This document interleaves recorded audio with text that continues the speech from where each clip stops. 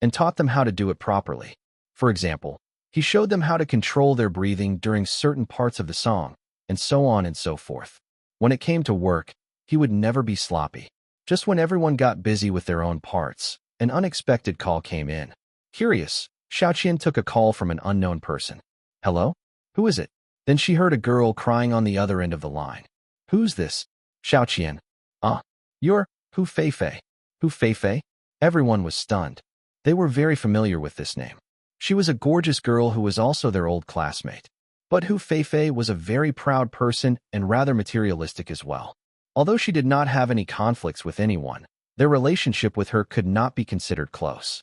At most, she got along slightly better with Xiaoqian, as Xiaoqian was also the type of person who liked buying brand-name goods. However, it was later rumored that Xiaoqian and Hu Feifei had a quarrel that led to them falling out. Flustered, Xiaoqian said, "Don't cry anymore. Don't cry. Tell me, what on earth happened? We're all here." "Yes, we are all over here. Let's talk about it when you get here." After hanging up, everyone started questioning her. Zhang Ye asked, "What happened?" Dong Shanshan said, "Did something happen to Hu Feifei?" Xiaoqian quickly said, "I don't know either. I haven't talked to her much since our senior year. She just started crying over the phone, so I asked her to come over here straight away." Wang He analyzed. She never liked being outdone by others. Back in our uni days, she worked part-time for 2 months just to buy a bag that cost several thousand yuan. She cared a lot about face and wouldn't cry in front of us over a trifling matter like she just did. Yingyi said, "That's not right. Hu Feifei met a rich boss even before she graduated from school.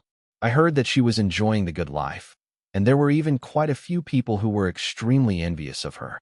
After about half an hour, the doorbell rang. But when the door opened, everyone was stunned. Zhang Ye said in a startled tone, "Hu Feifei?" Xiaoqian's jaw dropped. You. Their first impression of her was that she looked like an old auntie. She looked like she had aged a lot, and she did not even bother to dress up properly. To any outsiders, this woman looked around 7 years older than the group of people in the house. But they could still recognize her. This was Hu Feifei, their old classmate. Ma Shufei shouted, "How did you end up like this? Why did the class belle from back then become so haggard? How many years had it been? How many years had it been since they graduated?" Back then, some people in the house who disliked Hu Feifei's character. But when they saw her in such a state, they did not say anything. There was no gloating. Instead, their hearts ached for her. When Hu Feifei saw these familiar faces, she stood there in a trance. She looked at them one by one. Lu Tai, He Kuei, Shanshan, Zhang Ye. Dong Shanshan hurriedly said, "What happened, Feifei?" Hu Feifei bit her lip as she shook her head. It's nothing. It's just that I really missed you guys. I saw your music video yesterday when I went to the grocery store. Then, I started crying because I really missed all of you. Actually, I've wanted to contact everyone these past few years. I've really missed you guys so much. I'm really fine." Tears started falling from her eyes as she spoke. Xiaoqian said anxiously, "Impossible. Something must have happened to you." Dong Shanshan pulled Hu Feifei in. "Come, let's talk in the house." Dong Shanshan, Xiaoqian, and a few of the girls pulled Hu Feifei into a room and closed the door. Wang He sighed. "I really can't believe this." He Kuei said, "Hu Feifei was such a beautiful and proud person in the past. How did she?" Zhang Yi said with a sunken expression. "Let's see what Shanshan and the others can find out from her." "There's definitely something more to this," Lu Tai said. About 10 minutes later, they heard Xiaoqian and Yu Yingyi's furious scolding from the room. Then the door opened. The girls walked out angrily. Xiaoqian cursed, "Son of a bitch." Yu Yingyi raged, "What a bastard. How could he bully you like that?" The guys asked, "What's the matter? Hurry up and tell us." Xiaoqian's heart ached as she hugged Hu Feifei. Her husband's not even human. He's been hitting her every day. She grabbed the cuff of Hu Feifei's sleeve. "Look at this." Hu Feifei did not want her to show them. No, but her sleeve got pulled up. Bruises covered her arms. Xiaoqian said, "This was inflicted just an hour ago." Yu Yingyi clenched her teeth and said, "There's even more on her body. We saw them just now. She's totally covered in bruises. This is simply..." Her eyes reddened. Zhang Ye's eyes turned cold. Wang He clenched his fists. "Goddamn," Lu Tai said in a rage. "Fuck. Is he even human?" Dong Shanshan told them about how Hu Feifei glamorously married a tycoon after their graduation. But alas, her happiness was short-lived. Her husband soon found another woman. As Hu Feifei was a very proud woman, how could she possibly accept that? So she argued with him. But in the end, she got beaten up by him. After it happened once, it continued without end for the next 3 years. Xiaoqian cried as she hugged Hu Feifei. How did you endure it all this time? Hu Feifei started crying. Yuingyi asked, why didn't you come to us? Hu Feifei sobbed. Back then, I looked down on everyone and my relationship with you guys was only SOSO. Everyone knew that I was doing very well and even got married to a rich guy. So how was I supposed to bring it up? De Hui said, does your family know about this? Hu Feifei said somewhat afraid. I didn't dare tell anyone. I didn't dare tell anyone at all. She looked at everyone as she cried. I regret this so much. Zhang Ye, Shanshan, Yingyi, Wang He, I've been watching your shows every day all these years. Ever since the first day that you guys debuted, I've been watching all of your shows. I'm so envious of you. Back then, if I had. Xiaoqian hugged her. Don't say any more, shh. Hu Feifei cried for a while before suddenly looking at her watch. I have to go now. I told him that I went out to buy groceries. If he doesn't see me by the time he comes home, Wang He flew into a rage. You still want to go back there? Zhang Ye said in a low and serious voice. Where is he now?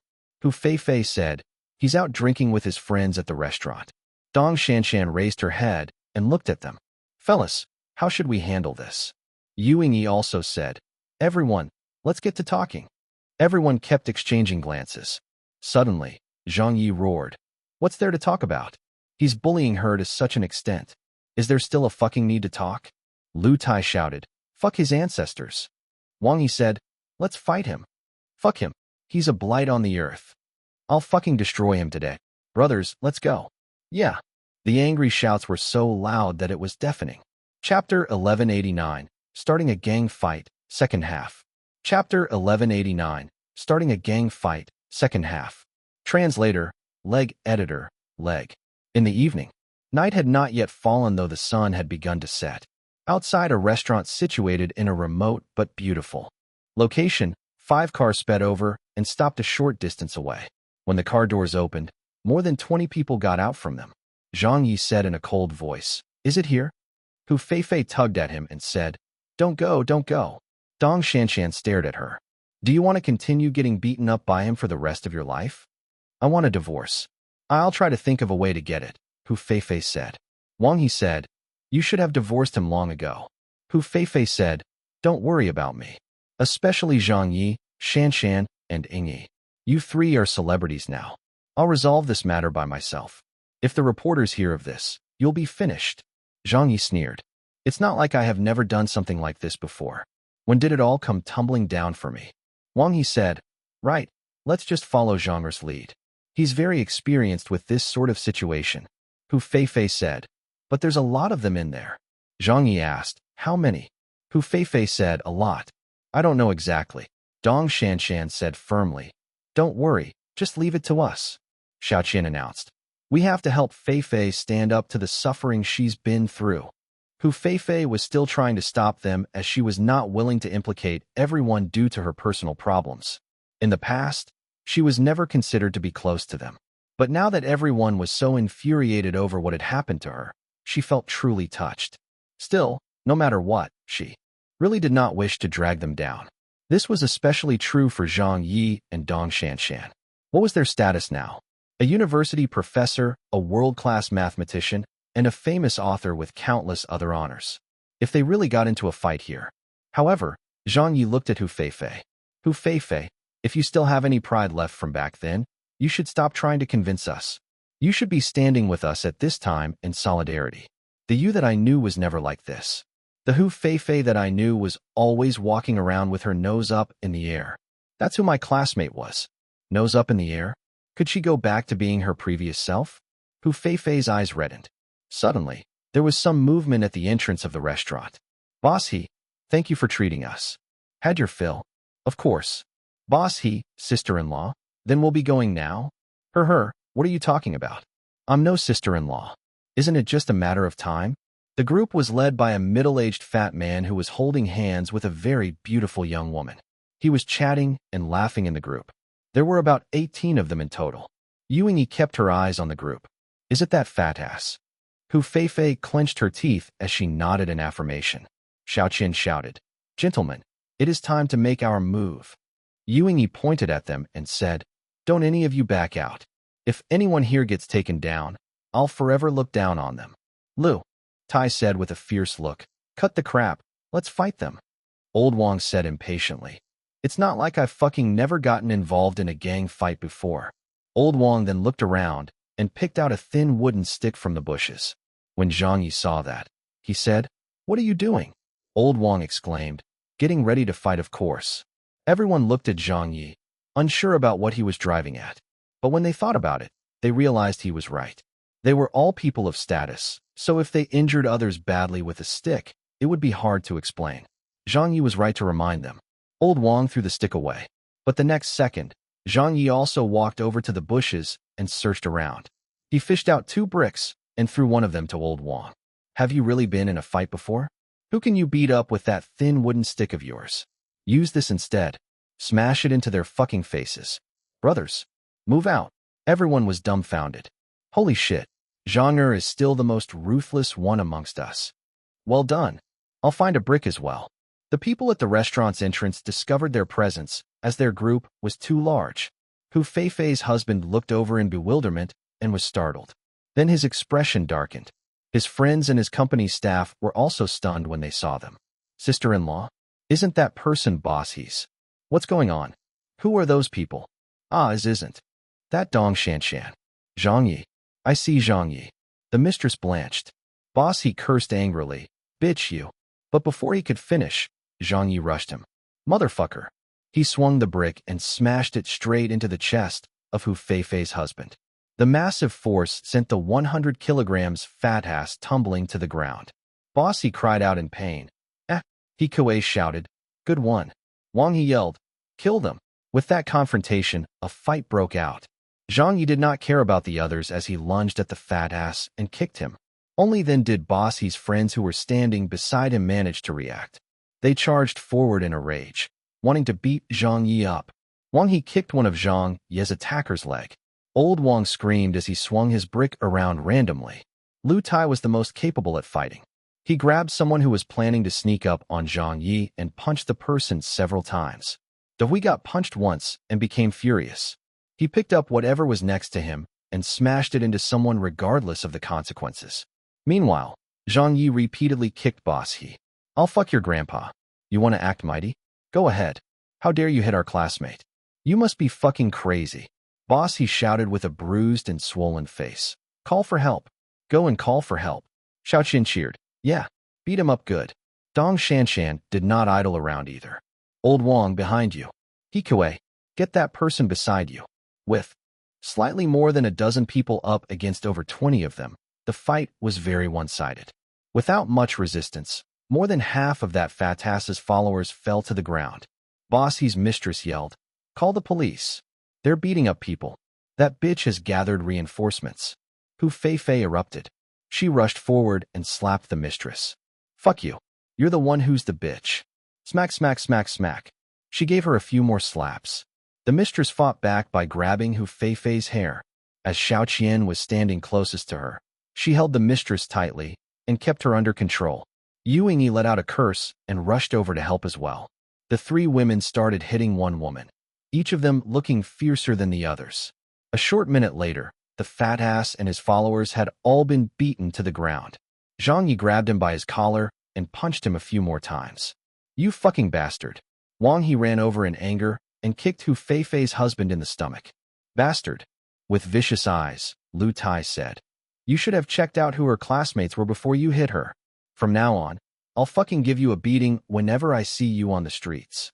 The fat ass was so badly beaten that he couldn't say a word. His followers were lying on the ground and rolling around as they wailed in pain. As for the onlookers nearby, they were all so dumbfounded that they even forgot to take out their cell phones to take pictures or record videos of the fight. The entire time, they looked shocked and astonished. Zhang Ye, Dong Shanshan, Yuingyi, what are they doing? Are they taking part in a gang fight? No, no, they must definitely be shooting a movie. How could they as people of status possibly be involved in a gang fight? Right, they must be shooting a movie. But where are the cameras? All of a sudden, police sirens wailed. Ma Shufei shouted, "The police are here." Zhang Ye bellowed, "Get in the cars. Run." Yu Yingyi said, "Fellas, it's time to retreat." Everyone scattered at the command and drove off immediately after hopping into the cars. Only then did the onlookers realize what had just happened. This was not a movie shoot. This was really happening. Chapter 1190. Let us finish singing this last song. Chapter 1190. Let us finish singing this last song. Translator, leg editor, leg. The police cars came to a sudden stop. As someone had reported a gang fight, 3 police cars were dispatched to handle the case. When one of the police officers got out of his car and saw a group of people wailing on the ground, he looked up and saw several familiar faces running off into a car. He didn't know what to think. Teacher Dong Shanshan, Teacher Zhang Ye, and there was even Central TV's Yu Yingyi. A gang fight? Surely this was just a filming session, right? Did Zhang Ye finally cross over into the movie industry? The policeman was speechless. Who called the police? Is this a prank call? Ambulance. Call an ambulance. The fat man clutched his stomach and groaned. That policeman gave him a look. All right, quit groaning already. Which film crew are you all from? The fat man. The crowd. That policeman said, Get up, your director has left, so why are you all still acting? Do you have to put in so much effort? You seem pretty good at acting. Which institute did you guys graduate from? Central Academy of Drama or Shanghai Theater Academy? The group of people who had just been beaten up grew helplessly angry. PFF. Someone spat a broken tooth out onto the ground. That policeman was startled. The nearby crowd was also taken aback. Holy shit, they're not doing a shoot. Chase after them. Get in the car and give chase, quick. Up ahead, Zhang Ye was speeding like crazy. Dong Shanshan was driving another car in front and was going at an even faster speed than him. Lu Tai was screaming, "They're catching up." Yu Yingyi exclaimed, "Go faster." Zhang Ye asked as he drove, "When does the welcoming ceremony start?" "It's already started," Xiaoqian said. Yu Yingyi added, "Our performance is going to be the finale. We can still make it." Zhang Ye laughed loudly. "All right then, sit tight." Hu Feifei was almost in tears. "Zhang, how can you still laugh? We're in big trouble this time. Really big trouble." Looking at the police cars appearing in the rearview mirror, her heart was in pieces. She said, remorsefully, "It's all my fault. I'm to blame for getting all of you into such trouble. If I had known this would happen, I wouldn't have come to you guys. What are we going to do now?" Wang He was also in the same car as them. Wang He also got a little worried after the impulsiveness of his actions. He said, "I'm only a small-time host, so it doesn't matter much for me. At most, I get detained for a few days. What can they do to me?" But it's different for Zhang Ye, Shanshan, and Yingyi. Yu Yingyi smiled and said, "At most, I'll just quit my job and start over." Zhang Ye laughed. "Well said, we can always start over." Hu Feifei said anxiously, "But you guys." Hu Feifei, "Let me ask you this," Zhang Ye interrupted. "Did you get a kick out of beating them up?" "I did," Hu Feifei said through her teeth. Zhang Ye asked another question. "Did it help you blow off steam?" Hu Feifei revealed a smile. "Yes." Zhang Ye smiled and said, "Haha, then that settles it. That matters more than anything. What's the point of worrying? Whatever happens, happens." "Feifei, your smile is very nice. You've shown this bro that haughtiness of yours again. Good, keep it up." The condescending Hu Feifei from that time was never one to get bullied. Hu Feifei didn't know whether to laugh or cry. "Stop ridiculing me already. Listen to the words you're using to describe me. Don't you have anything better to say about me?" Yu Yingyi said with a giggle. His tongue has always been this. Sharp. Xiaoqian hugged her over her shoulders. "Feifei, divorce him immediately when you get back." Yu Yingyi said, "Yeah, you have our support. We've got your back." Hu Feifei summoned up the courage and nodded furiously. "Okay." She looked at Yu Yingyi, then at Xiaoqian, then at Zhang Ye. Without realizing it, Hu Feifei closed her mouth tightly as her eyes reddened. Today was the happiest day since her graduation. It was still her classmates who were the best. It was still these longtime friends who were the best. "Thank you, everyone. Thank you." Zhang Ye warned. "Sit tight. I'm going faster." Wang He said, "Drive." Yu Yingyi shouted, Go, go. All of a sudden in this tense moment, Xiaoqian sang loudly in a rather good mood. Run forward, slash despite the side eyes and insults. There were a few cars ahead of them who were also making their escape. Old Wang said in a panic, "What are we going to do? What are we going to do?" Ma Shufei asked, "Where's Zhang Ye's car?" Dong Shanshan looked into the rearview mirror. "They must have gone to draw the police away. Let's go faster, we'll meet up at the school. We must finish performing that song." He Kuei said in an unaffected manner, "Shanshan, you didn't beat them up anyway, so don't follow us when we reach the school. Just run. Let the police arrest us." Dong Shanshan said, "Why are you saying that? All of us were in it together, so we must take responsibility for it together as well." "Great. We'll take responsibility together. All for one, and one for all." Up ahead, they had reached Media College. The cars were furiously honking as they went straight in through the gates. The security guard was dumbfounded by the sight and did not know what was happening. As Zhang Ye was leading the police on a wild chase, he was the last one to enter the school premises. His car window was already down as he slammed on his brakes at the main gate. He shouted to the security guard there, "There are some police cars behind us. Help us hold them off for a bit." "Thanks, man." When the guard saw it was Zhang Ye, he immediately said, "Professor Zhang, all right, I understand. Police? Why was there the police?" He did not probe further and immediately closed the main gate. Zhang Ye was a graduate of Media College and also an associate professor at the school. Needless to say, he was definitely going to side with one of their own. Another guard suddenly appeared. "What's going on? Why did you close the gate?" That old guard said, "Don't ask. Let's go and pretend we're not around." The young guard said, dumbfounded, "Pretend we're not around?" The old guard replied, "We'll just hang around in the bathroom and not open the gate for anyone. Professor Zhang must have stirred up some big trouble again, so let's help him delay things for a bit." The young guard said, "What?" Zhang Ye understood. At the entrance of the grand auditorium, Dong Shanshan and the others were waiting anxiously. "Where are they? Why are they not here yet? Give Zhang a call. Did he get caught? Hurry up, the ceremony is ending soon." Over a dozen of them were pacing around anxiously. A car engine rumbled closer. "He's here. It's Zhang Ye's car. This is great." The BMW came to a stop. Zhang Ye, Yu Yingyi, Hu Feifei, and the others got out. Dong Shanshan yelled, "Zhang Ye!" Zhang Ye shouted, "Let's run inside." Wang Yi said, "Let's go. Hurry, hurry, hurry." With that shout, Zhang Ye led the pack into the auditorium. Dong Shanshan and Hu Feifei smiled at each other as over 20 people followed behind them and ran inside. There were students all around. There were also some teachers. Watching this happen, everyone was stunned. What's happening? What are they doing? The ceremony has already started. Why are they only here now? The 20-plus group of them were running like crazy. All of them knew they were in trouble. They knew today's incident was absolutely not a small matter at all. However, none of them stopped in their tracks. Instead, they ran even faster as the adrenaline rush made them even more hyper. Almost all of them felt like they had gone back to their student days where they had not a care in the world, a time where laughter and anger filled their days. At that time, they were also rowdy like now, chasing and running without stop. They were there. They were almost there. There was only one song left. Let us finish singing this last song. Chapter 1191, Uncompromising Through the Years. Chapter 1191, Uncompromising Through the Years. Translator, Leg Editor, Leg. In the auditorium, the atmosphere at the welcoming ceremony was extremely passionate. It's almost ending. We're already into the final program. I heard that Zhang Ye and Dong Shanshan will be performing. Yeah, our seniors are all back. I'm so looking forward to it. Right, I like them so much.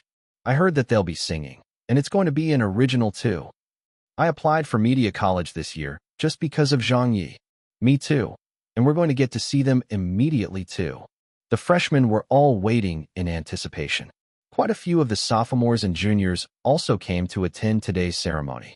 They were also waiting to watch Zhang Ye, Dong Shanshan, and the other seniors show. But unknown to them, the backstage had plunged into chaos. The staff members kept making calls until their cell phones died. No one's answering. Where are they? Why aren't they here yet? Ever since the ceremony began, they hadn't seen a trace of them. Zhang Ye was getting very anxious and pacing back and forth. Suddenly, heavy footfalls sounded. She looked up immediately.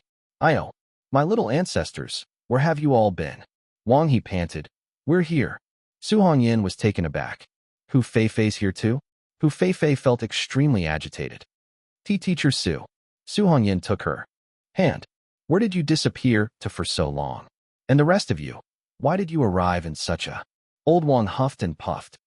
"Teacher, it's difficult to explain." Yi asked, "Is it our turn yet?" "It's your turn right now," Zhang Ye said. "Quickly get ready." A distance away, a school official said, "What's there to get ready for?" "There's no time, just get on stage." Zhang Ye said, "All right, let's go." The group of them shouted in unison, "Let's go." The stage went dark and the curtains were drawn. An atmosphere of excitement was building up in the auditorium as everyone knew that the finale was coming up. Alumni, alumni, alumni, alumni. A lot of people in the audience started shouting. There were no empty seats in the 1,000-person auditorium. Behind the curtains, Zhang Ye, Dong Shanshan, and the others were on their instruments. The microphones were also in place. Xiaoqian smiled and said, "Fellas, how long has it been since we performed on stage together? Do you guys remember?" "For years," Hu Feifei said with a smile. Dong Shanshan's reminiscing could be seen on her features. "Yeah, it's been 4 years. The last time was during prom in our junior year. Our class sang a song that shocked the entire school as we performed it too terribly. We even got singled out to be criticized." Da Hui belly laughed and said, "Then let's shock them again." Zhang Yi said, "Fellas, let's tell this story of ours to the underclassmen." Hu Feifei put out her hand. "Youth never dies." Zhang Yi placed his hand on hers. "Youth never dies." Dong Shanshan shouted, "Youth never dies." Everyone's hands came together. "Let's do it. Go." The curtains lifted. Zhang Ye and many of the other teachers were sitting in the audience. The many students of Media College started screaming crazily. Zhang Ye carried a semi-acoustic guitar and walked to the lead singer's position. Yi raised a violin, Da Hui took the drummer's position, and everyone else got into their positions. Zhang Ye nodded to Da Hui. Da Hui snapped his fingers for the countdown and played a beat. Once, twice, thrice. The piano played as well. The strumming of the guitar followed. Zhang Ye closed his eyes and stepped up to the microphone. He opened the song one with a very high note, his voice stunning the entire audience of teachers and students. He sang loudly, "Just where is that world overflowing with flowers? If it's a real place, then I will find a way to get there." The second lead vocalist, Wang He, laughed.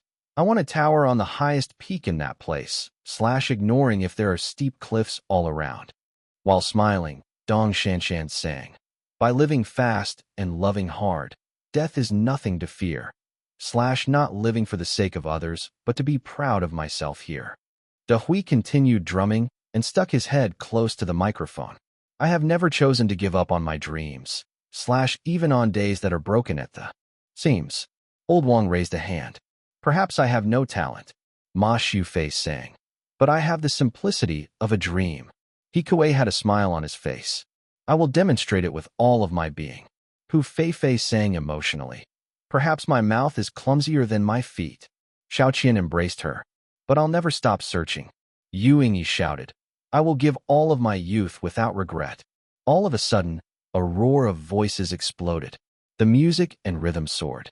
Everyone who was standing on stage gave a look to the person beside them. Zhang Yi looked at Wang He. Dong Shanshan looked at Yi. Xiaoqian looked at Hu Feifei. Then, all of them raised their hands in unison. They roared together. There were mad grins on their faces. "Run forward." Despite the side eyes and insults, how can you experience all life has to offer without suffering? They put down their hands and then pounded their chests. "Destiny can't make us kneel and beg for mercy, even if our arms are soaked in blood. Keep running, with the pride of a pure heart. How can you see the beauty of life if you don't stick it out? Instead of clinging to life, live passionately, burn brightly. Someday it will sprout again." Zhang Ye looked totally stunned. All of the students in the audience also looked very shocked. The imagery of a me against the world's spirit and youthful passion, the story of Zhang Ye, Dong Shanshan, Hu Feifei, and the others, everyone could seemingly see all of it in this moment. All of them stood up. In this very moment, the entire audience was moved. The auditorium doors had been opened at some point in time, and there were 8 or 9 police officers who had entered the building. However, they did not go to arrest anyone. They just stood there stunned as they watched the people on stage in shock. Similar to those in the audience, an image was conjured up in their minds as they felt the full effects of the song as well. Zhang Ye, Dong Shanshan, Yuingyi, Wang He. Just what kinds of people were in this group? Everyone saw the illusion of a brilliant light flashing before their eyes. Zhang Ye, Wang He, and Hui raised their fists. Run forward. Ma Shufei, Old Wang, and He Kue roared, despite the side eyes and insults. Dong Shanshan, Yuingyi, and Xiaoqian Shout sang in a high register. How can you experience all life has to offer without suffering? Hu Feifei's tears were flowing down her cheeks as she howled while crying. Destiny can't make us kneel and beg for mercy, even if our arms are soaked in blood. The people on stage were moving closer and closer to each other. Then they hugged each other by putting their hands over each other's shoulders and screamed as crazily as they could. Keep running. With the pride of a pure heart. How can you see the beauty of life if you don't stick it out? Instead of clinging to life, live passionately, burn brightly. All of them looked at one another. Zhang Ye started them off by raising his middle finger and pointing it angrily at the sky. Dong Shanshan looked up and raised her middle finger. Hu Feifei put up her hand and raised her middle finger. All of them raised their middle fingers. Fuck giving up. Fuck cowardice. Fuck reality. All of them pointed angrily at the heavens and looked up at it. For our beautiful dreams.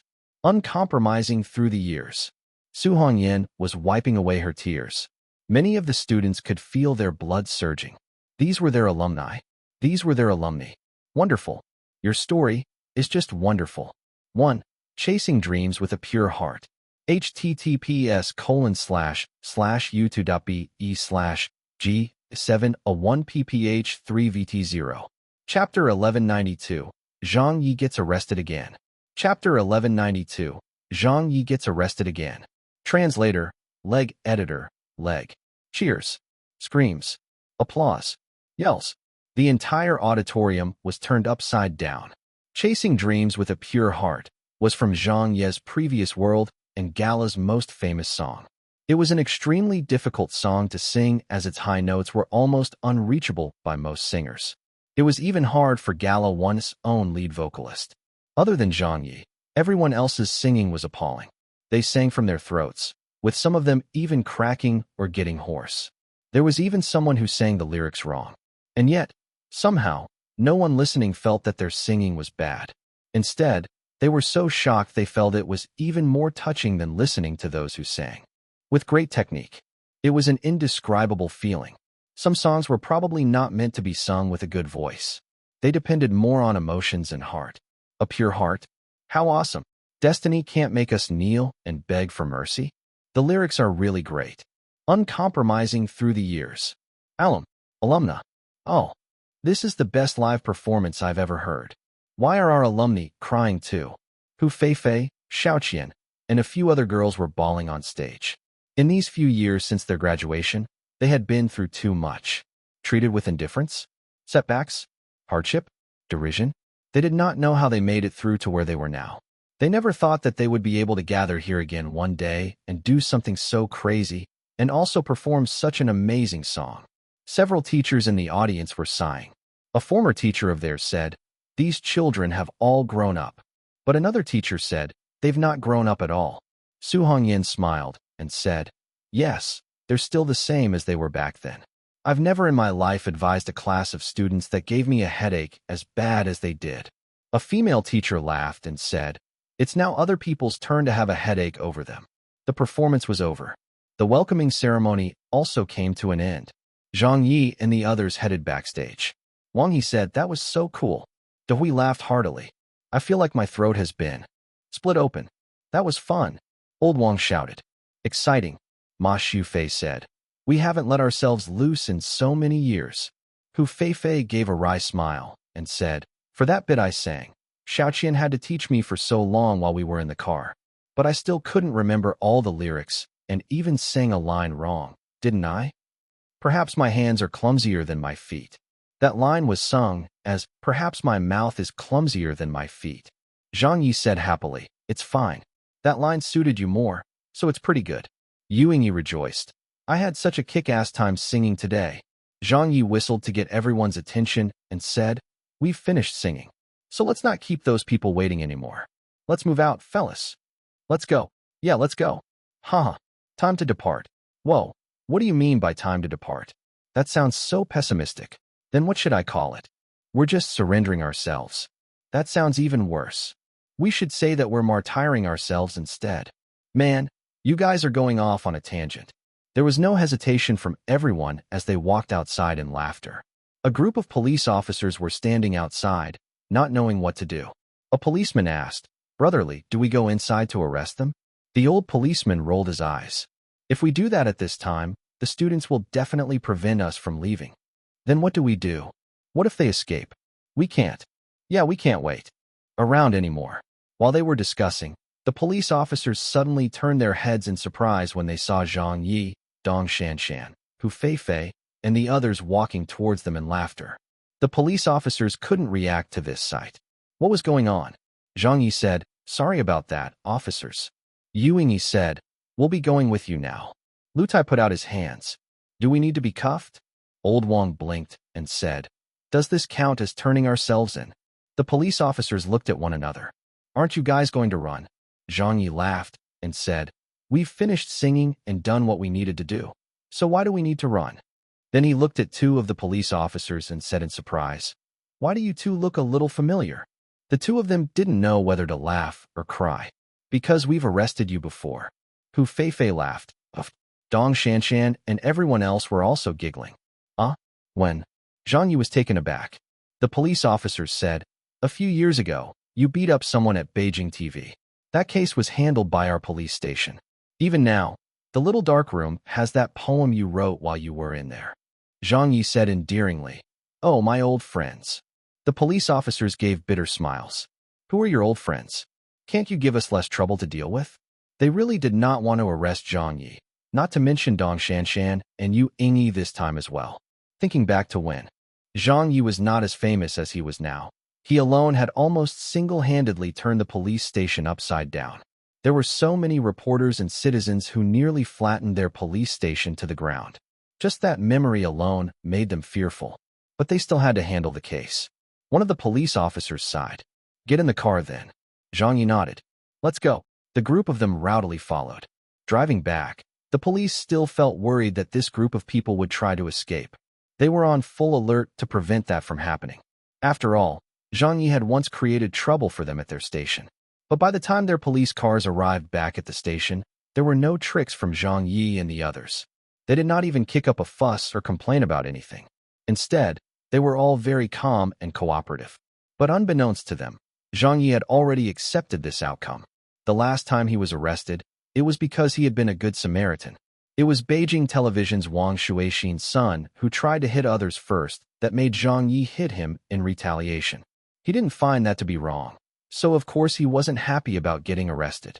He definitely had to reason with them as he was not at fault and just did it in self-defense. However, Zhang Ye and the others knew that they were definitely in the wrong this time. It was definitely an offense to beat up other people, so they did not argue against it. When it was time to admit that he was in the wrong, he would do so. When he had to answer to his responsibilities, he would never run away. Online, a video of the welcoming ceremony at Media College was uploaded to the internet. Chasing Dreams with a Pure Heart went viral. It's great. The lyrics are awesome. Who wrote this song? Idiot, it was definitely Zhang Ye. They sang great. Shanshan also knows how to sing. I have a crush on her. Haha. Yu Yingyi was there too. All of Zhang Ye's classmates were there. Their friendship is really admirable. So that was what their youth was like. To keep running forward. I could feel my blood race when I listened to the song. It's so intense. Not long after, breaking news struck. It came with nearly no warning or anticipation. Newsflash. Zhang Ye arrested. Dong Shanshan and Yu Yingyi were taken away to the police station on suspicion of taking part in a gang fight. Zhang Ye, Dong Shanshan, and others involved in a gang fight. This news came like a crash of thunder.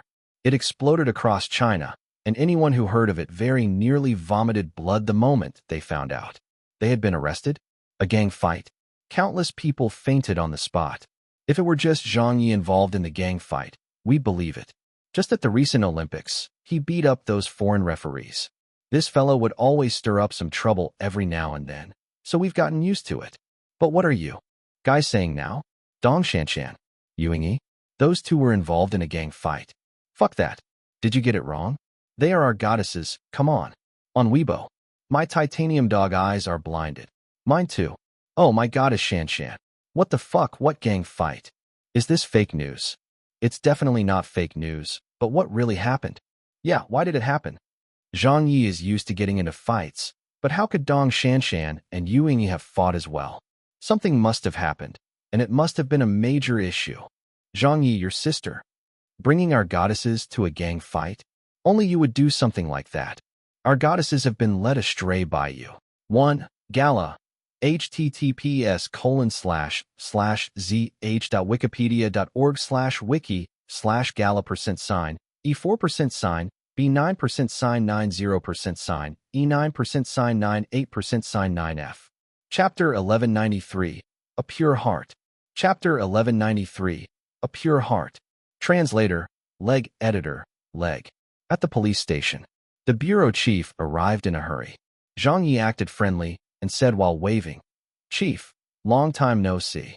The bureau said helplessly, "Teacher Zhang, what are you doing here again? I was just going to Tianjin on a business trip when I heard and had to rush back. Spare us, will you? The last incident you stirred up caused chaos at our police station. We were put on the radar of the city's public security department and investigated until I nearly lost my job. It's not that I'm curious, but how have I offended you this time? Why do you keep coming back to haunt me? Can you do that to someone else? Go to another police station? I'll thank you for that, Teacher Zhang." Zhang Ye gave a dry laugh and said, "It's not like I know which district you're in charge of." The bureau chief looked listless. "So what is it this time?" Ma Shufei said. "It was a misunderstanding, just a misunderstanding." De Hui blinked and said, "Chief, since we're so familiar with each other, can you please let this go?" The bureau chief rolled his eyes, thinking who they all were trying to act familiar with him. "How am I supposed to let this go? Someone has reported you guys for beating up people in a gang fight out on the public streets. You even hurt quite a few people." Yuingyi asked, "Are their injuries serious?" The bureau chief looked at the old policeman nearby. The old policeman gave a bitter laugh. "It's not exactly serious, and they should only be external injuries. But a few of them are insisting on remaining in the hospital. They want to stay the night and get thoroughly examined, so they're definitely not going to let this go." The bureau chief banged on the table and said, "This matter is very severe." Hu Feifei stood forward. "It was all because of me. I was the one who led them, so arrest me." Zhang Ye said, "Oh, come on. You need to be believable when you make such a claim. I was the one who led them." The bureau chief said, "We already know part of the story from the victims themselves. Now tell me your side of it. We need to take your statements as well." The old policeman said, "You guys are schoolmates, right?" Wang He corrected, "Classmates." Zhang Ye immediately pointed at Hu Feifei. "Our classmate was beaten by that fat ass he. It's a case of domestic violence that has happened for 2 to 3 years. Dong Shanshan said, "Feifei, show them." Hu Feifei pulled up her sleeves. A policewoman went over to have a look, then looked at Feifei's neck and took a deep breath before saying angrily, "The blows are this ruthless?" She turned back around and said, "Chief, this is really too much. A woman would feel for a woman, especially on matters of domestic violence." Hu Feifei did not say a word. Zhang Ye pointed at her and said, "Tell me, do you think we can tolerate this? We had to do something." The bureau chief smacked his lips. "You still can't beat people up on the streets," Zhang Ye said. "Then next time, we can beat them up secretly?" "Of course not." The bureau chief was floored. "You guys have broken the law." Zhang Ye nodded and said, "All right, then let me take responsibility for this alone. Let the rest go." "Zhang, what are you saying? That's pointless. Everyone had a part in it.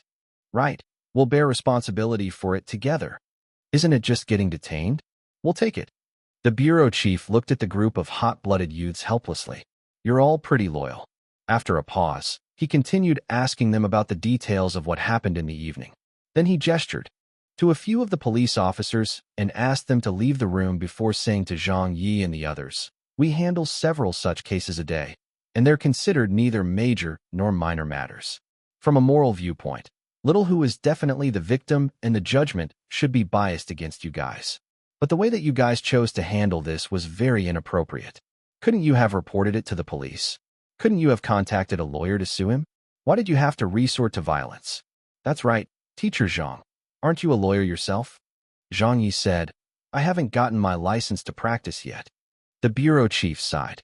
"The one who attacks first is the most disadvantaged. Besides, they reported it to the police and have evidence and eyewitnesses as well. Even if I want to help you guys, there's a limit to what I can do.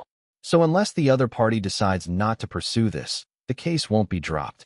We'll have to go by procedure and detain whoever needs to be detained." There was a knock on the door. The bureau chief said, "Come in." A policewoman said, "Chief, you have a call." The bureau chief looked over. "Who is it?" The policewoman looked at Zhang Ye. "It's Zhang Ye's agent, Rao I mean." Then another person came in. "Chief, the PR rep of Zhang Ye's studio, Ha Chi-Chi, is here." Soon after, another policeman ran in and said, "Chief, a director at the Ministry of Public Security called to plead for Teacher Zhang." "Ministry of Public Security?" The police officer's eyes twitched. Zhang Yi blinked several times. He knew who it was. Rao I mean's junior marshal brother must have found someone to speak up for him since he worked at the Ministry of Public Security. "Chief, the media has arrived. There are more than 30 reporters blocking the main entrance." "Chief, there are people from Beijing TV here as well. It's Teacher Dong Shanshan's boss.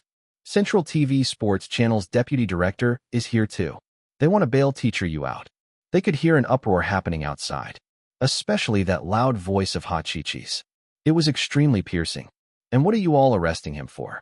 Based on what charges?" "The lawyer is already on the way here.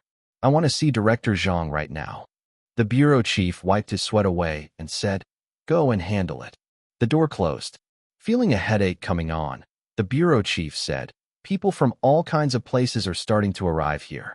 Just look at this. What's going to happen now? Do you think it's easy for me to be a police chief here?" Zhang Yi said, "I'm sorry about that. Blame it on me. I've really troubled you guys this time."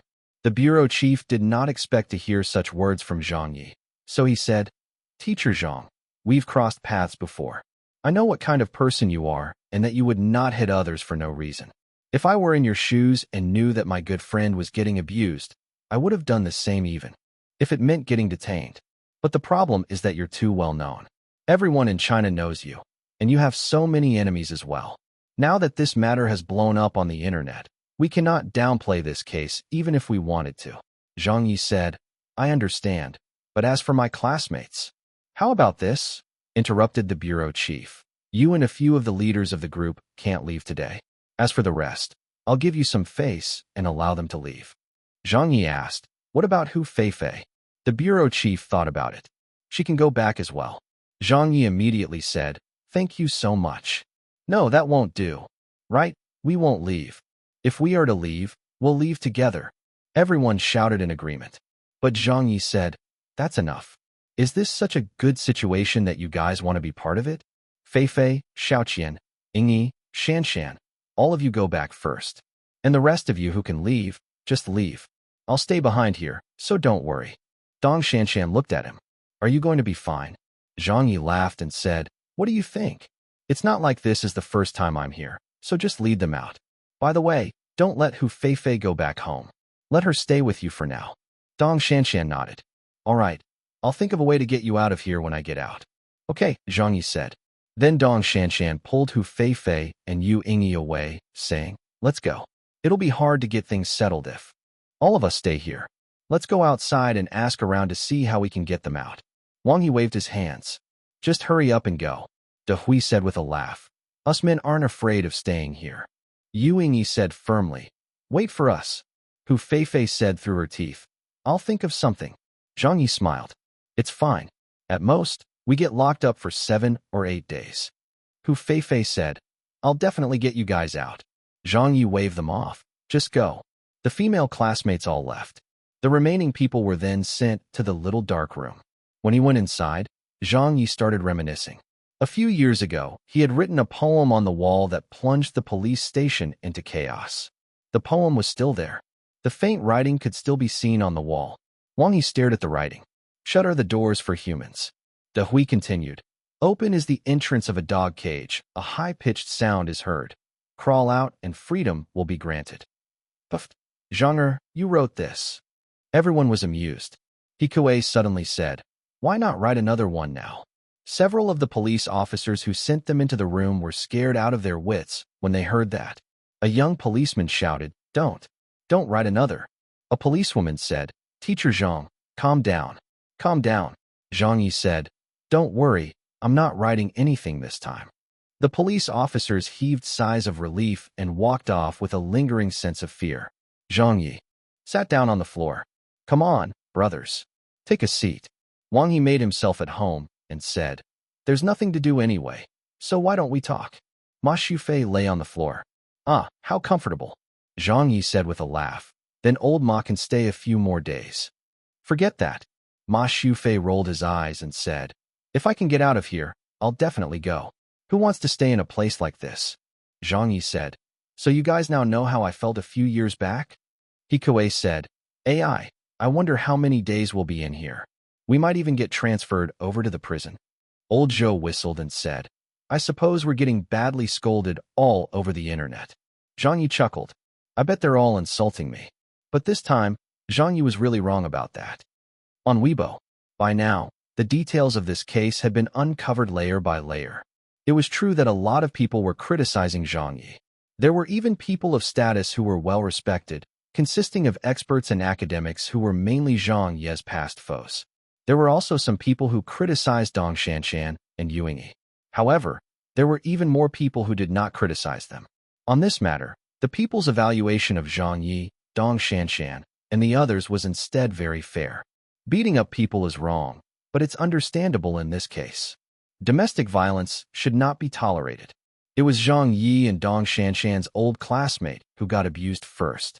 You couldn't see something like this without taking action. Damn, if it were me, I would have beaten up that person too. That he guy indeed went overboard. We can't blame Dong Shanshan and Yu Yingyi for this incident. Instead, I see them in a different light. They are truly goddesses. They have guts and principles. Right, I'm Shanshan's fan from now on. Think of those celebrities who only care about themselves and act dumb or divert the topic whenever something happens. They only know how to think about themselves first when their friends are in trouble and try not to get implicated.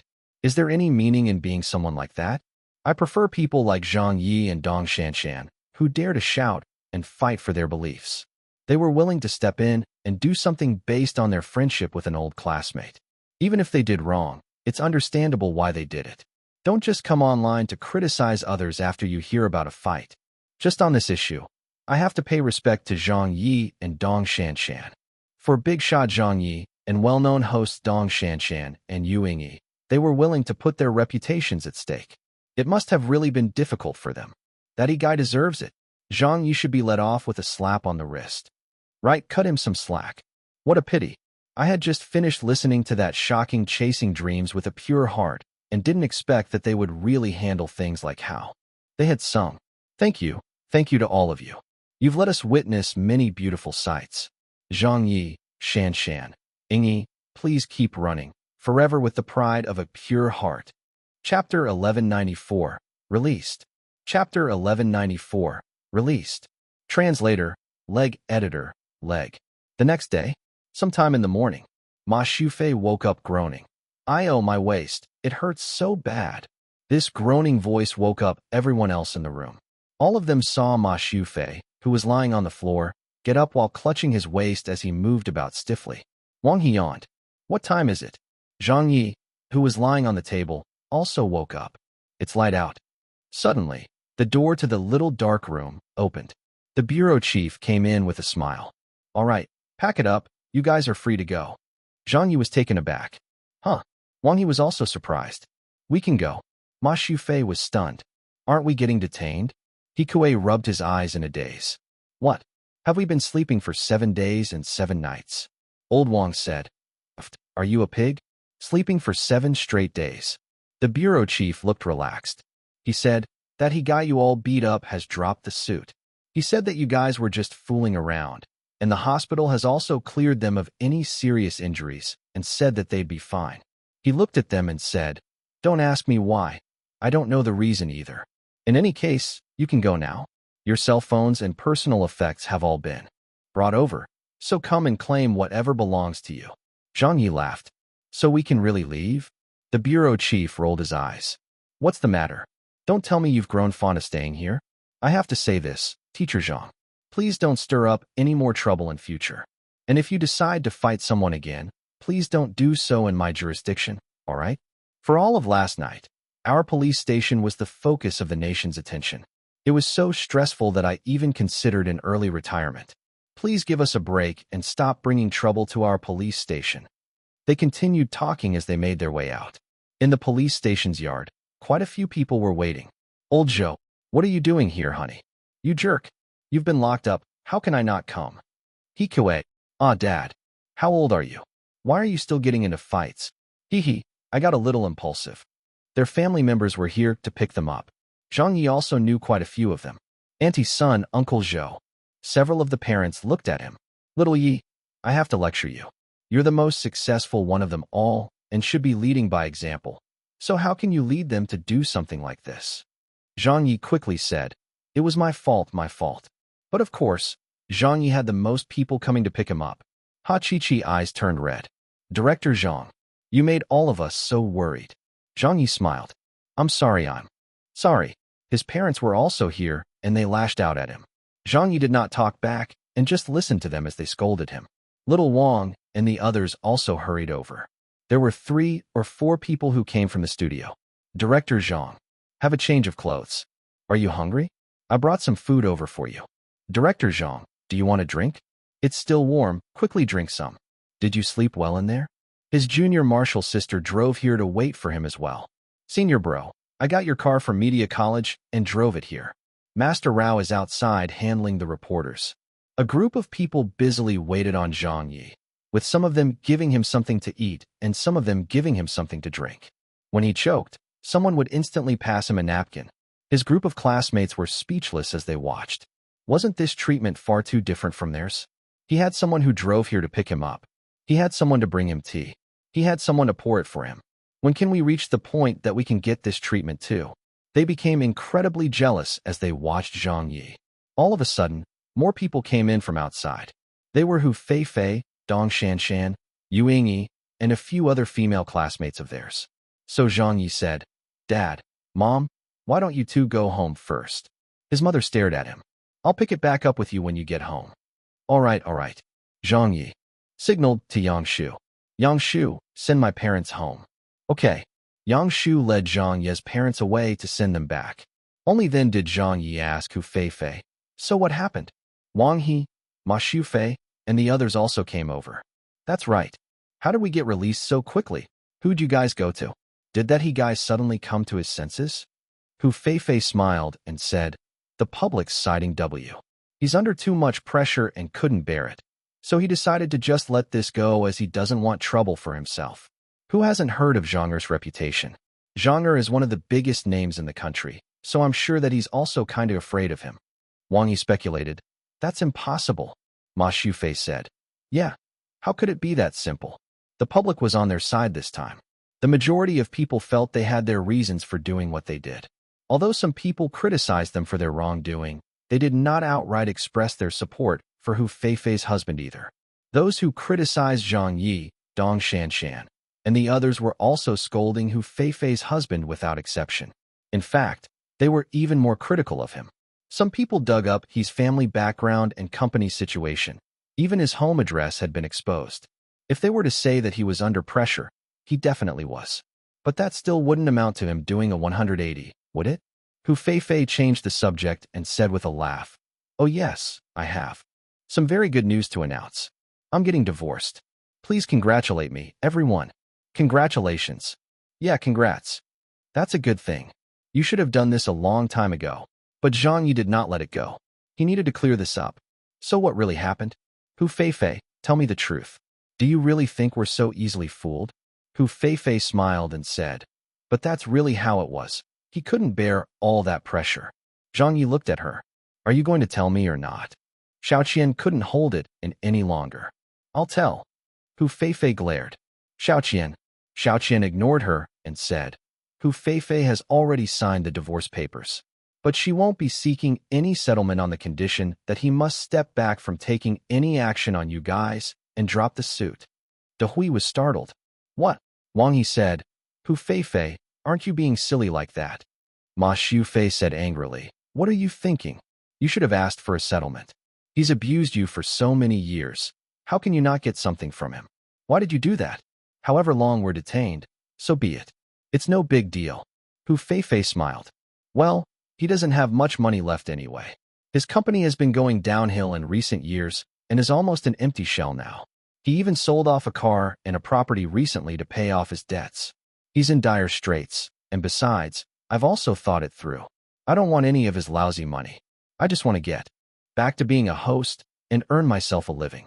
But I think I'm too far behind everyone now.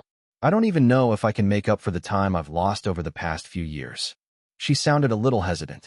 Do you guys think that I can still get on a stage? Wang He said, definitely. Yuing He said, right? You can definitely do it. Zhang Ye praised. It's good that you've thought it out. You're right. What need do you have for that lousy money of his? Xiao Qian gave him a look. Zhang, you had better help Feifei find a good job. We're counting on you. Don't worry. Zhang Ye, taking it all on, said, I'll help Hu Feifei contact some people later. Dong Shanshan also said with a laugh, Feifei, stay at my place for now. It's boring living by myself anyway. Hu Feifei did not turn her down. Sure, I have nowhere to go, so I guess I'll have to disturb you for a few days until I find a place to move to. Let's go. We're going back home. Ha! The police officers at the station got quite moved from watching this. All of them were willing to get detained just because they wanted to get justice for their classmate, while one of them was willing to leave a marriage with nothing to her name in order to save her classmates. Classmates? What a beautiful term it was.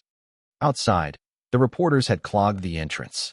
When Zhang Ye, Dong Shanshan, and the others came out, the reporters rushed up to them. Zhang Ye gave Ha Chi and the others a look that they immediately understood. The studio staff immediately went up to block the reporters. Fellas, run! Zhang Ye shouted. Hu Feifei and the others instantly widened their strides and ran away from the reporters. Someone started singing, to which Zhang Ye and everyone else loudly sang along with. Instead of clinging to life, live passionately, burn brightly.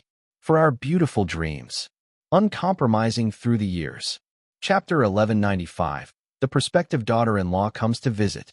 Chapter 1195. The prospective daughter-in-law comes to visit. Translator, Leg Editor, Leg. Later that afternoon, slightly before 2 p.m., in the courtyard of the Wu residence.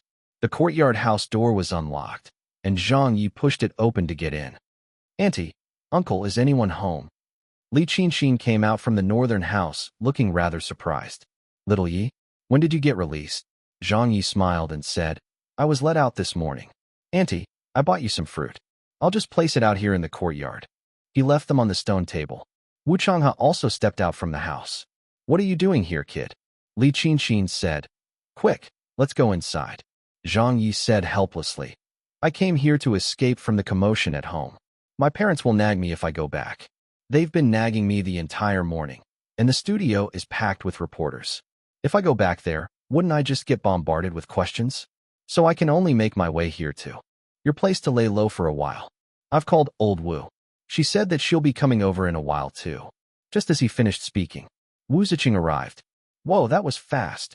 Zhang Ye turned around. Wu Ziqing smiled. I saw you driving over here. I was right behind you. Li Qinxin complained to Zhang Ye. You really made us worried about you. Zhang Ye chuckled and said, Hi.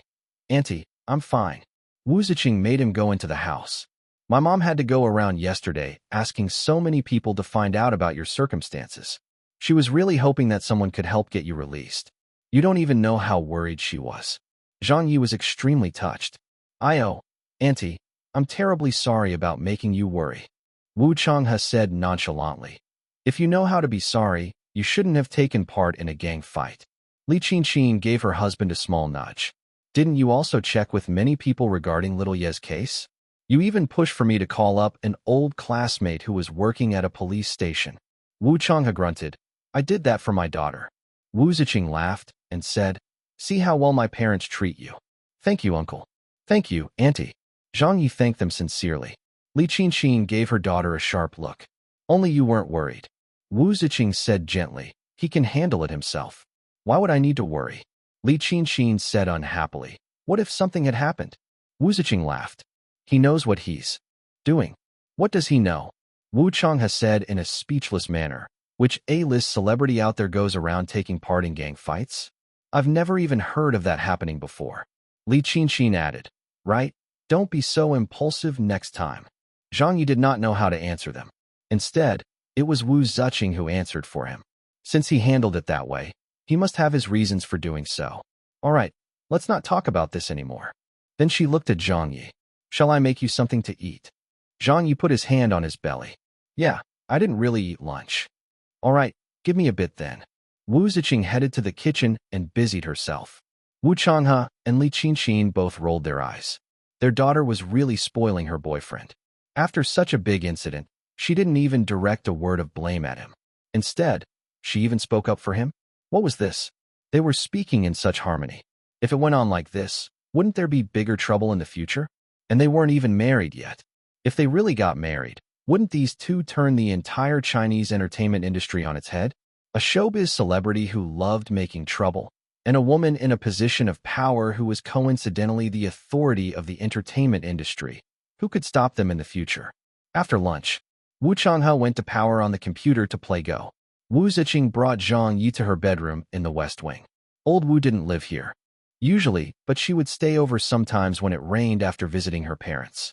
The decor in the room was middling, but it was quite clean and tidy. The moment Zhang Ye stepped inside, he flopped onto the bed. I'm exhausted. Wu Ziqing sat next to the bed.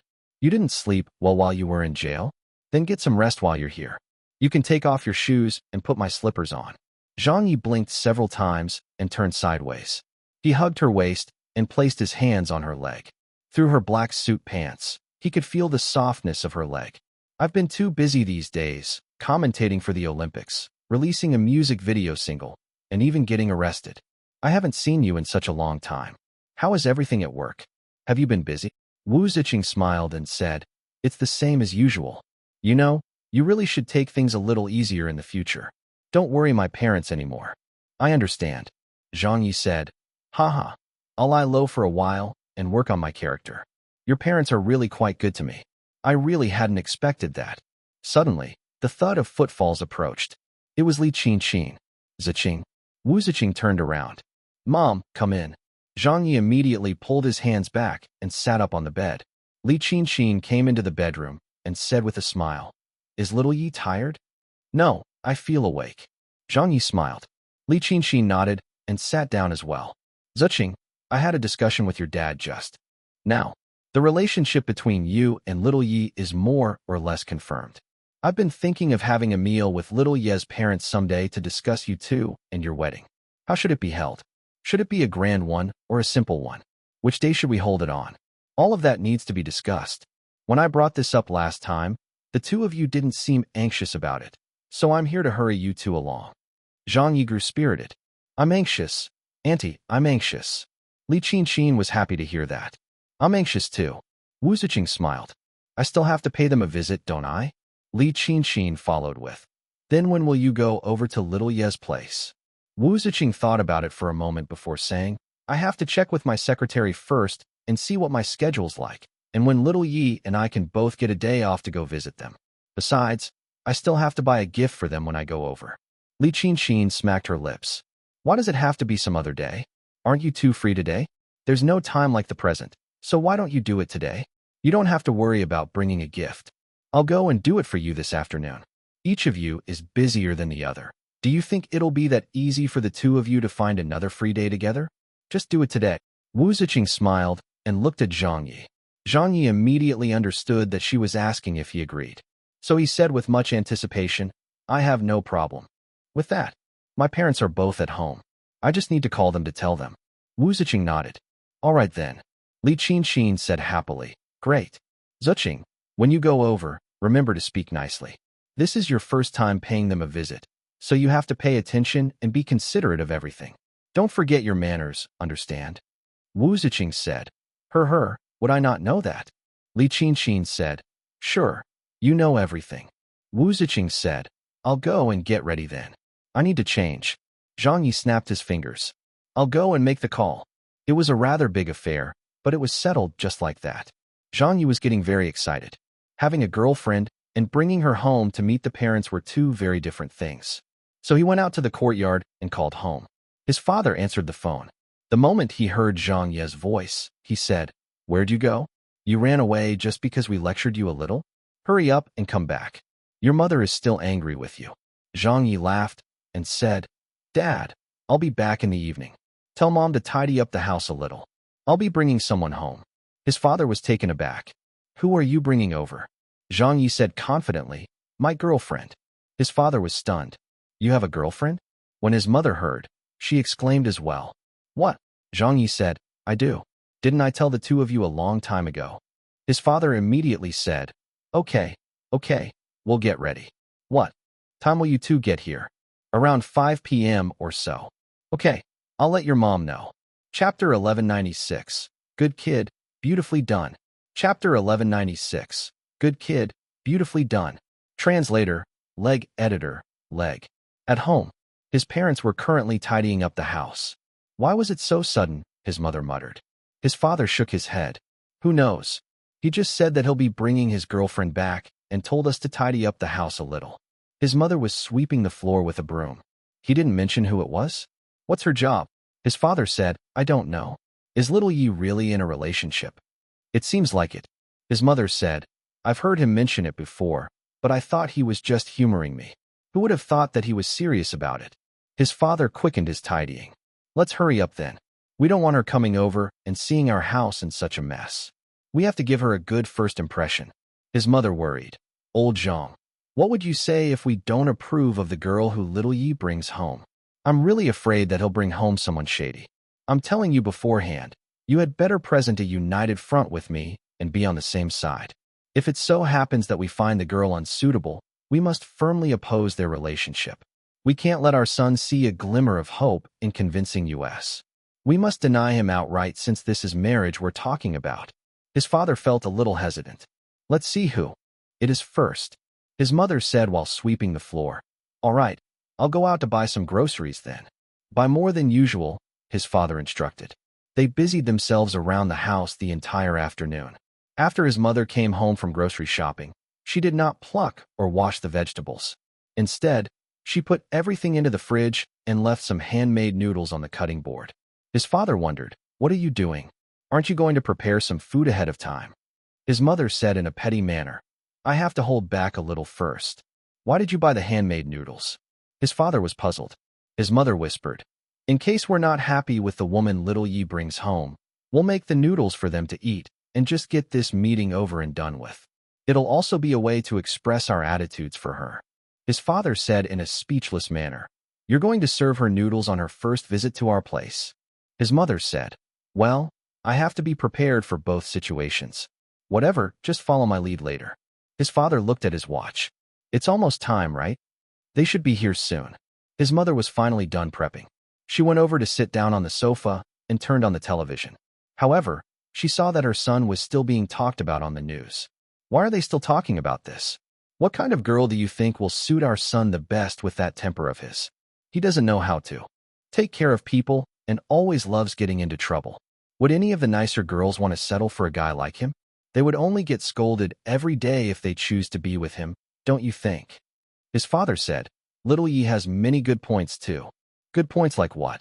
He's quite filial. Cut the crap. What? He's always getting into trouble and making us worried. That itself is unfilial. Ding dong, ding dong. The doorbell suddenly rang. His father's eyes lit up. Coming.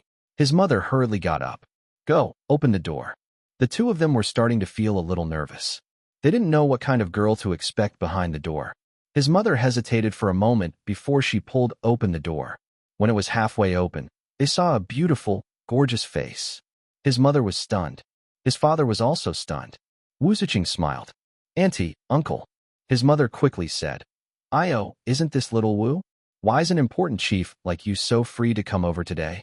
They had met at the King of Masked Singers concert and even sat together. His mother had also invited Wu Ziqing to visit them.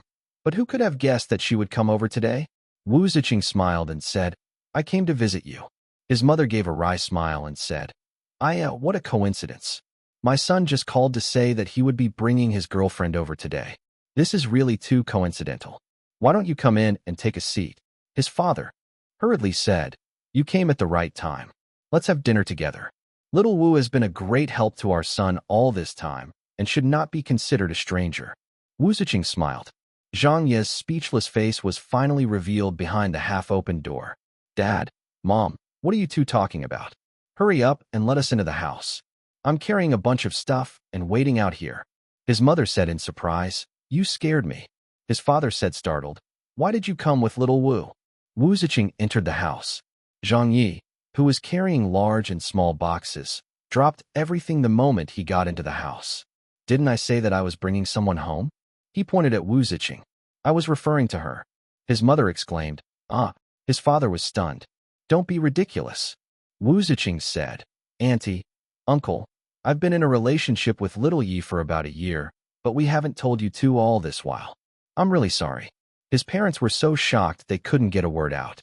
Who could have ever thought that his son's girlfriend would turn out to be Wu Ziqing, the deputy chief of SARFD? This. His father quickly said, Little Wu, take a seat. Come inside and take a seat. His mother grabbed him and whispered excitedly, Is this true? Zhang Ye smiled proudly. Of course it's true. His mother said uneasily. You better not have gotten her to pretend to be your girlfriend to trick us. Zhang Ye was floored. You've watched too many soap dramas, haven't you? You and Dad haven't pushed me to get married or given me any pressure at all. So why would I suddenly bring someone back to trick you too? Have I got nothing better to do? His mother smacked her thigh. Good kid. His father was steeping tea for Wu Ziqing. Have some water. Wu Ziqing took the cup from him. Thank you, uncle. I'll help myself. Then his mother quickly went over and sat beside Wu Ziqing. She held her hand and said excitedly, Little Wu, you two have kept this secret so well. You really have good taste, you know? This son of mine, put simply, is just the best. He knows how to take care of people and is considerate as well. Most importantly, he's filial. He's especially filial. He knows how to take care of his own problems and never makes us worried. His father was taken aback. What? This was not what you said earlier. Wu Ziqing smiled and said, Little Yi is pretty good, I know. His mother bragged. He's not just pretty good, but really good, you know? Although society holds some prejudices against my son, it's because they don't understand him. My son really has a lot of good points. Zhang Ye blushed. He changed the subject by saying, Dad, what are we having for dinner? His father said, Dinner? What are we having for dinner? He looked at his wife. Zhang Ye went to the kitchen to have a look. Why are there only noodles? His father said, Your mother bought that for tonight. His mother glared at her husband and said, What noodles? I bought that for myself to eat tomorrow. It's little Wu's first time coming to our place, so how can we serve her noodles? Why are you so funny? She walked to the kitchen and opened the fridge. Ignore your father. The food's all in here. His father was tongue-tied. Didn't you say to prepare for both situations? What do you mean, ignore me? And you're even calling me funny? His mother said. I'm going to make dinner. Wu Ziqing said. Auntie, let me do it. No. Don't you trouble yourself. Just sit and wait. Then she shouted, Old Zhang, come and help me. What are you doing? His father walked helplessly into the kitchen. His mother immediately made eyes at him and whispered, What do you think of little Wu? His father said, She's quite good. It's not like we don't know her. She's more than just quite good. His mother beamed. We must have been blessed by our ancestors. Are you dumb? Why'd you mention the noodles? His father said in a speechless manner. You said to follow your lead. Zhang Yi did not understand. What lead? His mother laughed it off and said, Nothing. It's nothing. His father said, It's just that she's much older than little Yi. It's good that she's older. His mother said, She can control him that way. His father asked him, What does little Wu like about you? My charms, of course, Zhang Yi boasted. His father worried. Would her parents agree to your relationship? Zhang Yi laughed and said, They've long since agreed. Her dad is Wu Changhe, don't you know? I've been to their place a few times, and they're both pretty good to me. His mother asked, They don't object to you? Zhang Ye shrugged. What's there to object to? His mother slapped his shoulders hard. Rascal, you've done something good for once. Zhang Ye said happily. Weren't you lecturing me this morning? You're not angry anymore. You don't mind that I got into a fight. His mother laughed hard. If you can get someone as good as little Wu to become your wife, I won't care even if you get into fights every day. Good kid, beautifully done. Chapter 1197. Zhang Ye gives his first lesson at his alma mater. Chapter 1197. Zhang Ye gives his first lesson at his alma mater. Translator, Leg Editor, Leg. On this day, early in the morning, after several days had passed, calm returned to the entertainment industry. There was no news that could be talked about forever. Even an incident of celebrities taking part in a gang fight would blow over after some time. Other things were always happening that would catch the attention of the media and citizens as they moved on to whatever was more interesting. This was what the entertainment industry was all about. After the news had quieted, it was peaceful once more online. However, it was not as quiet in Zhang Ye's house. More accurately, Zhang Ye's mother had been so excited in the past 2 days she couldn't calm down at all. His mother kept pacing around the house and would often bring something up out of the blue. Recently, her behavior had been incomprehensible. Old Zhang, are there any beauty salons nearby? His father asked, why? His mother said, I want to get a makeover and some beauty care, of course. When the day comes for our son to get married, I don't want to look old and haggard. It wouldn't look good at all, so I have to start preparing now. His father said, You look good just the way you are. Zhang Ye had already gotten out of bed. He said annoyed, Mom, you've been fussing over this for 2 days already. But I'm really excited. His mother still couldn't shake off the excitement she was experiencing. I have to say, an important executive like little Wu taking a fancy to you. You must really be blessed, you lucky fool. By the way, what time does she get off work today? Would she like to come over for dinner? Try to ask her over again. You really have to work on solidifying your relationship with her so that she won't slip away from you, understand? Little Wu is so beautiful and gentle. She's willing to cook for you and is an important executive as well. You mustn't let her get away. His father rolled his eyes. You've invited her to our place 8 times over the past few days, so can't you give her a break for a day or two?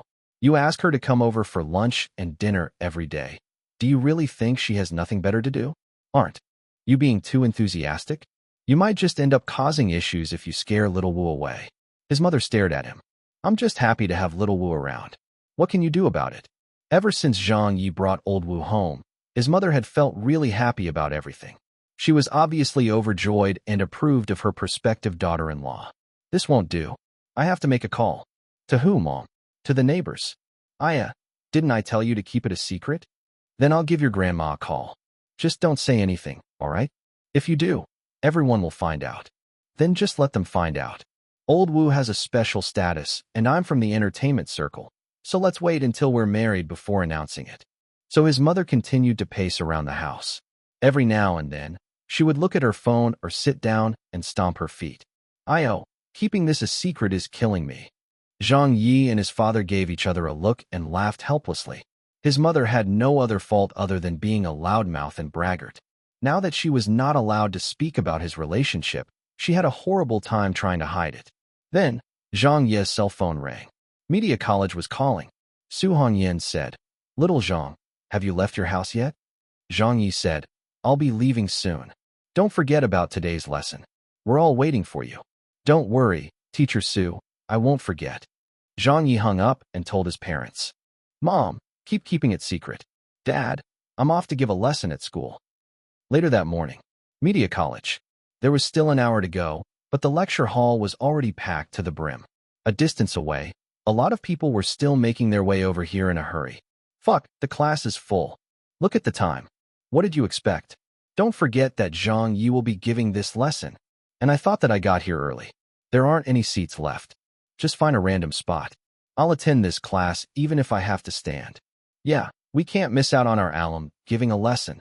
Fangzi, over here. I've reserved a seat for you. Chi-Chi, you're great. I love you so much. Just buy me a meal after this. Fucking hell. I've been here since 6 a.m. to get these seats for us. Damn, you really gave it your all. Strictly speaking, It was still not the official start of the school semester. The freshmen were still going through orientation and would only complete it by this afternoon, so the quickest that they could start their lessons proper would be tomorrow. However, the school had specially arranged for Zhang Ye to give this class a talk as they had a deeper intent. Looking at this turnout, other than the freshman students, even the sophomore and junior broadcasting majors were trying to squeeze into the lecture hall for the class. Further, there were also many students from other departments who came to take part in the ruckus. This was where Zhang Ye stood out from the other teachers. He was extremely popular. He had huge appeal, and everyone liked him very much. Outside, Zhang Ye arrived and was humming a little ditty. Zhang Ye, who had spotted him from a distance away, said with a smile, "Feeling good?" Zhang Ye said happily, "Haha. Good morning, Teacher Su." Now that old Wu had officially been introduced to his parents and having gained their approval of her, their wedding was imminent. So how could he not be happy? He was bursting with joy. The dean of the broadcasting department smiled and said, "Professor Zhang, you have an important mission on your hands today." Zhang Ye nodded. "I understand." The dean said, "I suppose it isn't necessary for me to mention how important the freshman's first class is. The school made many considerations before handing this class to you, so we're sure that you would be up to the task. Basically, this is just going to be an initiation class, so there's no need to cover any professional knowledge or topics like that. You just need to help usher the freshmen into university life and spark their interest in our broadcasting department. So it would be great if the lesson is a little more fun. You don't have to give a long talk or speech since students these days have a different way of thinking. They no longer fall for the traditional methods." Zhang Ye said, "All right." The dean patted him. "Then I'll leave this to you." Zhang Ye reminded Zhang Ye, do. "Well, we'll be listening to your lecture as well." Zhang Ye said, "Whoa, that's a lot of pressure on me." One of the department's associate professors laughed. Motivation comes from pressure. After chatting for a bit and getting to know many of the other teachers and professors of the broadcasting department, Zhang Ye looked at his watch before striding into the lecture hall. The dean smiled and said, "Come, let's go in and listen together." Zhang Ye and the others proceeded in behind him. Many sets of eyes were now focused on the lectern. "Alum, Teacher Zhang, Professor Zhang. Wow, he's so handsome." I couldn't see him clearly at the welcoming ceremony because I was sitting too far away. I can finally have a closer look this time. Who says that Teacher Zhang is only average looking? I think he's handsome, right? But more importantly, he's got a really good stage presence. Applause thundered. Many of the freshmen were screaming. Zhang Ye stood on the podium calmly and adjusted the microphone. Then he smiled. "Hello, everyone. I'm your teacher for your first class of the semester, and my name is Zhang Ye." Applause sounded again. Zhang Ye smiled and said, "First of all, I would like to congratulate all of you for standing out amongst so many candidates in the National College Entrance Exam and getting accepted into the top department for broadcasting in the country. I would also like to thank everyone here for choosing to come here choosing to attend Media College. Around 8 years ago, I was sitting here like all of you right now, watching as my teacher gave me my first lesson in university. I could never have expected that, 8 years later, I would have the honor of standing here and doing the same." He spread his hands.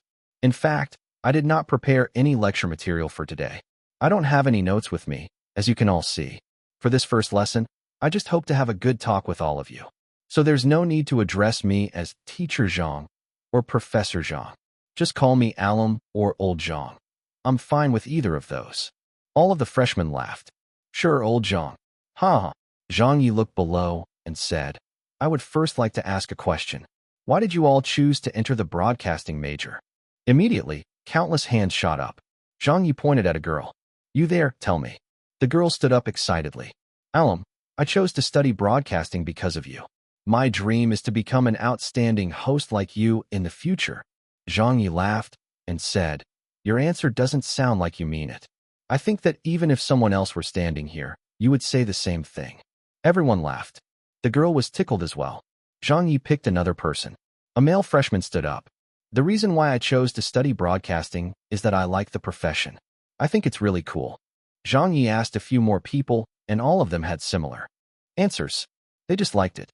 Zhang Ye asked again, "Then what do you guys think is the most important aspect required for one to do well in the field of broadcasting?" "Adaptability? I think it's being a good talker. Good looks. What has to be the most important thing? The answers they gave were slightly more varied this time. Zhang Ye looked over them. Every one of you gave different answers to that question, but my opinion is rather different from yours. I feel that the most important aspect in broadcasting is something that all of you have neglected to mention: language. Not just any foreign language, but our very own Chinese language. The students in the audience were taken aback. The Chinese language? Mandarin? But who wouldn't have a grasp of that? Su Hongyan looked at the stage curiously. Zhang Ye smiled and pointed into the crowd. I can see doubt on many of your faces. Everyone here knows how to speak, and by that, I mean that they know how to speak in Mandarin, of course. Otherwise, you wouldn't have passed the media college entrance exam and be sitting here right now.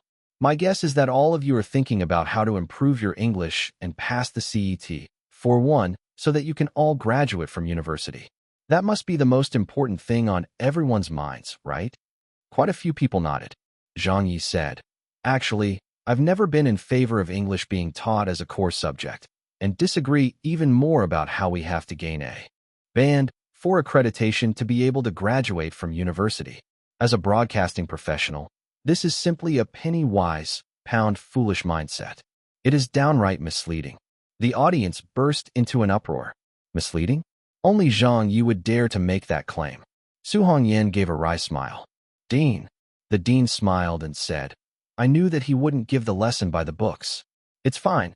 Let's hear what he has to say first. Zhang Ye added, Of course, I'm not simply saying this because my English is bad. Everyone laughed again. Zhang Ye explained calmly, Chinese culture is extremely deep, and all knowledge of it is contained within our language. Starting from today, all of you will be introduced to a series of subjects like vocal lessons, speed reading, extemporaneous speeches, and literature and cultural classes. All of them are based on the Chinese language, yet this most important and basic language has been neglected by everyone. Instead, the English language started getting pushed onto the teaching agenda. In overseas markets, only their homegrown hosts would be competent enough to host their own shows. Likewise, only a Chinese host would be able to do well for our shows in China. Why is that? It's all down to language itself. In the career of broadcasting, language is the divisive point and also the greatest limitation that one can encounter. Even if we were to learn English great, we still couldn't speak it better than native speakers. By the same logic, even if foreigners learn Mandarin well and work in broadcasting in China, they couldn't match up to us. Language is the greatest competitive edge for a host, but look at what we're doing.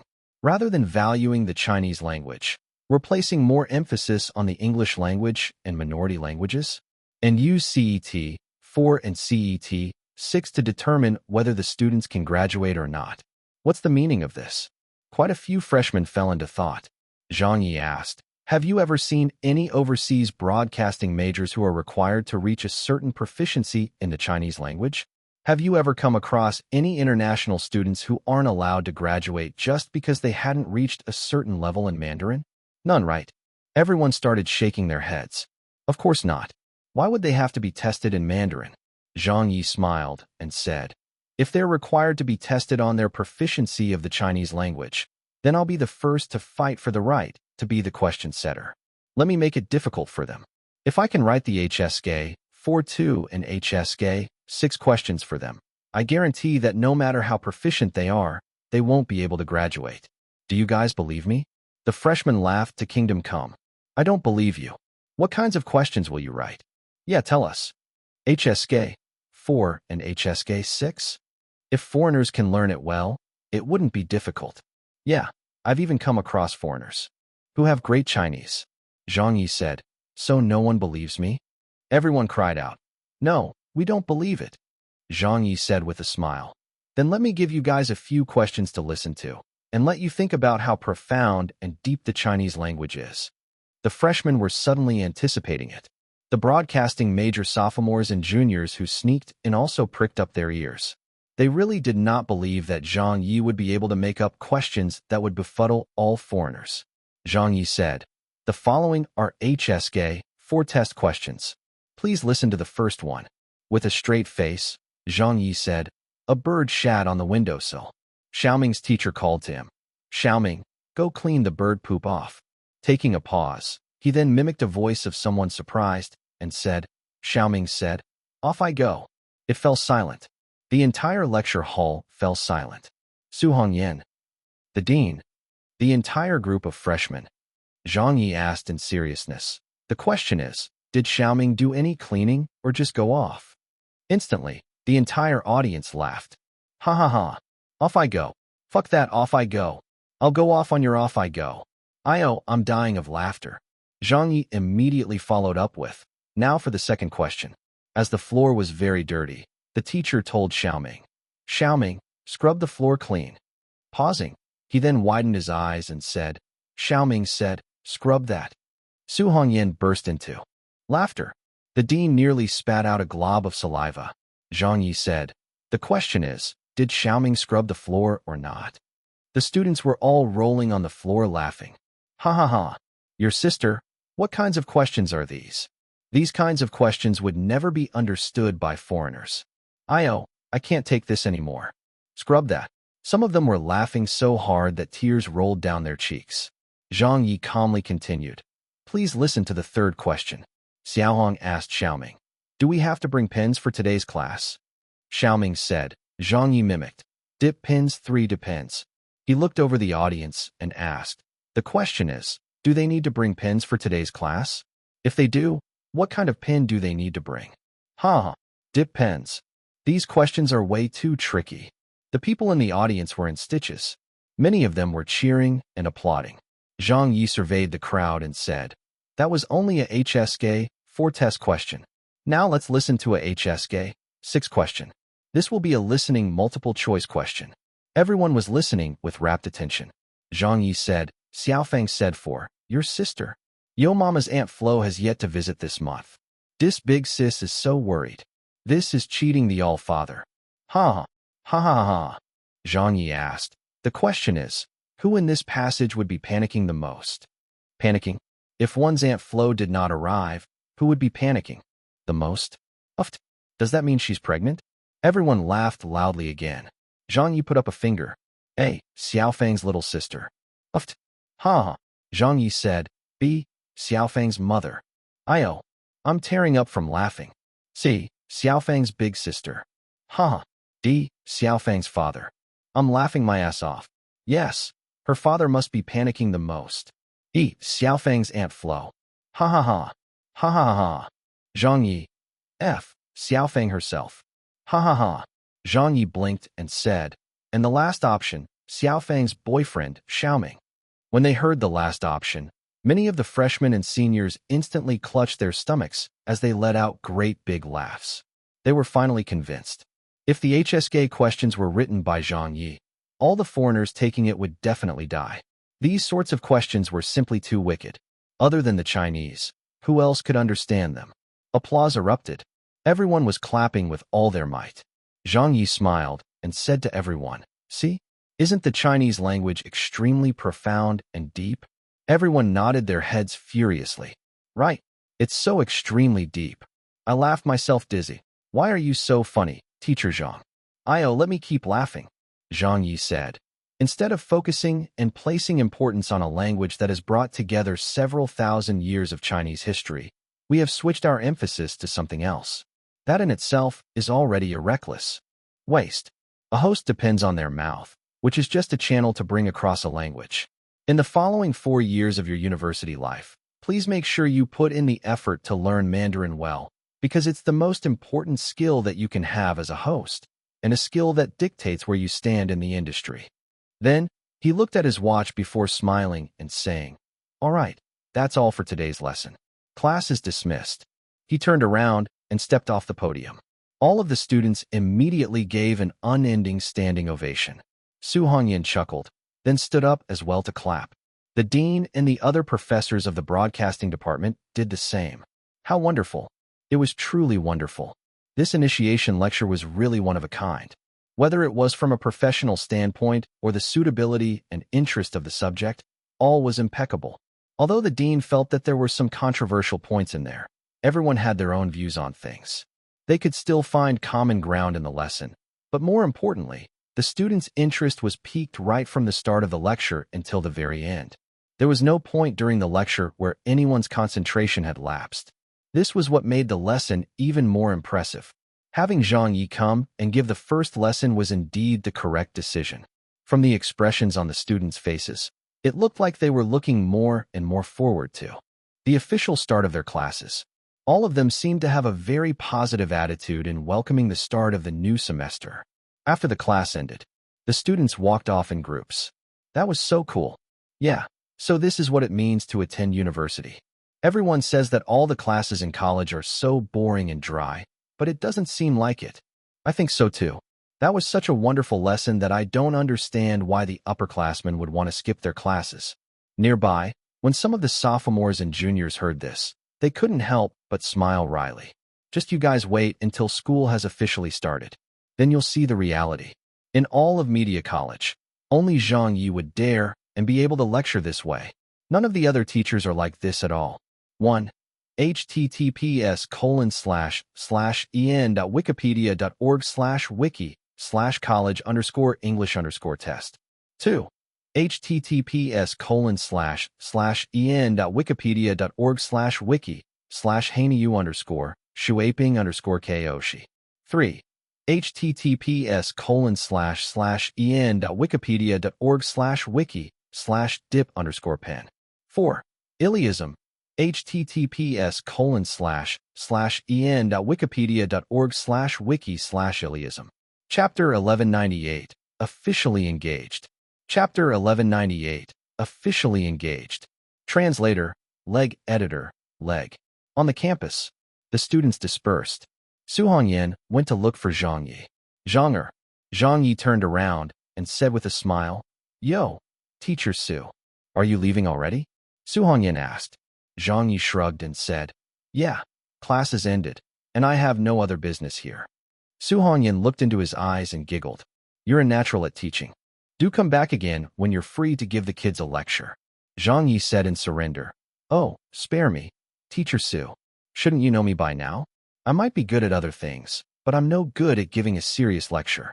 It's fine if I just come back occasionally to teach, but if you're thinking about getting me to hold classes every day for the students, I won't be able to do that.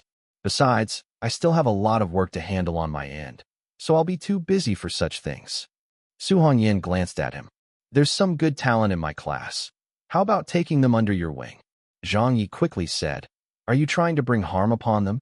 Su Hongyan said in a half-threatening manner, "Will you take them or not?" I will if there's an opportunity, all right?"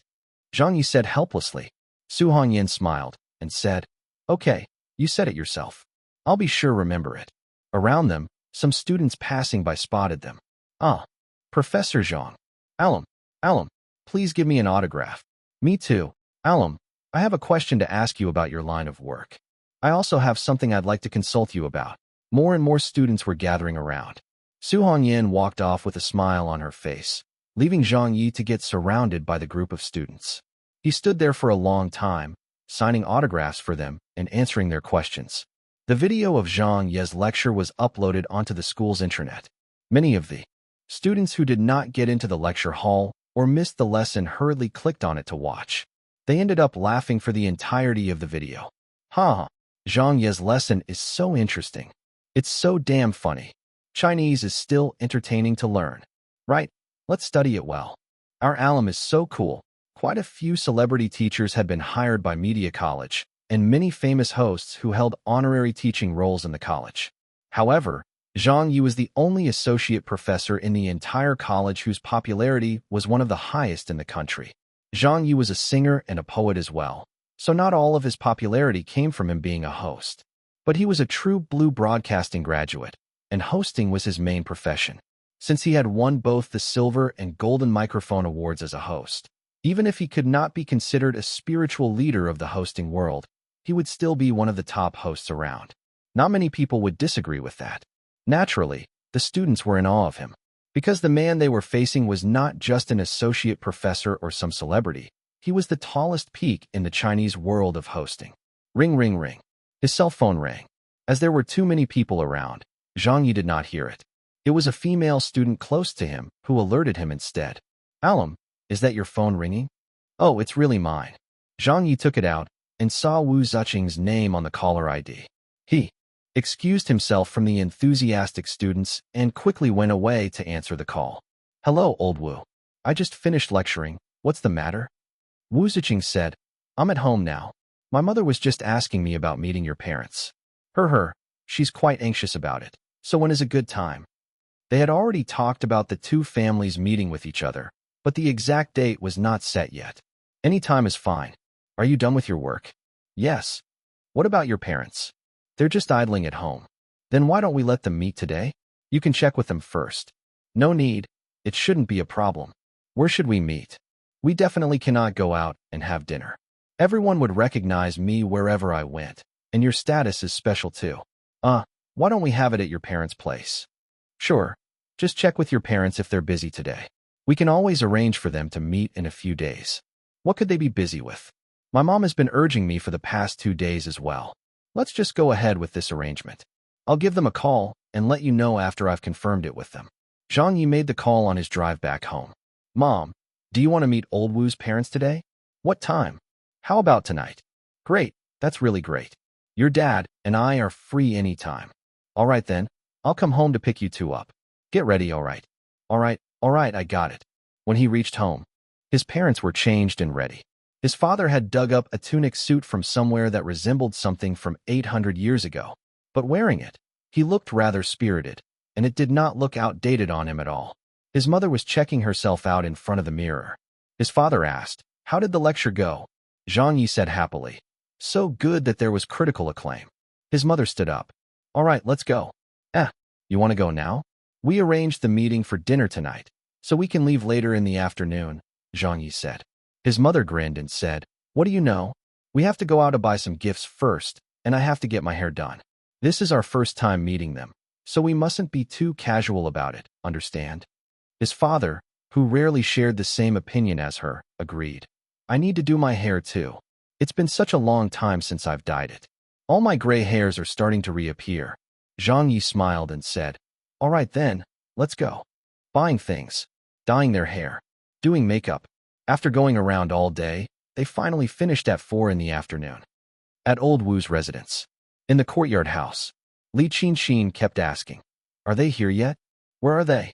Wu Ziqing smiled and said, "They should be arriving soon." Wu Changhe worried. "There's no space left in the yard to park the car. Get little Yi to drive it to the east entrance and park there." "He knows." Right as Wu Ziqing finished speaking, there was a knock on the courtyard door.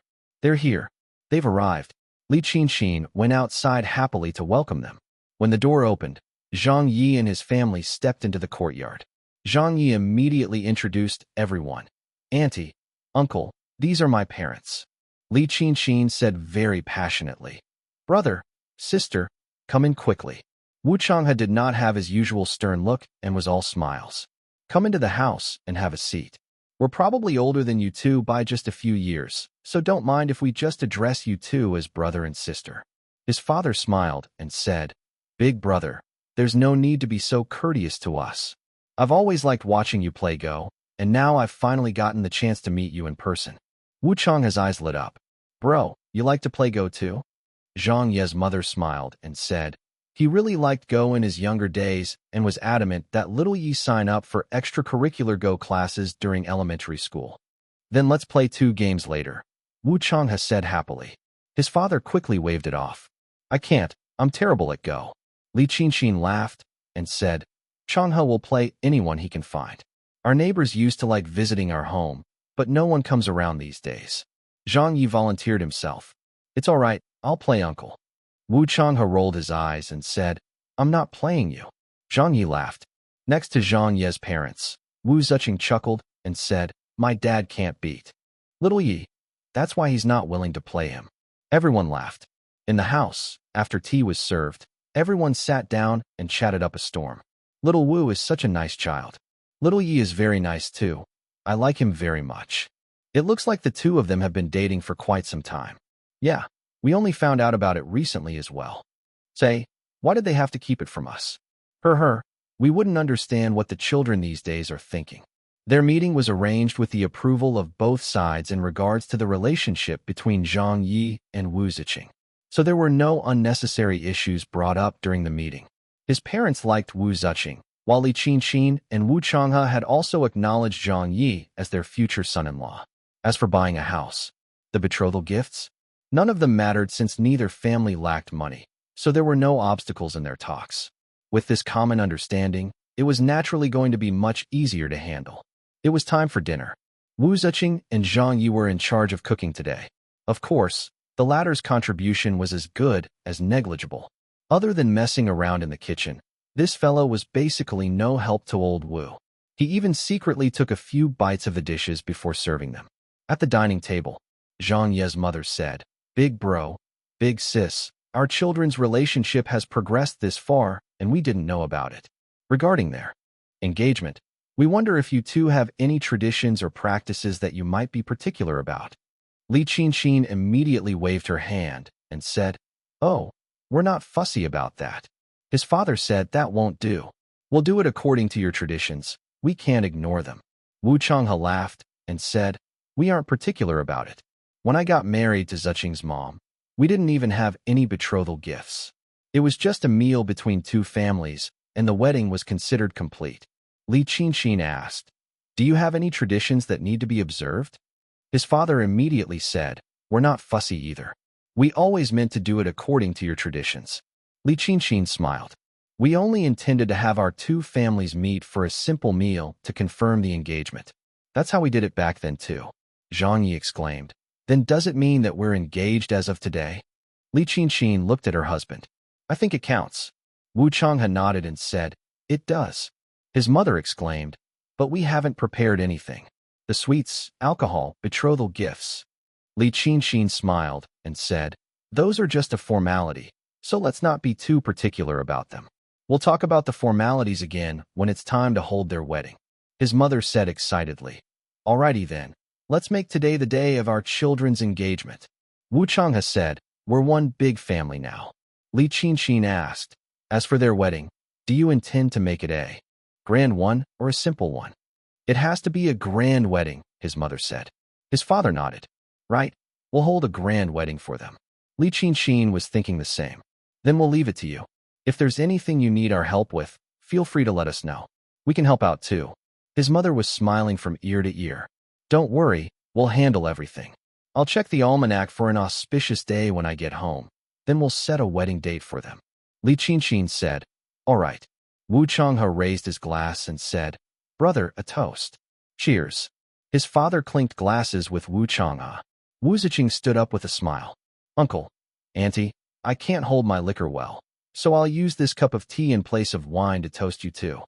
Zhang Ye hurriedly raised his glass and said to old Wu's parents, "Uncle, Auntie, let me toast you two too. In the future, you can summon me anytime you need a hand at home. Just order me around like I'm your own son." Li Qinqin was all smiles. Sure. This was meant to be a meeting over dinner between the two families. But they never expected that this meal would end up as their official engagement party. Zhang Ye was so happy that he drank a lot more glasses of wine. Chapter 1199. When You Are Old. Chapter 1199. When You Are Old. Translator, Leg Editor, Leg. At night. It was past 8 p.m. Zhang Ye's dad and Wu Changhe were having a game of Go in the room. His mother and Li Qinqin were both chatting happily as they discussed how the wedding should be held. Meanwhile, Zhang Ye and Wu Ziqing were spending time together in the West Wing. In the bedroom, Zhang Ye was finally getting buzzed from drinking too much. He was starting to mumble a lot as he hugged old Wu's waist. Wu Ziqing gently massaged his temples for him. "If you can't drink, don't drink that much." "Hi, I was just really happy today," Zhang Ye said exuberantly. Old Wu chuckled. "For something that was set in stone long ago, why are you only feeling happy today?"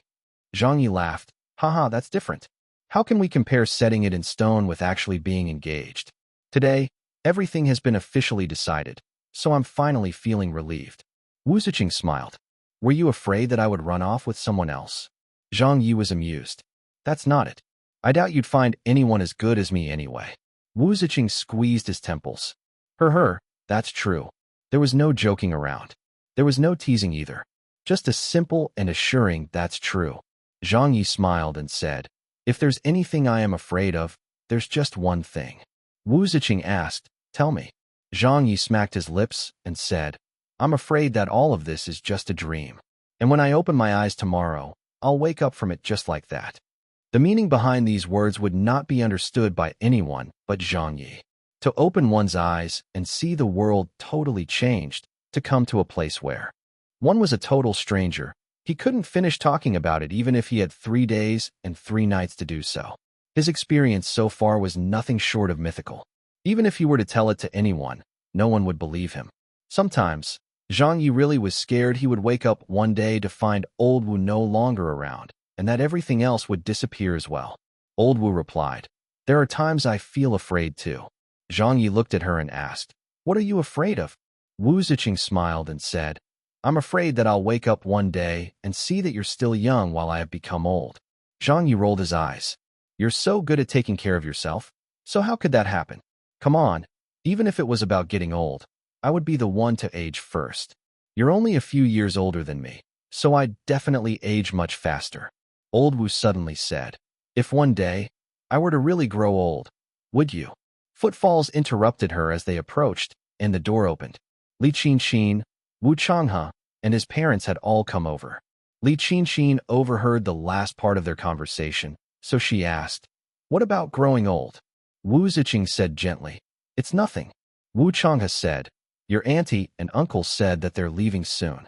It's getting quite late, so we'd better get going," his mother said with a smile. Zhang Yi stood up. "All right then, auntie and uncle, we'll be going." Li Qinxin smiled and said, "Come over when you're free. There's no need to call, just come as you please." Zhang Yi grinned and said, "Don't worry, I'll treat this place like my own home and won't stand on ceremony. Oh yes, about that rosewood chair uncle has, it looks really nice. Can I bring it home?" Wu Changhe rolled his eyes. "How dare you?" His mother whacked him on the back. "You're really not standing on ceremony, huh?" Li Qinxin giggled, "Ha ha ha." Everyone laughed. At the entrance of the courtyard, Old Wu's family were seeing Zhang Ye's family off. When they returned back into the house, Li Qinxin casually asked, "Ziqing, what were you and little Yi talking about earlier?" Wu Changhe said, "Why are you poking your nose into the lovebirds' affairs for?" "I'm just asking out of concern." Li Qinxin rolled her eyes at him and said, "Why do you keep involving yourself with everything? Just go and play Go and leave us mother and daughter be." Wu Changhe harumphed at them and returned to his room to switch on the computer. A moment later, Wu Changhe exclaimed from inside his room, My daughter, come over quick. Little Yi has just updated his Weibo a moment ago." Li Qinxin rushed over as well. "Didn't he just get in the car?" Wu Changhe said, "He probably updated it from his phone." Wu Ziqing also went closer and lowered her head to see. "When you are old one, when you are old and gray and full of sleep, and nodding by the fire, take down this book, and slowly read, and dream of the soft look your eyes had once, and of their shadows deep. How many loved your moments of glad grace, and loved your beauty with love false or true. But one man loved the pilgrim soul in you, and loved the sorrows of your changing face, and bending down beside the glowing bars, murmur, a little sadly, how love fled, and paced upon the mountains overhead, and hid his face amid a crowd of stars." Written on September 9th. I, Lord Zhang, got engaged. Li Qinxin smiled. "Oh, that little Yi." Wu Changhe pointed at the poem on the screen and said dismissively, "Look at this. How hackneyed can he get? When you're old. When you're old and gray. What day and age is it? Do people still fall for sweet nothings like that?" Beside, Wu Ziqing smiled and said, "I do." Wu Changhe was speechless. Li Qinxin said, "You're just jealous of little Ye's literary talent. Dearest daughter, you just don't know how your dad wooed me back then. He wrote letters to me and would always start them off with my dear comrade Qinxin. Ooh, it gave me such goosebumps back then." Wu Changhe was furious. "Li Qinxin, are you looking for a fight?" Li Qinxin pouted and said, "See, he's panicking now that I've mentioned it." Wu Ziqing stood there smiling, but her eyes fell back to the poem. In just a short span, she read it many, many times. Meanwhile, it blew up on Weibo. When that poem was released, heroes from all over the place flocked to it. Zhang Ye's followers on Weibo had reached more than 10 million people a long time ago. On top of that, he did not usually post on Weibo. And when his Weibo was updated, it was rarely about his current status, pictures, or minor details of his life. It was always either used for writing poems or scolding people. In any case, it would always lead to major events, so the citizens and media personnel always paid close attention to it in case it got updated. It was the same today. The moment everyone saw the post, all of them were dumbfounded. Holy shit, Teacher Zhang's gotten engaged? What? That's impossible. Someone is willing to marry such an immoral guy? Who would be so bold? Ha ha ha. Could it be that girl who is like a lilac in one of his poems? I guess it should be her. Who could she be? A celebrity? Or could it be just an ordinary girl? Dunno, there's no news at all. Those paparazzi suck at their jobs. Lord Zhang has gotten engaged, but they don't even know who the woman is? We need to give them negative reviews. What a beautiful poem. Zhang Ye's love poems are always different from other people's.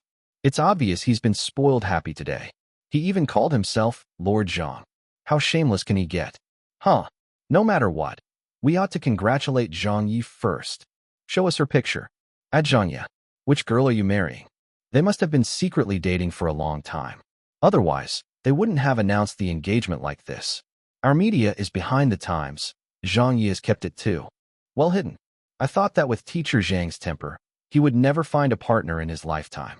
But I thought so too. I just wonder who Mrs. Zhang is going to be. Come on out, Mrs. Zhang.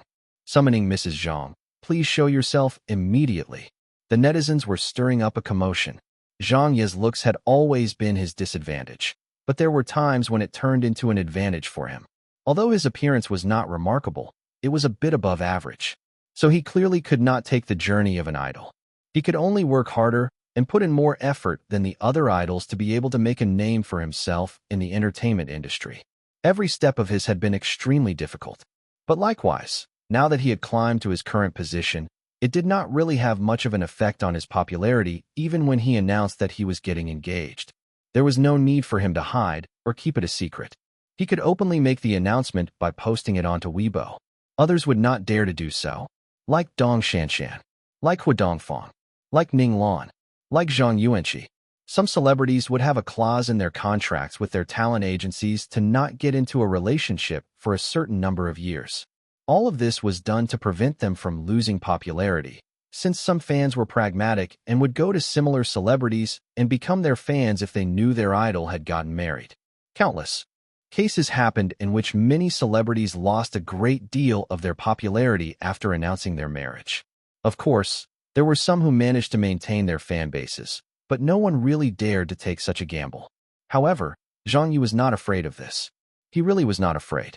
That was why he could behave so much more freely than any of the other celebrities. Chapter 1200. The Top Few Spots of the Entertainment Industry. Chapter 1200. The Top Few Spots of the Entertainment Industry. Translator, Leg Editor, Leg. After returning home, before they even opened the door, they heard the phone in the living room ringing. His mother picked up her pace to answer the call. It was from Zhang Ye's third uncle. Sis, little Ye has gotten engaged? Haha, yes. Why didn't we know anything about this? No one knew. Whose family's kid is it? Little Ye won't allow me to say it. He wants to keep it a secret. We're all one family. Why is there a need to keep it a secret? Hee, because my daughter-in-law is someone special. The calls kept coming one after another. There were calls from his maternal grandma, his uncles and aunties. When they found out about the news, all of them called over in surprise and tried their hardest to find out who his fiancé was. His mother wanted, of course, to say who it was. She had been forcing herself so hard to keep her lips sealed in recent days. But due to the fact that the engagement was very important and of great public concern, coupled with the fact that Wu Zuqing was no ordinary woman, she prevented herself from revealing the secret for the time being. Zhang Ye was also busy taking calls on his cell phone. Or, to be exact, he took the initiative to call every one of his friends. He did not wait for them to ask. Instead, he called them to let them know about the good news, happy as a clam. First, he made a call to Yao Jiankai, his old partner he was on the best terms with. Old Yao, I've gotten engaged. Don't joke. Damn, I really did. You don't even have a girlfriend? So who are you getting engaged to? Who says that I don't have a girlfriend? Kid, are you telling the truth? It's so true that it can't get any more true. Hurry up and congratulate me. Congratulations. AI, which family's daughter was unlucky enough to get picked by you? Your sister. Then he called Beijing Television's Hu Fei. Brother Hu. I saw your Weibo, what's up with that? Haha, I just got engaged. This came too suddenly, but it's still good news. Congratulations. Thank you. When's the wedding? It should be soon. Great. Let us know when the date is set. We'll definitely be there. That's a must. Over a dozen calls were made, and Zhang Ye informed all those he could inform. When he finally checked his cell phone, the celebrity goof group was also exploding with messages. Everyone in there was trying to guess who Zhang Ye's fiancé was. Ninglan. Haha. Who do you guys think is so unlucky? Fan Wenli. LOL. Chen Guang. Boss Zhang has kept the secret amazingly well. Even I did not know a thing about it. Hua Dongfang. Anyway, congratulations. Xiaodong. Aw, could Boss Zhang just be joking around? Chen Guang. That might be the case too. Hardly anything honest ever spews out of his mouth. At this moment, Zhang Ye appeared. It's not a joke, I'm serious. Amy sent a voice message that said, You've finally shown yourself. Everyone here is guessing whether she's also in our industry. So then, who is it? I'm so curious. Everyone kept flooding the chat group with messages and were constantly asking who it was. Many of the big-name celebrities lurking in the group also came out to observe the ruckus. Zhang Ye answered, She's both in and not in showbiz. Ninglan. Do we know her? Zhang Ye thought for a moment, then typed up a response with a smile on his face. You've all probably heard of her, but I'm not sure if you know her personally. I'll keep it a secret for now and announce it when we're getting married. Director Li Ku. Are you trying to suffocate us with suspense? Fan Wenli. When will the wedding reception be held? Zhang Ye. Hi, it's not set yet. Li Xiaoxian laughed. But I must admit, Teacher Zhang's way of dealing with this is so cool. He can announce such news as he wishes, or get married if he decides to, unlike the rest of us. We even have to keep a low profile when we're meeting up with a male friend as we're afraid that it will lead to gossip and cause our popularity to drop, much less talk about marriage. I really envy Teacher Zhang for that. Amy sighed. That's right. Lord Zhang's fanbase is far more dependable than ours. Now that he's reached where he is, he doesn't have to worry about anything else. But for us, we're still unable to get past the issue of marriage. I wonder how many people can get past it. Ninglan. Amy, you're dating? Amy, would I dare? Xiaodong. Amy's thinking of earning more money first before getting married when she no longer has anything to worry about. By then, she'll have officially bid farewell from the entertainment industry. Everyone started discussing how celebrities could get married without losing fans and engaged in deep discussion. Using Zhang Ye as an example, and highlighting many other cases of celebrities in the entertainment industry, they did some analysis before finally arriving at a surprising conclusion. How can a celebrity get married without losing fans? Only God would know something like that. On the very same night, the media was also having a grand old time. Zhang Ye announces his engagement. The great reveal of Zhang Ye's fiancé. Breaking news. Zhang Ye secretly obtains certificate of marriage. According to eyewitnesses, Zhang Ye often has late-night meetings with Dong Shanshan. The exclusive reveal of Zhang Ye's fiancé. University classmate Yu Yingyi. There were all kinds of rumors, many of them sounding very official and true. All kinds of expertly photoshopped pictures started appearing as well, but were in fact just random people trying to ride the wave. In the end, they even bamboozled some of the official media outlets who started blindly analyzing things without verifying sources. A lot of people swore they figured out who it was. Without even looking at it, Zhang Ye knew they had gotten it all wrong. If anyone really knew who his fiancée was, they would never release the news just like that. At night, after the commotion died down, everyone got on with their own things again. Zhang Ye browsed the updated Chinese Celebrity Rankings Index and checked on his current ranking. He was still in first place in the A-list rankings, and his popularity score had grown by quite a bit again. But looking at the few people in the S-list rankings who were standing at the top of the entertainment industry, he was still not closing in on their popularity score by much. Of those top few people, someone had just played the main lead of a movie that grossed over 300 million renminbi in the box office, while another's new TV drama set the country ablaze. There was also someone whose new song had jumped into the middle of the charts on an authoritative international music chart. Every one of them was better than the other. Zhang Ye was very popular, but so were the others. They were also building on their fan bases every day. Although, among those at the top, There was a heavenly king whose popularity was no longer as great as his younger days and was going downhill without gaining much popularity these days. But a starving camel is still bigger than a horse.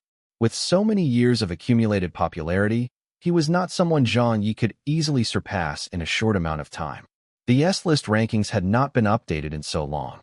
It had always been those few who ruled the entertainment industry and was a place so monolithic that there had barely been any changes to it. Looking at those familiar names, Zhang Ye made up his mind. After getting engaged, his fighting spirit and motivation were kindled. All he was thinking about was how to break into that monolith and gain a foothold in the S-list rankings. Impossible? Unrealistic? That wasn't something that Zhang Ye was willing to consider, because this was something that he had to do sooner or later. There was still a very large gap between the A and S-list rankings. If one could really break into the S-list, the position would probably not matter since it was theoretically not much of a difference who ranked higher or lower. They were revered all the same and were at the top of the food chain. But an A-list celebrity was just different from an S-list celebrity. No matter how close one's popularity score was to theirs, the status was just not the same. This was also why Zhang Ye was so stubborn about climbing to the very top. He had already opened his account on the Asian Celebrity Rankings Index, but he didn't pay much attention to it because he knew that he needed to get to the top in China first. Only with that base could he have a future within Asia and aim for the international entertainment scene. Otherwise, if he were to aim for the international market without having gained a proper foothold domestically, it would obviously not be reliable. Everything had to be done in a fastidious and proper way. He would just have to put this on the agenda then. He needed to secure one of these top spots in the Chinese entertainment industry. Chapter 1201. Those 7 spots. Chapter 1201. Those 7 spots. Translator, leg editor, leg. The next day, it was the annual Mid-Autumn Festival again. In the morning, Zhang Ye loaded up small and large packages into the car and drove to the studio. Without anyone's help, he carried everything and went upstairs. All of the staff were present. Director Zhang. Boss, what's with all that? Whoa, why are there so many things? Let me help you. Just leave them there. Everyone quickly came over to help. He brought over a lot of things, and they weren't exactly cheap either. There was an entire hamper containing brain gold products in it, prepaid gift cards with a value of 1,000 yuan each, mooncakes, and many other goodies. Zhang Ye opened up a box and said to everyone with a smile, "Come, my comrades. I'm giving out these items for the Mid-Autumn Festival. Everyone will get a share, so please distribute them among yourselves. All of you may go home after you've collected your items. Rest well during the holidays and send my greetings to your families. You've all worked hard recently." Zhang Ye was quite a stingy person and did not really earn that much, but he was still a very generous person. Be it the staff's welfare or salary, those who worked at his studio were earning more than the industry standard. Zhang's was smiled and said, "You're handing out this much stuff?" Little Wang grinned and said, "This isn't considered much." Little Zhou smiled. "Boss is the greatest." "Oh right, we still haven't congratulated our boss yet," Wu Yi suddenly said. Everyone immediately responded. "Huh, Director Zhang, congratulations. Congratulations on your engagement. Who's our female boss going to be?" "Yeah, Director Zhang, share with us." Seeing them kick up a fuss, Zhang Ye felt rather amused. "I can't say right now, but everyone will know soon enough." At this moment, Chen strolled in. Old Rao's house was not far from Zhang Ye's office. It was only a few floors down. In the past, when Rao had to go out for some errands, she would always leave Chen with Zhang Ye. But it was even more convenient for her now. Whenever Rao needed to go out, she would send Chen straight up to Zhang Ye's office since there were surely going to be people around to take care of her. Chen looked at all the gifts lying on the floor and said, "Zhang Ye, you're giving out things?" Zhang Ye smiled and said, "Yeah, why?" Chen nodded. "I want to share as well." Zhang Ye said in amusement, "You aren't even my employee." Chen was not happy to hear that. She spoke like a little adult and said, "I come up here every day to help you supervise their work. Without me, your studio would have closed down long ago." Zhang Ye exclaimed, "Looks like I should thank you then." "You're welcome." Chen then opened up a box of mooncakes and sat and chowed down. Everyone laughed hard. The items were quickly distributed. After chatting and joking around for a bit, everyone sat down for a meeting.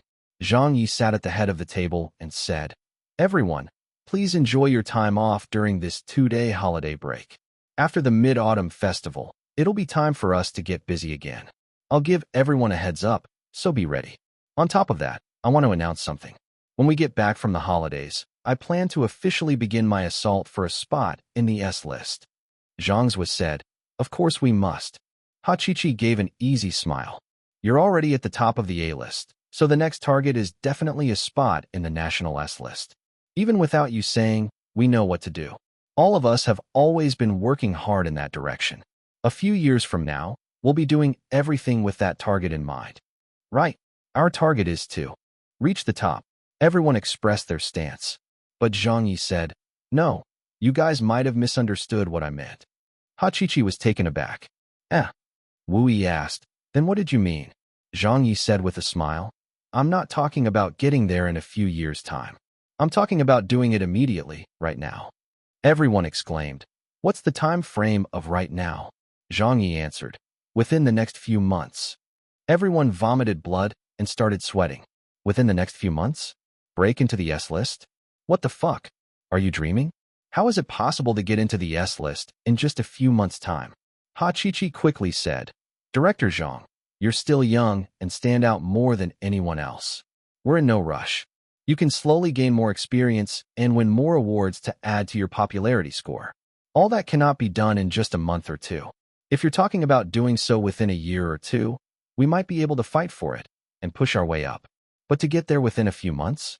Even with the momentum of your current daily popularity growth, we still couldn't catch up, isn't that so?" This was too hasty. Everyone felt uneasy. Zhang Yi said, "I know this isn't going to be easy. That's why we need to fight for it. I still have time to get there. I'm 26 and turning 27 this year. I may look like I'm still young and have plenty of time left, but don't forget that I still haven't exactly broken into the Asian scene yet. I don't even have the qualifications to take aim at the international scene. If I were to take a few years to slowly slog my way up to the top of domestic showbiz, how old would I be? I would be past 30. Furthermore, the scene is changing too quickly these days. You guys should have realized that there's a lot of fresh meat out there who are getting more and more popular by the day. They're likely to gain more than half the entertainment industry's market share from here on out. Who can predict what will happen to the domestic entertainment industry in a few years? Who can say for certain? I've never depended on my looks to make a living anyway. If I just continue slogging ahead, then when the times and trends change, I might not even be able to get into the S list after 2 or 3 years. Opportunities are not gained by slogging, but by fighting." Everyone fell silent. Little Wang said, "But there's a heavenly king who's on the downturn. If we wait another 1 or 2 years, it's highly possible." Zhang Yi shook his head and said, "I've never, ever had the mentality of getting lucky this way. That heavenly king might not have a good product right now, but he might just suddenly become popular again around the world. Don't take those people in the S list to be pushovers. If I were the type to wait for those at the top to slip up, I wouldn't have gotten to where I am now. That's how cruel show business is. You've never experienced it before, so it's probably very difficult to understand. But I've always been on the front line witnessing these events, so I know. If I were to slightly lower my guard, I would probably get replaced by someone the very next day." He gave an example. Ning Lan is very popular, right? Back then, Sister Ning was also in first place in the A-list rankings. But what happened in the end? She was unable to squeeze into one of those 7 spots. I've heard a few people in the industry saying that Sister Ning had been waiting for one of the heavenly queens to give up their spot. But after many years of waiting, that heavenly queen has yet to relinquish her seat to anyone. Hachichi took a deep breath. "Is this what you've decided?" "Yes, that's how I've decided I want it to be." Zhang Yi nodded seriously. "In the next few months, I must definitely get into the S list. It's not a joke. I am being totally serious here." Everyone in the studio knew that if the media heard about this, it would definitely cause a huge uproar. A total of 7 people sat on the thrones of the Chinese S-list rankings, and they were the top 7 celebrities of the entertainment industry. They were virtually unmovable, even by a lightning strike. Just think of it this way. Every time a change occurred in the S-list, it would cause a great shakeup and reshuffling of the entertainment industry. In this world, this could be considered the biggest event in the entirety of show business. But today, Zhang Ye was thinking of forcing his way to the very top. He wanted to pull down one of those 7 people standing atop the pyramid and replace them, and he wanted to do so within a short few months. How brave would he need to be to attempt that? All right, let's do it. We'll listen to whatever you say. Whatever you say, we'll do. Damn, I guess we can only fight. I'll come up with a proposal and give it to you after the holidays. How else can we have it? Since the boss has spoken, let's do it. Everyone echoed their compliance, but were really quivering on the inside. Is this doable? Can they really do it? Chapter 1202, Project Proposal, Reach the Summit. Chapter 1202, Project Proposal, Reach the Summit. Translator, Leg Editor, Leg. The Mid-Autumn festivities weren't over yet. It was the last day of the public holidays, one for the Mid-Autumn Festival. At noon, Zhang Ye celebrated the festival at his maternal grandma's place. Right after they finished lunch, his 3 sisters started pestering him with questions. His second sister stamped her feet. Brother, are you going to tell us or not? His eldest younger sister blinked. Just who is our sister-in-law? His third sister said, Brother, we're going to get angry if you don't tell us. Zhang Ye laughed heartily. Another time. I'll tell you guys another time. Then write a song for us to make up for hurting our feelings, his second sister said. Zhang Ye said, annoyed. Write what song? His third sister said, a song to praise your little sisters. His eldest young sister nodded. Hee, good idea. So Zhang Ye ad-libbed. Sister, you ride on the prow/brother will pull you along. AI, this song doesn't sound right. He changed songs and sang again. Sister, bravely march forward/keep marching and don't look back. AI, this isn't right either. After he sung those 2 songs too, he suddenly realized that these 2 songs had practically nothing to do with blood-related sisters. Then, Zhang Ye's cell phone rang. It was from the studio. Little Wang said, Boss, the project proposal has been completed. Zhang Ye said, Aren't you all taking a break over the holidays? You've only given us a few months to reach your target. So who would have the time to go on a break? Every one of us has been putting in overtime to get the proposal out. We're just waiting for you to look at it. Zhang Ye laughed and said, All right, you've all put in a lot of good work. I'll be right over. Okay, we'll be waiting for you. Little Wang hung up. Zhang Ye turned around and said, Okay, I've got to go.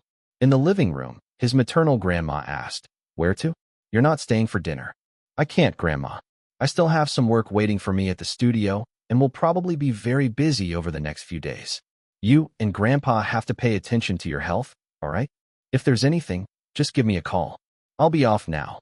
Zhang Ye bade farewell to his grandparents and patted his little sisters on the head before hurrying downstairs. In the afternoon, at Zhang Ye's studio, it was pretty packed as everyone had squeezed into the conference room. Zhang Zhe took out a copy of the proposal. Director Zhang, please have a look. All right. Zhang Ye took it from him and browsed through it. Who wrote this? Ha Chi-Chi smiled and said, Basically of us discussed it before coming up with it together. The proposal had a very ambitious title.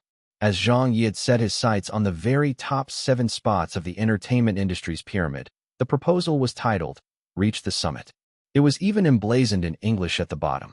They kept it locked up in the safe before Zhang Ye's arrival, and everything done until now made it feel like they were handling the American government's Apollo project with all the secrecy surrounding it. Zhang Ye skimmed through it and felt quite satisfied with the proposal. In the past, he had always been battling alone and would often do as he liked, or flip-flop on his decisions as he wished. He relied only on instinct for everything he did, including his work. But it was different now.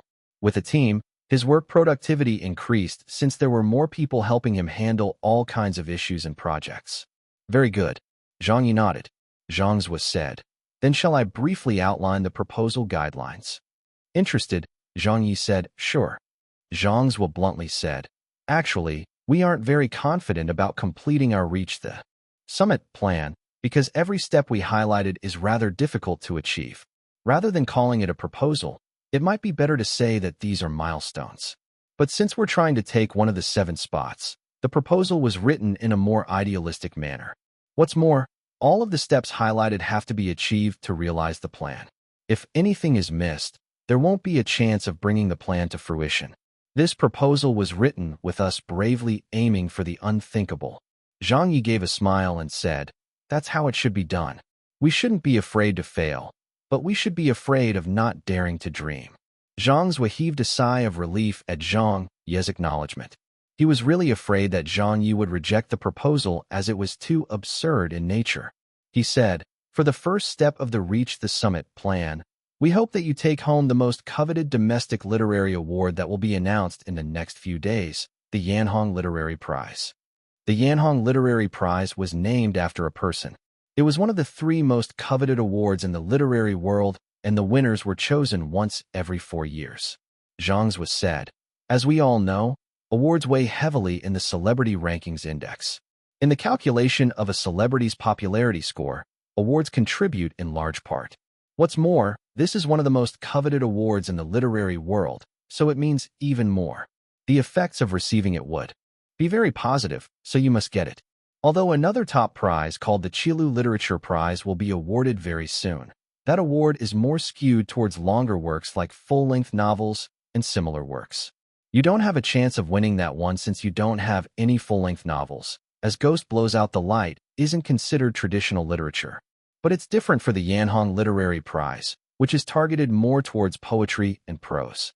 You're definitely one of the hot favorites to win this award that will be given out to 5 people in total. Logically speaking, you have the best hopes of winning, because in the field of poetry, be it the quality or the number of works produced in the last 4 years, no one should be able to compete with you. Hachichi took out an invitation letter.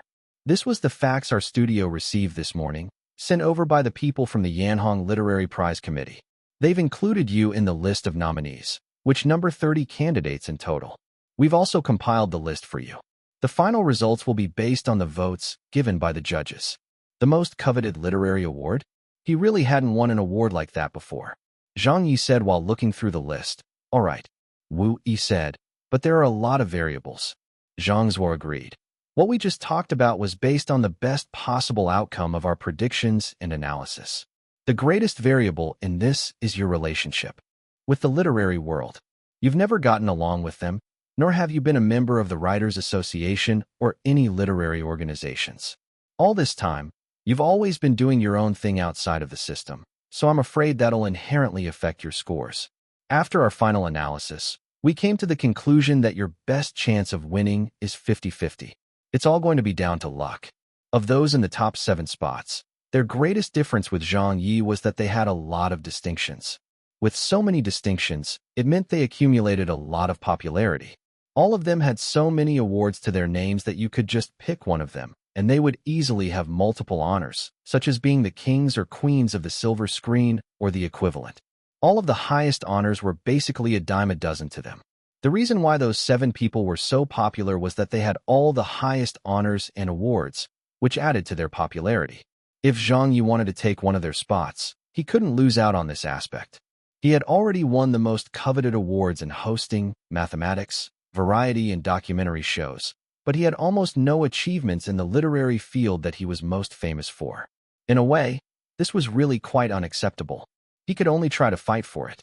This most coveted award in the literary field was incredibly valuable. Be it popularity, fame, or qualifications, it would undoubtedly be a huge help to Zhang Ye's quest in trying to reach the summit. Zhang Ye said, "This is good. You guys only need to think of the plan, not how it's realized. No matter what the chances are, that's my business. You just need to be responsible for planning and leave the execution to me." How impressive, Director Zhang. Understood. I'll go and contact the media. It's time to publicize this. I'll go and liaise with the judging panel. Everyone felt determined to complete the first step in the Reach the Summit plan. 1. In China, the Mid-Autumn Festival is celebrated over a designated 3-day public holiday. 2. First song from A Burlax Love, and second song from the TV series Red Sorghum. Chapter 1203. I died for beauty, but was scarce. Chapter 1203. I died for beauty, but was scarce. Translator, Leg. Editor, Leg. The Yanhong Literary Prize winners were about to be revealed, and soon, the winners of the Qilu Literature Prize would also be announced. Being 2 of the most coveted awards in the literary world that were given out once every 4 years, a lot of people paid attention to it regardless of if they were from the literary or the entertainment circles. Many of them even predicted the results. Old Tao has high hopes of winning this time. He lost by a whisker for the last Yanhong Literary Prize. I hope Teacher Sheng can win the award. He turns 78 this year, and of the earliest batch of pioneers, he's the only one who hasn't won any of the most coveted awards in the literary field. Sun Fong is quite good too. Sun Fong is too young and has too few works to speak of. This year looks to be rather interesting. Why? Haven't any of you seen the nomination list? Zhang Ye is one of the candidates for the award. Haha, Lord Zhang has finally made it into the list of candidates for the most coveted award in the literary field. Yeah, Zhang Ye debuted just after the previous Yanhong Literary Prize was given out. This is the first time that he's been included in the list of candidates for the most coveted award, but we'll have to see if the literary circle will want to award it to him or not. Right, there's so much suspense. If he can win this award, then Zhang Ye would be really awesome. Yeah, he's already gotten the most important awards for hosting, mathematics, documentary, and variety shows. If he added the literary field's most coveted award to his list of accolades as well, it would be damn impressive. But then again, this guy is already impressive. There are many people who have won high honors before. For example, Li Ku has won more than 10 of the various film director and best picture awards in the country. But to be able to cross over into different industries and win the best awards in each of them like Zhang Ye did, there really hasn't been anyone like this before. Every one of his high honors would be as valuable as 5 such awards that other people have won. Based on his works, Zhang Ye deserves to win this year's Yanhong Literary Prize for sure. Who's been in the limelight as much as him over the past 4 years in the field of literature? Whether it's in the field of poetry or prose, Zhang Ye doesn't have any opponents at all. That, "When you are old," he posted on Weibo 2 days ago has been shared so many times by so many people. The only problem now is whether those people on the judging panel of the Yanhong Literary Prize would want to, or dare to, award it to him. After all, no matter how well-received Zhang Ye's works are to the general populace, the final results still have to depend on the votes of those people from the literary world. Furthermore, it's been proven countless times in the history of all the greatest literary awards. The uncertainty of winning such an award is huge. Zhang Ye to compete for Yanhong Literary Prize. Can Zhang Ye add a top literary award to his list of accolades? All attention on the results of the Yanhong Literary Prize. The Writers Association extends another invitation to Zhang Ye. Will Zhang Ye finally join? Winners of Yanhong Literary Prize to be revealed tonight. A majority of the attention from the media was focused on Zhang Ye as he was the most well-known person in the list of nominees. Who else was there to watch? On Weibo, Zhang Ye's friends all sent their blessings. Songstress Zhang Xia, wishing little Zhang good luck. Singer Li Xiaoxian. In the literary field, I'm Teacher Zhang's diehard fan. This humble fan hereby wishes her idol a great victory and to take a step up to the summit of the literary world. There was heated discussion among the public. Meanwhile, everyone at Zhang Ye's studio was thrown into chaos because the Writers Association had sent over an invitation yesterday for Zhang Ye to join them as a member. Afterwards, one of the main judges on the panel of the Yanhong Literary Prize called a press conference to answer about the invitation. Ha Chi-Chi said anxiously, "Director Zhang." Zhang Ye was doing his makeup and did not answer her. Zhang Zhuo was standing behind, urging him, "Why don't you just join?" "Yeah, we have nothing to lose by joining." Ha Chi-Chi checked her watch and said, "We still have to go to the awards ceremony venue tonight, but there won't be time if we don't answer them." But Zhang Ye just said to the makeup artist, "Don't overdo it, just some light makeup will do." Wu Yi was also trying to persuade him close by. "Have you forgotten about our plan to reach the summit? This award is of great importance to us, and you really have to win it. Now that their side is asking you to join them, that means this is their condition for you. It's a good thing since it means they've decided to give in and agree to let you in to the Writers Association. It also means that the literary world has officially given you their recognition. So that would mean the Yanhong Literary Prize is in the bag." Zhang Ye continued ignoring them. Little Wang dragged Zhang Ye's agent, Rao Imean, over. "What is it?" Rao Imean said impatiently. "I was just making dinner." Little Wang said gloomily. "Big sis Rao, Director Zhang's throwing a tantrum again. Nothing that any of us says is of use. Please help us change his mind. Otherwise, the most coveted award that should be his will be gone for sure." Rao Imean acknowledged her. Zhang Ye looked over. Old Rao, come with me to the awards ceremony tonight. Rao sneered at him. I finally managed to grab a few days of peace, and you're already giving me things to deal with. All right then, I'll go by myself. Zhang Ye shrugged. Ha Chi looked at Rao. Little Wang gave Rao arm a strong nudge. Suddenly, a call arrived. It was from a member of the Yanhong Literary Prizes judging panel. This was the umpteenth time they were calling to check if Zhang Ye had filled out his application to join the Writers' Association. Little Wang didn't know what to say. Rao took 2 steps and said in an unhurried tone, "Pass it to me." Little Wang quickly handed the telephone to her. Rao said to the employee on the line, "Are you crazy or what?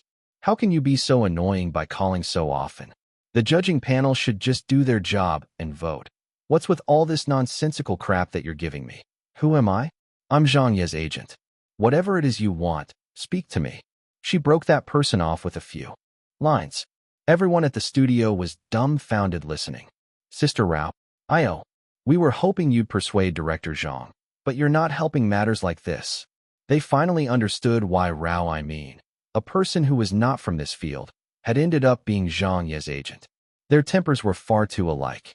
Each of them was more bad-tempered than the other. Zhang Zhe gave a bitter smile and said, "Director Zhang, this is the Yanhong Literary Prize we're talking about." Little Wang stamped her feet anxiously. "Why are you being like this, Director Zhang?" Zhang Ye smiled as he got up and looked at them. "Because it would look really ugly. Because it wasn't beautiful? Because it would look really ugly? What kind of reason was that?" In the entire room, perhaps only Zhang Ye and Rao would understand what it meant by looking ugly. Zhang Ye really wanted to reach the summit and win this important award of the literary world, but he couldn't let it become something that would work against him. On the same night, at the Yanhong Literary Prize Awards ceremony venue, reporters from all the different media outlets and the nominees for the award, as well as many authoritative figures from the industry, were present. When Zhang Ye arrived, he immediately got surrounded by reporters. It was Elder Qian who came over to help him escape. "Little Zhang, come, sit over here." Elder Qian was a person of distinction in the literary world. At the couplet competition a very long time ago, Elder Qian was the judge and guest. Zhang Ye had known him for several years, and he could be considered one of the few friends Zhang Ye had in the literary world. At that time, Elder Qian had also invited Zhang Ye to join the Writers' Association, but was tactfully rejected by Zhang Ye's facing the sea as spring blossoms. Zhang Ye smiled and said, "How are you doing, Elder Qian? What do you think?" Elder Qian guffawed. Zhang Ye said, "What do I think? It looks to me you wouldn't have a problem running the 10,000-meter race." Elder Qian grunted, "You must be trying to kill me." Zhang Ye, haha. "Oh right, are you part of the judging panel for the Yanhong Literary Prize?" Elder Qian shook his head. "No, but I am the main judge for the Qilu Literature Prize, which will be given out sometime later. I was invited as a guest this time. Quick, take a seat." Soon after, the awards ceremony began. The winners' list was revealed. A leader of the literary world announced, "I'll be announcing the final voting results of the 7th Yanhong Literary Prize Awards. The 5 winners are respectively, Tao Chi Hao." Applause sounded from the audience. Everyone in the writer's zone looked over at Teacher Tao. Sheng Yan. Applause rang again.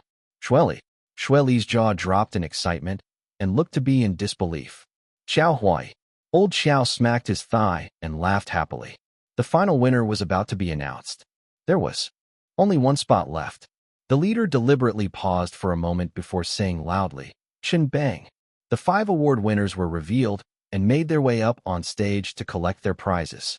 However, the media and many of the writers were looking at one another in speechlessness. Some of them even drew in a deep breath. Zhang Ye's name was not called. The Yanhong Literary Prize really was not awarded to Zhang Ye. But Zhang Ye just looked very calm and did not show any change in expression. Elder Qian looked at him very startled. "Little Zhang, you didn't join the Writers' Association?" Zhang Ye smiled and said, "No, I didn't." Elder Qian facepalmed. You sure are great. I thought that you had joined since I heard they sent the application form to you. All you had to do was to sign it." Zhang Ye said, "I didn't sign it. This is the once every 4 years Yanhong Literary Prize." Elder Qian said, "Are you going to throw it away just like that?" But Zhang Ye corrected, "Elder Qian, It's not that I don't want this award, nor did I throw it away. If that were the case, why would I be sitting here today? This is the greatest respect I can show to the Yanhong Literary Prize. Whether or not I get it, I've turned up and even dressed up to attend the ceremony.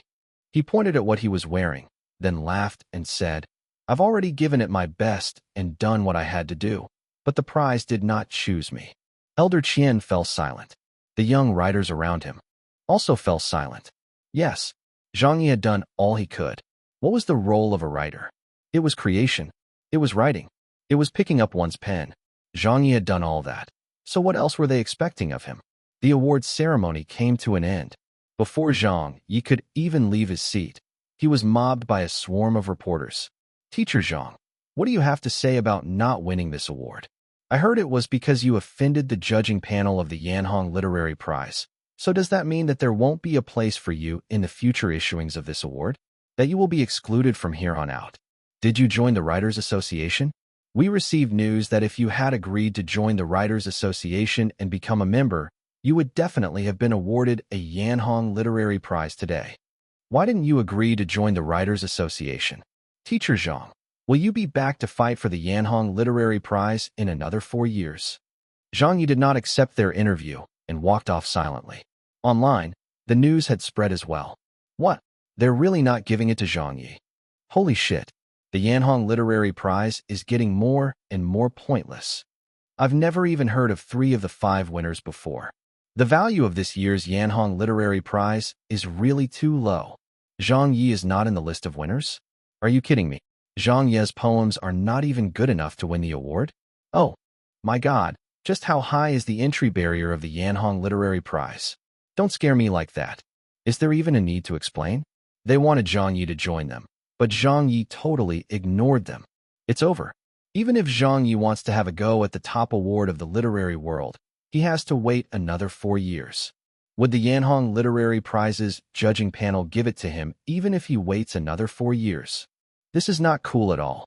Actually, Zhang Ye would have been capable of winning if he had just bowed down and joined the Writers Association.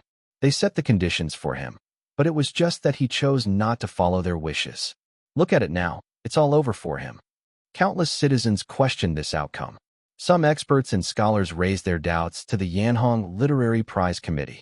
There were even some people who slammed the decision and thought that this year's Yanhong Literary Prize had greatly damaged the reputation of one of the top awards in the literary world.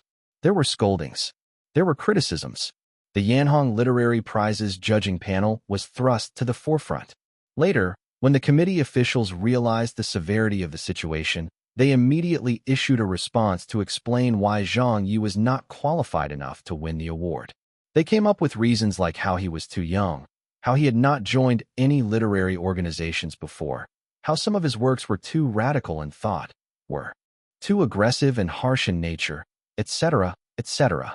In short, all they were saying was that with Zhang Ye's qualifications, he was not yet deserving to be awarded this year's Yanhong Literary Prize, and that their judging panel was not biased against him. Then, right at this moment, Zhang Ye posted a poem on his Weibo. I died for beauty, but was scarce won. I died for beauty, but was scarce. Adjusted in the tomb. When one who died for truth was lain in an adjoining room, he questioned softly why I failed. For beauty, I replied, and I, for truth, themself are one. We brethren are, he said, and so, as kinsmen, met a night. We talked between the rooms, until the moss had reached our lips, and covered up our names. When this poem emerged, it shocked the entire literary world. The voices of controversy became even more intense. When a few writers and poets who had been awarded previous Yanhong Literary Prizes saw this poem, they were rocked by a sadness stemming from the bottom of their hearts. For beauty? You died for beauty? All of them understood what Zhang Ye was trying to convey. They knew that if Zhang Ye had agreed to join the Writers Association, his name would surely be on the Yanhong Literary Prize. But he didn't do so, because that would look really ugly. For such a poem, for such a person, was he really unqualified to win one of the most coveted awards of the literary world? What was this top award set up for in the first place? What was its selection criteria? Was it meant to be a selection of works? Or was it meant to be a selection of people? Or perhaps, all of it was simply the product of the judge's personal preferences? On Weibo, the reaction of the people was completely one-sided. Zhang Ye is so cool. What a good I died for beauty. It's making my blood boil. Just based on this poem alone, which of the 5 winners of this year's Yanhong Literary Prize can compare to Zhang Ye? Huh. Tell me, which of them can compare? It's just an important award of the literary world, isn't it? It's not like the Yanhong Literary Prize is the only one out there. Yeah, the Qilu Literature Prize that will be given out a few days later is the true highest honor of the literary world. It's much more valuable than the Yanhong Literary Prize for sure. Teacher Zhang, win that for us. Fuck, the Qilu Literature Prize is only meant for full-length novels. I don't care. I'll give my support to Zhang Ye in any case. No two ways about it. Teacher Zhang, we're cheering you on. Even if you didn't win this time, there are still chances in the future. There will surely be a place for you among the winners of the highest honors of the literary world. Just keep pursuing the beauty that you believe in. That's what we like about you. Beauty, more important than anything else. Furious approval of Zhang Ye. The Yanhong Literary Prize's judging panel must be blind. 1. http://slash www.edickinson.org/editions/1/image_sets/2357148https://alcatyne.com/humanities/analysis-of-poem-I-Emily-Dickinson. Chapter 1204. Zhang Ye's New Novel. Chapter 1204. Zhang Ye's New Novel. Translator, Leg Editor, Leg. The next day, the uproar over the Yanhong Literary Prize had died down. This was how cruel it was at the level of the highest awards. Even if anyone had doubt, even if everyone was protesting for Zhang Ye, the award that was held once every 4 years was already given. No one could change the results. Those 5 names would be entered into the annals of the Yanhong Literary Prize, into the annals of the literary world, while Zhang Ye missed his only opportunity to do so. After several years, the majority in the literary field were still not acknowledging Zhang Ye, whom they viewed as someone who had come from an unconventional background. Everyone thought the issue had blown over. Everyone thought Zhang Ye had been felled by the thing called beauty. In the morning, at the studio, several colleagues arrived at work in a listless mood. You're here? Yeah, morning. Hi. Have you seen Director Zhang's poem? I've read it already. This industry is just cruel like that. After reading that poem, I feel that Director Zhang's decision was right. It's getting really ugly in the entertainment industry these days. There's so much compromise, betrayal, and out-of-control hype, so there's nothing wrong with doing things a little more beautifully. But he threw away the most coveted award because of that. The plans to reach the summit have gone up in smoke. AI, we couldn't even complete the first step of the plan, so it'll only get harder from here.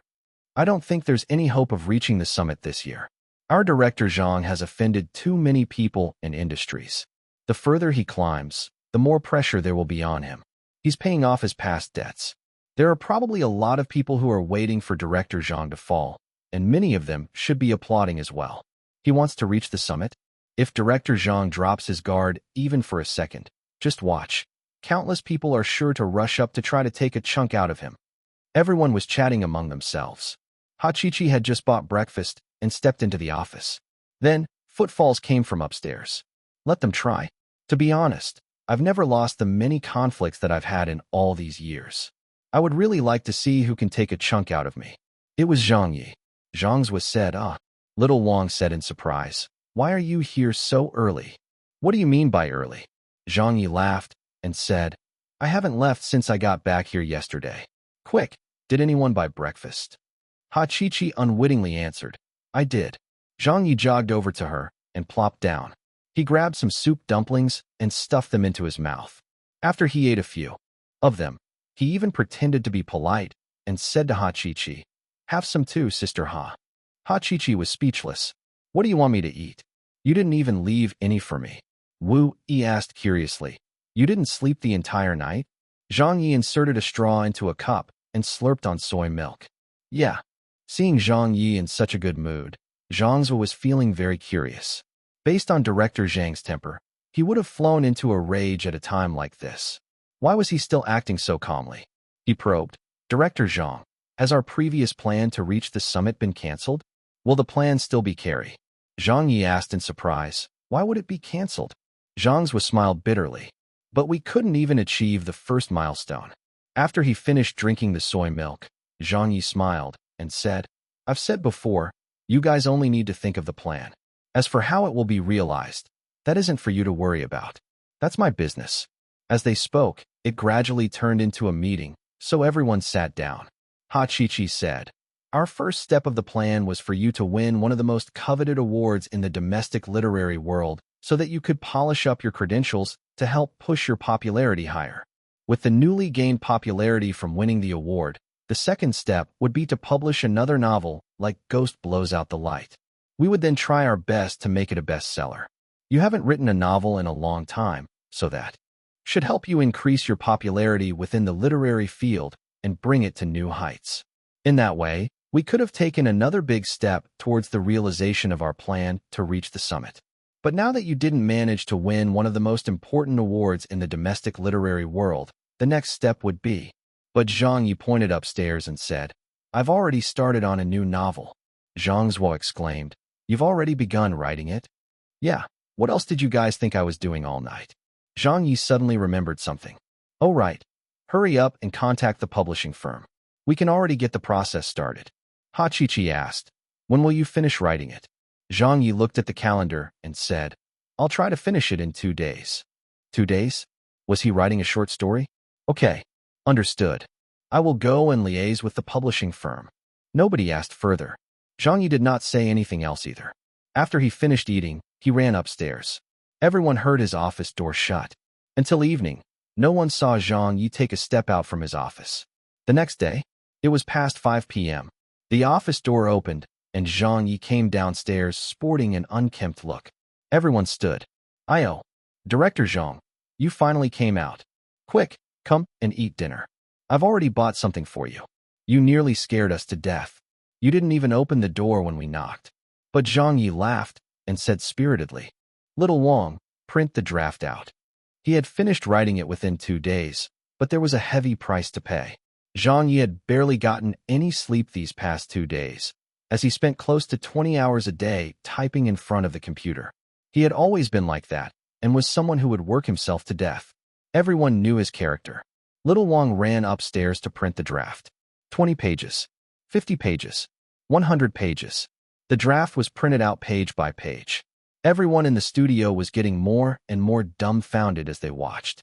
Hachichi said in a startled manner, Why are there so many pages? Zhang Zhuo quickly flipped through the printed pages to have a look. Th this many words. There are around 200,000 words or so. I'm not sure since I didn't count, Zhang Ye said offhandedly. 200,000 words. Everyone was shocked. It didn't even take 2 days, but you've already written 200,000 words? Damn, there were fast writers around, but wasn't that still way too fast? Was a grave-robbing novel that easy to write? When everyone gathered around to read the draft, they were stunned again. What? This isn't a grave-robbing novel. Director Zhang, what happened? Is this a romance novel? Or is it about marriage? This doesn't fit with what we discussed, Director Zhang. Everyone in the studio looked at each other and felt that this was too risky. You can't be writing a novel about marriage just because you're getting married, right? This kind of novel does not have much of a market and is not easy to sell. Having written Ghost Blows Out the Light, the people had expectations of his new novel.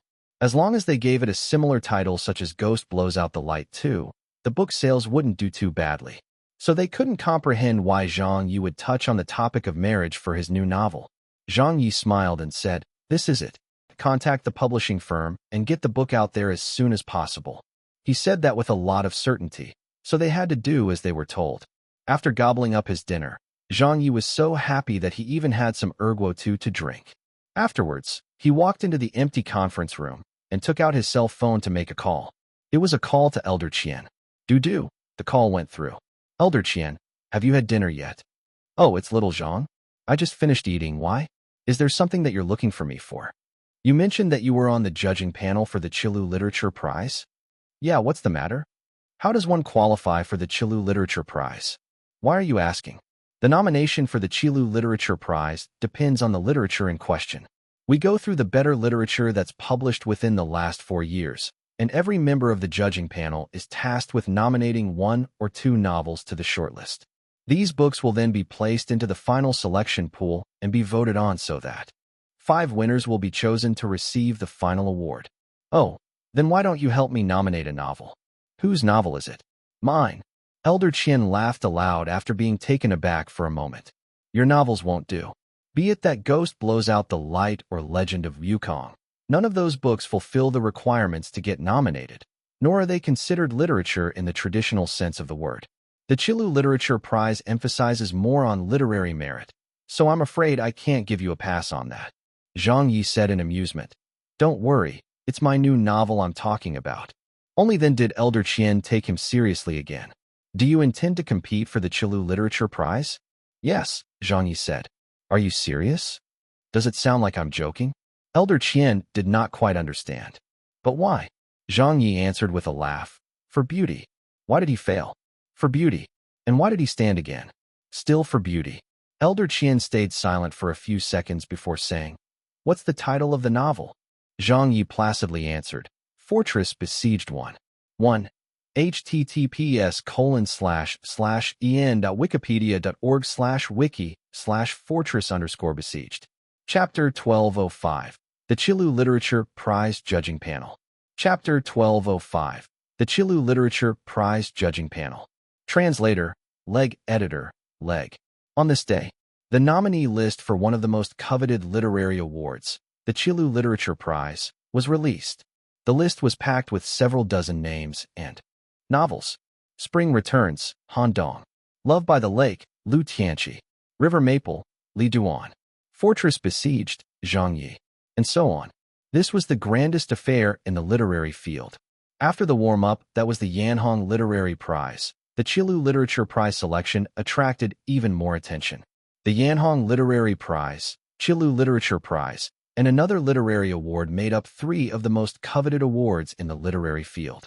Although they were supposed to be equal in standing, some basic differences in value and influence still existed between the 3 awards. It was headed by the Qilu Literature Prize since full-length novels were the most influential to the mainstream. So the Qilu Literature Prize was considered the most prestigious of the 3 highest awards in literature and also the most difficult title to achieve in the literary field. Just like the Mao Dun Literature Prize, Lu Sun Literary Prize, Laoshi Literary Award, and other literary awards one of Zhang Ye's previous world, it was clear that the Mao Dun Literature Prize was the most prestigious of all. The Qilu Literature Prize was basically the equivalent to the Mao Dun Literature Prize back in Zhang Ye's previous world. Online. It's finally here. The Qilu Literature Prize, what a heavyweight. I wonder who the winners will be this time. Master Lu Tianqi should be able to win, right? The committee owes him one from the previous time. That's difficult to say. Just look at the Yanhong Literary Prize Awards. Everyone felt that Zhang Ye had a very good chance of winning. But how did that turn out? He didn't get anything at all, so it's really too difficult to make any predictions.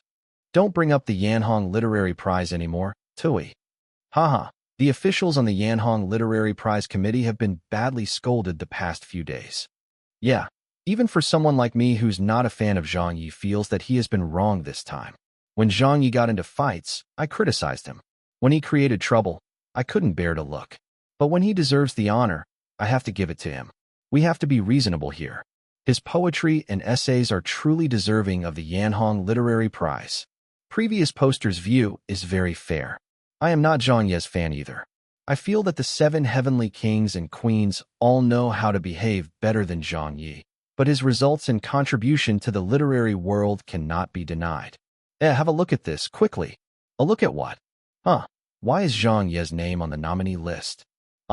Damn, it's really there. Zhang Ye? Fortress Besieged. What is this?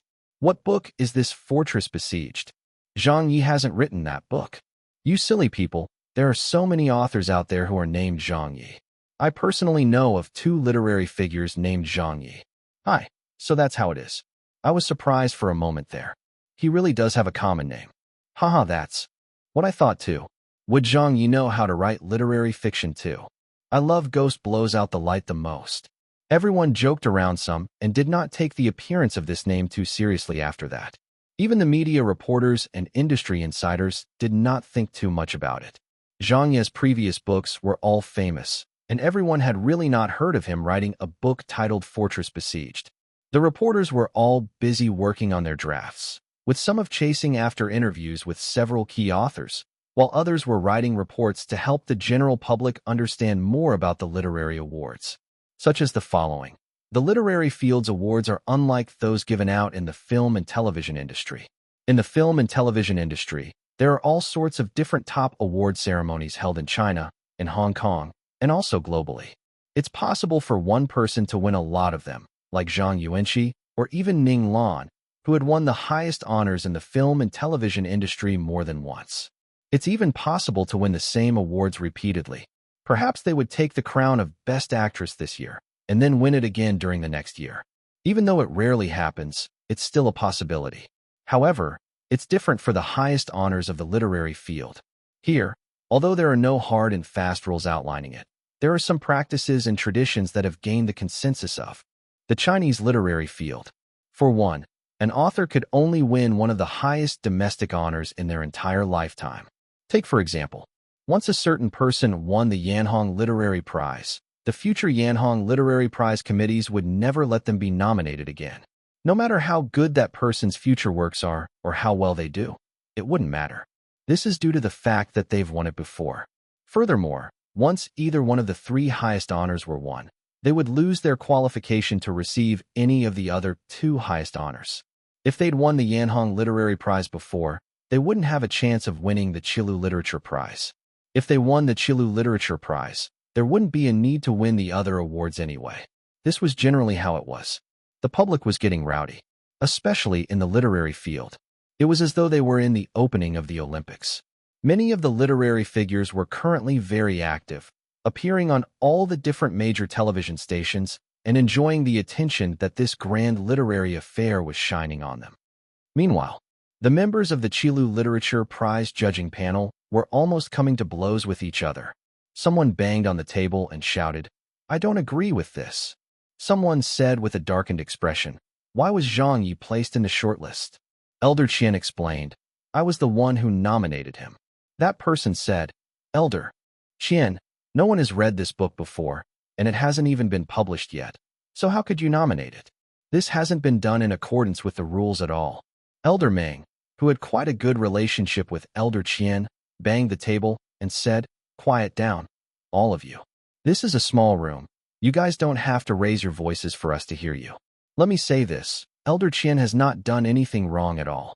The novel Zhang Ye wrote has already been allocated an ISBN number from the publisher, and all the formalities surrounding it have also been completed. Although it hasn't officially been put up for sale yet, the awards rules only state that all nominated works shall have an assigned ISBN number. There isn't any stipulation that the book has to have tens of thousands of copies published before it can be shortlisted for the award. A female member of the panel said, "But no one has read this book before." Elder Qian smiled and said, "I did." Elder Meng sighed, "I did as well." A middle-aged member of the panel asked curiously, "How was it?" Elder Meng smiled wryly and said, "I don't know how to put it, but if you really want me to use a word to describe it, I can only say it was shocking. You all can read it for yourselves to find out." Shocking? Elder Meng used the word shocking to describe it? Just how high was that praise? Zhang Ye, he could even write literary fiction? Why does it not sound believable at all? Someone mentioned, but he's such a controversial person. Just look at what happened at the Yanhong Literary Prize Award ceremony. They were criticized so miserably, so we better not get ourselves into such a mess as well. Elder Qian looked at the several of them. Is the Qilu Literature Prize given out for the person or for the book? One of them answered, "The book." Elder Qian said, "I don't care what Zhang Ye's character is like. I'm not bothered about what kind of personality he is either. It also does not matter to me whether or not he's part of the Writers' Association. All I know is that in the current field of literature, there aren't any books that can compare with Fortress Besieged. No one else can write something as good as it." This was no longer a matter of high praise. This was the utmost affirmation that one could give a person or a book. No one else can write something as good as it. No other books can compare? How is that possible? After the meeting was over, everyone went their separate ways. Where's the book? In the library. Okay, I'll go and read it. Me too. I've already read all the other books that were nominated to the shortlist, so there isn't a need to go through those again. It's only this Fortress Besieged that I've never heard before. Let's head over together then. I'd like to see just what kind of a novel someone like Zhang Ye, who used to write grave robbing and children's stories in the past, can come up with. The next day, it was another scheduled meeting for the Qilu Literature Prize judging panel. The meeting was presided by Elder Meng, who was carrying out the selection progress meeting. Elder Meng said, "In another 2 days, we'll be announcing the winners of the award. Let's discuss them. By the way, has everyone read the nominated titles?" There was silence across the board. Elder Meng asked, "What's the matter?" "No one has anything to say." A female member of the panel said, "Was Fortress Besieged really written by Zhang Ye?" Elder Meng laughed and said, "It wasn't written by me, that's for sure." Elder Qian looked at her. "Little Yin, what's your evaluation of it?" The woman took a deep breath and thought about it for a long time before finally saying, "For someone who can write a book like that, I don't think there's even a need for them to compete for any sort of award in the country. No author in China can write that kind of book. If I were to vote, I would surely vote for it. Not for Zhang Yi, but for the book." Another member of the panel said with a wry grin, "I haven't come across a book like that in many years. Reading it gave me an indescribable feeling. It's not even possible to call it shocking. All I want to do right now is run home so that I can read and analyze Fortress Besieged a few more times. The knowledge and language in this book is simply profound." Someone said, "How is it possible that Zhang Yi wrote a book like that? For someone who used to write grave robbing novels and fairy tales, this is too great of a leap." All of them had given Fortress Besieged a read. The first feeling that came to them upon finishing it was disbelief. How were they going to vote? Was there even a need to vote? Elder Qian spoke. "When I first met little Zhang for the first time, I said that if there was anyone from our country who could win one of the top international literary awards in the next 5 to 15 years, it would be Zhang Yi. From the looks of it, my prediction is slowly coming true. But the Qilu Literature Prize, how can we possibly award it to him? Zhang Yi is too controversial a person. He's someone who operates totally outside of our domestic literary arena." Elder Qian said, "You're all members of the judging panel and have the freedom to vote as you wish for whomever you think deserves to win the Qilu Literature Prize. No one can stop you." Hi. This is really tricky. Many of the judges on the judging panel got headaches due to this problem. Zhang Yi had given them a colossally difficult decision to make. 1. https://en.wikipedia.org/wiki/category:Chinese_literary_awards. 2. https://en.wikipedia.org/wiki/bells-letra https://en.wikipedia.org/wiki/literary_fiction. Chapter 1206. The Release of Fortress Besieged. Chapter 1206. The Release of Fortress Besieged. Translator, Leg. Editor, Leg. In the morning, at the studio, after catching up on 2 days of no sleep, Zhang Yi returned to work. "Good morning, Director Zhang." "Director Zhang, you're here? Have you had enough rest? Don't pull that many all-nighters in the future." "Yeah, you scared us to death." Everyone said a few words of concern to him. Zhang Yi laughed and said, "The kind of life I lead is tiresome. I can as free as I want when I have downtime, but when I get busy, I'm especially busy. I'm used to this." "Oh right, is there anything going on these next few days?" Ha Chi-Chi smiled and said, "Nothing important, but tomorrow will be the launch of your novel." Zhang Yi said, "Oh, they've finished printing it already." Ha Chi-Chi said, "The publishing firm put in overtime and finally managed to meet 200,000 copies for the first print run. We did not have much time to carry out any heavy promotions for the novel as it was too rushed. Otherwise, if we had had a month to prepare, the marketing would surely have been very effective. Since we couldn't promote it properly, we aren't really sure how the sales will do." Zhang Yi said calmly, "It's fine. Just sell however much we can." Ha Chi-Chi nodded. "Starting from now, we'll be following up with the promotional work for the novel. The money has already been paid, so we'll start seeing the ad campaigns today." "All right, great job," Zhang Yi said. Zhang's was suddenly said, "Are they going to announce the winners for the Qilu Literature Prize tomorrow as well?" Little Wang was giggling as she looked at a monitor. Then she got stunned. this nominee list. The nearby people instinctively looked over. What's the matter? There's a Zhang Ye on the nominee list? Haha, it must be someone with the same name. Let me have a look. Hey, you're right. How coincidental. There's really an author with the same name as director Zhang. The nominated novel is titled Fortress Besieged. Whoa, what a coincidence. It even has the same title as director Zhang's new novel. Having said that, everyone in the studio froze. What? The author's name was Zhang Ye? And the novel's title was also titled Fortress Besieged? What the hell? Coincidence, your sister. Isn't this director Zhang himself? Wu Yi was dumbfounded. Director Zhang, did you get nominated for the Qilu Literature Prize? Little Wang's eyes nearly popped out of their sockets. Surely not, right? What's with this? Ah, Zhang Yi said in surprise. Didn't I tell you guys? Zhang Zhuo exclaimed. When did you tell us? No one knows about this. Zhang Yi sighed. I must have been too tired. I've been sleeping so much the past 2 days that I forgot all about it.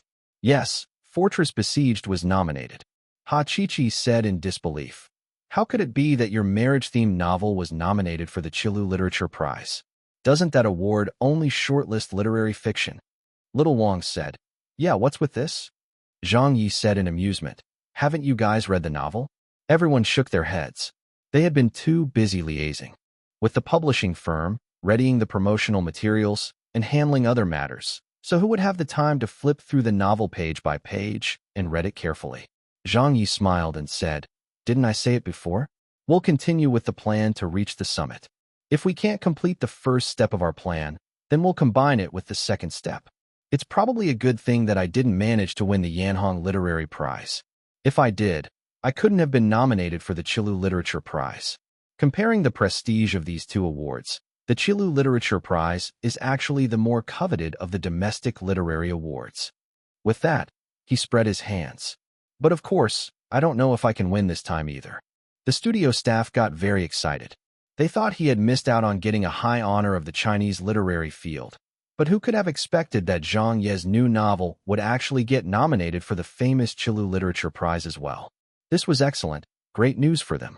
The only thing that made everyone feel a little doubtful was that director Zhang had taken less than 2 fucking days to finish writing this novel that contained 200,000 words of pure literature. So would he really be able to win the highest honor in the literary field? Could he really do it? Why did it feel like it was hopeless no matter how they looked at it? Surely the Qilu Literature Prize wasn't that cheap, right? However, Qianzhongshu, Fortress Besieged. They couldn't possibly know what these 4 words stood for back in Zhang Ye's previous world. Later that morning, the promotions began. On an ad page in the Beijing Times, the cover of Fortress Besieged, along with Zhang Ye's photo and a written introduction by him, were printed. Fortress Besieged. Marriage is like a fortress besieged. Those who are outside want to get in, and those who are inside want to get out. Zhang Ye's first novel, themed around marriage, will meet everyone on the bookshelves tomorrow. On the other newspapers and some discussion forums, advertisement spots had also been purchased for the novel. The official Weibo of Zhang Ye's studio also posted an announcement.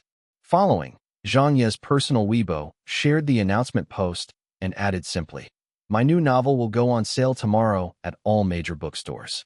Everyone, please join in and support me." This news had come too abruptly. It was so sudden that it left everyone in the industry, as well as the public, unable to react to it. It was so sudden that many of the media reporters felt like they had a rude awakening. A new novel? Why wasn't there any news about this beforehand? Zhang Ye wrote another novel? Fortress Besieged? Why does it sound so familiar? Yeah, it sounds familiar to me too. I seem to have seen it somewhere. Fuck. Look at the Qilu Literature Prize's nominee list.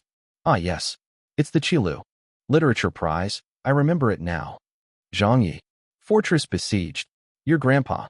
So it wasn't actually someone with the same name? Fuck. Oh my god. Zhang Ye has been nominated for the Qilu Literature Prize. The novel was nominated even before its release? Just what kind of novel is it? Zhang Ye is getting married soon. Is that why he's chosen to touch on the topic of marriage with a literary novel? But it's been proven in recent years that this sort of novel doesn't sell well. What's more, this is even literary fiction? Zhang Ye will be competing for the Qilu Literature Prize? That can't be, right? He's never written literary fiction before. In the past, he's only dabbled in genre fiction one. This is Zhang Ye's first time writing a full-length novel, so how could he possibly win an award for it? And we're talking about the Qilu Literature Prize here. Do you think the award is like the cabbages in the market? Anyone can get one if they want one? Let me process this for a moment. This is mind-blowing. The power of the people was limitless. Having missed out on the Yanhong Literary Prize, Zhang Ye was in the news. When his nomination for the Qilu Literature Prize was revealed, it spread through the internet like wildfire. Come and see this, quickly. Zhang Ye will be releasing a new novel. Is face-smacking Zhang making a comeback? I must buy a copy of it tomorrow and see how it is. I don't like literary novels. They're too contrived. I can't understand them. I don't like them either, but we're talking about Zhang Ye's novel. Even if I won't read it, I must still buy 2 copies and leave them at home. Can't help it. I'm a brain-dead fan of his, after all. Me too. Supporting teacher Zhang. Supporting face-smacking Zhang in his fight for the Qilu Literature Prize. I'll reserve my judgment on how the novel is. I hope he didn't forcefully put something together just so he could release a book. I would buy the novel even if he wrote rubbish. I just want to see how Zhang Ye will write a marriage-themed novel. There might even be a description of Zhang Ye's wife that could help us guess her identity. Zhang Ye is too crafty. He knew that people are paying attention to his marriage, so he came up with a marriage-themed novel. He's obviously just trying to make a quick buck. Then will you buy it or not? Of course I will buy it while holding back tears. We'll find out tomorrow if his novel is any good. The release of Fortress Besieged tomorrow will also be the day that the results of the Qilu Literature Prize are announced. It's all going to happen on the same day, even before its release. Fortress Besieged was trending. 1. https://en.wikipedia.org/wiki/genre_fiction or commercial fiction. Chapter 1207. Fortress Besieged sells like crazy.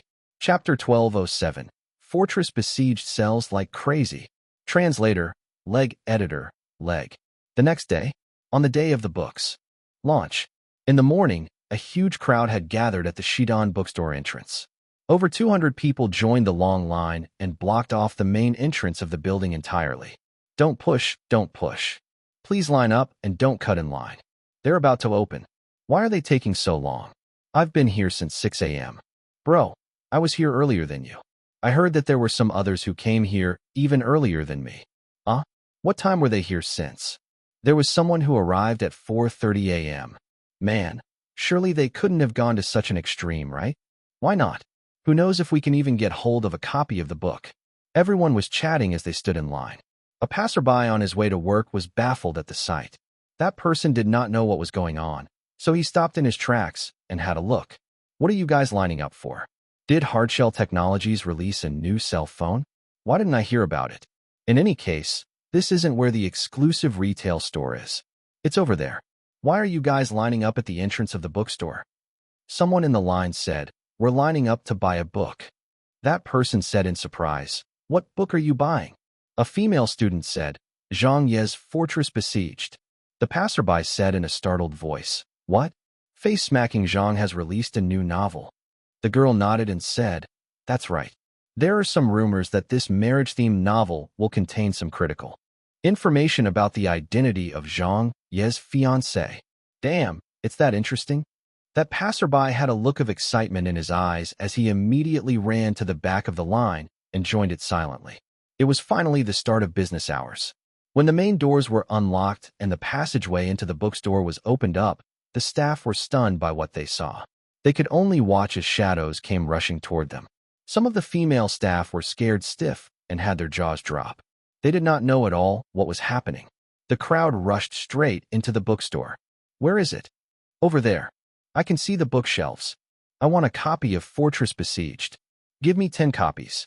Pack them up." Only then did the staff members realize what was going on.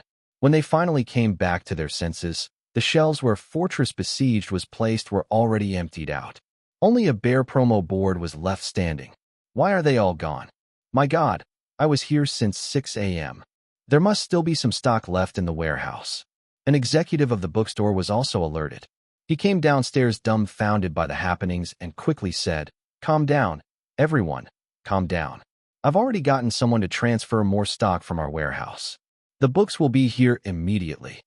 Shanghai. At Xinhua Bookstore. I want a copy of Fortress Besieged. Give me 2 copies, thank you. Fortress Besieged. Why did they limit the amount that we can purchase? Each person can only purchase 1 copy? What kind of rule is that? Tianjin. At the Liberation Bookstore. Do you still have a copy of Fortress Besieged? There aren't any left. What's going on? I lined up for a very long time. We only received 200 copies, and they've all sold out. Why don't you all go down to West Street and ask around to see if they still have any stock left? They don't have anything left at West Street. I just came over from there. Throughout the morning, crazy scenes like these played out at major bookstores around the country. Many of those working at the bookstores and booksellers were feeling a little dumbfounded. How is this called book buying? This was clearly book snatching. Fortress Besieged was available as a single-volume book and had a very high word count. Together with Zhang Ye's reputation, the publishing firm had set a very high market price for the novel. But based on what they were experiencing, it seemed like everyone was buying the book as though it did not cost a thing. They did not even browse through the contents or flip through the pages, and simply picked up the novel before heading straight to the cashier. The media was dumbfounded. Many of the onlooking passers-by were also dumbfounded. Is this what Zhang Ye's appeal is like? Is he really that awesome? In all of China, which author could cause such a scene on the release date of their books? At 10 a.m., Fortress Besieged was sold out at 13 bookstores across the country.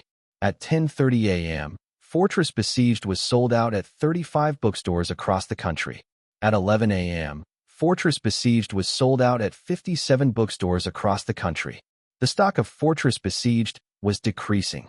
Some of the booksellers who had gone out of stock even called Zhang Ye's studio in their anxiety. At the studio, Little Wang was on the phone. We don't carry any stock of the book here, right? You can get in contact with the publisher and distributor. It's no use even if you tell me about it. We're not in charge of this matter. After hanging up, Little Wang didn't know whether to laugh or cry. She told everyone. A bookseller just called to ask for 1,000 copies of the book. Wu Yi said excitedly. The demand is too explosive. Ha Chi-Chi laughed out loud and said, looks like we absolutely need not worry about the sales. Zhang Zhe came back in a hurry from outside and panted. You guys should really go out there and have a look. It's crazy in the bookstore across from us. It's packed with people. Even Zhang Ye got butterflies in his stomach. Surely it can't be that popular, right? Noticing his disbelief, Zhang Zhe quickly said, it's true. You can go and have a look for yourself. Zhang Ye said, the promo campaigns haven't even fully run yet, and the release was done so hurriedly. So how could we have sold that much? Ha Chi-Chi laughed and said, that's because you didn't consider your reputation. If it were some random dude, they definitely couldn't achieve this. But who are you? You're the best writer among the celebrities and the most famous person among the authors. Moreover, this marriage-themed novel arrived just in time to coincide with your own marriage too. On top of all that, the winners of the Qilu Literature Prize will be announced today. With Fortress Besieged also nominated for the Qilu Literature Prize, the popularity of the book has been pushed to a high point. Then, Zhang Ye's cell phone rang. Zhang Ye answered the call from Yao Jiankai. Old Yao, what's up? Why can't I get a copy of your novel?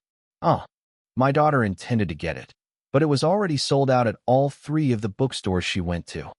Hi, I didn't expect it'd sell so well on the first day. Don't say anything else. You just need to quickly get me 10 copies of your novel right now. Whoa, I don't have that many copies on hand either. The publishing firm didn't bring over that many. I can at most spare you 3 copies. As for rest, we'll talk about it again when I get excess stock. All right, 3 copies is fine too. I'll get my wife to go over to your studio and get it from you later. Mimi can't wait to get her hands on it. All right. Then the doorbell rang. Little Wang, who was standing closest to the door, opened it. Qinshan walked in. Zhang Ye. Zhang Ye said, what are you doing here? I'm busy and don't have time for you. Qinshan pouted and ignored him. Her little eyes looked over to the stack of Fortress Besieged books sealed and neatly placed in a corner of the studio. She walked over and put 5 copies into her arms. Zhang Ye stared at her. What are you doing? Qinshan said nonchalantly. People want a copy of your novel. Zhang Ye chuckled. Who? Qinshan pointed downstairs. Old Son and Old Zhou. They said they didn't manage to buy it. Old Son? Did she mean Grandpa Son? Old Zhou? Was she talking about Uncle Zhou? Zhang Ye rolled his eyes. Take the copies then. Qinshan hurried away. A short while later, the little kid came back again. Zhang Ye said in a speechless manner, "What are you doing here again?" Qinshan said, "Zhang Ye, give me another 20 copies." However, Zhang Ye noticed an awkward bulge in her pocket and could not help but grow suspicious. "What's that in your pocket?" Qinshan clutched her pocket. "It's none of your business." "Hey, let me see." Zhang Ye went up to her and searched through her pocket. "Leave me alone." Qinshan wasn't having any of it, but Zhang Ye overpowered her with his strength. An item fell out from her pocket. Everyone saw exactly 250 yuan in cash fall out. Qinshan could only say, "I sold your books at 50 yuan each at the entrance of the neighborhood. It's higher than your market price. Zhang Ye, give me another 20 copies." Zhang Ye was floored. "Your sister, are you replenishing your stock for me?" Everyone burst into laughter. She even knew how to mark up the price. They had never come across such a young scalper before. But from this, it showed how popular Fortress Besieged was. It was really selling like crazy. Chapter 1208. How can such a person exist? Chapter 1208. How can such a person exist? Translator, Leg Editor, Leg.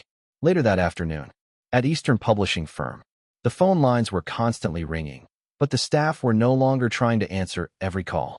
"The stores are pressing us for more books again. The bookstore wants to order another 4,000 copies of Fortress Besieged. There isn't any leftover stock that we can ship out from the first print. Increase the print run. We've already contacted the production line to do so. This release has gotten way too explosive, my God. 200,000 copies of the first print, and we're already sold out. How can that be possible? Why would it not be possible? The various major bookstores have relayed the statistics back to us. The sales for Fortress Besieged have emptied their inventories by 70%. Going by this rate, we'll be out of stock by tonight. 200,000 copies sold in a day. In the publishing world, there has never been anyone who managed this before. 200,000 copies for the first print run? This was really not a low figure. For most new authors, a first print run of 10,000 to 20,000 copies was very common. Publishers would tend to only raise that figure to 100,000 copies for best-selling authors and would use that figure for a year's worth of projected sales. The publishing industry was experiencing a slump as the impact from various online publishers were having a great effect. If a novel could sell 100,000 copies a year, it would be considered a very popular title. However, no one at Eastern Publishing Firm could have expected that even with 200,000 copies of Fortress Besieged printed for its first run, it was still not enough to last them a day of sales. This was crazy. This was totally crazy. Over there, a female editor was fast walking over. Everyone looked at her with smiles on their faces. "Little Li, well done. You've made a great contribution again. Editor Li, you're looking great." Someone even led a round of applause for her. Li Mei was a little embarrassed. "It's all to the credit of teacher Zhang for trusting us with his book. I didn't really do much at all." Li Mei was the newbie from the publishing firm who had struck the deal with Zhang Ye back then. At that time, Zhang Ye had just fallen out with his previous publisher, and many of the other publishers were trying to sign him. Eastern Publishing Firm stood no chance of getting him, as they were not well known and were considered a small-time publishing firm in the industry. So they just sent an inexperienced employee to handle the negotiation to try to convince Zhang Ye to sign with them. To the expectations of no one, Li Mei managed to convince Zhang Ye and even got along very well with his mother. Afterwards, all of his works related to publishing were given to Li Mei to handle. In these past 2 years, the relationship worked fine without any hiccups. Many of the other publishers kept trying to headhunt Zhang Ye in the hopes that they could get a slice of the pie. But they could not understand why Zhang Ye kept choosing to work with Eastern Publishing Firm only and never once gave the rights of his books to any of the other publishing firms. It was also the same for Fortress Besieged. Li Mei had now become a very reputable person in the publishing industry. Ever since then, Eastern Publishing Firm had gained a firm foothold in the industry. At the editor-in-chief's office, Li Mei cautiously knocked on the door and went in. "Editor-in-chief, you're looking for me?" The editor-in-chief looked at her and clasped his hands with a smile. "Little Li, you're here? Quick, take a seat. What would you like to drink? I have some rather good tea here." Li Mei anxiously waved her hands at that. "That's not necessary. That's really not necessary." The editor-in-chief laughed heartily. Have you seen the sales figures for Fortress Besieged yet? Yes. Li Mei was quite happy with the results too. You're really great. The editor-in-chief said in a pleased tone. I didn't think we could get it again, but who could have guessed that Teacher Zhang would still let us have the publication rights to his new book? Li Mei said, Teacher Zhang is actually very easy to talk to. He's not as ill-tempered as rumored. As long as we do well in our work with him, he won't switch publishers so easily. He's not extremely particular about the royalty fees either. A little more or a little less doesn't matter to him. That's just how he is. It was you who handled his account well. The editor-in-chief said with a smile. How long have you been working at the firm? Li Mei counted. Over 3 years. The editor-in-chief nodded. Upper management has decided to give you a promotion. Li Mei was taken aback. Ah. The editor-in-chief smiled. Starting from tomorrow, you will be in charge of the distribution department. Distribution department? In charge of it? Li Mei was stunned. The sales for Fortress Besieged blew up. During the day, many people opened the book to read it as soon as they got their hands on it. Sometimes, a book wasn't a good read, even though it sold well, because a myriad of factors affected the sales figure of a book, like the promotional material or the fame of the author. Fortress Besieged had sold so crazily well because of Zhang Ye's popularity. Just like if Zhang Yuanqi or one of those 7 heavenly kings and queens released a book, their sales would definitely not be bad. But as for how good the book really was, that depended on the content inside. At Peking University, Yao Jiansai's daughter, Yao Mi, came running back to her dormitory. I've got M. How many do you have? My mom sent 3 books. Give me one. I want one too. I wonder if it's any good. This is our Chinese department's teacher's book you're talking about. How can it not be good? Even though she said that, Yao Mi wasn't very sure of it either. Zhang Ye was dabbling for the first time in long-form literary fiction about marriage. Compared to The Ghost Blows Out the Light that he had written, it was an entirely different genre. Yao Mi did not really know how good this book was, so they sat down in the dormitory and started reading it together. They spent the next few hours reading. All of a sudden, one of her roommates yelled, Heavens! Yao Mi was also very surprised. This is such a good read. A girl next to her said, What do you mean by a good read? That's such a plain description. It's simply not enough to describe this book. Yao Mi asked, Then how would you describe it? The girl declared, This is a fucking godly read. That's right. It was a godly read. The few of them felt a sense of extreme shock.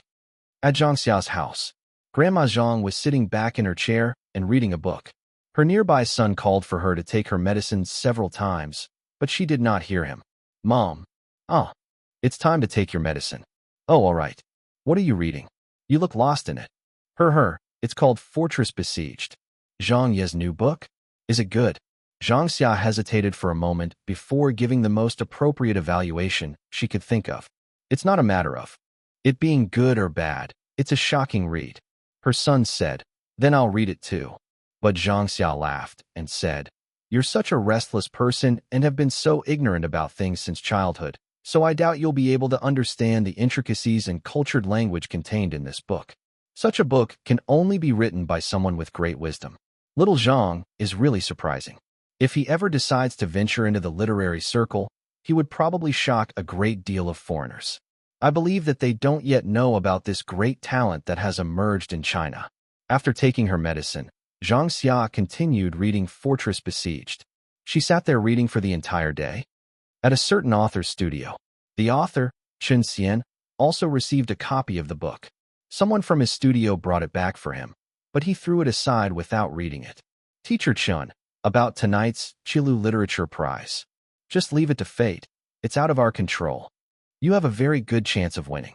Hopefully, but it's difficult to say until the very end. Do you think that Zhang Ye has any hopes of winning? Well, can he write literary fiction? Chen Xian just shook his head. In the field of poetry, there was probably no one who could outdo Zhang Ye in the whole of the literary field. This had been verified time and again.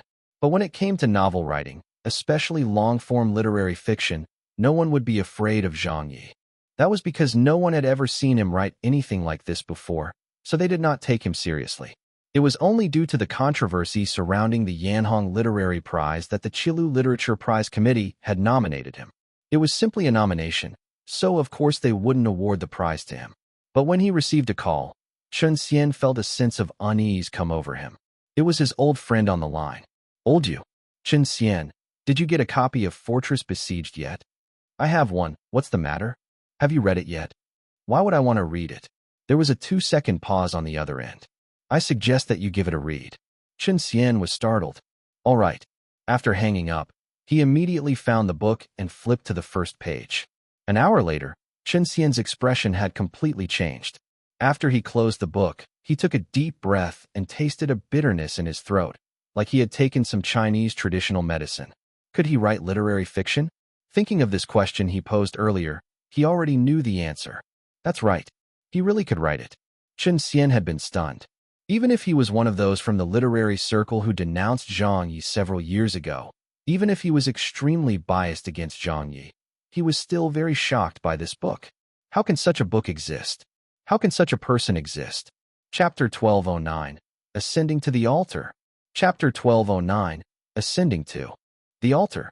Translator, Leg Editor, Leg. At night, 7 p.m. sharp. All the major bookstores across the country had sent in their statistics. The premiere release of 200,000 copies of Fortress Besieged was wiped clean at 6:57 p.m. Not a single copy was left on the shelves in the market. The publishing world was shaken to its core. The industry was also in an uproar. Who said that the publishing industry was in a slump? Who said that physical books were already a thing of the past? Faced with a book whose sales figures rocketed to the stars, many of the publishing firms hurriedly held meetings. A lot of authors who hadn't intended to read this book were now flipping through it in curiosity. Some netizens were even pleading to buy it off others by offering up to a 100 yuan for the book. It had become a very sought-after book on the market. Then, all kinds of book reviews started appearing. Fortress Besieged dumbfounded the entire Chinese literary field. Classic quotes. 1. If the poem has any meaning, so much the worse for it. 2. You're not annoying, but you're completely useless. 3. Life, it's been said, is one big book. Should life indeed be so, most of us writers can only claim to be book critics. Possessing the book critic's skill, we need not read more than a few pages to churn out a pile of commentary and wrap up a book review in no time. 4. If a person does not go out to see the world by 20, he is a failure. By the same token, if he is still out seeing the world at 30, he is a failure. 5. Nothing happens on accident. The different masks we wear make it inevitable. 6. Husbands are women's careers. Not having a husband is like being unemployed, and so on and so forth. Every word contained in Fortress Besieged, every sentence, every line was crazily picked out by people who dissected and studied them until they couldn't help but call it wonderful. On Weibo, the netizens were passionate and excited. How godly. So godly. Any sentence found in the book can be considered a classic. It's so good that I'm crying. Is this really what Zhang Ye's literary novel is like? Damn, this is the most awesome book I've ever read. I can see all the goosebumps that I'm getting. Your sister, who said that there was a great reveal of Mrs. Zhang inside the book. Uffed. Previous poster. Did you really believe that? I also never expected that Fortress Besieged would actually be like this. I thought this was a pure romance novel. Isn't Teacher Zhang not yet married? Uffed. Why do I feel like he's going to get divorced? Look at what he wrote in his book, describing marriage as a grave of love. I wonder if Teacher Zhang will get a beating from Mrs. Zhang tonight. Ha ha, he deserves it if he does. Supporting Mrs. Zhang Ye. Make him kneel on a washboard. What a godly book this is. And what a godly author. Fortress Besieged is great. Motherfucker, I've been pulled into Zhang Ye's fan base. Me too. Fortress Besieged has fucking left me with no resistance. Zhang Ye's skill at indoctrinating people into his fan base is too strong. He silently creeps up and gets us hooked without knowing. But I think my parents are even more fanatical than I am. Those two don't usually pay attention to anyone in showbiz, but became Zhang Ye's fans after reading Fortress Besieged. My grandma too. I never used to read literary fiction since I didn't think I could appreciate it. But Fortress Besieged really is different from other works of literary fiction. This book is a drug. I'm addicted to it as well. I've read many of the other books that were shortlisted for the Qilu Literature Prize, but none of them are comparable to Fortress Besieged. Could Zhang Ye really win this highest honor? Who knows? He should have gotten the Yanhong Literary Prize. but his relationship with the literary world is just no good. So what if it's not good? Just with Fortress Besieged, even if Zhang Ye fucking points right at those people from the literary circle and scolds them, he should still win the award. This book is really amazing. Even if they don't like him in the literary field, even if he has offended many authors before, they must still award it to him. I suppose the literary field is dumbfounded. Fortress Besieged is a killing blow. At the studio, news from all over the place was being reported back. Ha Chi-Chi and the others were constantly getting good news and feeling excited and inspired. It's sold out. The number of reservations have broken records too. Its popularity is growing exponentially. They sorted the information into a chart for Zhang Ye to look at. The number of Zhang Ye's Weibo followers soared yet again, as well as all other aspects of his popularity. Even though this was not really an important statistic, it solved a problem. Most of Zhang Ye's newly gained followers were the middle-aged to the elderly and were more learned people. Fortress Besieged helped him attract a large number of new fans. This was certainly good news for him. There were always limitations for every celebrity's fan base. Some celebrities, like the Korean celebs, focused only on the younger crowd for their target audiences.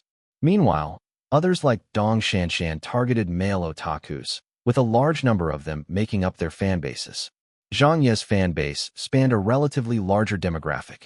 There were men and women, people in their teens, 20s, and even 30s. But attracting new male and female fans in their 40s and 50s, or even older, was a very rare occurrence. If a celebrity's fan base demographic coverage was smaller, it meant their growth potential was limited. A celebrity who only targeted young teens would probably end up as only an A-list celebrity. Even if they could attract half the country's teen audience's fans, that number would still be limited. Similarly, a celebrity who only targeted either men or women would also find their growth limited as they progressed further up the entertainment circle. Their fanbase would become saturated by their target audience as no new fans would join. Therefore, the coverage of one's fanbase was very important. Fortress Besieged had undoubtedly helped Zhang Ye open up a new channel of fans. This new group of fans was really important for him to raise his popularity. If he wanted to break past the A-list and take one of the 7 spots above him, the first thing he needed to lose was an imbalanced fanbase. Otherwise, he would have already lost at the starting line. It was almost 8 p.m. Weibo fell silent. Everyone in Zhang Ye's studio also fell silent. This was because it was almost time for the Qilu Literature Prize winners to be announced. Countless people across the country switched on their radios and quietly listened in to Central Radio's broadcast. Wu Yi was wiping off his nervous perspiration. How nerve-wracking. Ha Chi-Chi clutched her chest. Stop talking. You're making me nervous too. Little Wang couldn't listen and covered her ears. Zhang Zhua and the others were staring at the radio in silence. Zhang Ye was smoking at the window and waiting in anticipation as well. He had already done all that he could, even bringing that atomic bomb of the literary field, Fortress Besieged, from his previous world over to this world. Whatever happened next would depend on fate, whether his plan to reach the summit could be carried out smoothly in. The short term depended on the results of this award. The awarding method for the Qilu Literature Prize was different from the other 2 literary awards. It was the top literary award among the 3 and also the most special. In all decades until now, the Qilu Literature Prize had been awarded based on tradition. The winners were always announced over the radio to the public, and there was neither an awards ceremony nor any trophies given out.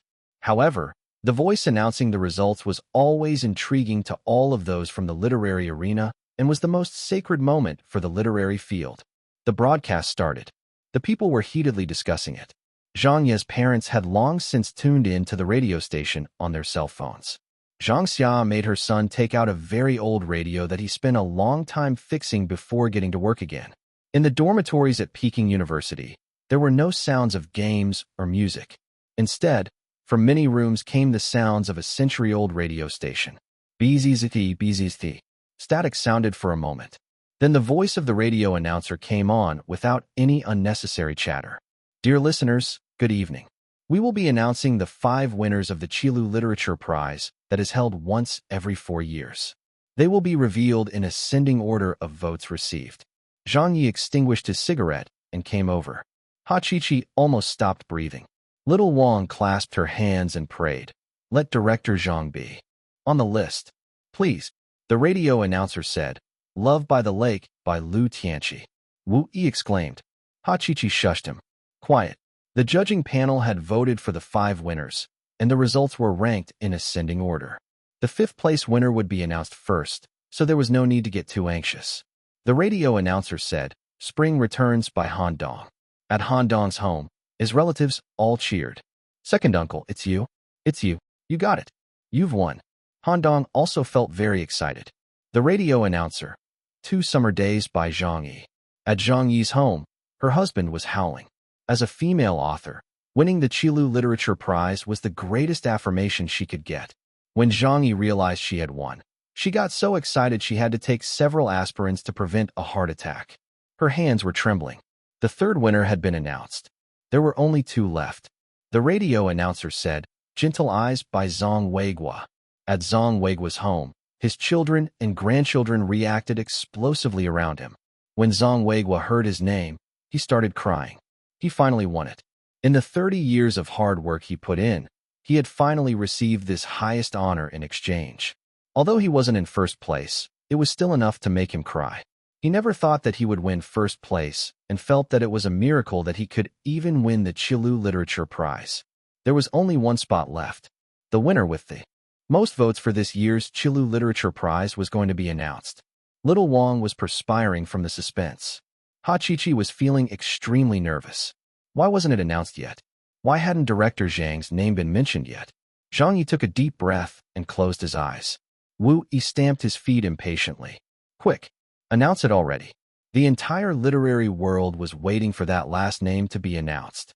Many of the citizens had pricked their ears up and were wide-eyed as they waited to find out who it was. When this last name was about to be announced, the radio announcer paused for a moment before saying with a magnetic voice, "Fortress besieged by Zhang Ye." Silence was the only sound in the studio. Little Wang then screamed, "Ah!" He said Zhang Ye. He said Zhang Ye. "It's us. We've won. We're first in the vote. We've gotten it. We've gotten it."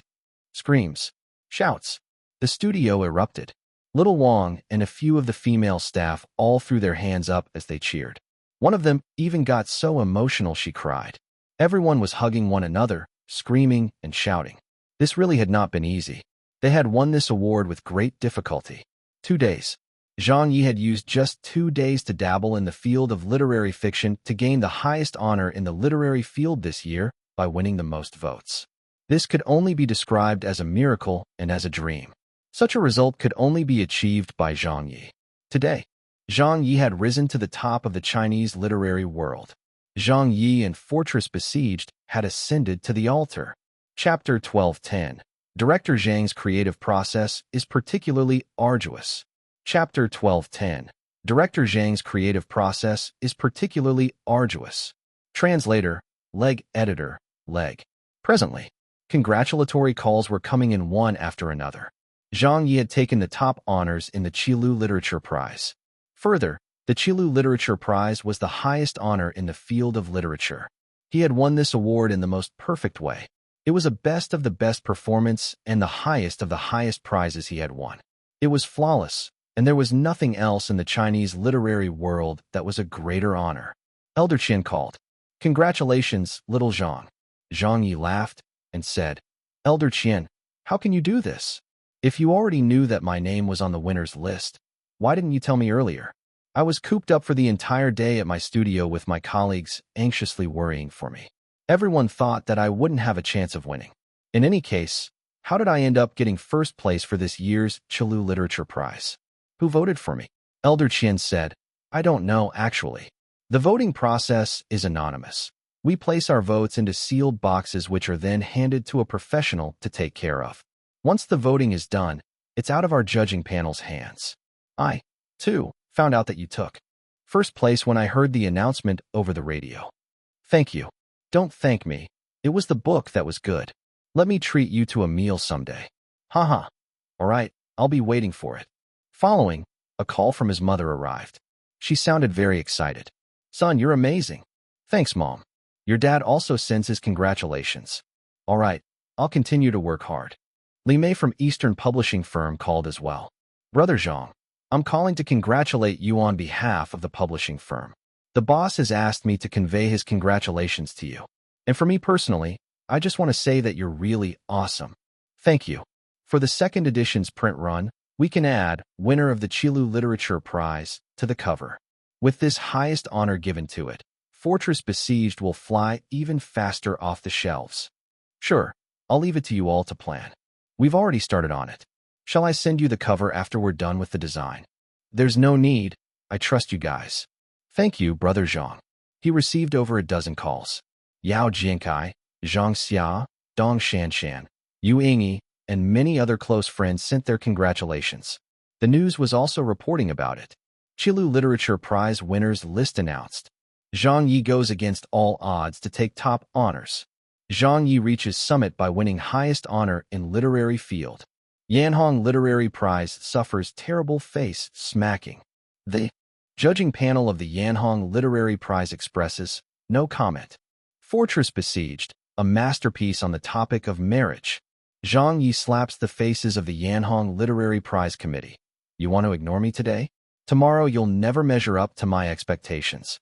Congratulatory messages flooded Weibo. This is so impressive.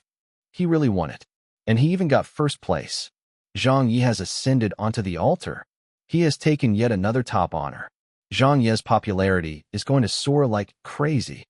It's going to increase by a lot this time. Fortress Besieged is a well-deserved winner. You're right. Even if Fortress Besieged won every domestic literary award there is, it wouldn't be an issue. Even if there are many people from the literary field who bear a grudge against Zhang Ye, this award must still be given to him. All right, I won't say any more. I need to quickly get back to reading it again. I need to read it a few more times to grasp it fully. So fast. I still haven't finished reading it. I'll get back to reading it too.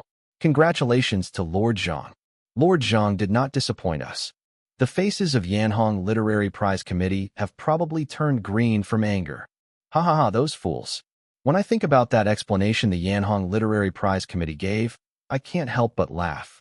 They were saying that Zhang Ye did not have the qualifications to win the Yanhong Literary Prize and came up with all kinds of reason to justify it. But in the end, he won the Qilu Literature Prize and slapped them so hard their faces became swollen. The Qilu Literature Prize is much more prestigious than your Yanhong Literary Prize. If the most coveted literary award in the country recognizes Zhang Ye and even gave him top honors, how can you people say that he's unqualified to win the Yanhong Literary Prize? What a joke. One of the headlines in the news put it really well. You want to ignore me today? Tomorrow you'll never measure up to my expectations. Ha ha ha, that's so cool.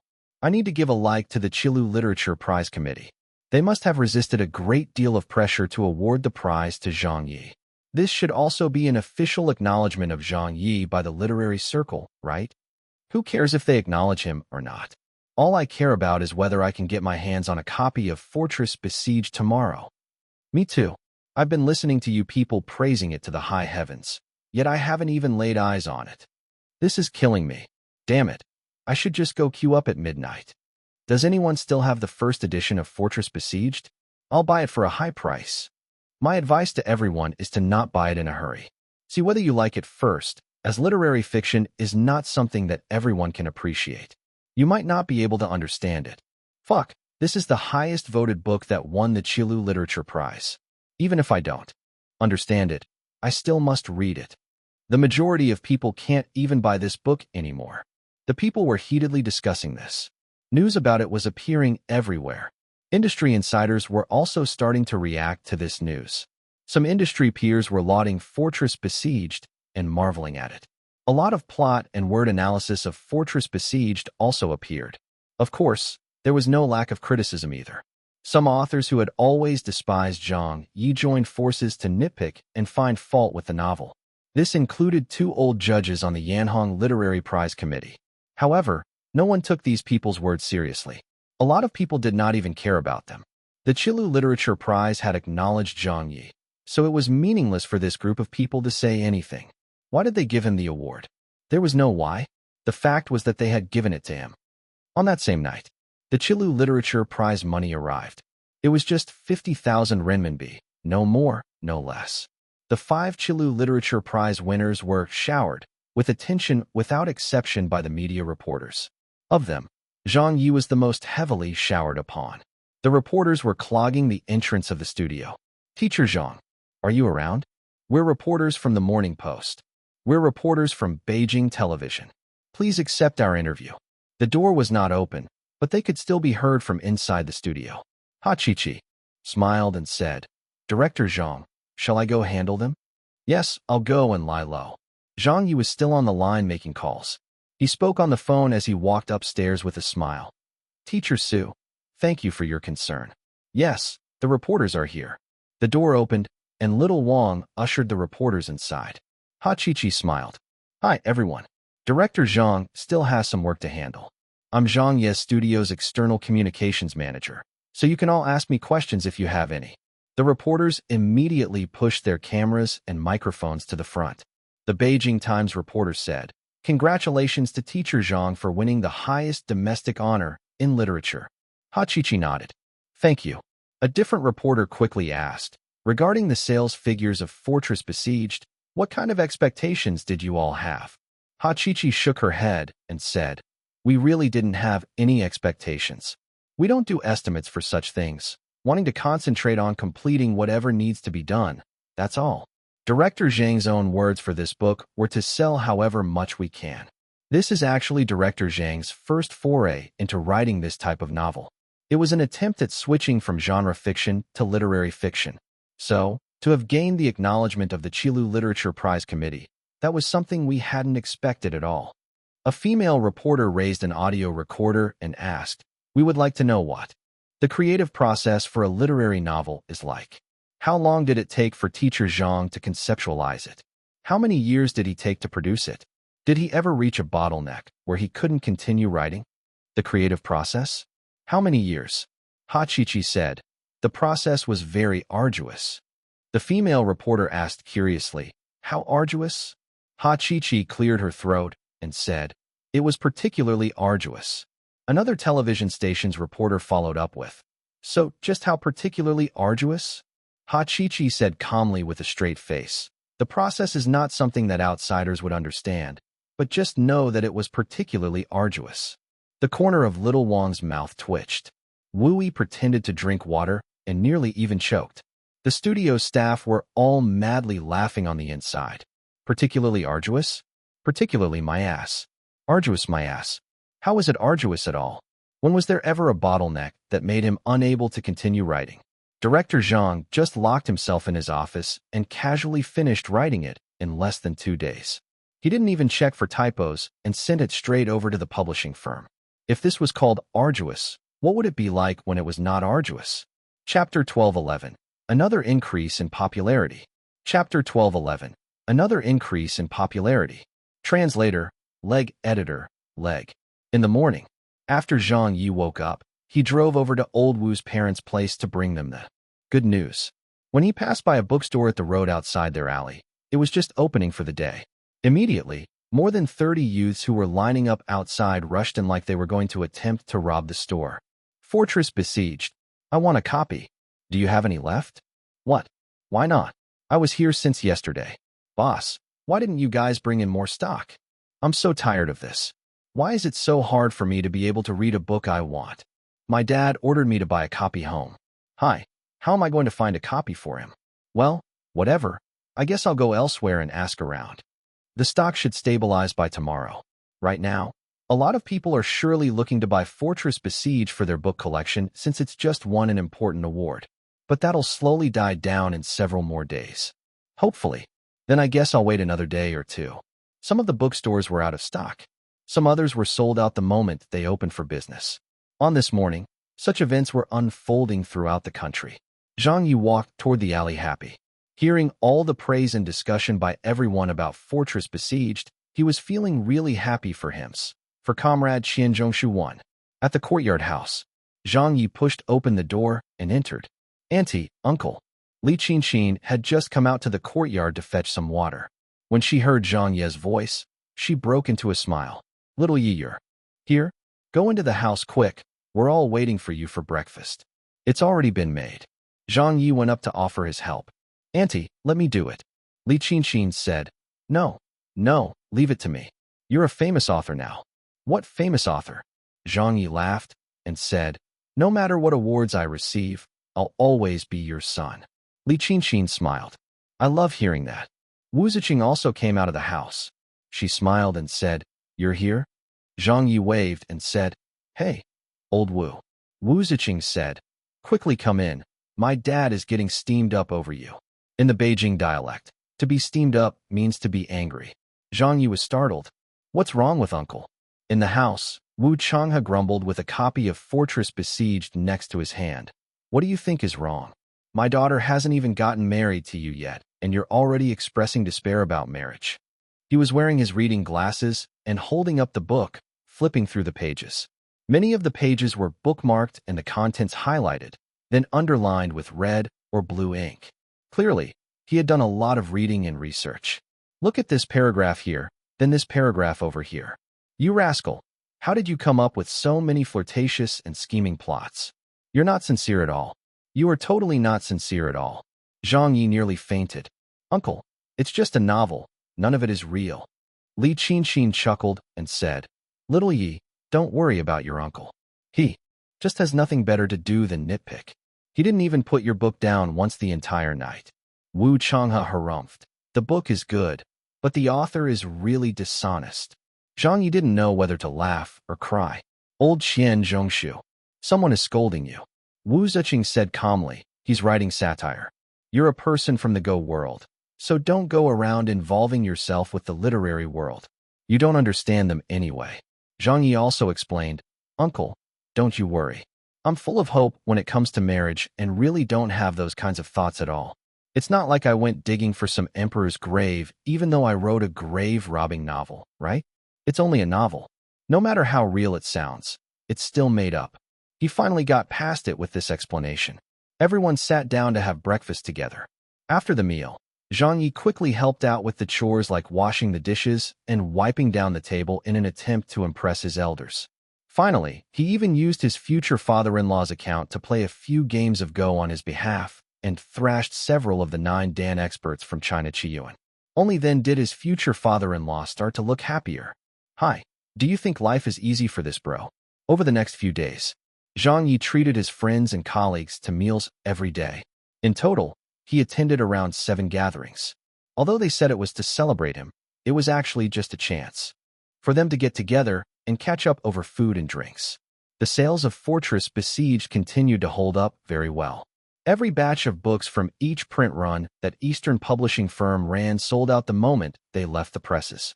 Moreover, the print factories were also putting in overtime every day in order to ship out the goods. The Eastern publishing firm's staff were seemingly celebrating the new year every day.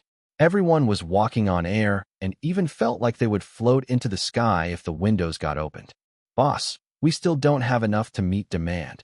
At another print run, it's too popular. There's no sign of the sales slowing. The demand for it hasn't reached saturation yet. Print more. Print however much more they ask for. Teacher Zhang Ye is amazing. That's right. Add an additional print run for Ghost Blows Out the Light and Legend of Yukong. Use this opportunity where Teacher Zhang has climbed to the summit with that newly gained honor to sell another wave of those books. All right, I'll get in touch with the printers right now. 200,000 copies. 300,000 copies. 400,000 copies. The sales figures were so explosive that it dumbfounded many book publishers and people in the literary field. Are you people fucking intending to break the record set by Ghost Blows Out the Light? Ghost Blows Out the Light was a genre fiction novel that was specifically written to appeal to the market. Fortress Besieged? Yes, Zhang Ye was extremely popular, and Fortress Besieged had also won the highest honor of the Chinese literary world. But when you boil it down, this was just a literary novel. Selling well on the first day? That was normal. Still selling well on the second day? Acceptable. But it was still selling like hotcakes on the third and fourth days? Even with such a large supply of books, it was not enough to satisfy the crazed book buyers? And it was even difficult to get? This was too scary.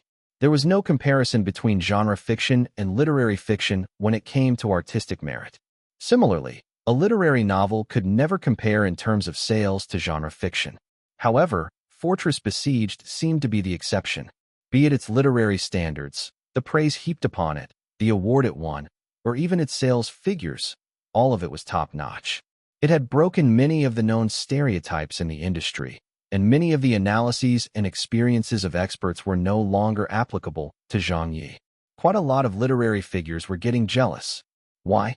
Based on what? He could win an award, and the book was selling so well too? Why could he enjoy the best of both worlds? When the other four literary masters who had also won the Qilu Literature Prize learned about this, they got inspired. Has literary fiction become popular? Has spring arrived for literary novels? On the day itself, the publishing firms they were working with reprinted and promoted their award-winning books on a large scale.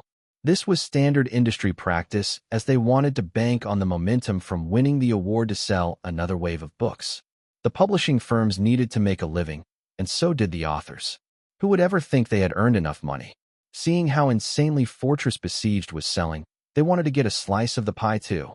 But when the four literary masters' books got restocked on the shelves, a lot of people were dumbfounded to find out that those winners' books had a completely different experience from Fortress Besieged. One of the books had 50,000 copies reprinted, but only managed to sell 1/3 of the copies after 2 days. Another one had a print run of 20,000 copies and still did not sell out after 3 days. Nobody knew whether to laugh or cry. So it wasn't the market that had changed. There was no spring coming for literary novels. It was just Fortress Besieged that was on fire. It was just Zhang Ye who was on fire. Zhang Ye was indeed on fire again, not only in terms of popularity, but also overall statistics. In the latest updated Chinese Celebrity Rankings Index, on the day after Zhang Ye won the Qilu Literature Prize, he gained another increase to his overall popularity score. It wasn't just a gain in a single aspect of his popularity, but an overall surge. This was the effect of winning the highest honor. It was a percent increase accumulated and gained toward the overall popularity score. Moreover, the Qilu Literature Prize was different from the other awards. The highest honors in the literary world could only be won once by an author in their lifetime. Thus, the value of such awards were even greater, and the percent increase would similarly be greater. It was probably even greater than the combination of the popularity scores gained from the variety show's highest honor and the documentary's highest honor combined. This was also the reason for so many celebrities to chase after those prestigious awards. If they could accumulate enough of said gains, it would be a colossal number. Honors, awards, fan base, number of works, fame, all of those contributed to the total popularity scores of every celebrity. The Chinese Celebrity Rankings Index was also an aggregate chart. If a celebrity wanted to ascend to one of those 7 spots in the entertainment industry, it depended on their overall popularity scores. And so, with the bonus from winning the award, and including the rising sales figures of Fortress Besieged, Zhang Ye's popularity sprang up by quite a lot again. He was getting even closer to those 7 spots. The first and second milestones of the Reach the Summit plan had been reached. 1. https://en.wikipedia.org/wiki/qian_zhongzhu. Chapter 1212. A Great Harvest from the Lottery Draw. Chapter 1212. A Great Harvest from the Lottery Draw. Translator, Leg Editor, Leg. On this day, the sun was shining and the autumn wind blowing. Zhang Ye was finally done, entertaining everyone, and took half a day off to rest. The celebratory feasts, the gatherings, handling the reporters, holding autograph signing book events. All these activities had left him totally exhausted. Just the signing event alone required him to sign no less than 500 books. But as Zhang Ye wanted to quickly reach the position of the 7 spots, and with his milestones of the plan to reach the summit fully lined up with barely any breaks in between, Zhang Ye could only give himself half a day off with only 2 milestones completed and the 3rd and 4th ones coming up immediately. He had no choice. All of this was so he could reach the top in China. Even though he called it a break, he actually intended to use this half day to do something very important. With this large chunk of free time and his game ring's reputation points reaching an astronomical figure that he only occasionally used to activate the lucky halo and buy memory search capsules with, he had no idea how long he had not played the lottery draw. He hadn't added to his stats and special category items for a long time, so he had to make the best of the time he had to restock. This was also to give himself a better foundation for what was to come in his plan to reach the summit. After all, to forge iron, one must be strong. Having more skills would not be a burden, and he was still lacking in many areas.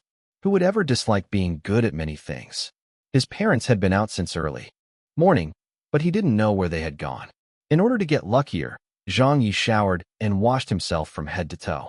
He washed just his hands alone 5 times until his skin almost came off. It was about enough.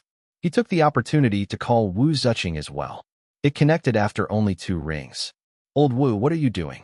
I'm at work. Have you had breakfast yet? I ate at home. By the way, give me a kiss? What's the matter? To give me some luck, come on now. But I'm working. Just secretly give me a kiss. There are people around. Oh, then it's fine. Go do your work. A short while after hanging up, his cell phone text message tone sounded.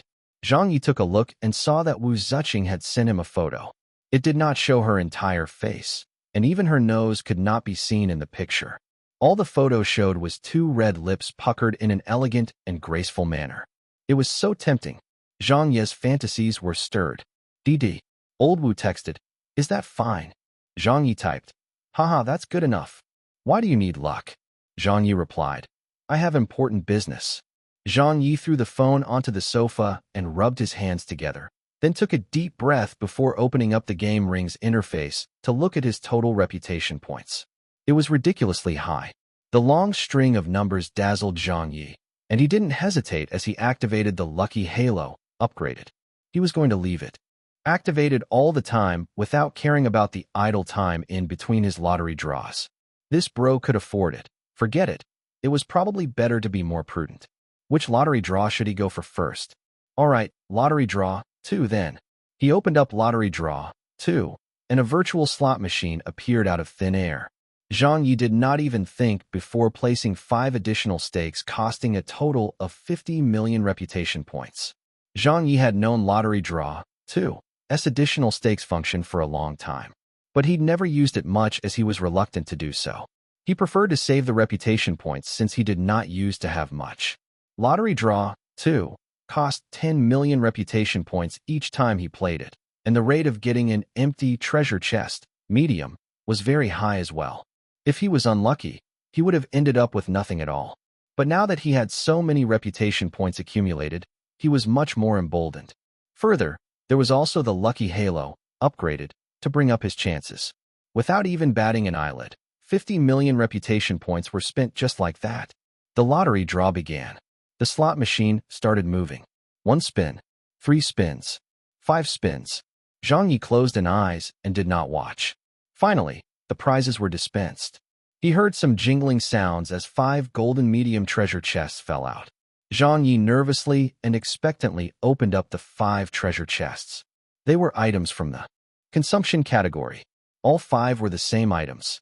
Spring water of health, 5. Heals physical injuries and sickness. In lottery draw 2, the chances of getting an item from the consumption category were very low. Zhang Ye could only remember getting the 1-up item during his first try at the lottery draw 2, but did not come across this category in his future draws. This was because the items in the consumption category for the lottery draw 2 were all extremely precious items. Spring water of health, heals injuries and sickness? That sounded really awesome. And this spring water of health was probably part of a set with the 1-up as well. The item description for the 1-up was quite ambiguous. From what he could understand, if any fatal injuries were inflicted on Zhang Ye, the 1-up should revive him. But whether he would be revived to a state where he was full of vim and vigor was another matter. That sort of godly item was quite unlikely to be found in the treasure chest, medium, though it might be possible to gain such an item from the treasure chest, large. However, now that he had gotten the spring water of health in addition to his 1-up, it was going to be the ultimate combination. The 1-up would be responsible for saving his life, while the spring water of health would restore him to full health. Boys and girls together, the work gets lighter. The only issue was that the effect of this item was unknown. Oh yes, weren't his own internal injuries still not completely healed? Those old injuries he suffered at the martial arts conference had flared up once during his participation in the King of Masked Singers. Although Zhang Ye closely followed the prescription given to him by Rao Imean, and took the medicine religiously for quite a period of time, he did not really dare to use his concealed power in all these months. He was afraid to aggravate his injuries again, and according to Rao, it was very difficult to fully recover from injuries that were inflicted by concealed power and would require long-term recuperation. So Zhang Ye was bound by his hands and legs most of the time when it came to situations that required him to do something with his powers. He was afraid that it would cause more trouble at a critical moment if he were to take action and then aggravate the injury once more. This item had arrived quite timely. After temporarily deactivating his lucky halo, Zhang Ye picked up a bottle of spring water of health and gulped it down while pinching his nose. Why does it taste so good? It tasted sweet. Then he could feel his body heating up. The after effects lasted about 10 minutes before Zhang Ye slowly wondered if there was any recovery. He moved his arms around and found that he was in an extremely good state of mind. It was as though his whole person was shining, and that feeling was like waking up from a particularly fulfilling sleep without the need to go to work and being able to stretch. Once awake, he moved his hands and threw several punches imbued with concealed power. Hew! Hew! His punches even whooshed through the air. Zhang Ye was ecstatic. He had recovered. His old injuries had really disappeared. He wondered if this spring water of health would work on anyone else other than him. It wasn't mentioned in the item description, so Zhang Ye wasn't sure. Oh, Rao-I's old injuries were even more serious than his. And then there was Qiu Yumei too. Could this thingy heal Sister Qiu's legs? If it could, then wouldn't that be defying all common sense? Cold and fever, broken hands and legs. Were all these included under injuries and sickness? Could it treat stuttering? All right, that was enough thinking for now. Zhang Ye was very excited. He really hadn't washed his hands for nothing. Old Wu's kiss was not for nothing either. Taking advantage of this lucky streak, he continued to play the lottery and activated the lucky halo, upgraded, once more. Come on, keep going like this. He was playing more and more rounds of the lottery draw. This fellow was completely unable to stop. The accumulated reputation points were finally starting to drop. Fruit of Charm, Singing Skill Experience Book, Basics of Directing Skill Experience Book, Higher Mathematics Skill Experience Book, Lock Picking Skill Experience Book, Computer Programming Skills, Network Technology Experience Book, Computer Programming Skills Experience Book. How coincidental. Many of the items he was getting from the lottery draw today were items he had gotten in the past. Zhang Ye was randomly adding additional stakes every time he played, so he had a lot of some items and very little of others. Like the lock-picking skill experience books. He had received this item not long after he gained the game ring system. Then the item was put to good use during the plane hijacking incident soon afterwards. At that time, he had eaten too few of those experience books, so it was now time to add on. It was the same for the Computer Programming Skills Experience Books and Computer Programming Skills, Network Technology Experience Books. Although he had eaten a lot of those, the Treasure Chest, Medium, Skill Experience Books were not capped. He could continue eating more of them. Along with those, he was also able to strengthen his directing, singing, and higher mathematics skills. He also gained some fruits of charm that were very important for a celebrity like him, but it was unfortunate that there weren't much of them. Of course, some totally new skill experience and stats category fruits were gained. Fruit of Alcohol Tolerance. Increase one's drinking capacity. Zhang Ye received 1,000 of these and ate them all. Flight Engine Manufacturing Skill Experience Book. This skill experience book made Zhang Ye's balls ache, and he had actually gotten quite a lot of them too. Engine Manufacturing? Why didn't you just give me an Excavator Repair Skill Experience Book instead? Whatever, I'll just eat it. Who knows if it might be useful later. At the end of the lottery draw, Zhang Ye even dropped by the merchant shop and bought several hundred Taiji Fist skill experience books at once. He could straight up buy this item as he had its purchasing rights. He had no need to use the lottery draw and could buy it whenever he wanted, except that it was a little bit costly. This book required 1,000,000 reputation points each, and several hundred of them would mean he had to spend several 100,000,000 reputation points all at once. His Taiji Fist abilities had gained a slight improvement again, but as for whether he could step up to the level of Grandmaster was still to be seen. Alright, enough spending of reputation points. That's all for today.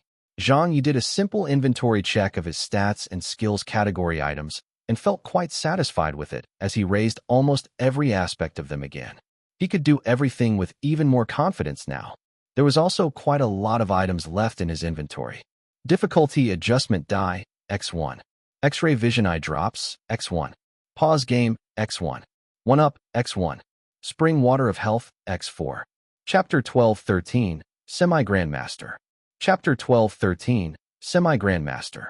Translator, Leg Editor, Leg. Noon. Jiamen East. At Old Rao's house. The door was open. It seemed like Rao had just finished making lunch as the entire house was filled with the aroma of cooking. Qinshin and Yang Shu were both waiting at the dinner table when Zhang Ye showed up uninvited. Yo, big sis Rao, are you making lunch?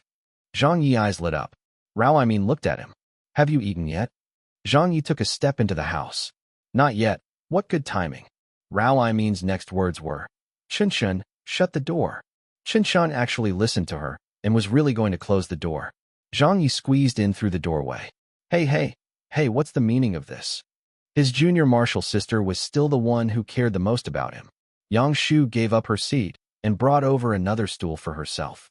She said respectfully, Senior bro, please take a seat here. Zhang Ye gave her an approving nod. Okay. Yang Shu went to fetch a pair of chopsticks for him. Zhang Ye spoke like a lord. Get me a bowl of rice too. Make the serving larger. I'm starving. All right.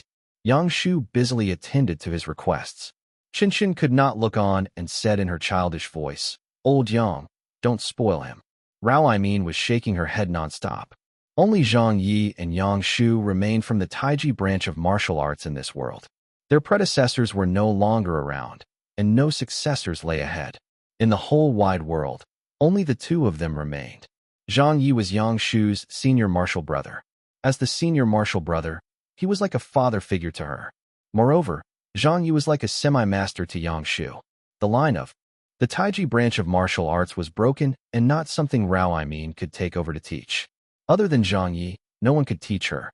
Zhang Ye was also the closest person to her in this world, which was why Yang Shu had always been very respectful to him as her senior martial brother. She would do whatever he asked, be it physical work or running errands. At the dinner table, Zhang Ye asked, Yang how's your kung fu practice going? Yang Shu put down her chopsticks and answered in earnest. I did not disappoint you, senior bro. I've made some good improvement. Good. Zhang Ye smiled and said, I'll teach you another couple of moves later. Yang Shu became very excited. Thank you, senior bro. Qinshin curled her lips. Her. Zhang Ye pretended not to hear. He looked at old Rao and said cockily, Shall we exchange a few blows after lunch? You can take the chance to exercise a little, and I can teach my junior sis a few new moves at the same time. Rao dismissed. With that skill of yours? Zhang Ye bragged. I've made huge leaps recently. I'm no longer the old me. Rao said in amusement. Sure then, I'll give it a try. Qinshin said.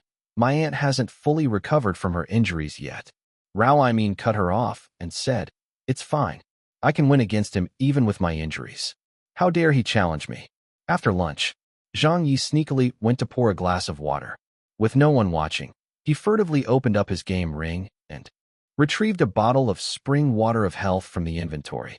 Then, he silently poured it into the glass. He wasn't sure if this thing would actually work on other people, but he could at least try. He wanted to see if it would heal old Rao's injuries, and at the same time test if his kung fu was good enough to match a grandmaster after he had eaten another several hundred Taiji fist skill experience books. Yang Shu went to wash the dishes. Zhang Ye walked over affably. Old Rao, have some water. Rao was taken aback, then said to Qinshin, Go look out the window. Qinshin asked, Look at what? Rao said, See if the sun rose from the west today. This kid actually poured water for me. Are you trying to poison me? Zhang Ye nearly vomited blood. In the end, Rao still drank it. Zhang Ye watched her. How are you feeling? A little warm. Rao then stared at him.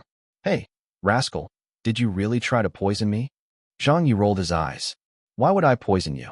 You probably ate too much and the food is burning off. A space was cleared out within the apartment.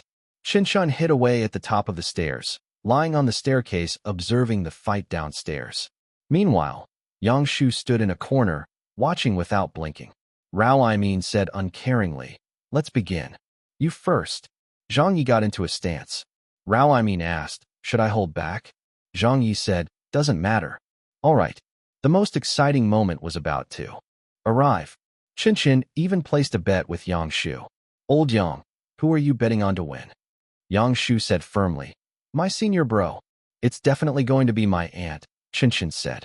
This time, it wasn't going to be a touch-and-go exchange of blows. It wasn't going to be fought using fanciful chopstick moves either. This was going to be the first official all-out duel between Rao Aimin and Zhang Ye. It might be a duel held in a living room measuring little more than 10 square meters, and there might only be 2 people watching, but if anyone from the Chinese martial arts world learned about this, it would surely spark a big reaction from them. A lot of people would definitely wish they were here to see this, to see whose technique was the stronger one. Zhang Ye versus Rao Aimin. Taiji fist versus 8 trigrams palm. The hooligan of the Chinese martial arts world versus the evil tyrant of the Chinese martial arts world. A man just below the level of grandmaster versus a Chinese martial arts grandmaster. A duel that could probably be written in the annals of Chinese martial arts history was happening right here in this humble little apartment without any fanfare. Bang! They immediately went all out with their first exchange. Rao Aimin slipped into the 8 trigram step and aimed a palm strike at Zhang Ye's side. Zhang Ye fended it off by dampening her blow and countered with a punch. Rao Aimin raised her hand to block it. There was concealed power imbued within Zhang Ye's palm. Rao Aimin met it with a palm strike of her own. The 2 of them hobbled back 2 steps, with no one getting any advantage over the other. Rao Aimin smiled and said, Yo, you've recovered from your injuries? Zhang Ye smiled. I guess I have. You've got good moves. Come on then. Rao Aimin used her swimming body stance and stuck close to him. Chen shouted from above, Auntie, go on, hit him.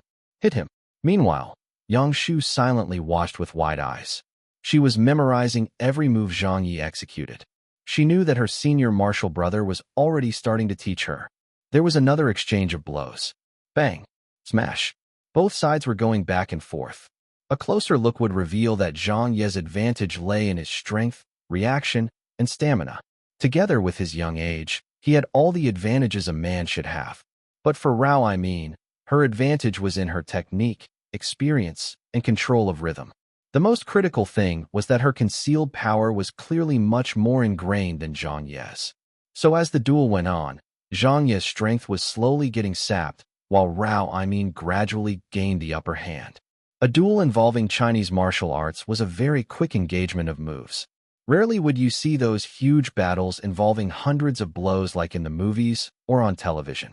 Even if the martial artists didn't starve to death, they would probably die trying to hold their bladders. A quick duel would be over in just 1 or 2 exchanges. If it took longer than that, probably several dozen exchanges would leave either one of the opponents lying on the ground. When Zhang Ye realized that things weren't looking good, he quickly pulled back. All right, that's enough for now. Then he saw that his fists and several parts of his arms had turned red. He was still a step away from becoming a grandmaster. No, it was a step away previously, but he was now only half a step away. Zhang Ye knew he was still not good enough to beat old Rao, and he wasn't just lacking by a bit. Although he still had many special techniques that he did not show, old Rao probably hadn't pulled out any of her special moves either. But Rao Aimin hadn't had enough. Come again, Zhang Ye snorted. I'm tired, another day perhaps. Rao Aimin pursed her lips. You're no fun. She relaxed as well. Then Zhang Ye looked at her. How are you feeling? What do you mean by how am I feeling? Rao Aimin did not quite understand him, but was gradually taken aback. She looked at her palm, then raised it and struck at the air with concealed power. There wasn't a sound or any movement, but the spectating Yang Shu knew that if anyone had taken her palm strike, even if it just brushed past them a little, they would probably have ended up with shattered bones. Yang Shu said dumbfounded, Master Rao, your injuries. Rao Aimin was also very happy. Hey, did I make a full recovery from my injuries? How can it be so quick? Compared to the injuries suffered by Zhang Ye, Rao Aimin had nearly died at the martial arts conference. She took quite a few attacks of concealed power and suffered both internal and external injuries. If she wanted to recover to her previous skill level, Zhang Ye estimated it would take at least a year or so. On top of that, Rao Aimin would likely suffer a drop in her skill level in the 2 to 3 years that followed, or even after her full recovery. She wouldn't be able to reach her peak level again. After all, she was a woman and her age was catching up as well. But surprisingly, after today's exchange with Zhang Ye, Rao Aimin felt that she had recovered from all her internal injuries and returned to the peak of her prowess. Only Zhang Ye knew what was really going on. It was the effect of the spring water of health. Besides him, this item could aid others to recover from injuries and sickness. Moreover, its effects were almost immediate and could even heal such heavy internal injuries. This must be some type of a miracle cure. Zhang Yi laughed loudly. You should thank me. Rao Aimin sneered. What has it got anything to do with you? Yang Shu added. Congratulations, Master Rao. Chen Shun ran down the stairs. Aunt, this is great. All right, I'm feeling happy today. I'll whip up a good meal for all of you tonight, Rao Aimin said evenly. Old Rao's injuries were now healed. Zhang Ye's skill level had increased. With them, both standing guard now. Even if those experts from the respectable martial sects who were seriously injured by them made a full recovery and came seeking revenge, they would have nothing to worry about. Besides, there was also one more person who was close to achieving concealed power on their side, Yang Shu. Chapter 12:14. The Pie That Is the Chinese Language Textbook Curriculum Revision. Chapter 12:14. The Pie That Is the Chinese Language Textbook Curriculum Revision. Translator, Leg Editor, Leg. In the afternoon, Ha Chi went downstairs to look for Zhang Ye. Zhang Ye was sparring with Yang Shu at Rao Aimin's apartment. Director Zhang, are you busy? Not at all. I'm done here. Everyone has arrived and are waiting for you in the conference room. All right, I'll be right over. I just received some news about something that cropped up over at Central TV. Did something happen? Come, let's talk about it back at the office. His studio was located just upstairs. He didn't even need to take the elevator and only took a minute or two by stairs to get to. The conference room was packed with all the studio employees present. Zhang Yi sat down.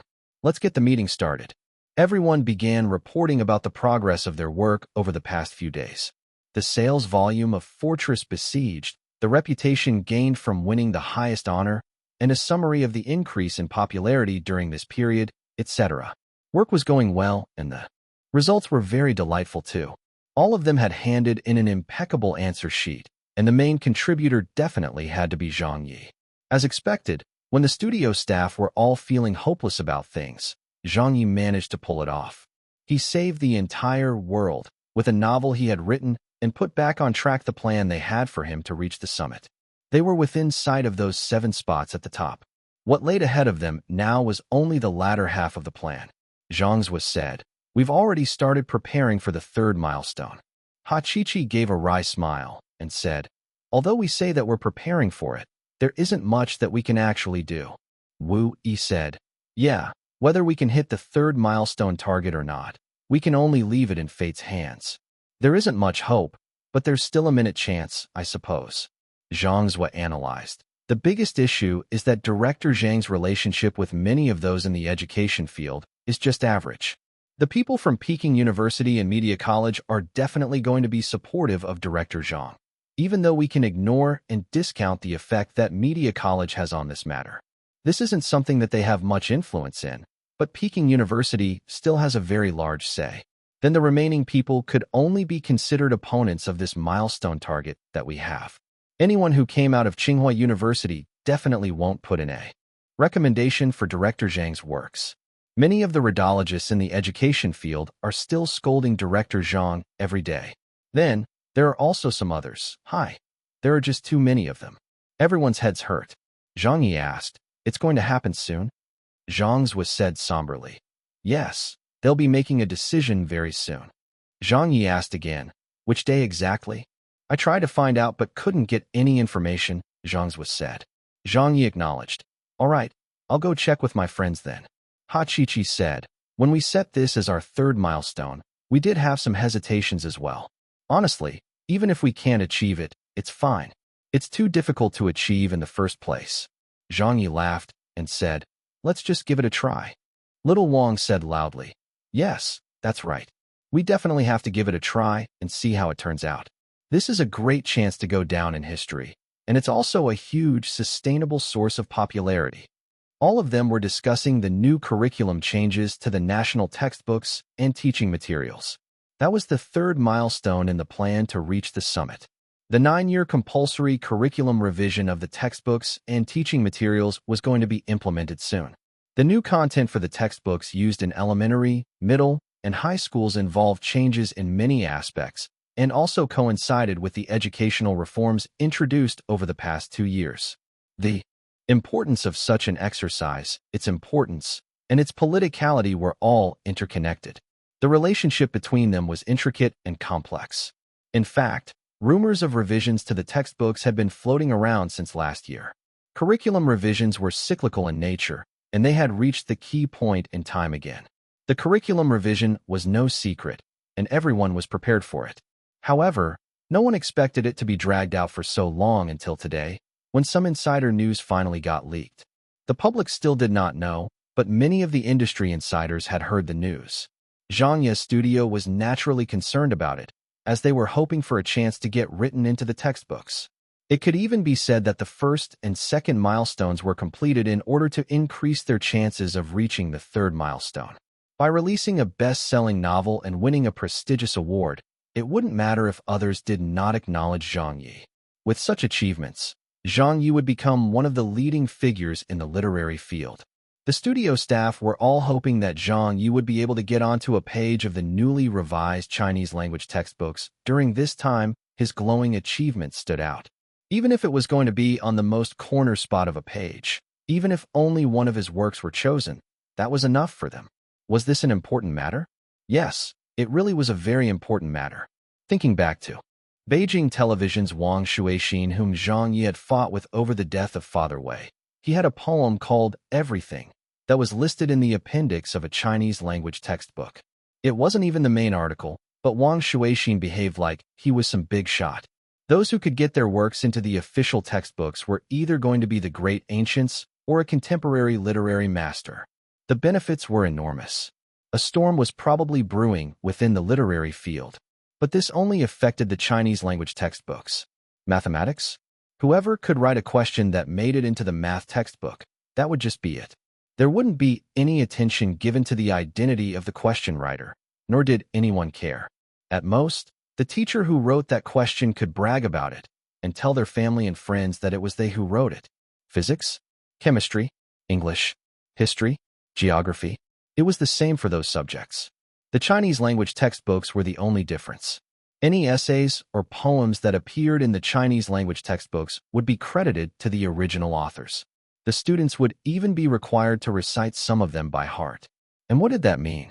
Simply put, as long as a child was born and attended school in China, they would come across your work or have had to memorize it when they were young. They would definitely know your name, and this wasn't even by choice. There was simply no way of avoiding it, and they would have to know about it even if they did not wish to. You would then become known as a very great person to them from the time they were young. If the highest honors in literature were an ICBM missile, then having your work chosen to be published in the Chinese language textbooks would make it an atomic bomb. The radiation effects would last for a very long time, or even affect someone for the rest of their lives.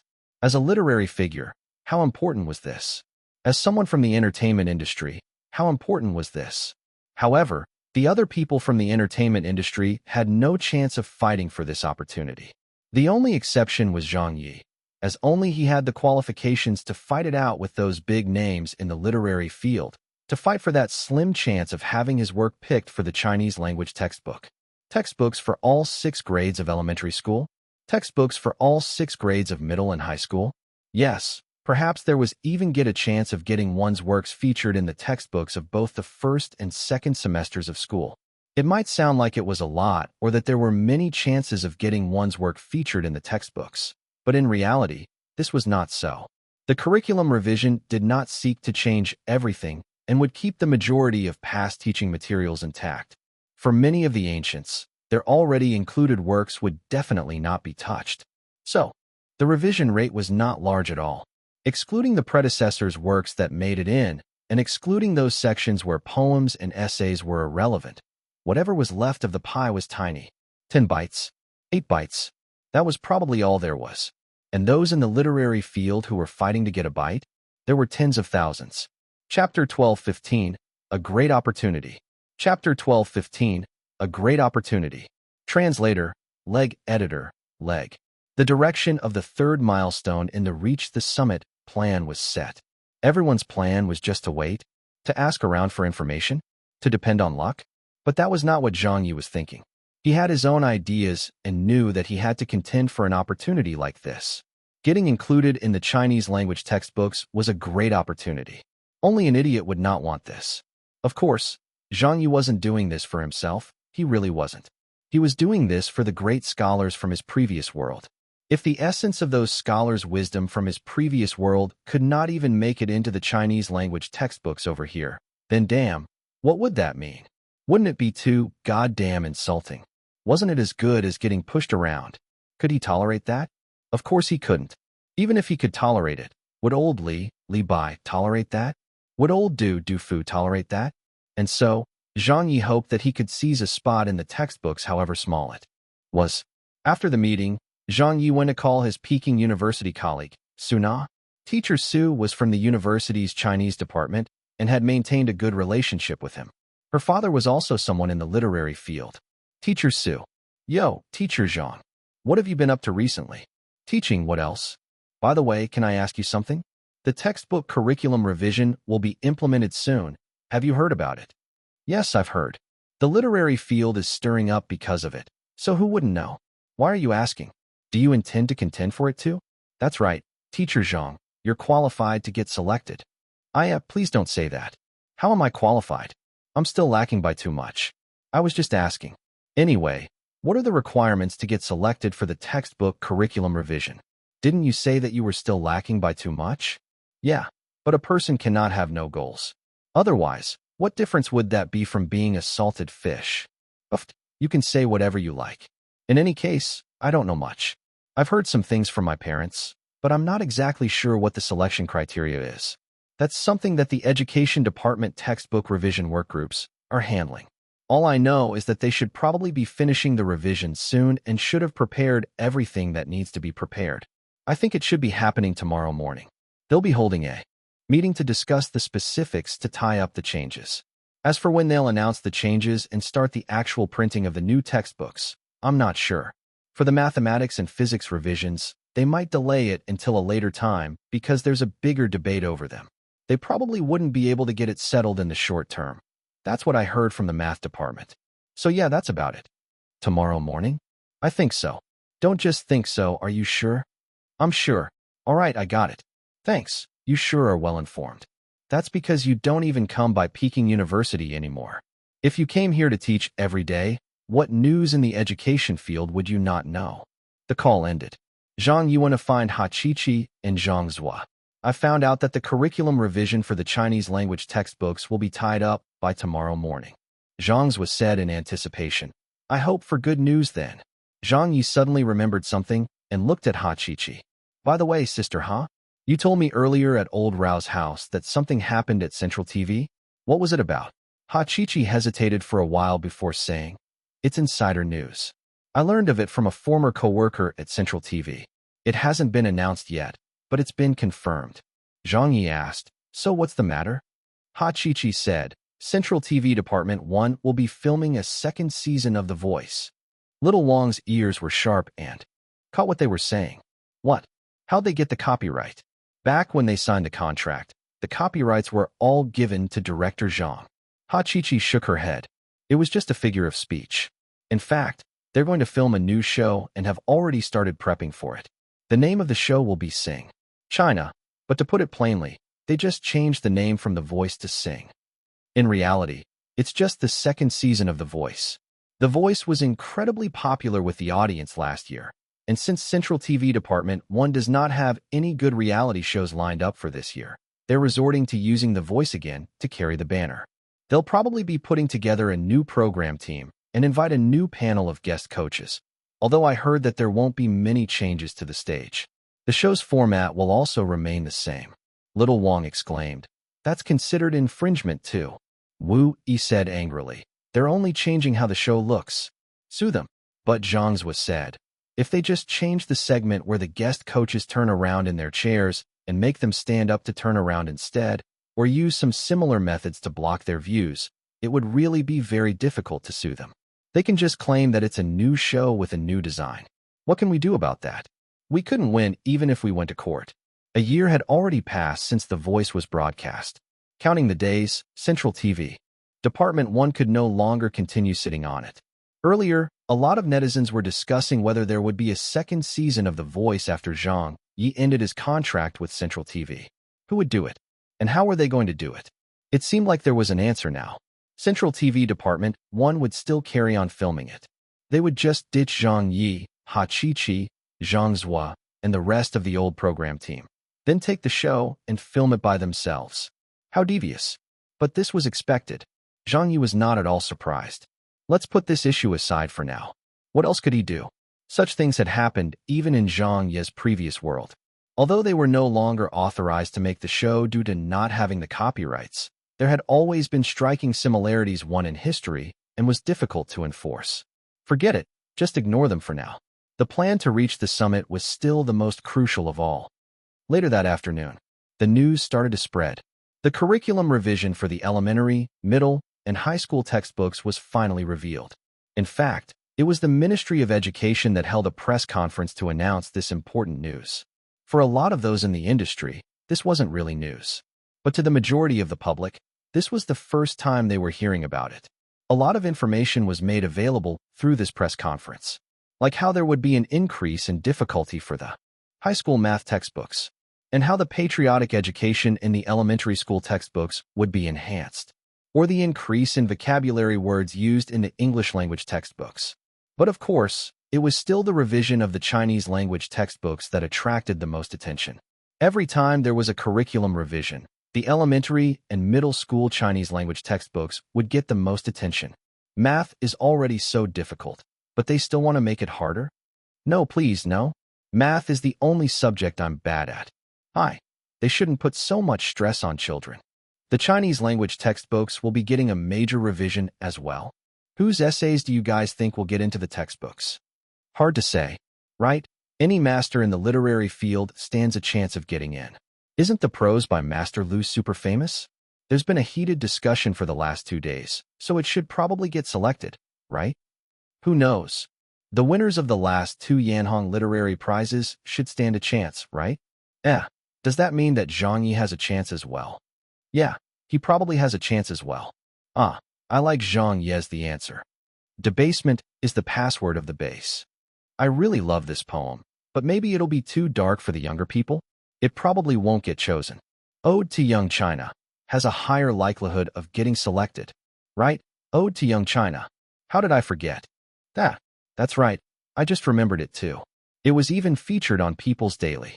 Zhang Ye's essays and poems are usually too aggressive in nature.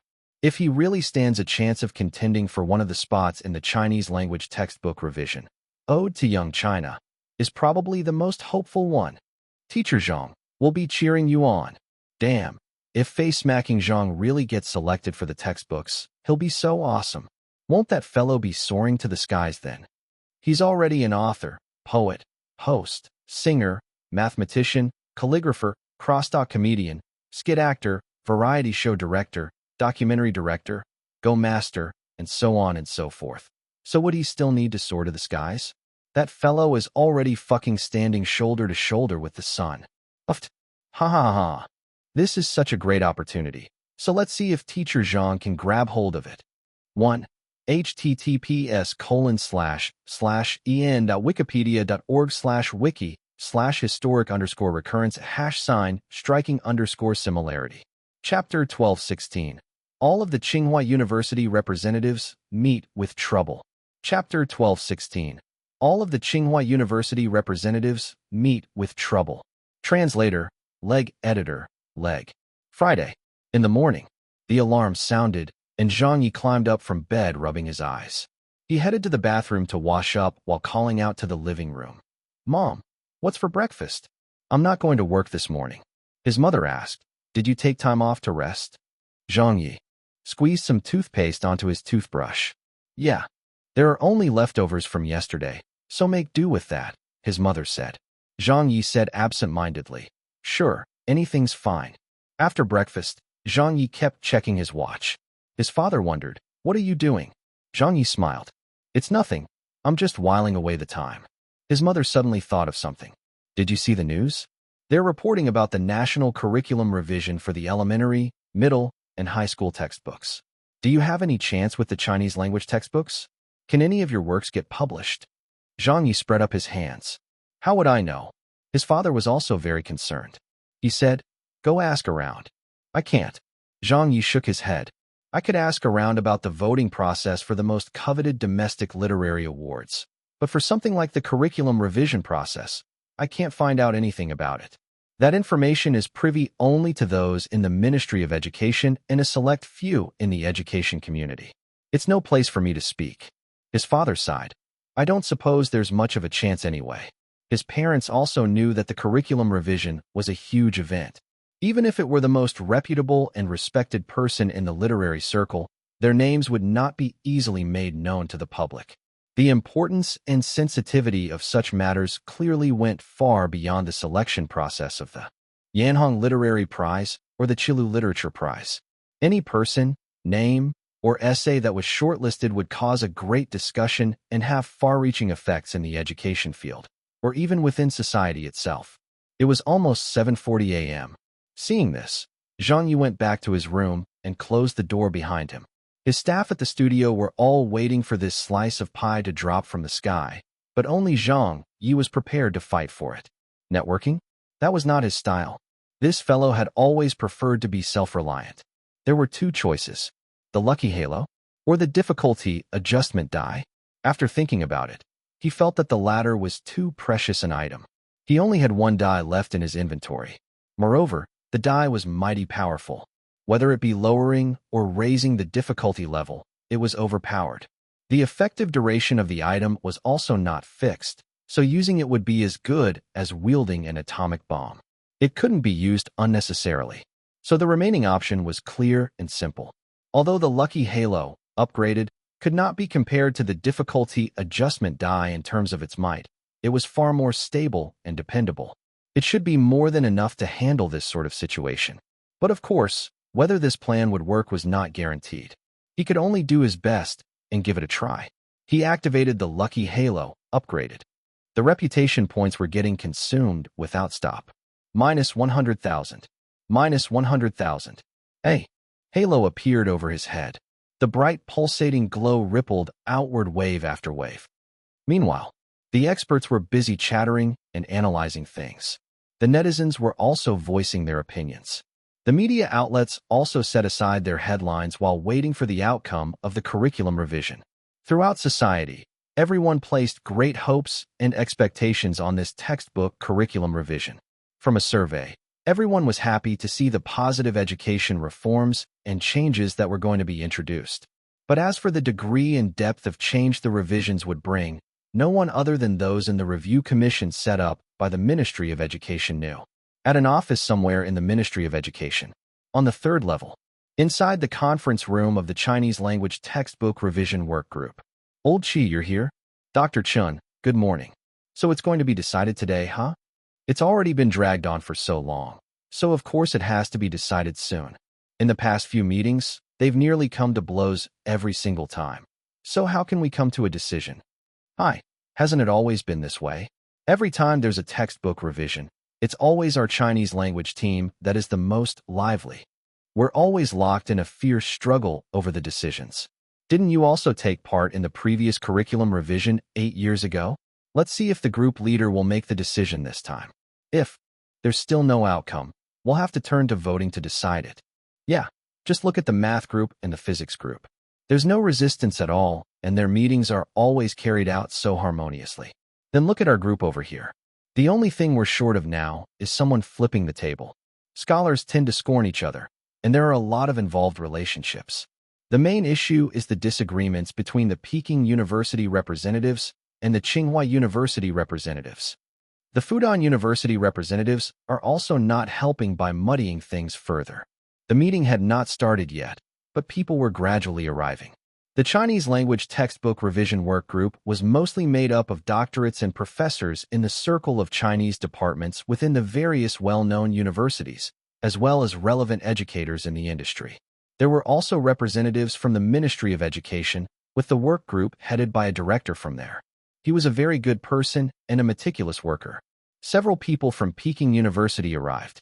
Soon after, the Ministry of Education's director Lu walked into the conference room with a big smile. He was the overseer of the Chinese language textbook revision work group. Although he was wearing a smile on his face, Lu Quancheng was actually feeling very down. It had been days, and the mathematics and physics work groups had more or less wrapped up their revisions. Meanwhile, their work group was still arguing nonstop over several spots on the prominent pages of the textbooks. To be fair, the Chinese language work group had already finalized 80% of the content for the textbook revision, but the remaining 20% could not be finalized yet, as everyone had their own ideas. What a difficult task it was to lead this work group. Whoever wishes to take this role in the future can come and take it. I've had enough. Although he had such thoughts, Lu Quancheng could explicitly say such things. Many of the work group's members were distinguished people in the education field, and some of them were even teachers to Lu Quancheng's bosses at the ministry, or even his boss's bosses. All in all, the total age of the people in the room came up to over 2,000 years old, so of course he had to be courteous and polite to them. You wouldn't know which of them had direct access to the highest authorities, would you? The waters of the education field were too deep. As such, Lu Quancheng's opinion was very simple. He wouldn't offend anyone and just let them fight among themselves. He wasn't going to care at all. An old academic representing Peking University looked at him. "Little Lu, are we going to have a vote today?" Lu Quancheng nodded. "Old Master Chu, I think we should have the vote just to be sure.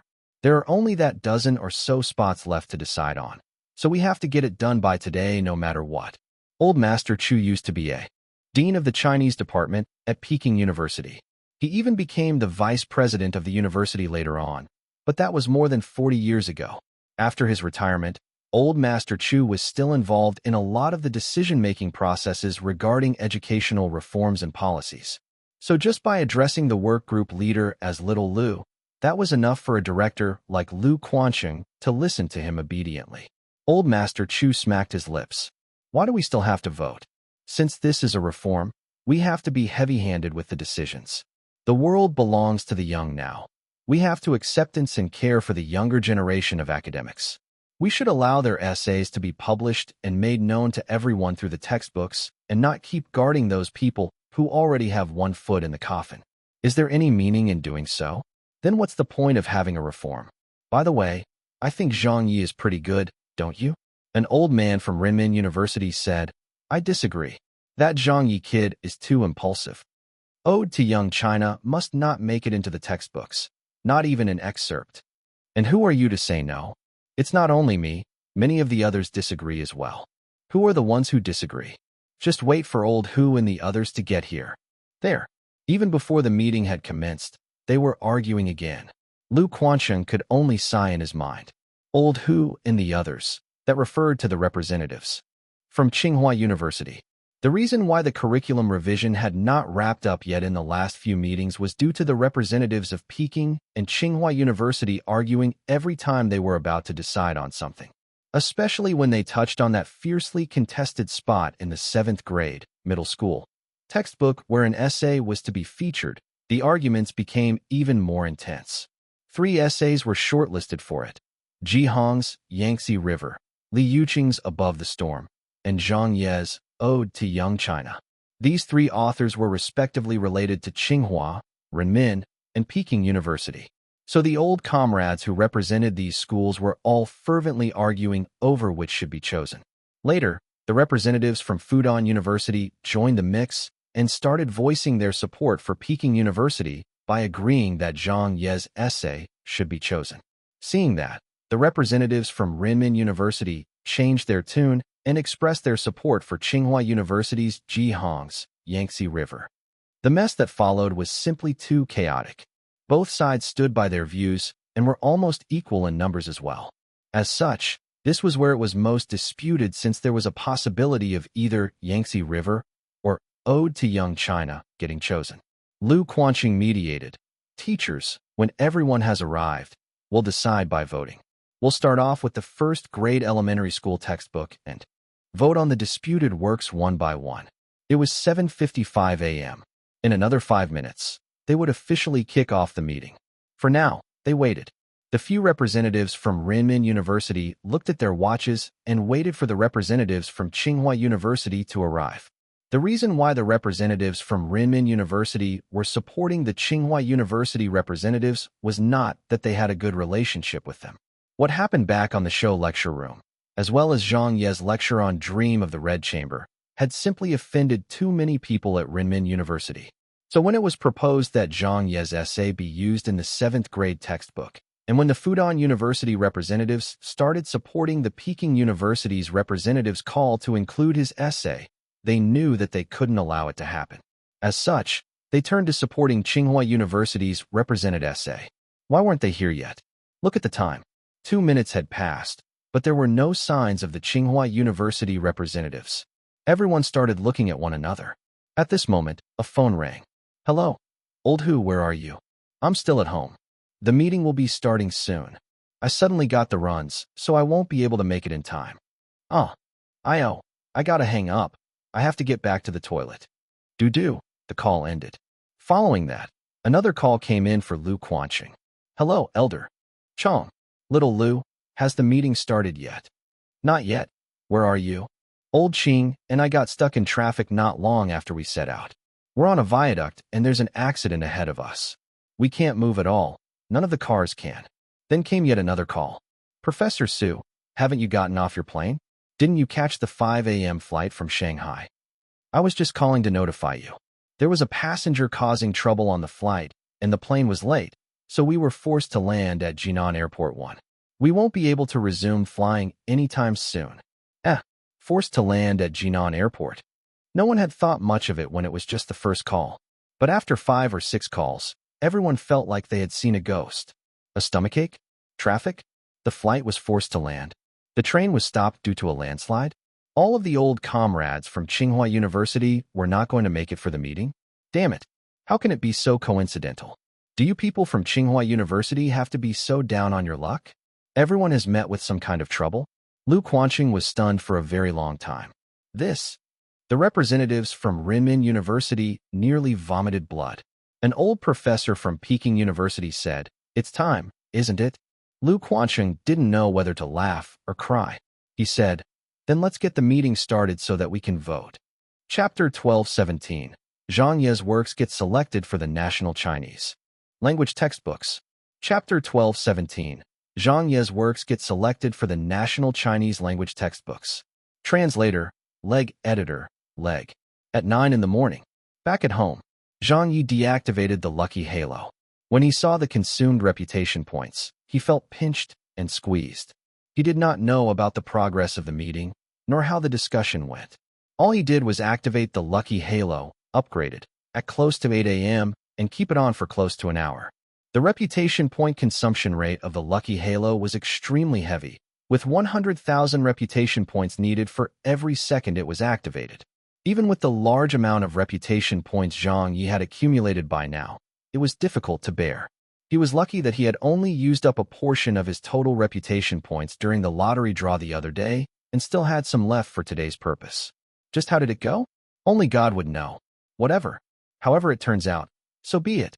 Zhang Ye opened the door and came out of his room. "What were you doing in your room?" his mother asked. Zhang Ye smiled and said, "Handling some important business." His father asked, "How did it go?" Zhang Ye shrugged and said, "I suppose we'll find out tonight." His mother rolled her eyes at him. "What are you being so secretive about? The most important issue at hand is the curriculum revision." "That's right. Isn't your girlfriend from the education sector? She was the vice president of Peking University and has even worked at the provincial education department. Why don't you check with her? You have to take the initiative." But Zhang Yi said, Don't bother her with such things. Mom, I'll help you to make lunch. After eating, I'll have to head to work." Since Zhang Yi had nothing better to do, he decided to help out with whatever chores there were around the house. In reality, it was to divert his attention from the national textbook curriculum revision so that he wouldn't have to keep thinking about it. In the afternoon, they were still discussing it on the internet. The changes to the English language curriculum seemed to have been set in stone. "Yeah, I heard that the middle school textbooks will get more difficult. The revisions for the math curriculum aren't out yet. What about the Chinese language textbooks?" "I don't know. Even though they're calling this a curriculum revision, The majority of the content will still remain the same. There won't really be much change, and this has been talked about before. Let's see whose essays will get chosen this time. It's going to be amazing for whoever gets to have their work published. It's going to be more than amazing. They'll become famous. Elsewhere, Zhang Ye arrived at the studio. He had just stepped into the office when Elder Qian arrived a moment later. Is this little Zhang's studio? Little Wang opened the door to greet him. Yes, may I ask who you are? Zhang Ye hurried outside when he heard the voice. Oh, Elder Qian, what a rare guest. Elder Qian chuckled. I was nearby when I remembered you saying that you had set up your studio not long ago, so I came over to have a look. Am I welcome? Of course you are. Zhang Ye told his studio staff. This is Elder Qian, a most distinguished person in the literary field. If I'm not around when Elder Qian comes to visit, remember to give him the best reception. Little Wang said briskly. Understood. Elder Qian said happily. Kid, don't try that with me. Come in, let's talk inside. Zhang Ye and Elder Qian went upstairs. After glancing around the office, Elder Qian suddenly looked at him. Is your relationship with Wu Ziqing quite good? Old Wu. Zhang Ye was taken aback for a moment. It's not too bad. Elder Qian gave an "oh" in response. Zhang Ye wondered, why do you ask? Elder Qian said, your old boss is pretty good to you. I have a friend in the education field I spoke with recently, someone from Fudan University, who's also taking part in this education reform. Wu Ziqing contacted him some days ago to ask if he could help you out a little in the Chinese language curriculum revision. When Wu Ziqing was heading a department in the education sector, she had helped that Fudan University friend of mine out quite a bit. So he didn't reject her request. Later on, my friend came to ask me about what kind of a person you were. I told him not to believe the rumors out there and that you were really quite a nice person. He acknowledged that without saying anything else. Zhang Ye really did not know about this. He said in surprise, there was something like that? This old Wu. Why didn't she tell me about this? Zhang Ye had only found out about the exact time of the curriculum revision meeting yesterday, but who knew that old Wu was already well aware of it way before he was? And she had even helped him pull some strings? Elder Qian blinked and said, you didn't ask Chief Wu to put in a word for you? Then you better thank her properly. She really went through a lot of trouble for you. It seems she values you a lot. Although Wu Ziqing has now gone on to oversee the entertainment industry, her network in the education field is still there. Quite a few Peking University alumni are also in the textbook revision work group. In recent years, you're the only professor from Peking University to have any involvement in the literary field, so they definitely support you. Together with Fudan University's support, you probably stand quite a good chance this time, especially with Ode to Young China. Zhang Ye chuckled. Then I'll hold you to your auspicious words. Elder Qian said emotionally. Kid, you're really going to skyrocket soon. Yes, he wanted to skyrocket in popularity. But before that, Zhang Ye's essay would have to be selected for the revised edition of the textbooks. Until the final moment, no one would know how it would turn out. Zhang Ye was waiting to find out. The studio staff were waiting to find out. The education and literary fields were waiting to find out. The media reporters were also eagerly looking forward to it. At 7 p.m., the studio staff hadn't left work yet. Little Wang said anxiously, will they announce it today? I don't know. Wu, he was browsing the news online. There aren't any updates. The English language and chemistry textbooks revisions have already been confirmed, but there's still no news about the Chinese language textbooks. Ha Chi said, wait a little longer. Hey, there it is. What? Where? Look at the news. The changes to the Chinese language textbooks have been finalized. In a flash, the studio staff all gathered around. Zhang Ye also ran down from upstairs to join them. Is Director Zhang's name in there? I'm looking for it. An excerpt of Sun Fang's novel has made it in. Meng Han's poem will be featured in the 8th grade's second semester textbook. Who else is there? I'm still looking, don't rush me. Ah, I saw it. Holy shit. There's Director Zhang's name. An excerpt of Ode to Young China has been selected. It's going to be in the middle school textbook. Oh my god. He really made it in. Director Zhang. It's in. We've made it in. Wait, why is there another one? Holy fuck. Tribute to the White Poplar. What's that? When did Director Zhang write an essay titled Tribute to the White Poplar? I know this one. I've read it before. It was written by Director Zhang. This one made it into the elementary school textbook? We didn't only have one essay selected, two of them actually made it into the textbooks. Tribute to the White Poplar. Startled, Zhang Ye suddenly remembered it. This prose titled Tribute to the White Poplar was written back at the parent-teacher conference at Qinchin's school. At that time, the teachers wanted the children to write an essay, but Qinchin did not know how to and kept asking Zhang Ye to write one for her. This was also that very well-known essay that made it into the national textbooks back in Zhang Ye's previous world. Zhang Ye had still not made a name for himself when he brought over this essay to this world. On top of that, the circumstances in which it had been brought out made it relatively unknown here, since there was hardly any publicity. That was why this essay was not well known over here. In fact, many people didn't even know that Zhang Ye had written the essay. So Zhang Ye was astounded that Tribute to the White Poplar had made it into the elementary school textbooks. This was indeed an unexpected gain. He was very happy for him. Oh, he was very happy for Mao Dun. The studio staff started cheering. Director Zhang the Mighty. This is so impressive. He's made it into the national textbooks. There won't be any more changes, right? No, the announcement said the selected works are final. It's been decided. I thought it was exceedingly lucky to have one work featured, but there were two in the end? How generous of the education field to give so much face to Director Zhang. It looks like he hasn't offended as many people as we thought he had. That's great. The third milestone in our Reach the Summit plan has been achieved. Yeah, we didn't even think that the third milestone could really be achieved. And it was even achieved beyond our expectations. Everyone was shouting and screaming. Zhang Ye was also quite happy with the outcome, but thought to himself, do you guys really think that it was the education field's people who gave me face? If it weren't for my lucky halo and old Wu's help, much less Tribute to the White Poplar, even Ode to Young China might not have been selected. Chapter 12:18, Skyrocketing. Chapter 12:18, Skyrocketing. Translator, Leg Editor, Leg. Beijing Television, Central TV News Channel, Shanghai Satellite Television, and everyone else. On the same night, every television station was reporting this news. Which family did not have a child? Which child did not need to go to school? The issue of education had always been of the greatest concern to the public. The national textbook curriculum revision was an even greater issue for them. Any news that was relevant to the public would naturally be given the widest coverage by the media and television stations. Physics textbook compilation. Fraught with difficulties. English language textbook will see increase in number of vocabulary words included. Huge changes to Chinese language textbooks. Both Ode to Young China and Tribute to the White Poplar have been selected. Zhang Ye might become greatest beneficiary of Chinese language textbook curriculum revision. The Ministry of Education uncharacteristically gives Zhang Ye their approval.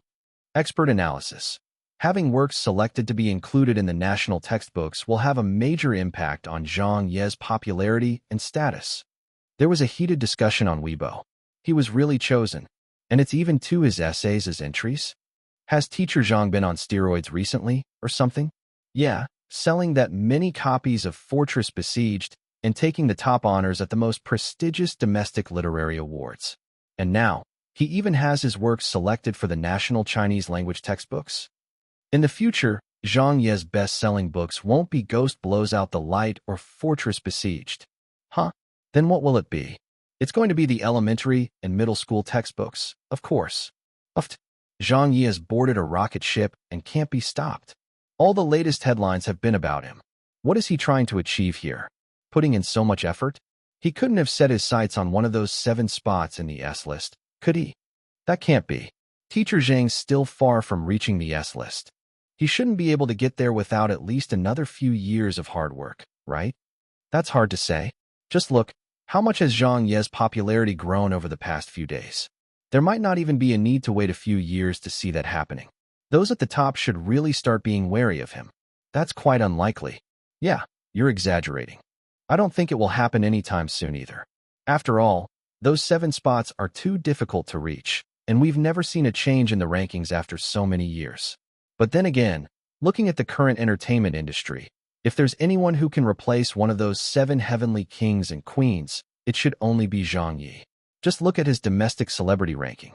He's been sitting comfortably atop the A list, and has been widening the gap on those who were almost even with him in just what? A month? 2 months. Supporting Zhang Ye's climb to the top of the entertainment industry. Of course, there were also voices of doubt. What's with this? Is he even qualified enough? Is it really a good idea to put the essays of someone with a temper like Zhang Ye's into the national textbooks? What the hell is tribute to the white poplar? It's just an essay written in vernacular. Among those who questioned the decision of the Ministry of Education, the representative figures of the group actually turned out to be several executives from Central TV Department 1. Central TV. Department 1's Deputy Director Zhang Ye. Education is a serious matter, and so are the textbooks used to educate our children. Putting the works of a historically tainted celebrity into the teaching materials is irresponsible to our children. There was a wave of scolding below that comment. Get lost. It's Central TV Department 1 that has a tainted history. Are you done trying to slander Zhang Ye? Enough is enough. It was you people who didn't handle the matter properly back then that led to Zhang Ye suing you in court. You guys lost the lawsuit, remember? At home, when Zhang Ye reached home, he heard his mom talking on the phone with her old colleague in the living room. Yes, didn't you watch the news? It's being reported everywhere. Really? Yes, his works were really selected to be in the Chinese language textbooks. One of them is for the elementary school textbook, and the other is for the middle school textbook. Your son is amazing. You and old Zhang have taught him so well. Everyone is envious of you too. Ha ha, when your granddaughter starts school, my son's essays will be in the textbooks. She might even be asked to recite them. His mother was bragging to other people again. Zhang Ye was used to this, and his mother could not be controlled by anyone when it came to bragging. Hi, my son is home now. I'm going to hang up. After his mother put down the phone, she said excitedly, Son, you were really chosen. You've done us proud. His father also said with glee, This is a good thing. It's an extremely good thing. His mother said, You'll become even more well-known. It's not a matter of fame. His father said sternly, Doing something for the cause of education is what truly matters. Using this to gain popularity is unconventional, so don't be so short-sighted. Mom winked at her son. Ignore him. Zhang Ye laughed. Congratulatory calls were also starting to come in one after another. Zhang Ye's friends were also feeling very shocked by Zhang Ye having 2 of his essays selected for the national textbooks. All of them expressed their incredulity while offering their congratulations to him. Hu Fei wondered, what kind of trick did it take to pull that off? Zhang Ye said, haha, magic? Hu Fei said in amusement, Since when were you so loved in the industry? Zhang Ye sighed. I suppose everyone did give me some face. The industry's opinion of Zhang Ye was improving as they felt he had a lot of potential. In the past, Zhang Ye always went around scolding and offending everyone. Not many industries were able to accept him, and the industry insiders mostly did not want to acknowledge someone like him. Even though he hadn't changed his temper much, a lot of the mainstream was slowly starting to accept him. In fact, some of them even accepted that extraordinarily foul temper of his. It was the literary field before this. Now it was the education field's turn. Zhang Ye was stepping onto the right path, and his place in the industry was slowly stabilizing. At night, his parents were asleep. The buzz on the internet started to die down. Zhang Ye was lying in bed as he took out his phone to call Wu Ziqing. His first call did not go through, but old Wu returned his call after 15 minutes. Zhang Ye asked, What are you doing? I just finished bathing. I had to work overtime today, so I got home a little late, Wu Ziqing said with a giggle. Zhang Ye blinked and said, 2 of my essays were selected for the national textbooks. Wu Ziqing laughed. I know, I saw it on the news this afternoon. That's a good thing. Your essays are absolutely good enough, so they deserve to be selected. Zhang Ye asked, Did you help me out? Wu Ziqing replied, No. How could I be of any help?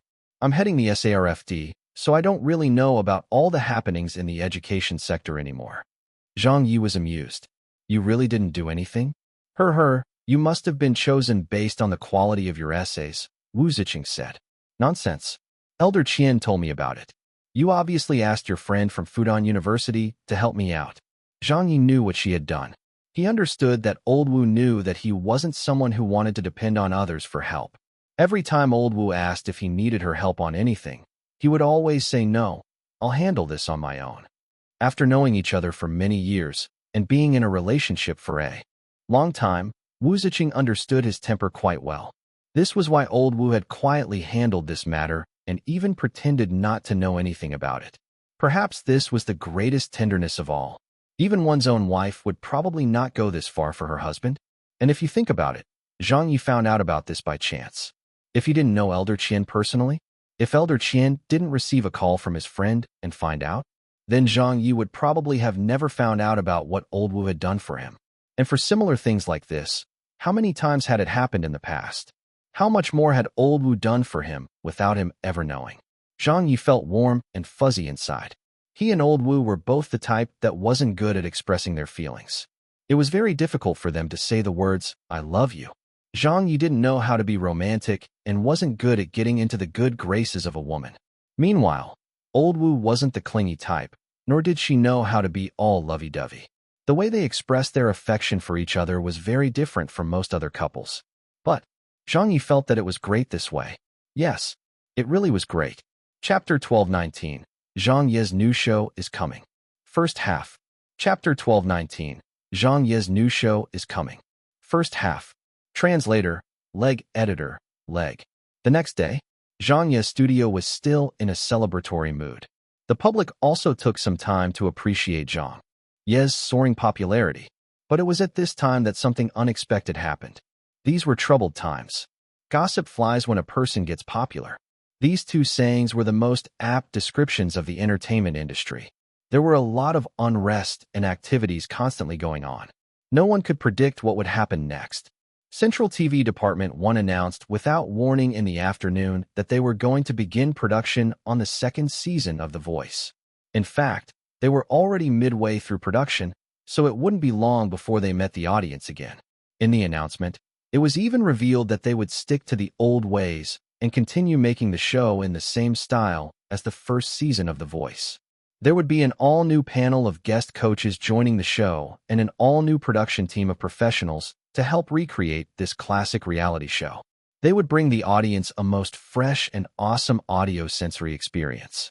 When the news got out, many people were shocked. There was amazement all over Weibo. What? Season 2 of The Voice? That's great. It's finally returning. What's so great about that? Isn't that show copyrighted to Zhang Ye? Right? It was this exact matter that embroiled Zhang Ye and Central TV Department 1 in a lawsuit. So what's with this? Has teacher Zhang made up with Central TV Department 1? Did he give them authorization to film the show? That's impossible. Look at what they said in the announcement. They mentioned that it's headed by an all-new production team. Right? Zhang Ye couldn't have authorized them. Who doesn't know what his temper is like? The Central TV Department 1 executives were even scolding Zhang Ye on Weibo last night on his essays getting selected for the Chinese language textbooks. They couldn't have made up so quickly overnight. Then why does Central TV Department 1 still dare to call their show The Voice? It's copyright infringement, right? I'm utterly confused as well. No one in the industry expected that Central TV Department 1 would actually go against the grain and act so brazen. They even said they were already halfway through production. At Zhang Ye's studio, Ha Chi-Chi said angrily, "What the heck are they trying to do?" Zhang's was said, "Old Ha, didn't you say their show would adopt a name and format change?" "Yeah," Ha Chi-Chi said. "That's why I don't understand what's going on either." Zhang Ye did not even hesitate and said, "Send them a cease and desist." And so, the law firm representing Zhang Ye's studio immediately issued a cease and desist letter to Central TV on the same day and sent someone to liaise with the courts. The incident blew up. Zhang Ye and Central TV Department 1 were going to go to court again. However, the way things developed caught everyone by surprise. Just as countless people's attention focused on this incident, Central TV Department 1 quickly deleted that promotional Weibo post and updated it with a new one. The official Weibo account of Central TV Department 1 announced that due to copyright issues, their new show would drop the name of The Voice and be known as Sing. Instead, there would be some changes to the format of the show as well. At the end of the post, it even hinted that although the name was changed, the spirit of the show would still be the same. Video publicity, advertising campaigns. The promos went into full swing. The name of Sing was quickly made known to everyone too. It was at this moment that everyone realized what was going on. Central TV Department 1 knew that there would be a problem with the copyright, so they hadn't planned to produce the show as the second season of The Voice. Right from the start, they were planning to change the name and modify the trademarked segment where the coaches turned around in the chairs. By having a different look for the show, they were intending to continue doing The Voice as it was. But as they were afraid the audience would not be convinced if they just announced this new show and inadvertently suffered a drop in viewers and notability of the show, they billed it as the second season of The Voice, seizing the opportunity to publicize Sing. While the media's attention was all on Zhang Ye, it was their way of telling the audience that this was not an entirely new show, but in fact, the second season of The Voice. If this wasn't their intent, Central TV Department 1 couldn't have possibly reacted so quickly. It didn't even take a day for them to come up with another name for the show and change the format of the show's segment. Even the publicity video was readily released after the announcement. It was impossible that they could do all that so quickly. They were riding on the name of Zhang Ye and The Voice. Moreover, they had already deleted that previous Weibo post, so it wouldn't affect them much even if Zhang Ye's studio sued them in court. There was no loss for them. Some of Zhang Ye's fans started cursing. Fuck, how can they be so despicable? Damn, I've lost my faith in humanity. They were scolding Zhang Ye on Weibo just last night, but are now using his name and show to promote themselves? This is what Central TV Department 1 is. How can they do that? What they're doing is really shameless. If you all want to make Sing, then go ahead. But why did you have to do it this way? Even back then, you were in the wrong first, no? The Voice is Zhang Ye's baby. You didn't want to pay director Zhang for the copyright, and even tried to steal it from him to sell it off. After that, he was even shipped off to the documentary channel while you continued to raise a ruckus about him until Central TV was forced to terminate his contract. In this past year, you've continued scolding Zhang Ye on the internet and criticizing him at various public events. But in the end, this was what you resorted to doing. Haven't you gone too far? Of course, some people didn't mind. Anything is fine as long as we get a second season of The Voice. Right, I like this show so much. They mustn't shelve it. Counting the days, it's about time the second season began. I'm really looking forward to it. It's just a name change. We'll still watch it anyhow. Yeah, there are too few good singing shows, and The Voice and King of Masked Singers are the two most representative works in the genre. Since King of Masked Singers only ended a few months ago, I doubt there'll be a second season anytime soon. So there's only The Voice left to look forward to. I don't care if they change the name to Sing. They can call it dog shit for all I care. I'd still watch it. Hurry up and start broadcasting, please. Just don't destroy the reputation of The Voice. I watched the promo vid and found it quite good. There was a lot of controversy. A lot of attention was given to it too. But this was exactly the effect Central TV Department 1 was going for. They knew that even though some people would scold them, those same people would still come and watch the show when it was broadcast. This was because there was no one to compete with their show, nor was there anyone who could compete with them. Among the singing shows, they would sweep away everyone else. As long as they could hold viewer attention on the show's premiere and make them realize that it was basically The Voice with a different name, then the viewers would give their recognition to it. They wouldn't possibly just give up on the show just because Zhang Ye wasn't the director or the host. Other than Zhang Ye's diehard fans and some hot-blooded youths, not too many people were so principled and bothered by such things. In the end, what the people needed was entertainment, not some impossible-to-emulate person standing on stage speed-reciting some advertising messages. The Voice was already an established show. Therefore, Central TV Department 1 no longer had a need for Zhang Ye. The host, the director, the guests, it would all be the same whoever held those roles. 1. In 2016, contractual disputes arose between Talpa Holding, the owner of the show's format and franchise, and Sancheng Production, the show's production company. It was revealed the former had inked a joint venture with another production company, Talent International, to produce the upcoming seasons of the show. In response to the dispute, and to prevent copyright breaches, Sancheng Productions launched Sing, a rebranded version of the show which the producers claimed to come with an original format, though it still shares several similarities with The Voice of China. Chapter 1220. Zhang Ye's new show is coming. Second half. Chapter 1220. Zhang Ye's new show is coming. Second half. Translator, Leg Editor, Leg. Later that afternoon, at Zhang Ye's studio, everyone was sitting in a meeting. They planned it all out. Wu Yi said, Furiously, Little Wang said, Central TV Department 1 deliberately did it this way. Ha Chi-Chi said in anger, by issuing our cease and desist letter, we inadvertently helped them publicize the show and helped them let everyone know that The Voice has a new name. If we knew that this would happen, we shouldn't have played their game. We should have let them promote it longer with the name of The Voice before suing them. But Zhang Ye said, that would be pointless. Even if we didn't say a thing, they would have come up with some other excuse. They aren't stupid. Zhang's was slapped his thigh. I'm pissed off. Ha Chi-Chi said indignantly. Those people will really stoop to anything to achieve their goals? Why isn't Central TV documentary channel like that? We've worked with Central TV Sports Channel too. They're all very nice people, respectful, and professional in their work. But why does it have to be the largest channel that behaves like this? Everyone kept cursing for a long time. Then, Zhang Ye's cell phone rang. It was Chun Guang's wife, Fan Wenli. Zhang Ye said, hello, Sister Fan? Fan Wenli asked, Zhang, do you know about Sing? Let Central TV Department 1 do what they want. It doesn't matter to me, Zhang Ye said. Well, they just contacted old Chun and me to ask whether we would like to return to the show as guest coaches. Fan Wenli's words seemed to hold a deeper meaning. Do you think it will do well? Zhang Ye knew what she was getting at. It should do well. Even without me, it shouldn't affect them much. The platform is already there, so even without any new breakthroughs in the show, the viewership ratings should still be quite good with them retaining the same format. Just go back with old Chun, her. You don't have to make your decision with me in mind. Fan Wenli said. All right then, I'll think about it for a while longer.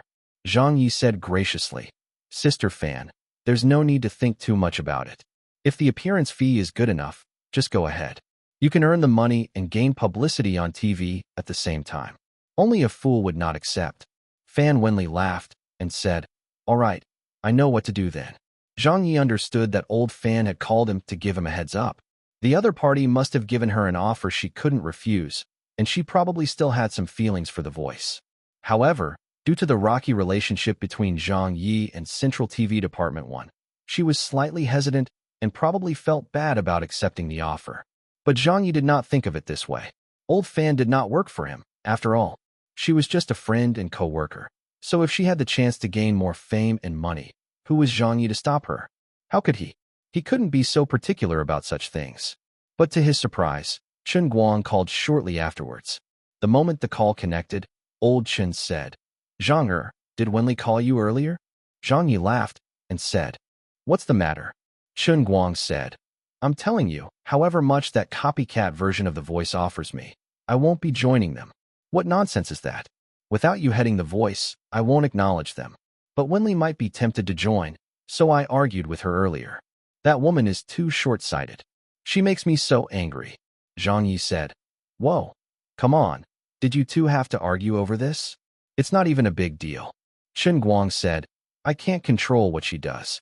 The Sing program team has gotten in contact with the former guest coaches, but I've already spoken to Grandma Zhang Xia, and the two of us definitely won't accept. I didn't check with Sister Zhang, but I doubt that anyone other than you can move her.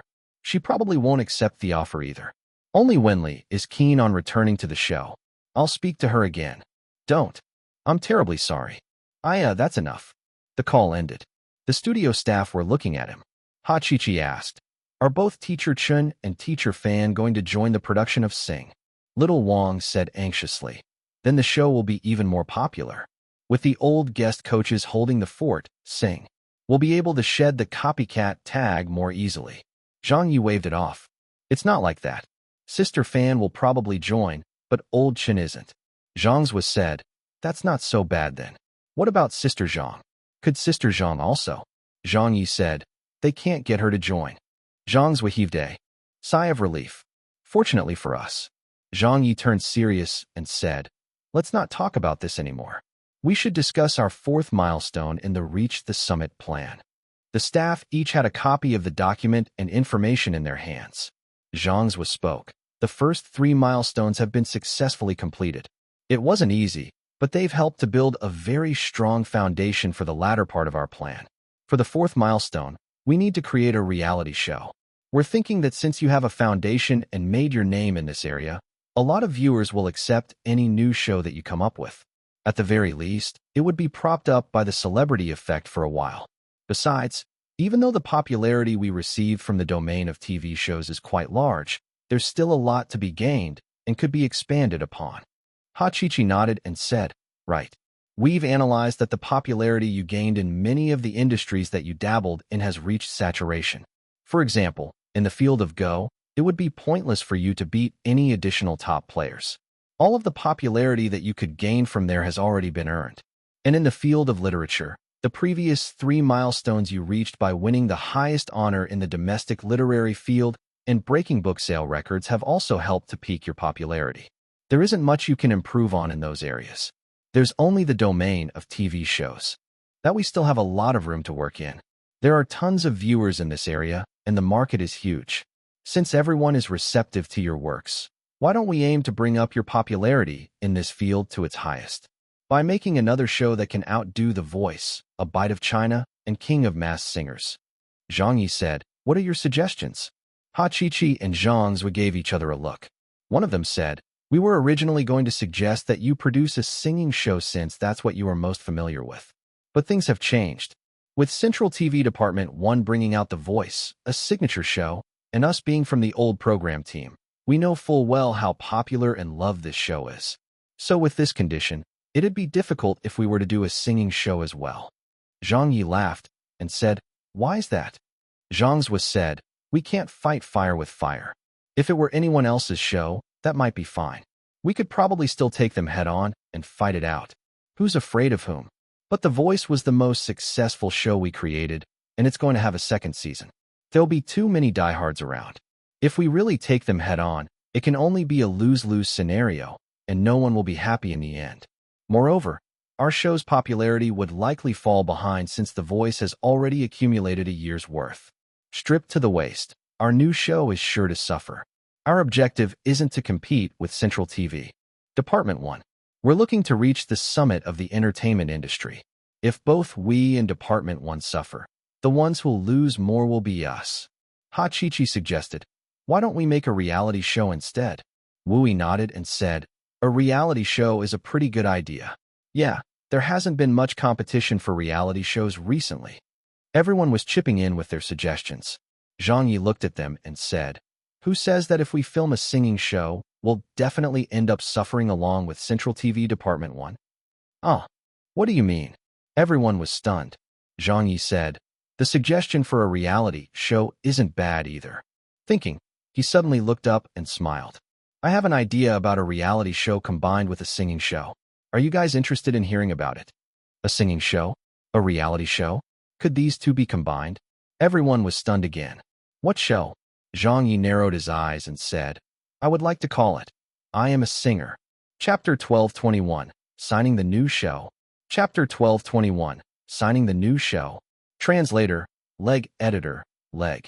That evening, the people from Beijing Television rushed to the studio. 2 station heads and several staff members, including Hu Fei, had been sent over by Beijing Television to negotiate the contract after they received the news. They attached great importance to this matter. It was Zhang Ye's new variety show after all, so who in the industry wouldn't? Many of the television stations in the country would vie to get him. One of the station heads shook hands with him. Teacher Zhang. Zhang Ye smiled.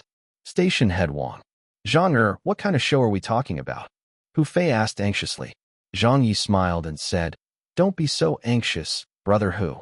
Let's sit down and talk. Hachichi had printed out several copies of the proposal they drew up and handed it out to the Beijing Television people. They eagerly started flipping through it the moment they got one from her. Zhang Ye said, everyone, please take a look at the proposal. I Am a Singer. This was a very special show back in Zhang Ye's previous world. It was special in that it was different from many of the previous singing shows that came before it.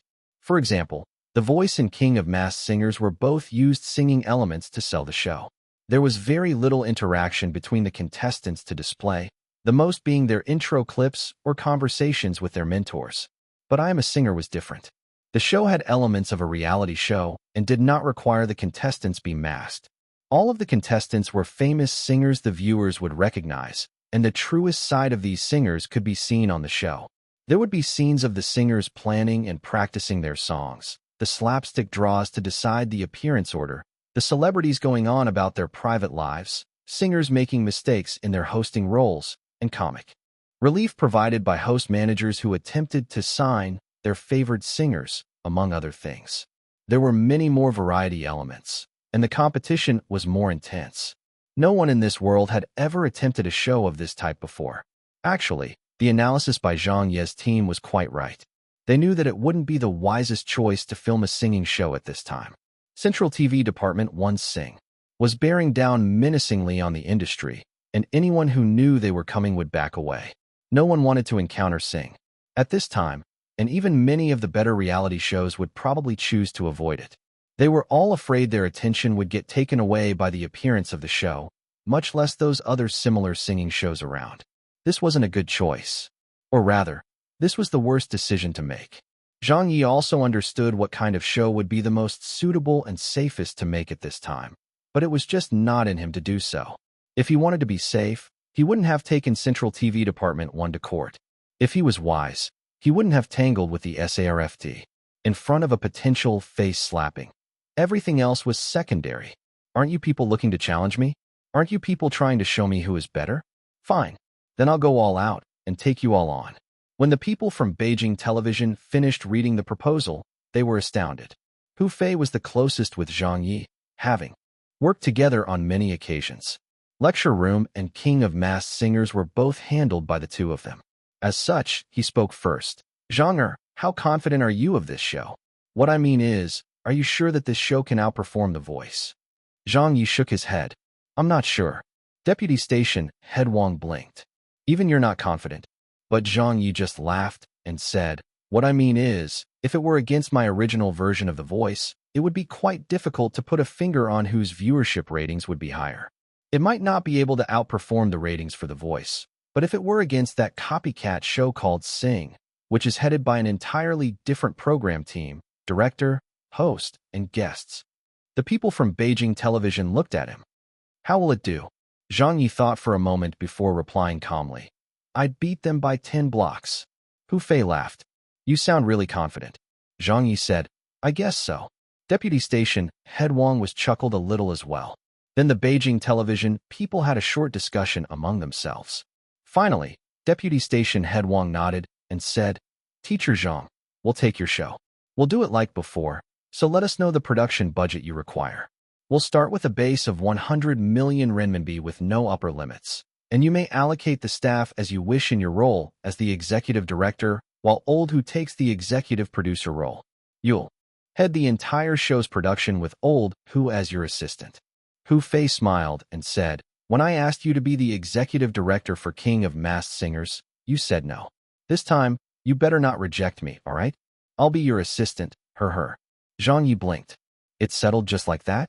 Aren't you guys going to consider it for longer? Hu Fei said happily. It's a show by you. There's no need to consider any further. These words were undoubtedly the greatest trust they could give Zhang Ye. A staff member of Beijing television suddenly asked, Director Zhang, are you going to participate in the competition? Zhang Ye laughed and said, if I'm going to be the executive director, I won't be participating. Hu Fei said in surprise, you won't be taking part? What a pity. Zhang Ye spread up his hands. If I participate in the competition as the executive director, how will the others see it? They'd definitely say that it's rigged and unfair. We have to handle this with the show's interest in mind and not screw it up with such controversies. He added with a laugh, and besides, I'd definitely lose with so many elite singers taking part. That'd be too embarrassing for me. Hu Fei said, but what about your screen time? You've worked so hard to come up with a show like this. Surely we can't have you miss out on the benefits, right? It's not like you care about the money anyway. Zhang Ye said, don't worry, brother Hu. As the executive director, the screen time I'll get is much more than you can imagine. Deputy Station Head Wang nodded to himself. In the field of show production, Zhang Ye was a very professional and responsible man. This was also what he admired most about Zhang Ye, who handled the situation in an unbiased manner. He was very clear about such things and wouldn't bend the rules just because he could benefit himself. Even though what he said might sound simple, the truth was that there weren't too many people in the entertainment industry who would do things this way anymore. The contract discussion was settled very quickly. Then everyone began talking about the subsequent production issues that lay ahead. Hu Fei asked, "How should we design the stage?" Zhang Ye replied, "Modify the King of Masked Singers stage a little? That's fine, but it'll be very difficult to invite the singers. That's going to be an issue." "That's right. We won't be inviting anyone who isn't good enough. All we target must know how to sing well, and it doesn't matter if they are has-beens. We don't care about the popularity of the person, just their singing skills. But this is a competition and no one likes to lose. It's especially true for singers who have been famous for a long time. In King of Masked Singers, they could at least hide behind a mask. Even if they got eliminated there, they could choose to not reveal themselves and leave the stage. The audience would never find out who they were, so it wouldn't be embarrassing to lose. But it's different for I Am a Singer. This is a serious elimination competition, so will the famous be willing to come on the show? Even if we double the appearance money, they might not. I'll take care of that." "All right, then I have no other issues. What about you guys? Do you have any requests?" Deputy Station Head Wang looked at Zhang Ye. Zhang Ye chuckled. "My request is simple." Deputy Station Head Wang said, "Feel free to request whatever you need." Zhang Ye said, "I only have one request. Whichever day sing. Broadcasts on, I want to broadcast on that day as well. Whichever time slot sing. Broadcasts on, I want the same time slot as well." The people from Beijing television didn't know whether to laugh or cry. Deputy Station Head Wang said, "All right, let's sign the contract." Chapter 1222, The Lineup of Singers. Chapter 1222, The Lineup of Singers. Translator, Leg Editor, Leg. At night, the people from Beijing television left. Hachichi gave a wry smile. "Director Zhang, are we really going to do this?" "We have to do it." Zhang Ye insisted. Wu Yi said loudly. "Damn, let's do it then." Little Wang cried out. "Yeah, who's afraid of whom?" Zhang Zhua felt fired up. "Let's do it. We'll show Central TV Department who the real big brother of the variety world is. Let's beat them once and for all." Tong Fu added. "At most, we'll get taken down along with them." Hachichi glared at him. "That mouth of yours. Don't jinx it." Tong Fu quickly spat away his words and corrected. "What I meant was, we'll make a clean sweep." They had fought alongside Zhang Ye to the death, but their characters had become meeker ever since they joined Zhang Ye's studio. This was because as staff of the studio, they had to behave in consideration of Zhang Ye. Their highest priority was to do things in his interest, so they had to be more cautious when handling any issues. However, their old passion was still burning as strongly as ever. When they got pushed into a corner like now, they would still follow Zhang Ye and hop around and swear back in anger. "Come on then. Only one shall remain standing." After work, the studio staff gradually left the office. But Zhang Ye did not go and instead remained behind to make some calls. Sing was currently approaching anyone they could, probably because the guest coaches' roles had still not been filled yet.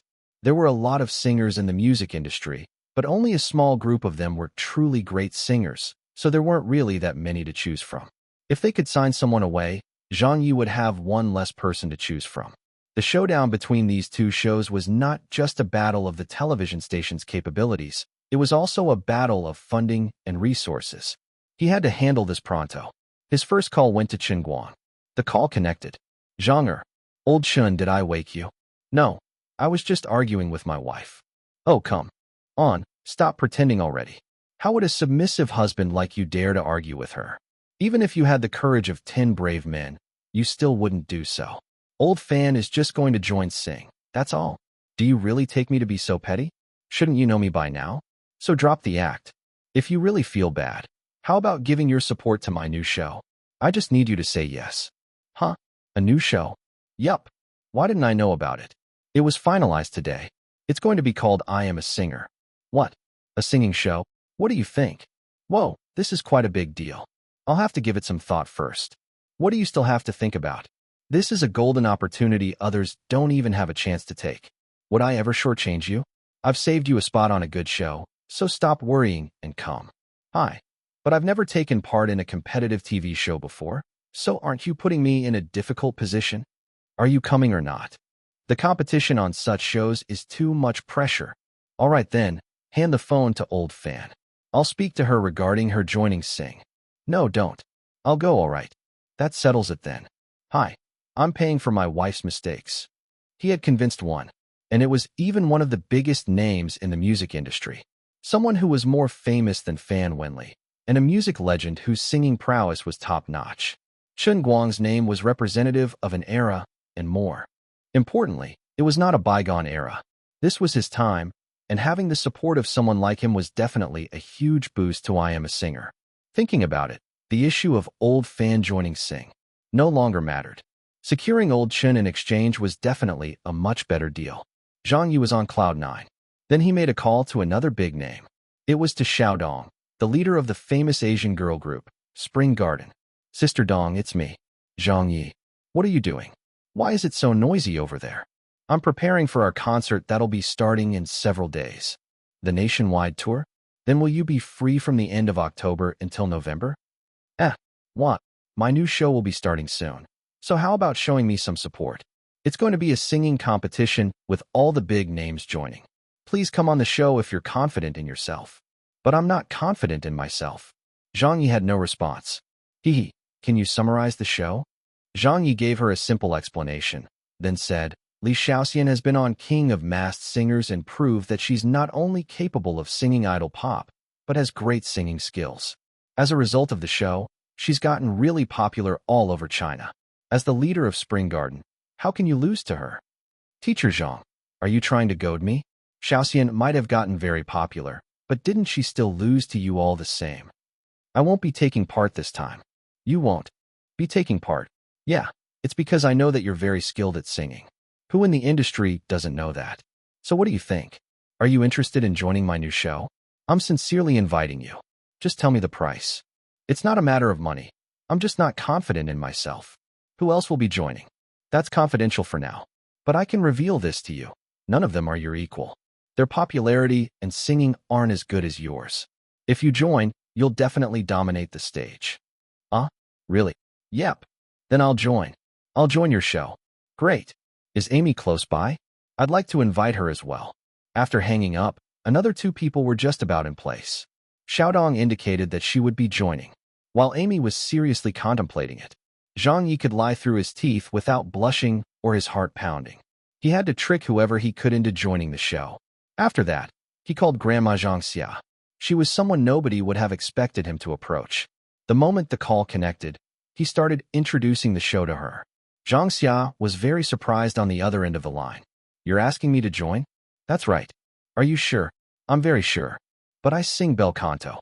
Who would want to listen? There are many ways of singing bel canto.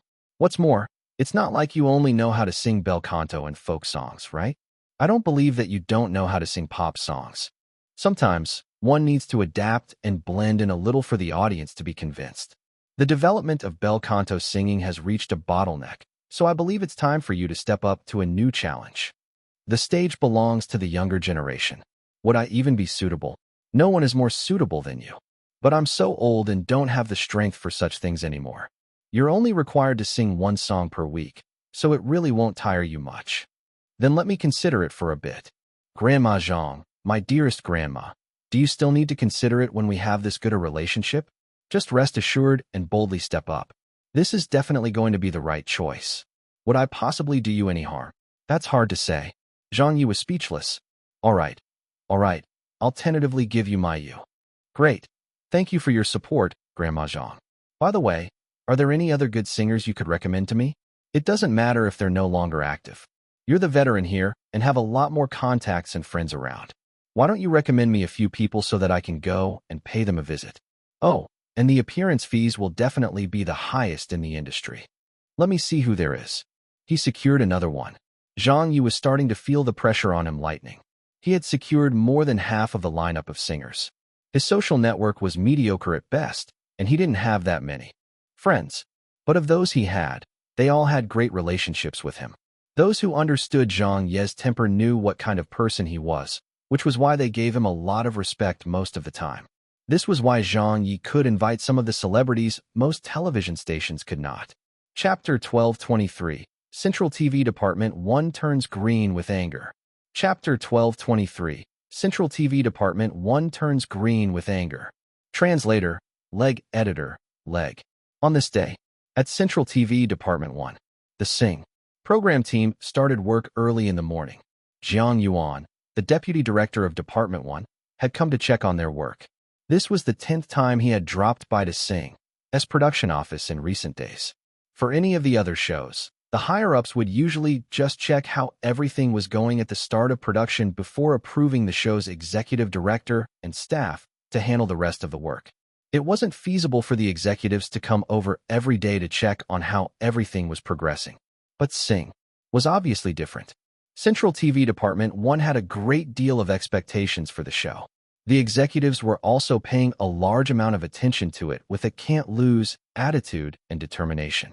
This was because it would be Central TV Department 1's biggest variety show this year, and it would have to get the results expected of it by sweeping away the rest of the variety show industry. That was the command issued from the top, which Central TV Department 1 would have to execute. Boss, Director Jiang. Good morning, Director Jiang. Zhang Yuan walked in with his hands behind his back. The program team staff immediately stood up to greet him. Good morning, how's everything going? Everything is proceeding smoothly. Has Fan Wenli agreed to join us yet? We've already signed the contract with her. She's been secured. Good, very good. But Chun Guang and Zhang Xia won't be joining. As for Sister Zhang, we've just contacted her manager, Feng Weihong. She says that Sister Zhang doesn't have a free slot in her schedule. It's good enough that we have a guest coach from the first season of The Voice. How about the promo work? Are you guys going all out on it? We've already gotten started. How's the public's response? The people are really looking forward to it. There are a lot of discussions regarding the show, and the Weibo topicality has already reached 200,000. That's never happened before. That's good. Great job, everyone. As long as we get to the top spot of the nationwide viewership ratings, I'll personally apply to management for everyone to get recognized for their contributions. Thank you, Director Jiang. We guarantee that we'll do a good job. In the current climate of the variety show industry, no one is a match for us. Yeah, the latest variety shows that Shanghai TV and Hunan TV did are no competition for us. After all, The Voice is exceedingly well known for a TV show. After a year's break, the previous viewers will surely be anticipating it even more. Once the show starts broadcasting again, we've reason to believe that the old viewers will return and that there will be an influx of new viewers as well. Based on past experience, Sing should do even better than the first season of The Voice in terms of viewership. Everyone felt loose and relaxed as they talked and laughed without pressure. Why? Because they had no opponents. Not a single one. Within the industry, in the entire satellite television market and variety show industry, there weren't too many shows as hot and phenomenal as The Voice. With its reputation out there, even if they filmed the show with their eyes closed, even with a change to the show's name, there would be no lack of viewers. The people would sit down at their televisions and wait for the show to be broadcast. This was the charm of having reputation and also the result that accumulated popularity could bring about. In the whole of the country, there was no one who could stop them. Unless some other phenomenal variety show were to suddenly emerge at this time, they would not be stopped. But no matter how they saw it, it was impossible for that to happen. King of Masked Singers had just ended a few months ago, so the second season couldn't possibly happen so soon. With such circumstances and without any opponents, they were simply invincible. In this situation, the program team staff were all humming a song inside their heads. How lonely it is to be invincible. How empty it feels to be invincible. The executive director of Sing was even more exultant and in high spirits. However, when they remembered that Invincible was written by Zhang Ye, they felt like they shouldn't be singing it in fear of bringing bad luck upon themselves. Zhang Ye's name was basically taboo in Central TV Department 1, and no one would dare mention it in front of the higher-ups without good reason. His name represented the biggest enemy Central TV Department 1 had, and was also a sore spot that could never be healed. Everyone went back to discussing the follow-up production. They talked about issues like the recruitment of the guest coaches, who were still missing 2 people. Everything was progressing smoothly, and they could almost see Sing sweeping across the entire country. However, it was at this moment that a staff member came running in panic. Something's happened. Something's happened. What's wrong? Why are you in such a rush? What's happened? Aren't you the one who's responsible for inviting the guest coaches onto the show? Which celebrity has declined to join us this time? If they don't wish to join us, so be it. What are you so alarmed about? Everyone looked at that employee, unsure of what had happened. He didn't manage to invite someone as a guest coach? Then just approach someone else.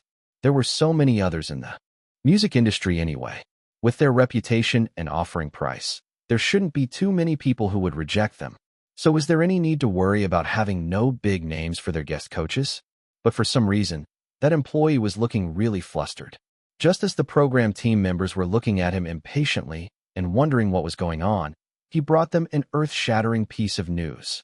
Flustered, the employee said, "I just found out from a big shot of the music industry that other than us, another television station has approached him as well." Zhang Ye was amused. "There's someone else who dares to produce a singing variety show at this time?" The program team's executive director also smiled. "Who has the balls? They dare compete with us." The employee wiped away his sweat and said, "It's Beijing TV." An assistant director was taken aback. Another assistant director said, "So what? Must we make such a fuss?" But the employee's next words gave everyone a fright. Pulling a long face, he gulped and replied, "It's Zhang Ye's new show, and Beijing TV has secured the rights to broadcast it. They intend to broadcast it at the same time as us." "What? Say that again?" "Zhang Ye is producing another singing show? They're going to broadcast at the same time as us." Zhang Ye blanched. The executive director was dumbfounded. A few of the assistant directors looked infuriated. The entire program team of Sing fell silent. Then, this news galloped through the internal departments of Central TV. Central TV Department 1. "What? Zhang Ye is coming back with a new show? Holy shit. Damn. Is he crazy? Why does he want to clash with Sing? Oh my god. That madman. This is bad. This time it's really bad. No opponents? Looks like we've just gotten ourselves an opponent. Fuck. Is this for real? Isn't he busy receiving awards? Isn't he trying to get into the Chinese language textbooks? Isn't he off writing novels? Then why has this great demon king returned to the variety world? He's doing this on purpose. He's definitely doing this on purpose." Central TV Sports Channel. Yu Yingyi and her colleagues were also shocked at the news. "Fuck, I have a bad feeling about this." "Me too. Why do I have a feeling that Department 1 is going to flop hard?" Zhang Ye is back. "Uft. Teacher Yu, why are you laughing?" "Did I laugh?" "You did." "All right, I did. It's just that I am absolutely tickled by the way that my old classmate is behaving." Central TV Documentary Channel. Zhang Ye's old colleagues here also didn't know whether to laugh or cry. Central TV Department 1 is going to be in serious trouble this time. They're too arrogant. It's good that this has happened. Director Zhang has returned.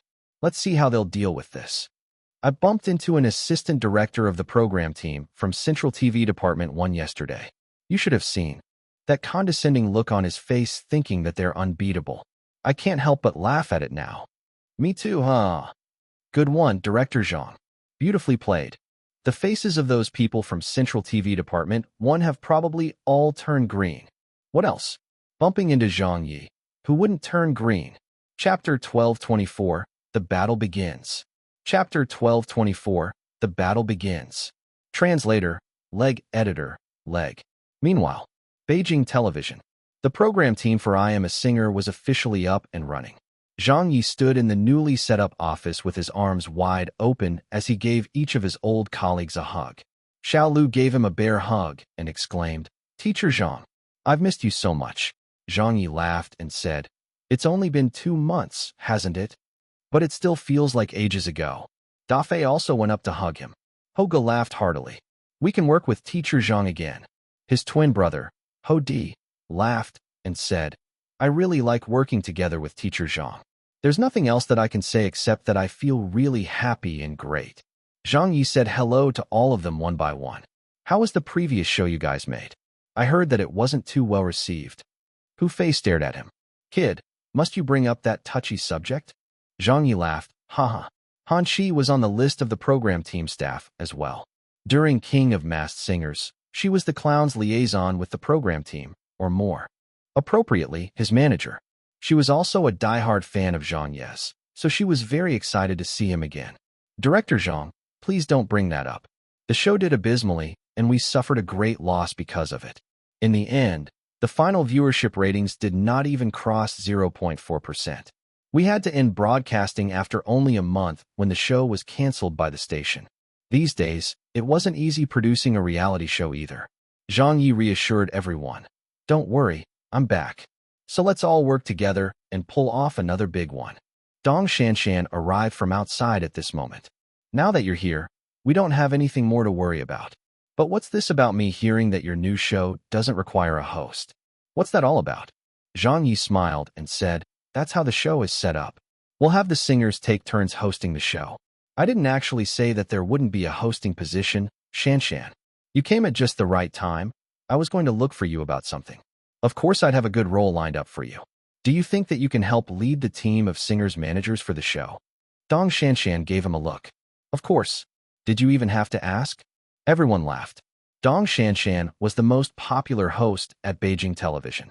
She was holding up two of the station's shows that were doing rather well in the viewership ratings.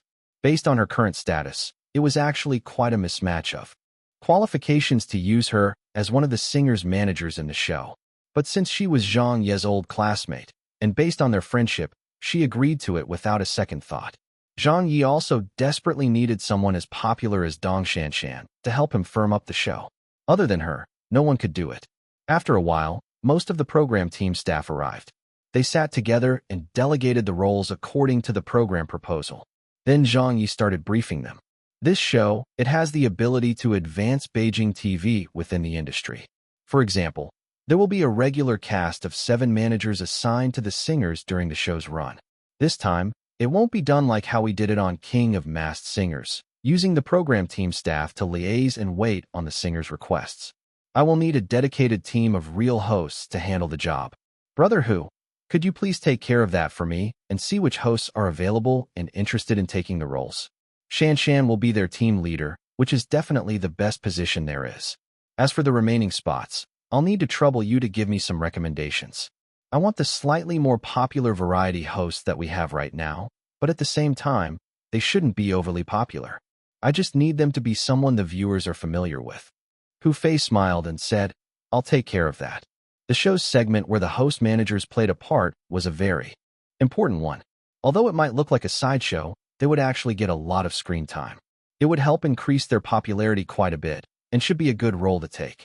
Just like in I Am a Singer back in Zhang Ye's previous world, there were quite a few hosts who became very popular overnight after getting paired with the singers as their managers. After I Am a Singer was broadcast here, it would definitely raise the standards of all of Beijing television's hosting lineup, as well as bring about an increase in their influence. It was just that they couldn't see this effect since they were unsure of how it would work, although they would definitely understand what he meant after the premiere episode. Zhang Yi continued assigning the roles for the program team. We can start prepping for recording. Right now? Yes, right now. But it's still so early in production, and the stage hasn't been set up either. This new show is a little different from the other singing variety shows. Most of the time, we'll just be filming the singers' activities in front of the camera and behind the scenes. There's even a need to capture a portion of the ongoings in their private lives, like going around with the singer as they pack their belongings in preparation for the show.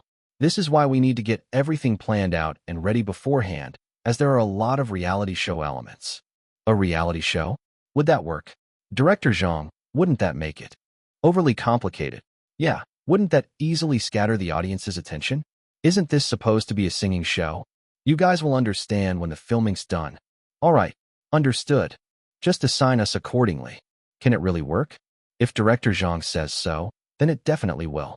The advantage of working with his old team was that they could all trust him and had a tacit understanding of things. Whatever role Zhang Ye assigned the staff, they would all give 200% and wouldn't question why they had to do it that way. After the roles were all delegated, the rest of the tasks would be handled by Zhang Ye himself. Grabbing people, racing against time, grabbing advertising sponsorships. The battle with Central TV Department 1 was only just beginning. On the very same day, the news leaked. But of course, this couldn't really be kept secret.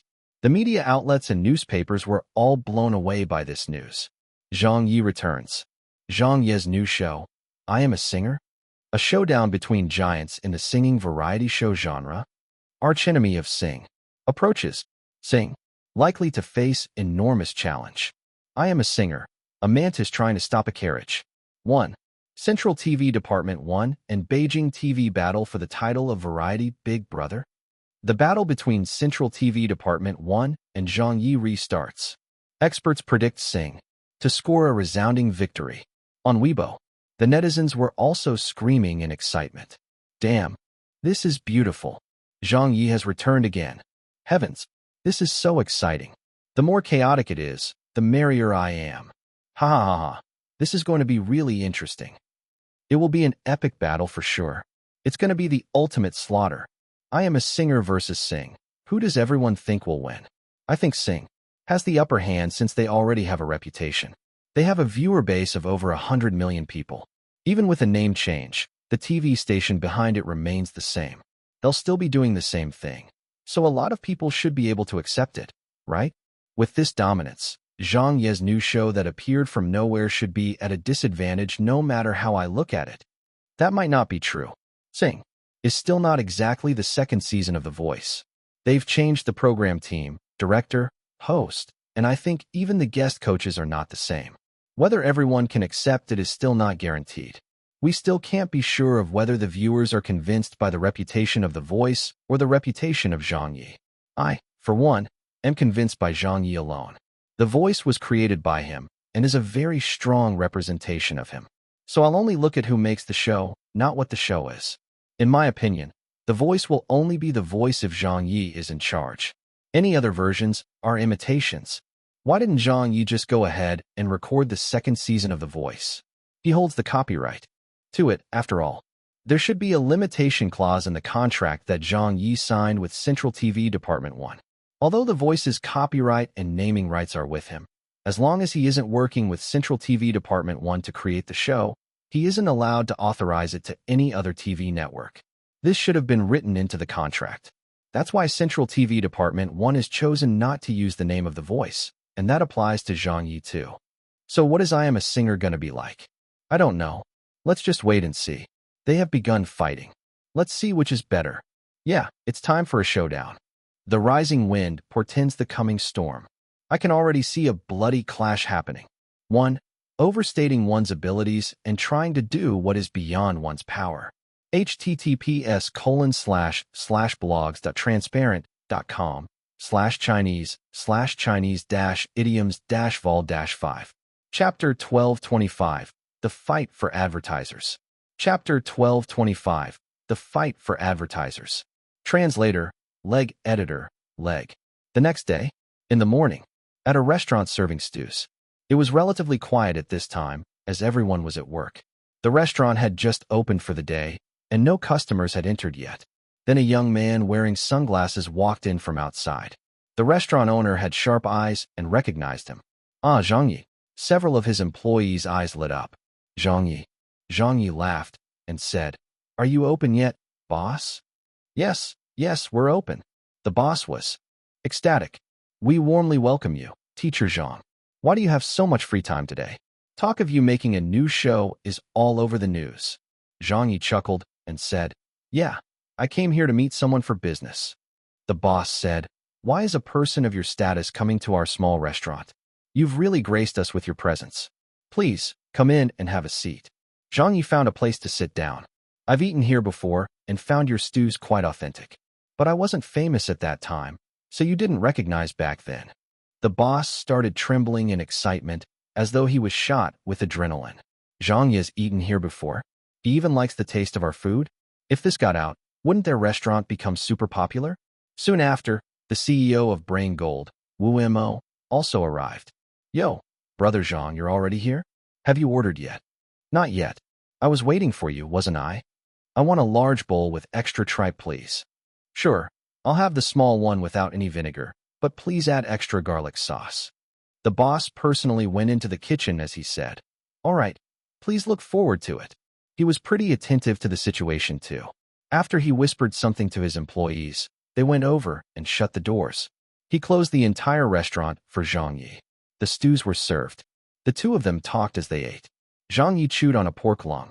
"Do you want to take the title sponsorship of I Am a Singer? Your new show?" "Yes." "Is it good?" "Of course it's good. Why else would I offer it to you? To be honest, I'm really quite interested." "Then let's talk." How much is the title sponsorship fee? 200 million renminbi. Whoa, are you asking for my life? That's already very low. It's a fair price. You call that low? Which variety show have you ever seen asking for 200 million renminbi for the title sponsorship? 150 million was the highest, and that's even the record created by King of Masked Singers. If you're not interested, I'll go to someone else. Make it a little cheaper. You won't make a loss on 200 million yuan. Your company is the leader of the health supplements industry, so what's 200 million to you? You'd earn all that back within half a year. Become the title sponsor for I Am a Singer, and I guarantee your sales figures will double. I only asked for a 100 million from you for the first season of The Voice, but look at how much you earned from that. Aya, we can't compare things like this. Do you want it or not? All right, I give in. I'll get someone to send you the contract later. He finished eating his bowl of stew. Zhang Ye got up and asked, Boss, how much? That'll be a total of 45 yuan, the boss shouted.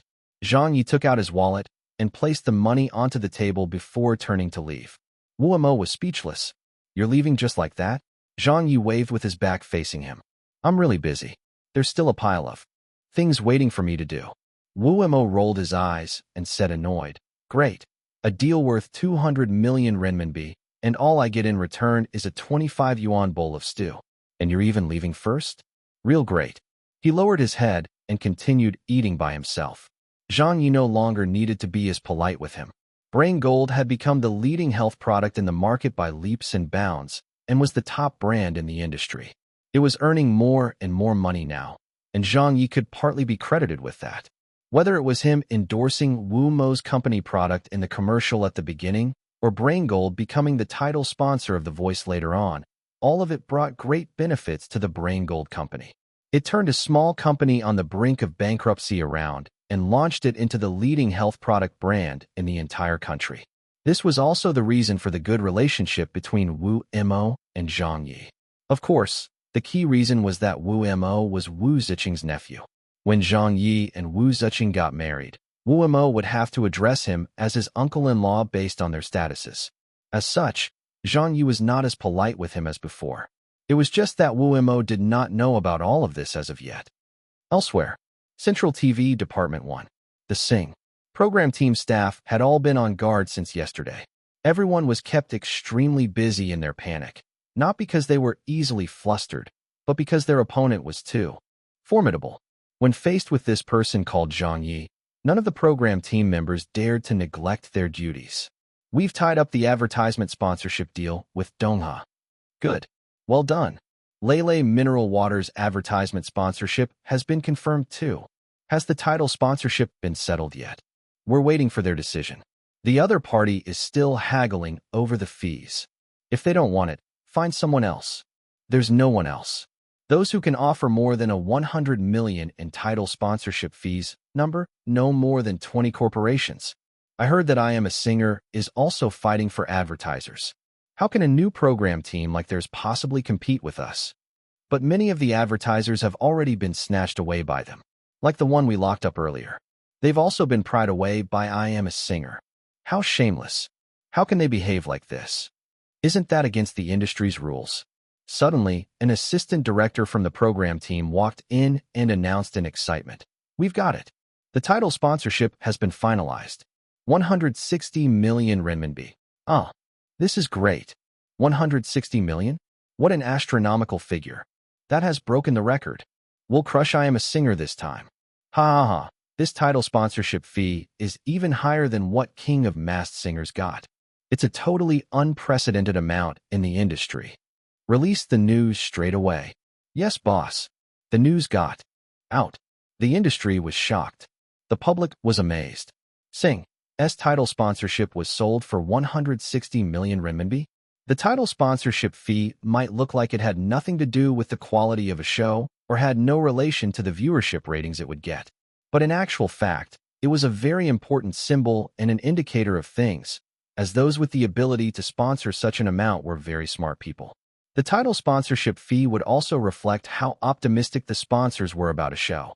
Since they were willing to pay over a 100 million for it, that meant they expected it to reap a figure that would far exceed what they put in. Sing was highlighted in the news once again. The program team of Sing also became famous as a result. Quite a few industry insiders and netizens were heatedly discussing this record-breaking astronomical title sponsorship fee.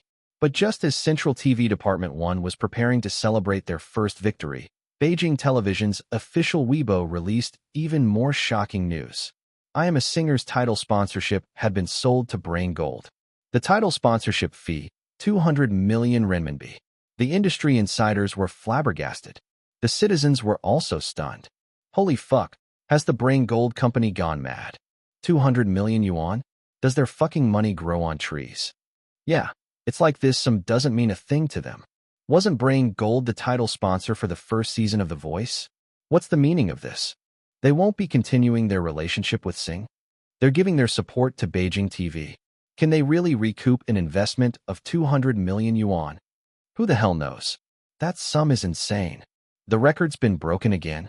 Central TV Department 1's 160 million renminbi title sponsorship fee had already given me such a shock.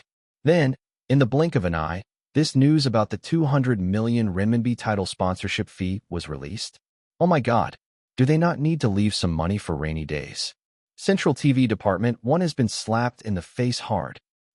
Looks like Zhang Ye has outdone them again. Sing still couldn't beat I Am a Singer in the end. Did they really spend 200 million renminbi on that? The fuck? Unbelievable. The media was shocked. Central TV Department 1 was also dumbfounded. Many on the Sing program team were left cursing and swearing. Based on what? 200 million? Is Brain Gold crazy? They're gonna go bankrupt. For a new show with no indicators of past performance, they actually paid that much for the title sponsorship? Nobody could understand, and all felt a sense of frustration. They felt like they had been played by Zhang Ye. They had rushed to announce their title sponsorship fee had broken the record. But just 30 minutes later, they were slapped by I Am a Singer's program team. This was clearly a huge blow, and many of them could not accept it. Why? Based on what? They were all asking this in their heads. Hey, Deputy Director from Central TV Department 2 happened to pass by and bump into several program directors of the Sing program team. The Executive Director of Sing sighed. Director He. Deputy Director He asked, "What the matter?" The Executive Director said, "Nothing." Deputy Director He was on rather good terms with him as he had brought this director up within the station. If you say it's nothing, that means there's something. The Executive Director hesitated for a moment before saying, "I just don't get how we're losing." Deputy Director He could see that they were feeling really bad. He shook his head and couldn't help but say, "Don't forget who your opponent is. The best director of the television variety world who's also the record holder of the top viewership ratings and title sponsorship fee. He's the gold standard in the country's television variety circle. If I have to be blunt, just the name of Zhang Ye alone is valued at 200 million. There's nothing to be ashamed of even if you all lose to him." The Executive Director gave a bitter smile. Zhang Ye, what a legend indeed. This sort of person was truly too difficult to deal with. Chapter 1226. I Am a Singer's Promotional Video. Chapter 1226. I Am a Singer's Promotional Video. Translator, Leg. Editor, Leg.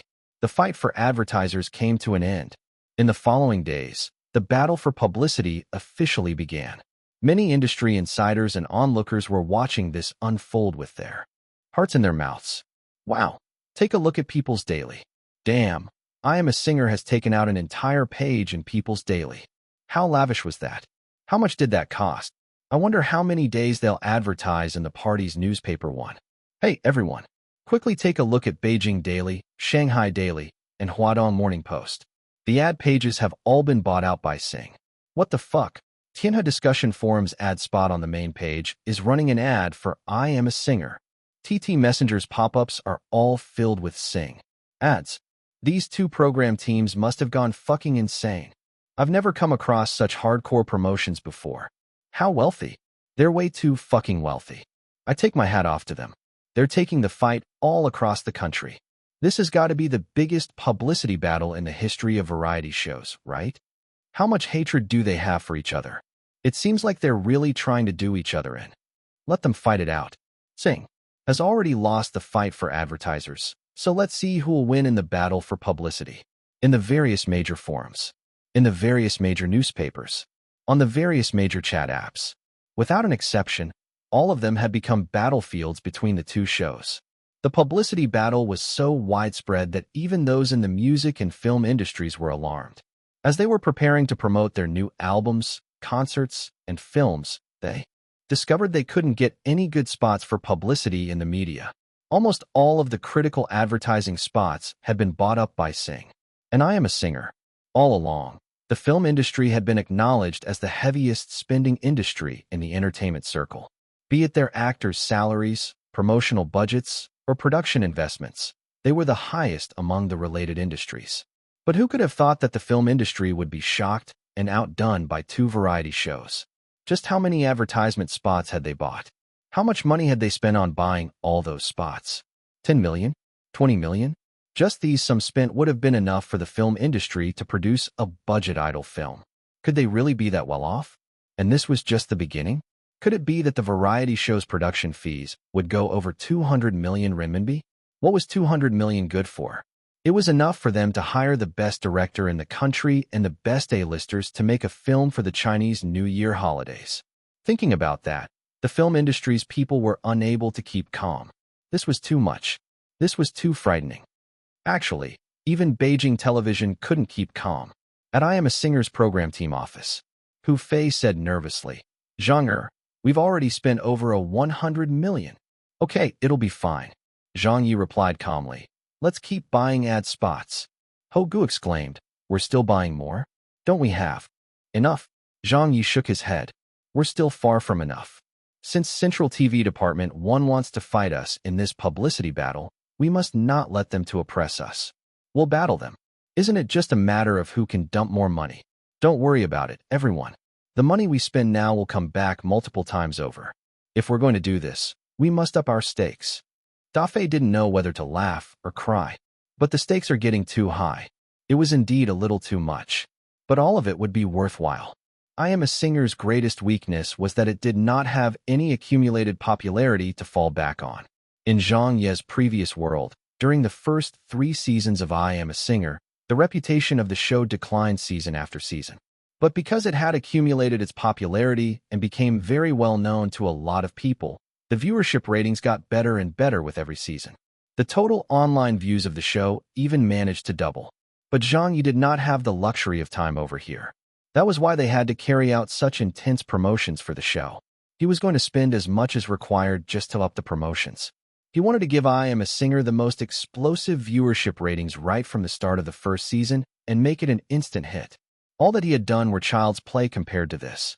Whether it be The Voice, A Bite of China, or King of Masked Singers, their production budgets were all too limited. The promotional budget in those shows were all raised by scrimping and saving on other production costs. But Zhang Ye did not intend to have it this way for I Am a Singer. Beijing television had placed their trust in him and given him an unlimited budget. After pulling in Brain Gold's 200 million title sponsorship fee and other advertiser sponsorships, it gave him the freedom to spend without consideration.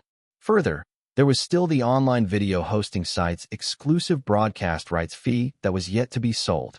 So why not play a big one this time? Zhang Ye couldn't wait any longer, and neither could the plan to reach the summit. I Am a Singer was not only a show that Beijing television had a lot of expectations for, nor was it just a show that Zhang Ye wanted to use to face smack Central TV Department 1 with. It was also the 4th milestone in Zhang Ye's Reach the Summit plan. Zhang Ye wanted to use I Am a Singer to fulfill the potential popularity he could achieve from the variety world so that he could ascend onto the altar. Zhang Ye said, "Oh yes, earmark 2 million renminbi from the production budget." Xiao Lu asked, "All right, what will it be used for?" Zhang Ye said, "To film a promo video." Hogo was taken aback. "A promo video? How many minutes will it be?" "Around 1 minute." Zhang Ye's answer was shocking. Everyone in the program team gasped. "Just 1 minute? 2 million RMB? Director Zhang, isn't that too much?" Zhang Ye said, "I'll personally take charge of the production of the promo video. I want to have the best equipment, the best production staff, and the best special effects." All right then. Whatever you say." Several days later, the promotional video for Sing was released. Just watching it, it was clear that it was a big production and a lot of money had been spent on it. The style and colors used were basically a continuation of the approach used in The Voice. Although it wasn't really anything new, the video was still beautifully produced. The netizens were all praising it. That's pretty good. Eagerly awaiting the broadcast. The promo was really nice. A day later, I Am a Singer's promotional video was officially released. Many people paid special attention to it, because everyone knew what kind of a show Sing was since they've watched The Voice before. But they had no idea what sort of a singing show I Am a Singer would be. Even many of the industry insiders did not know anything since Beijing television had not revealed much information about it. Zhang Ye's program team also requested to work on the show under a veil of secrecy and did not even want to reveal the list of participating singers. It was as though they were trying to remain mysterious right until the very end. So in the absence of any information, everyone was curious and looking forward to seeing the promotional video. At 8 p.m., the promotional video would get its first broadcast on Beijing television. Zhang Ye's parents turned on the television. Chen Guang and Fan Wenli were both sitting in the living room and wait. Xiaodong and Amy were watching eagerly. Many people in the industry had tuned in to watch right on time. The background music played soothingly as an image appeared on screen. Then Zhang Ye's magnetic voice sounded. The sound of a person falling is much louder than a group of people living. A moment of despair in someone carries the significance of dying once. Does life get renewed, or does it end? All of it decided by the choices of every moment and every second. Music is not the goal, but a state of living. Please doubt me, mock me, hurt me. I shall greet life facing backwards. Why do we sing? So that we stop being afraid. Music is fearless. I am a singer. A short 52-second promotional video ended. But those who caught this promotional video the moment it was broadcast were all left with shocked expressions for a very long time. The images, colors, special effects, and voiceover were all superb. I Am a Singer's promotional video shot up to trending on the search engines. Praise and shocked reactions were all over Weibo. That was fantastic. How is this a promo? Right? It was too artistic. The visuals in it can all be used as my desktop wallpaper. It's so exquisite, concise, and artistic all at once. It's awesome. Zhang Ye's amazing at creating stuff like that. You can immediately see how good it is. That voiceover paired with the visuals and music made my heart race. It's much better than Sing's promo. They've been flung 2 streets away. It looks like Sing has lost the publicity battle as well. They can't complain about that. Zhang Ye is Zhang Ye. After all, I'm looking forward to I Am a Singer even more now. Based on just this promo alone, I'll catch the show when it broadcasts. There were heated discussions everywhere. Many of the industry insiders could not help but give it a like. A famous advertisement director declared on Weibo, a wonderfully produced promotional video. A program director from Shanghai television. I've watched it 6 times already. This is truly art. A little-known film director. By creating such an artistic promotional video with an attitude of seeking perfection, the show they come up with shouldn't be bad.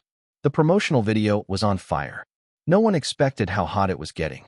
It was so hot that it didn't make any sense. Comparatively, Sing's promotional video was looking more dismal by the second. This was not to say that Sing's promotional video was bad, but things did not stand up well to comparison. Once they were compared, the shortcomings became glaring. To be exact, this wasn't a case of Sing losing to I Am a Singer.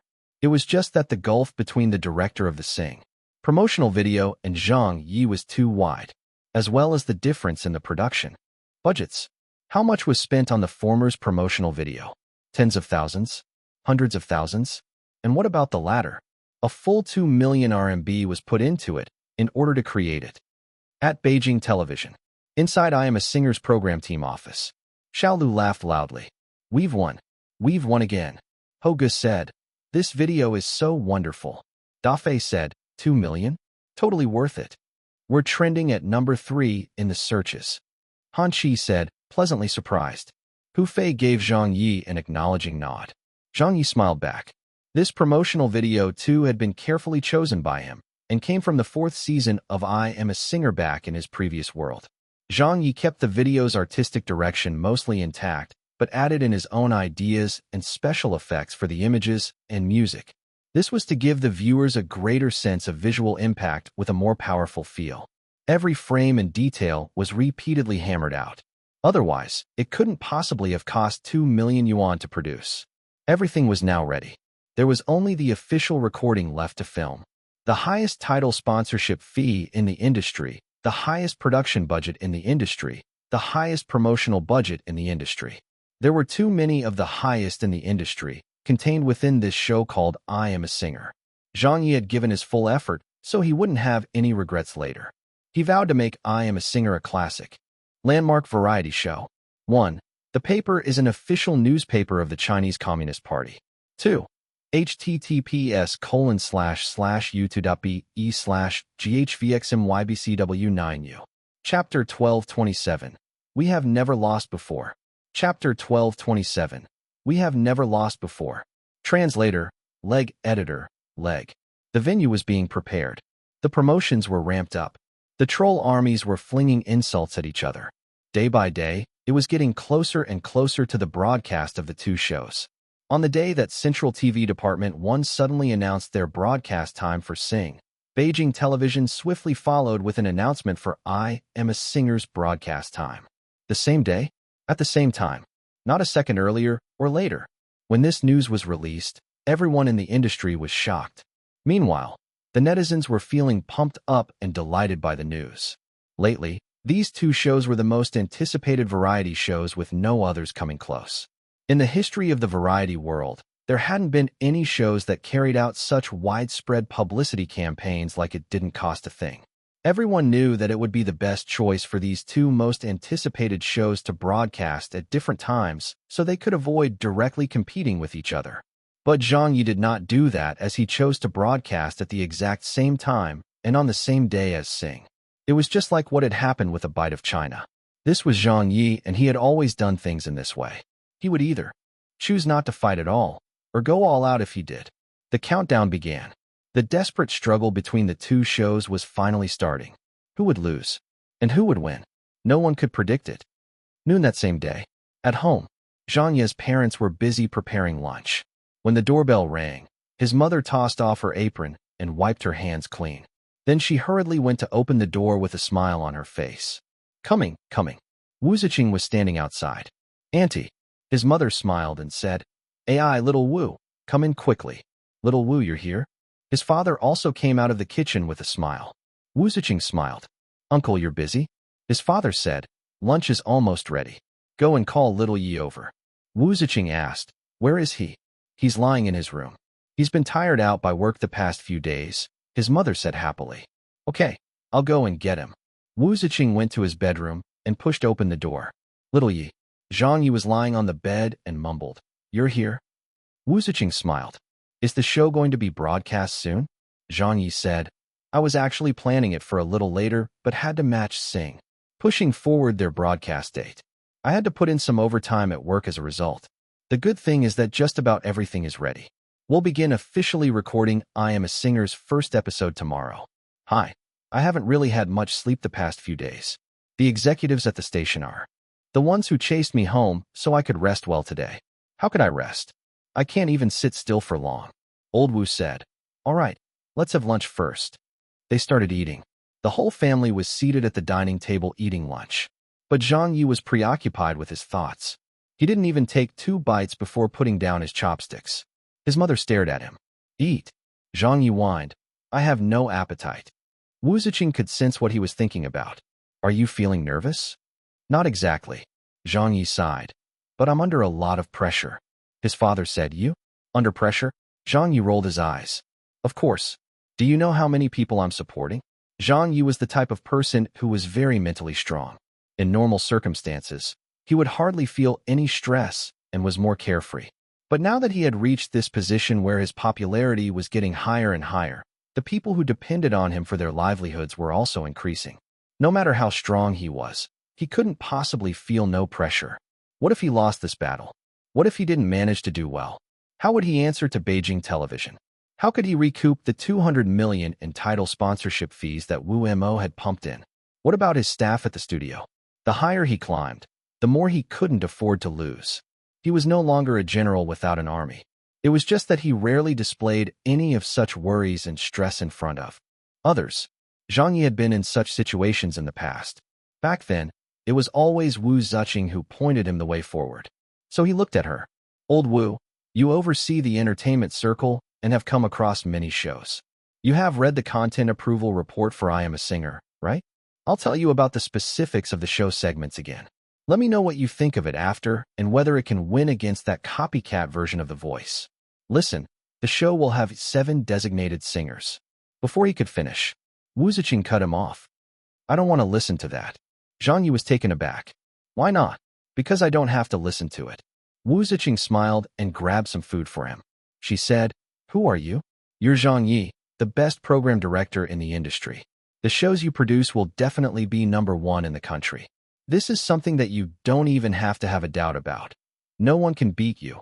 None of the major satellite channels. Not even Central TV Department 1. As long as you put your mind to it, as long as you do it seriously, no one in the industry is a match for you. Zhang Ye cheered up. Phew, about that. Can you not worship me to such an extent? His mother rolled her eyes. Rascal, stop being conceited. What you need now is rest and a good meal. Old Wu grabbed some more food for him and said, The battle will officially start tomorrow, so eat up. Zhang Ye smiled. Okay, I got it. Old Wu was truly capable. It only took her a few words to bring Zhang Ye's fighting spirit back up. Everyone knew that Zhang Ye was one of the toughest people in the entertainment circle. But no one knew that behind this toughness, there were times he would hesitate and doubt himself. There were also moments of weakness and confusion. Luckily for him, he had Wu Zuqing by his side. She always pulled him up in those critical times. Zhang Ye didn't actually think that he was a very strong person. It was only when old Wu was beside him that he could feel invincible and indomitable. After lunch, his cell phone rang. It was a video call. As Zhang Ye had been forced to go on leave today, the I Am a Singer program team would only hold a video call with him to seek his instructions when something cropped up at work. The video call connected. Everyone started updating him on their work. Zhang Ye acknowledged them one by one. Finally, Xiao Lu said nervously to him, Teacher Zhang, will we really be able to do it tomorrow? Many of the others in the video call kept quiet. Each and every one of them had the same expression as Zhang Ye had earlier. There was anticipation, tension. Zhang Ye thought for a moment before giving them a long speech through the phone's video camera. I know that we're really disadvantaged right now. On number of contacts, Central TV has a better network than us. On influence, Central TV's influence is much greater than ours. On the size of the audience base, Central TV has many more viewers than we do. On the show, Sing has a greater accumulated following and popularity. That's why for our battle with Central TV Department 1, it would be bullshit if I said that I'm not feeling pressured. Xiao Lu gave a wry smile. Da Fei had a frown on his face. Hoga was breathing hard. Han Qi kept rubbing her hands together to hide her unease. Zhang Ye smiled. But we have an advantage too. Advantage? What advantage could we have? Everyone stared at Zhang Ye in the video call. Zhang Ye emphasized each word he said. Our advantage is we have never lost before. Xiao Lu was inspired. Han Qi raised her head. Ho Ge and the others were jolted. Those words were so domineering. Only Zhang Ye would dare to speak like this. In the entire industry, only Zhang Ye could say something like this. Yes, they have never lost before. To be precise, it was Zhang Ye who had never lost before. Talk show, The Voice, A Bite of China, King of Masked Singers. He had never lost. And that was their greatest advantage. Chapter 1228. Recording begins. Chapter 1228. Recording begins. Translator, Leg. Editor, Leg. The next day, it was a rainy morning. At Central TV Department 1, in the recording studio for Sing. Camera 1. Ready. Lights. They're all working fine, director. Is teacher Fan Wenli here yet? She's getting her makeup done. Good. Get ready to roll the cameras. The audience had already entered the studio. In the huge venue, there were no empty seats. Many of the audience members could not calm themselves as they kept looking at the stage and exchanging whispers from time to time. It was still very much the same setup that Zhang Ye had created back during the first season of The Voice. However, the logo had been slightly modified and the colors of the stage were also a little different. The 4 guest coaches' chairs also no longer looked like the rotating type of seat. They were now blocked at the front with a screen so that whatever was happening on stage could not be seen by the guest coaches sitting in them. It also looked like the screen could be raised or lowered. As for the rest of the structures, they were virtually untouched. Are they recording yet? Hurry up, I can't wait any longer. I'm really looking forward to it. I hope there'll be more contestants similar to the common folks we saw in Season 1, like Qian Pingfan, Luo Yu, and Old Master Zhou Danian. Those contestants on Zhang Ye's The Voice were all shockingly good. Yeah, brilliant talent walks amongst the common folk. I don't find the ordinary people who sing to be any worse than pro singers. Right? Some of them can sing even better than pro singers. Ah, it's starting. Someone's coming out. Is that the host? Morong won. Morong is the host.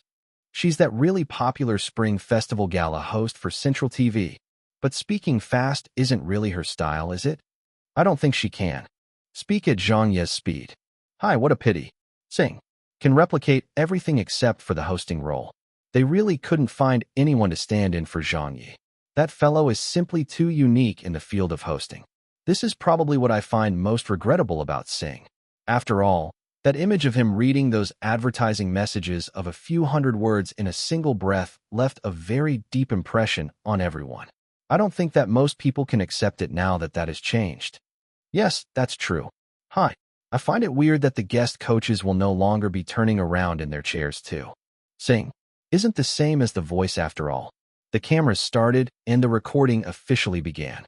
As everyone discussed the show while recording happened, Zhang Ye's name kept coming up.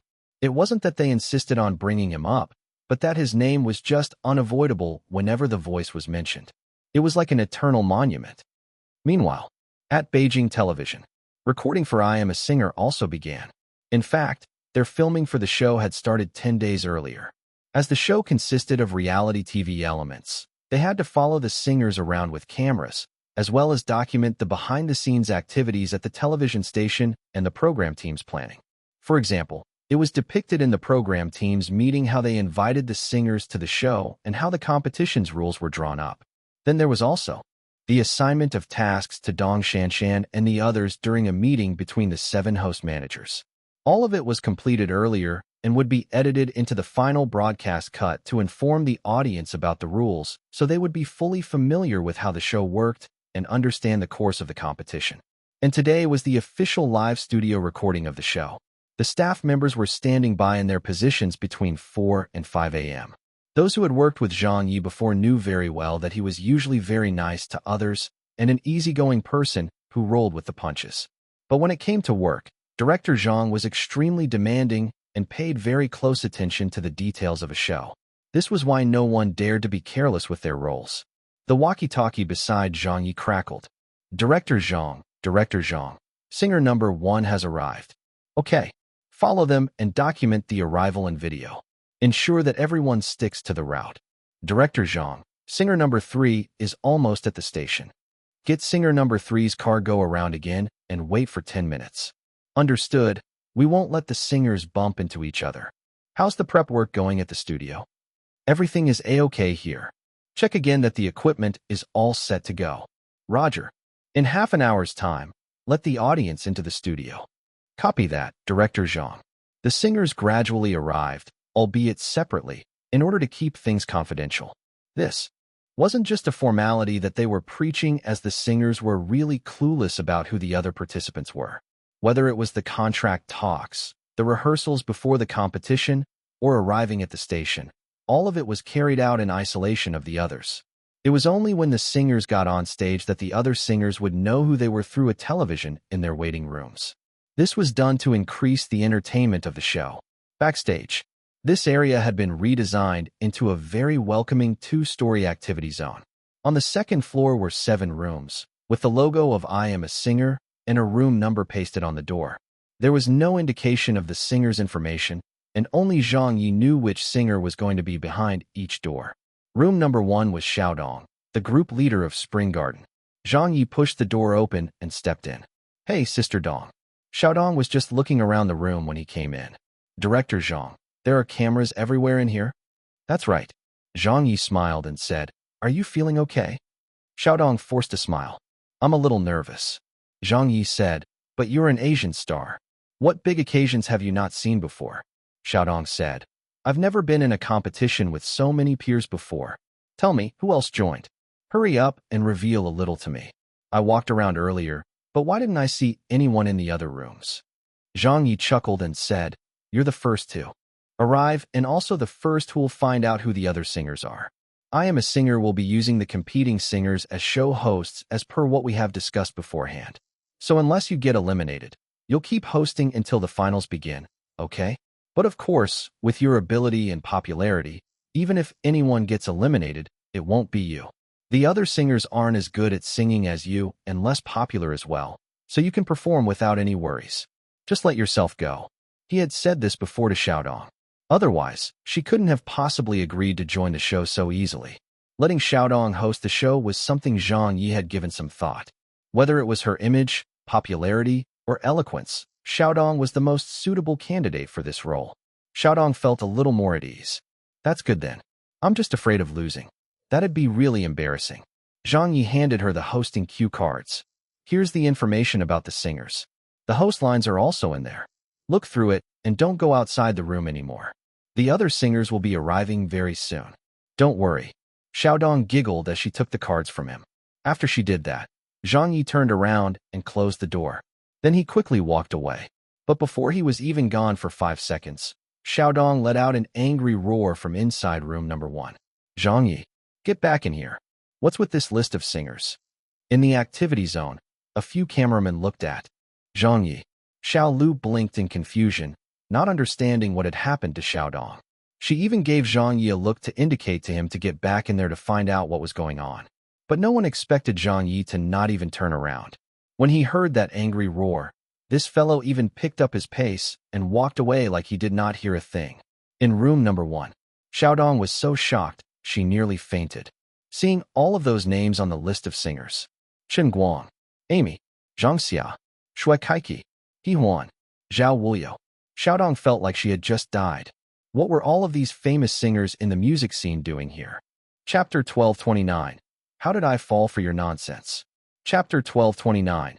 How did I fall for your nonsense? Translator, Leg Editor, Leg. In the morning, at the venue of I Am a Singer. After the 1,000 audience members were admitted into the studio, they got so excited that they couldn't stay seated. What time does it start? I heard that there won't be a professional host for this. Zhang Ye's not hosting? It seems like he won't participate in the competition nor host the show. Really? Then what'll he be doing? I think he's just the executive director. Who knows what he's thinking?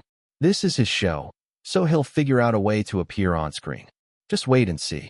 I know this guy too well. He'll definitely have given himself a good role. What about the judging panel? It doesn't seem like there's one either. Huh? Are they going to base it off our voting? That's right. I think it's because they didn't want a judging panel to sway the audience's decision, so they decided to do away with it. No host, no judging panel, no interactions, just 7 singers competing on stage? The professionalism and authenticity of this show are clearly much greater. It'll also be a stern test of the singers' skills. However good they are, it'll be shown as is. Everything is going to be as real as it gets without any sensationalism mixed in. That's what will make it exciting. I'm just worried that there won't be any good singers participating. Yep, that's what I'm worried about too. At least they could wear a mask on King of Masked Singers. Even if they lost, they could still choose not to reveal their identities. But there's no such thing on I Am a Singer, so will the big names really join? If you win, that would be expected. But if you lose, then that would be too embarrassing. They might even suffer a drop in their popularity as a result. The risks are huge, so who would willingly come and participate? Even the appearance fees shouldn't be able to move them too easily, right? But then again, if the singers who join the show are only newcomers or little-known singers, it would be too boring. In that case, I'd rather watch sing. Yeah, let's see how it goes. Who would show up? Which singers would be participating? The audience was completely clueless and couldn't help but whisper among themselves. All of a sudden, the lights dimmed. The audience was startled for a moment before breaking into a round of enthusiastic applause, counting down to the start of recording. 3, 2, 1. The entire studio fell quiet. Everyone stuck their necks out in the direction of the moon gate at the back of the stage. Meanwhile, the other singers and the team of host managers led by Dong Shanshan were also watching this via the televisions in their rooms. A female host of Beijing television asked, "Who'll be the first singer?" A young male host said, I don't know. Who's come? Some of them looked at Dong Shanshan. Shanshan. Dong Shanshan shrugged. Don't look at me. I don't know a thing either. They really didn't know anything. As the host managers to the singers, they did not take part in the pre-production of the show. There were also cameras pointed at them inside the room, as there would be a segment later where they would fight to sign the participants. They really had a big role to play in this show. This footage would be included later by Zhang Ye in the final broadcast cut. In room number 3, Zhang Xia was sucking on a throat lozenge. The staff members were doing her makeup. In room number 4, Shui Kaiki said to herself, who could they be? Why can't I see anyone yet? In room number 5, Chen Guang was watching in curiosity with wide eyes. In room number 7, Zhao Wulio sat down like an old hand and hummed with crossed legs. The first person to make an appearance will have tons of stress. I wish them luck. Every participating singer was extremely concerned with who their fellow competitors were. Of course, the live studio audience felt this way as well. Some of them stood up impatiently, wishing they had binoculars to see what was happening on stage. Suddenly, the lights shined. A figure appeared in the moon gate. Someone's coming out. Who is it? Who? Damn it, I can't see anything. The backlight's too strong. It looks like a woman. It's a female singer. She seems a little petite. She's stepping out. She came out. 1 step, 2 steps, 3 steps. When she walked out into the light, the crowd screamed. Ah, my God, it's Xiao Dong. It's Sister Dong. Ah, my Sister Dong. Applause thundered. The audience was exhilarated to see her and found it a little unbelievable that she was here at all. They thought there wouldn't be any big names participating in this show and that those who joined would all be newcomers.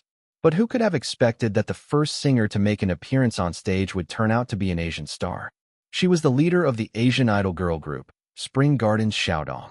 Backstage, Zhang Xia was taken aback. Xiaodong.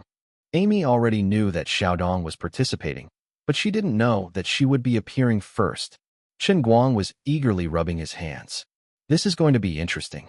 Shui Kaiki said in surprise, Xiaodong is here. 2. He Huan said, it's her? Zhao Wulio's eyes narrowed. The host manager's room blew up. A female host shrieked, I'm a fan of Sister Dong. A male host said, oh, they've really upped the ante.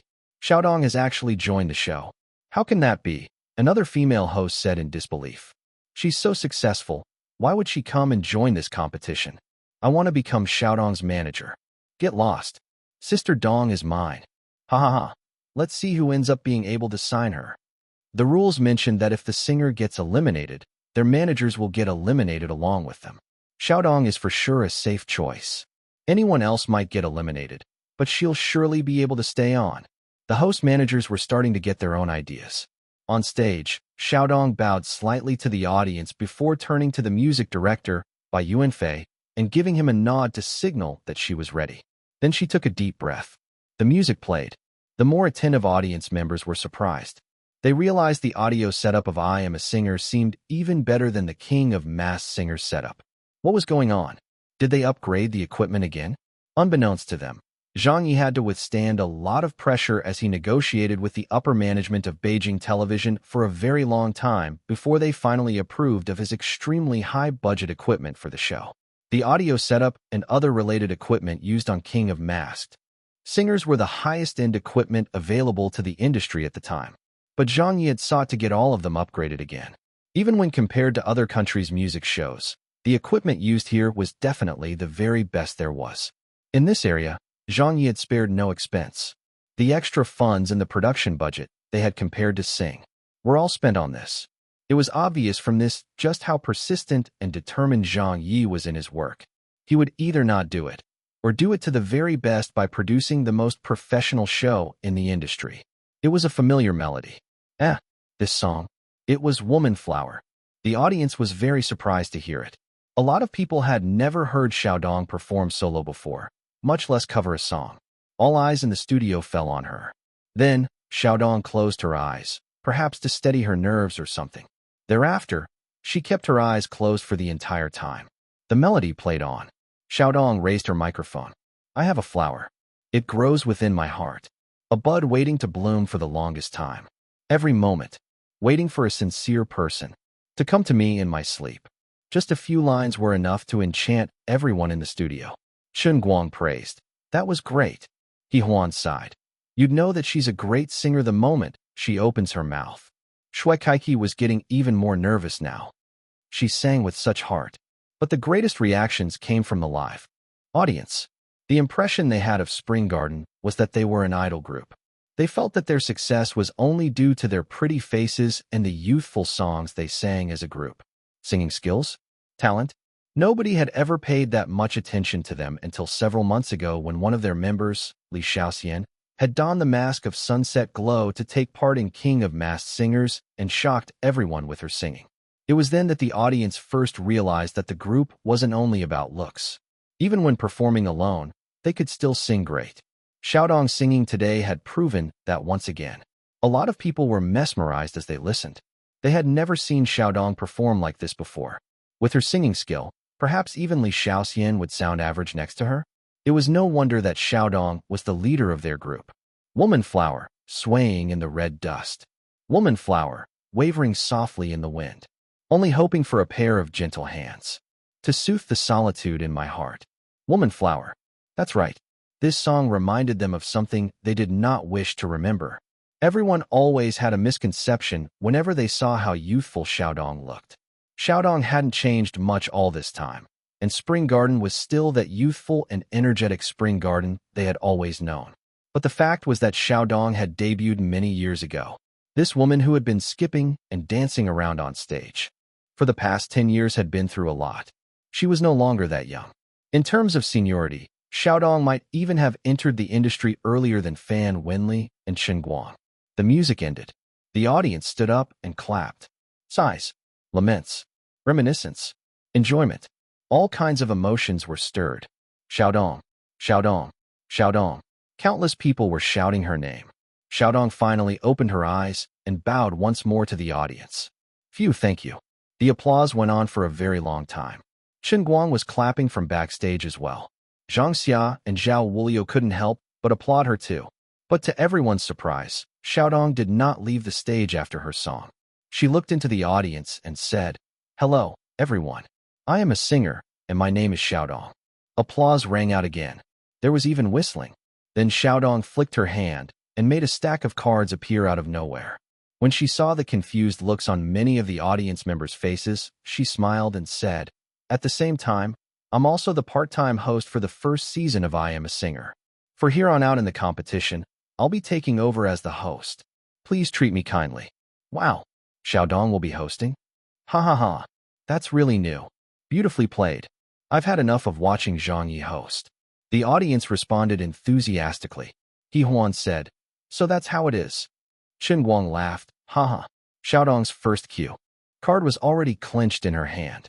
She looked down at it and read aloud. "First off, we'd like to thank the leading brand of health supplements, the Brain Gold Company, for being the title sponsors of our show. Thank you to Hubei Pharmaceuticals." A bunch of advertising messages were recited amateurishly. She even stuttered as she read her lines. But the audience was highly receptive as they laughed along endlessly. This was how tolerant the audience was of an amateur.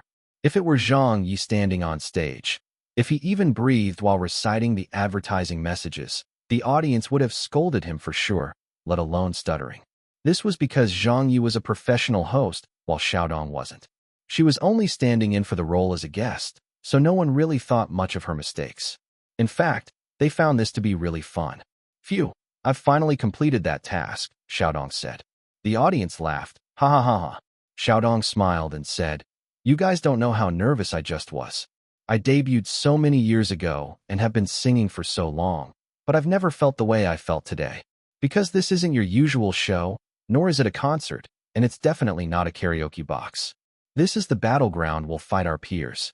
The singers will compete to get ranked over 2 weeks of competition, and the last place singer will be replaced by another singer. Frankly, that just means that they'll be eliminated from the show. As for who decides whether we stay or go, it'll be none other than you, the 1,000 lovely audience members we have in the studio. Each of your votes will decide whether the singers will stay on the show or leave. So please be very, very, very careful about who you vote for." Elimination? Yes, it was that cruel. They were all singers, so who could afford to lose? Xiaodong seemed to sense the audience's doubts, so she said, "Some of you might ask me, why did you come to take part in the show if that's what the rules are? Isn't this as good as digging a hole for yourself to fall into? Right? Why did you come?" The audience was very curious. Xiaodong nodded. "Then I'll reveal the reason to you guys right now.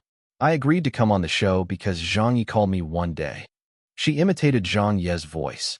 He said, "Come quickly. I have a good show that I want you to take part in." But I told him, "I don't want to go. I'm not confident about taking part in such competitions." Then he said to me, "It'll be fine. The other singers are not your equal. Their popularity and singing skills are not as good as yours. If you join, you'll definitely dominate the stage." When I heard that, I immediately agreed. I'll join. I'll join your show." Everyone was laughing away. Xiaodong waved the cards in her hands and went on. "Then, around half an hour ago, when I received the list of singers and looked through it, I wanted to say this to Director Zhang," Xiaodong roared. "Director Zhang, show yourself." "How? Did I fall for your nonsense?" Chen Guang chuckled. Zhang Xiaobelli laughed. Zhang Ye, who was coordinating the recording in the wings, let out a hollow laugh just as the cameras swiveled to him. The audience erupted with laughter. "Ha ha ha." Xiaodong was scammed. I'm dying of laughter. Zhang Ye is such a trickster. Sister Dong, how could you believe Zhang Ye's words in the first place? Ha ha ha. But at the same time, everyone was insanely curious. If Xiaodong was the first singer, who would appear after her? What kinds of people were the other 6 singers? Who could they be to cause Xiaodong to get so flustered and scold Director Zhang for it? Chapter 1230. The 7 starting singers are revealed. Chapter 1230. The 7 starting singers are revealed.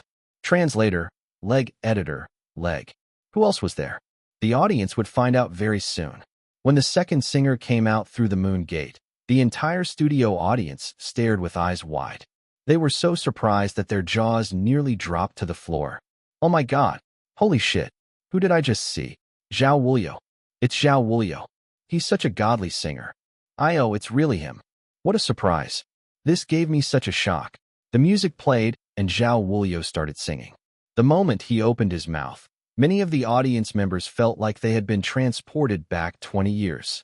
Zhao Wuliu, a singer from the earliest batch of pop music singers. In the Chinese music industry, he could be considered to be from the same generation of singers as Grandma Zhang Xia. In the field of artistic singing, Zhang Xia was definitely one of the top few performing artists. But back then in the field of pop music, Zhao Wuliu was one of the leading figures who had been extremely popular all over the country. He was a definitive A-lister of his era. Now that times had changed, with the entertainment industry's pace picking up, the number of A-list celebrities had grown much faster than 20 to 30 years ago, when there were only a handful of them.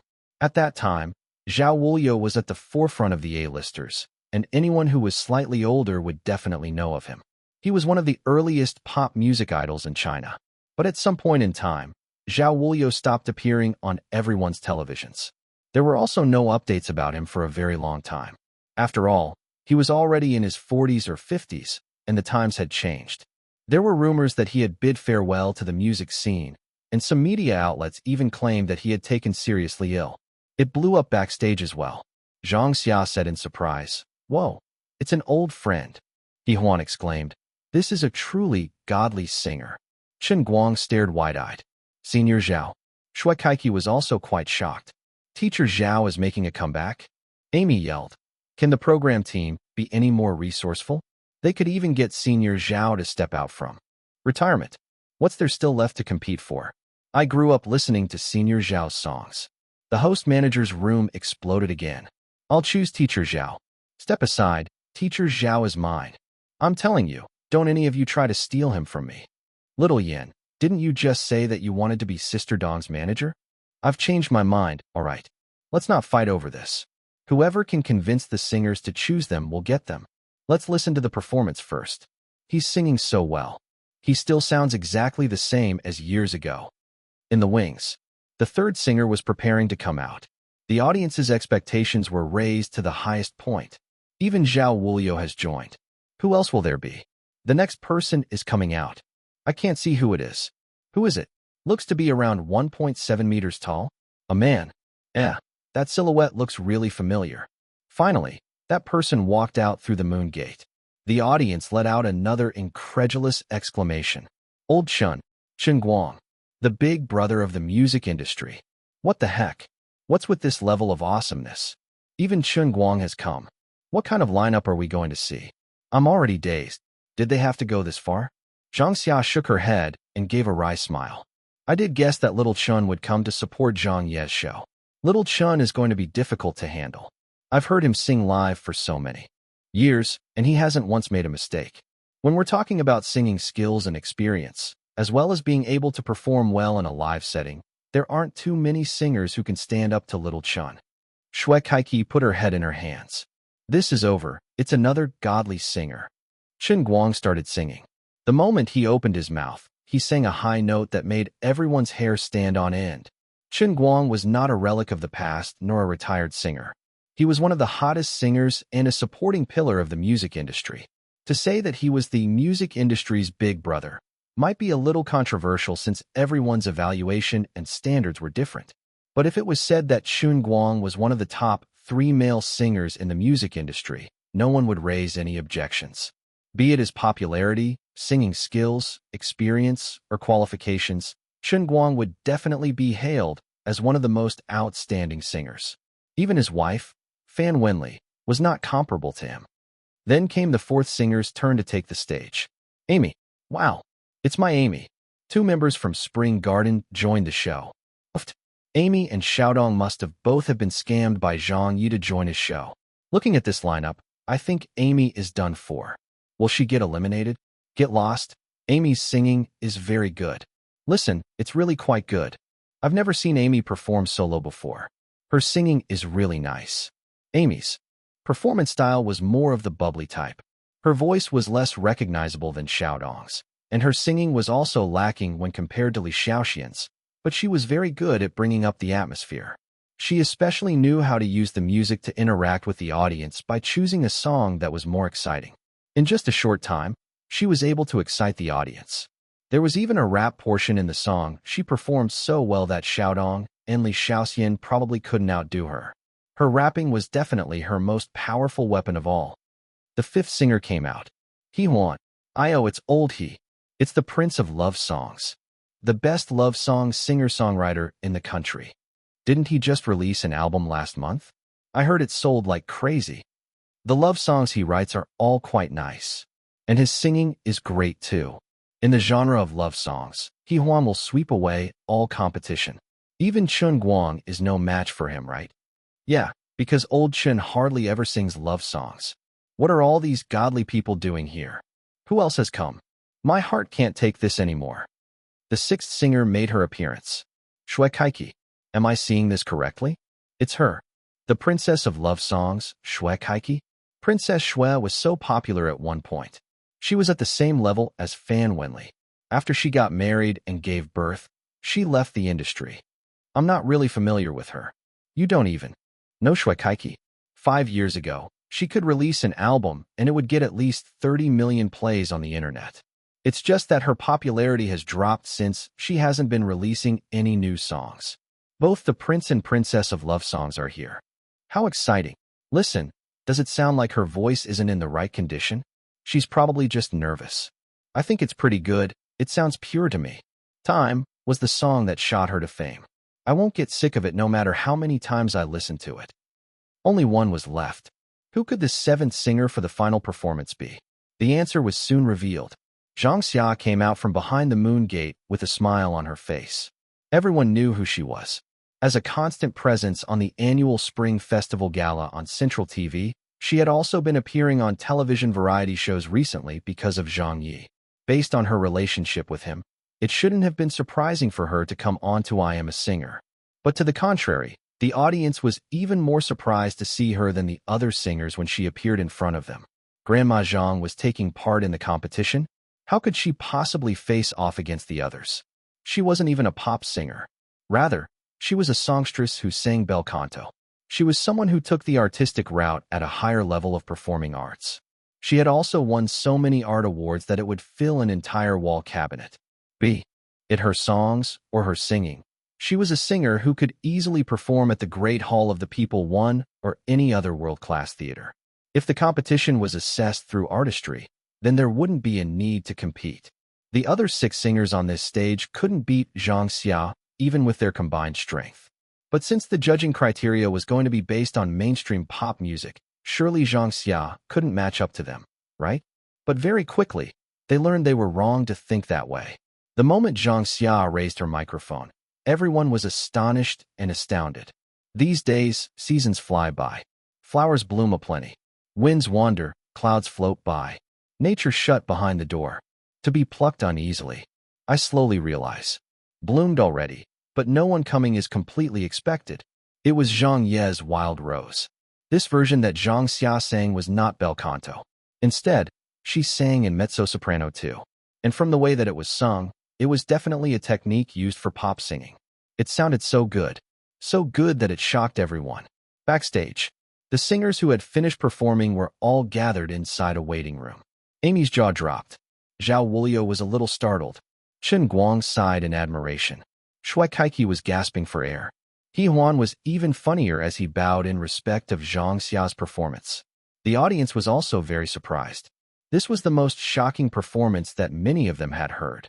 Today, it was only when this famed songstress of 30 years dropped down a level to sing pop music that they realized how shockingly good she was at singing. Screams, applause, and there was even crying.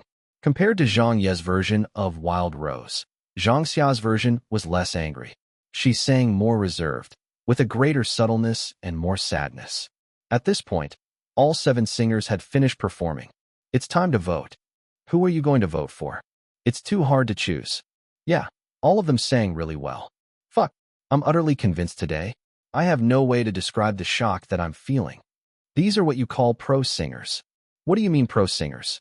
These people are more fucking professional than the professionals. Just bringing any of them on would be enough to scare everyone. I'll vote for Zhang Xia. Me too. I'll vote for Zhang Xia as well. There's no two ways about it. I still think old Chen sang better. I'll give my vote to Zhao Wulio. Oh, those feels. I think Sister Dong and Grandma Zhang Xiao are the ones who surprised me the most. The audience was still immersed within the 7 songs, unable to snap out of it for a very long time. It was exhilarating. It sounded really amazing. It was way too extravagant. So this was Zhang Ye's new show. The biggest stage with the highest end equipment, with the best variety show director, the big brother of the music industry of 20 years ago, the big brother of the current music industry, the top love song singer-songwriters, the country's leading girl group members, and one of the top 3 artistic singers in the country. What kind of a lineup was this? This was a lineup that could sweep the entire world. Compared to King of Masked Singers, which became popular beyond imagination, even that show would not have come close to what they had seen here. The audience did not know what the final tallies were, as the votes would be counted by the program team separately. Just as everyone was leaving Beijing television wishing that the show hadn't ended so quickly, they suddenly remembered Sing, which was being recorded at the same time at Central TV Department 1. Since they couldn't attend that recording, they didn't know how Sing was doing. But they could finally understand why Zhang Ye dared to pit I Am a Singer against Sing by choosing to broadcast on the same day and time as them. They couldn't help but start questioning, what if Central TV Department 1 found out what sort of show I Am a Singer was? If they knew that I Am a Singer had invited this group of singers, would they still dare to broadcast Sing at the same time as I Am a Singer? The answer to this was unknown. The outcome of that would only be revealed after the broadcast. 1.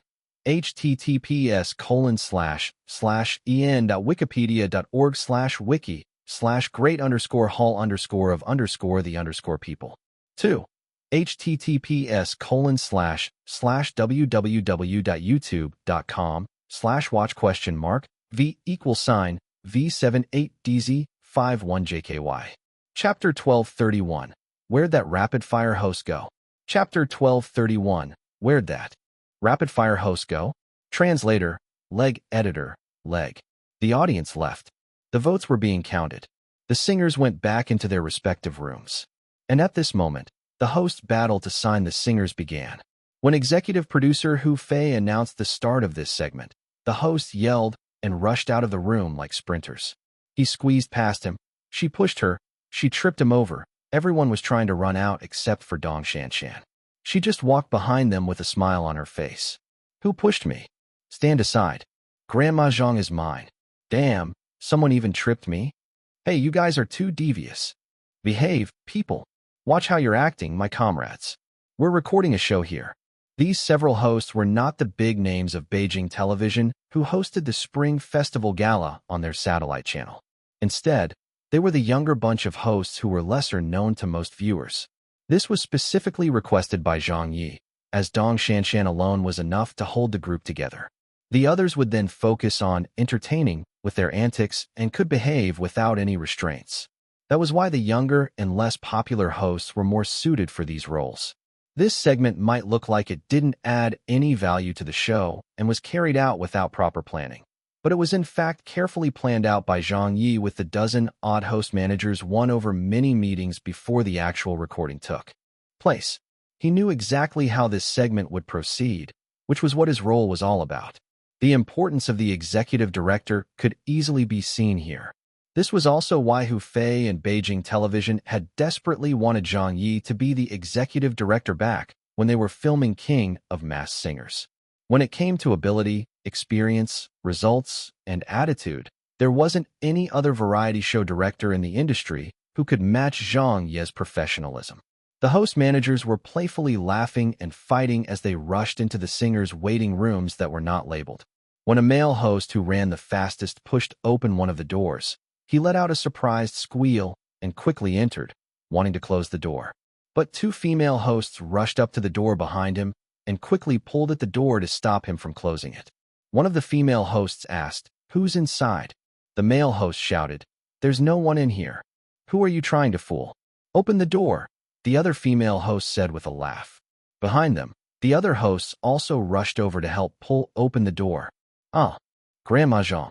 It's Grandma Zhang." Inside the room, Zhang Xia laughed as she looked at them. She was really amused. "What are you all doing?" In the end, all of the host managers managed to get in and were each holding a contract in their hands. The male host who got into the room first ran over and knelt down in front of Zhang Xia. "Grandma, Zhang, I'll introduce myself first. My name is Big Lei, but you can call me Little Lei too. From now on, I shall be your manager on the stage of I Am a Singer." Zhang Xia smiled. "Hello. What do you mean by from now on?" "Step aside, Big Lei. Grandma Zhang, please sign with me. Didn't you say that you wanted to be teacher Zhao Wuyo's manager?" "I've changed my mind, all right. Grandma Zhang, ignore her. Sign with me instead. She's two-faced." Another female host was even more aggressive. She went and hugged Zhang Xia. "Grandma, my dearest grandma."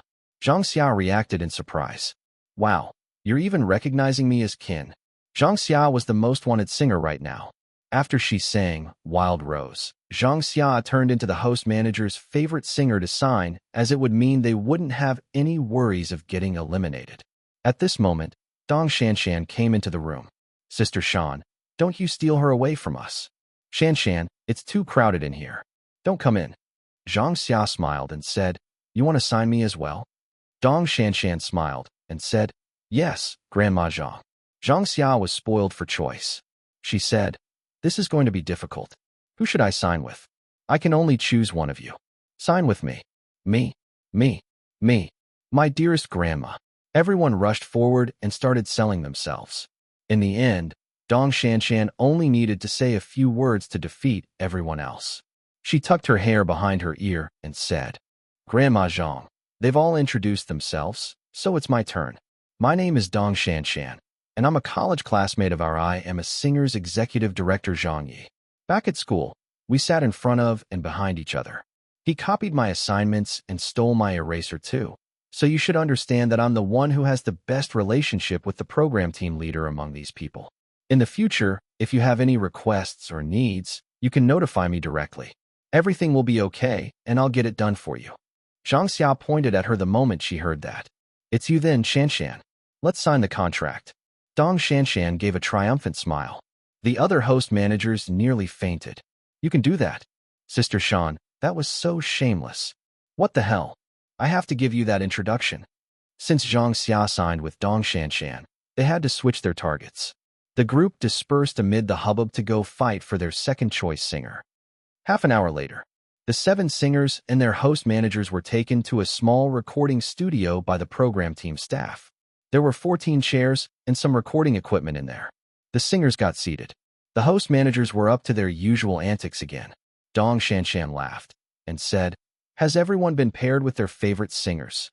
The host managers all said things like, "Yeah, yup, and that's right." Dong Shanshan's tone changed as she smirked. "How can that be? How could it be that fortuitous?" Everyone burst out laughing.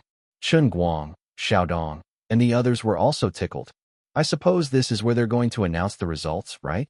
Phew, I'm getting a little nervous." "Grandma Zhang, you're feeling nervous? Your singing really convinced me." "Old Zhao, we haven't met each other in a long time, have we?"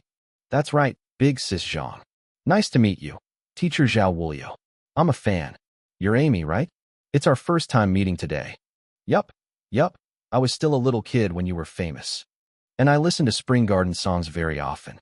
They're really good." Everyone began chatting. This was their way of easing the tension that had built up. All of these big names here today, which were not famous or have not been popular before. What big occasions had they not seen?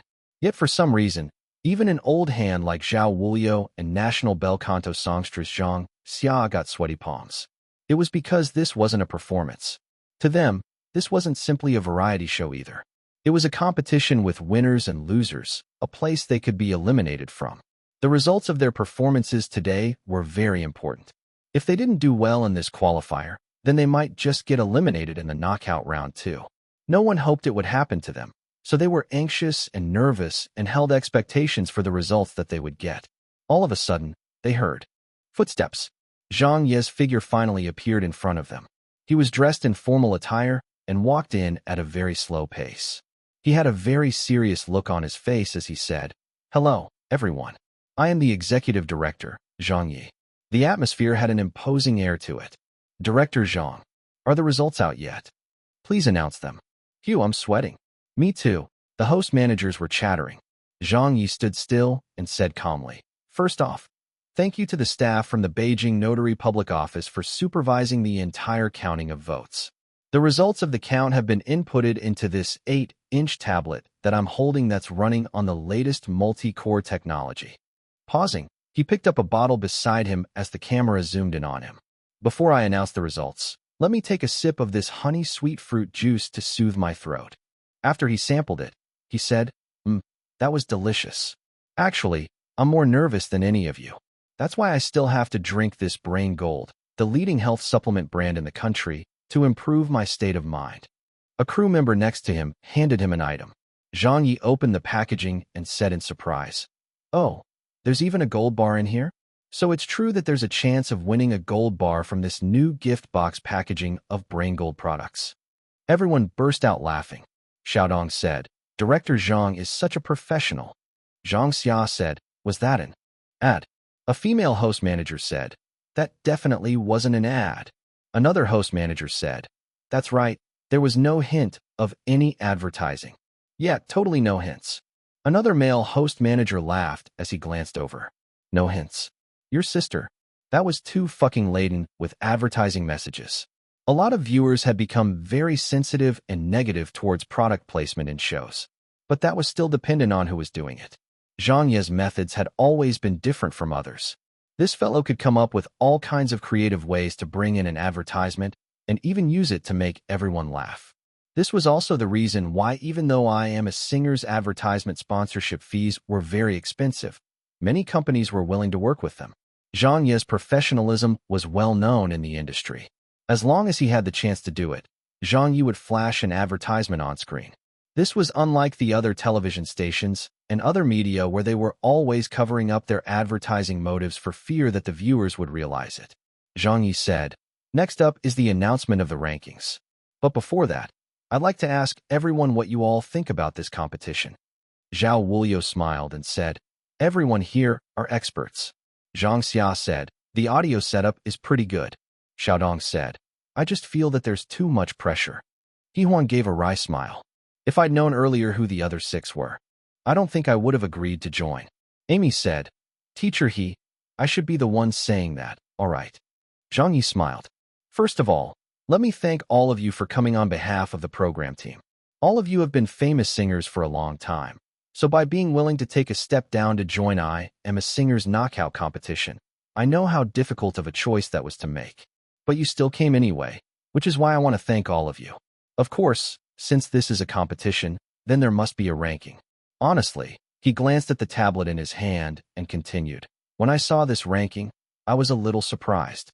So, for the first one, I would like to announce the fourth place singer. Surprised? Why was he surprised? The singers and their managers' hearts pounded from the suspense. Who would be in fourth place? This was a very conservative spot that signified an alright performance and was acceptable. Zhang Ye looked at the tablet. In the first episode of the first season of Brain Gold's I Am a Singer, the singer in fourth place is... He paused. Everyone was staring in wait with wide eyes. 1 second. 5 seconds. 10 seconds. Nothing fucking happened. Director Zhang? Did you fall asleep? Why aren't you announcing the results? I'm dying from the anxiety. The host managers could not bear it. Zhang Ye apologized. Sorry about that. I got distracted. I was thinking about how much that gold bar I found in the brain. Gold gift box would fetch on the market. Could you excuse me while I go and sell it off? He then went to turn around to leave. Xiaodong was stunned. Hey, where are you going? Amy was dumbfounded. Director Zhang, who's going to announce the rankings if you leave now? Dong Shanshan giggled. Zhang Xiao was tickled as well. Director, please hurry up. Zhang Yi smacked his lips. Well, all right then. I guess I'll announce the rankings first.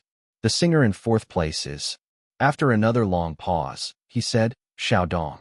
Xiaodong was just about to react. But Zhang Yi said in an unhurried tone, What place do you think you're in? What the... It's not me? Everyone was crying out from the torture. Director Zhang. Come on. Can you announce it once and for all? Oh. The cameras had been recording for 15 minutes by now. But as it stood, Zhang Yi was still rambling and not a single spot had been announced. Everyone nearly vomited blood. Zhang Yi had once shocked everyone on the stage of The Voice by speaking like a machine gun. Everyone in the industry was so amazed by him that they claimed there wouldn't be a second person in the field of hosting who could speak as fast as him in the entire world. But now, what the hell is this? Where'd that rapid-fire host go? Aren't you being too damn long-winded? 1. The number of host managers here includes those who will be used for the replacement singers. 2. Every 2 episodes, a knockout round is held. https://wiki/int.wikipedia.org/wiki/for singer_ Chinese_series #competition_rules. Chapter 1232, The Exciting Premiere. Chapter 1232, The Exciting Premiere. Translator, Leg Editor, Leg. On the day of the broadcast. Since early in the morning, rumors were running wild over the internet. Sing is pretty good. Yeah, I was at the live recording. It was really good. Well, I thought it was just SOSO. It's a continuation from where The Voice left off, but there isn't anything new. The host has changed, and the guest coaches are different too. I can only say that it was not bad, but there isn't really anything surprising about it. I think Sing is going to end up in a tragedy. Why do you say that?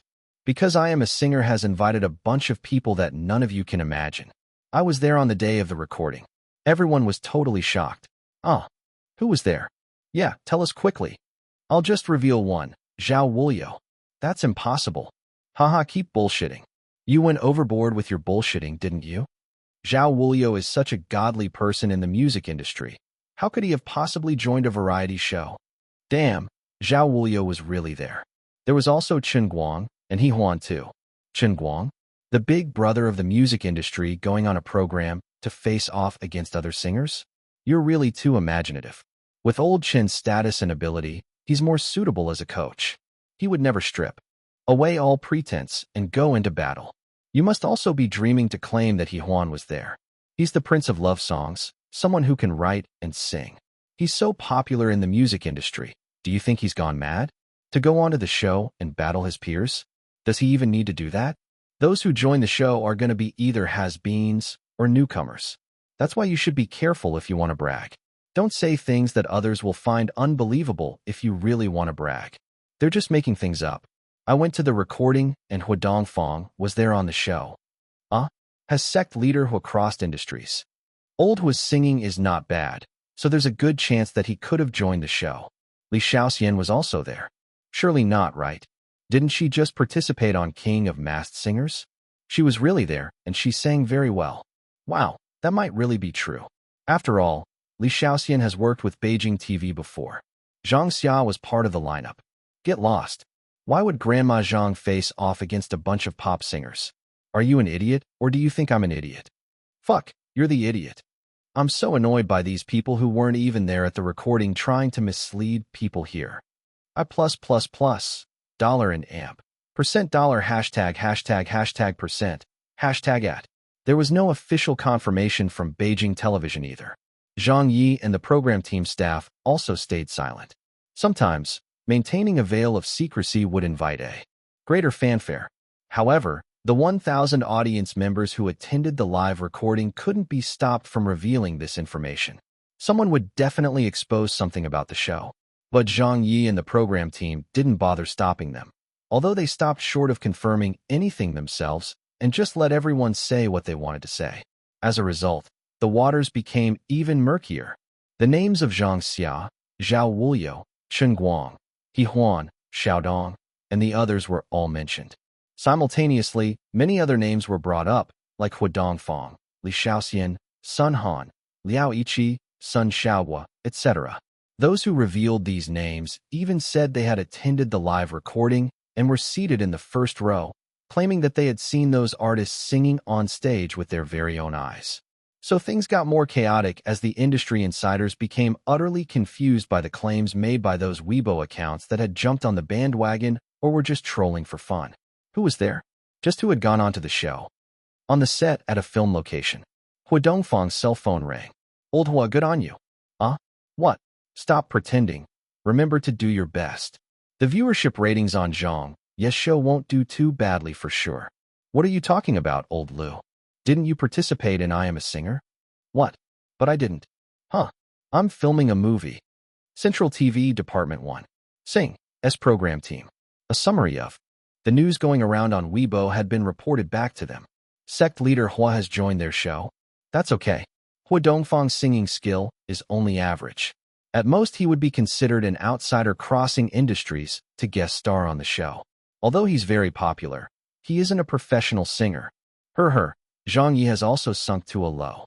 Yeah, he's also starting to use big names to attract now. But what use is that? Our platform of Sing is much more professional than theirs. When the audience sees it, they'll know whose participants can sing better. The talents are still among the common folk. Just look at those contestants we had lined up for the first episode. Their singing is all so good that even most pro singers aren't a match for them. With that to compare with, so what if they have Hu Dongfang? So what if they have Sun Xiaohua? Singing shows still have to depend on singing. Li Shaoxian has joined Beijing TV show again. No worries. Li Shaoxian's singing might be good, but she ain't among the best. We have teacher fan Wenli holding the fort for Sing. But what about Zhao Wuliu and Chen Guang? He Huan. Oh, come on.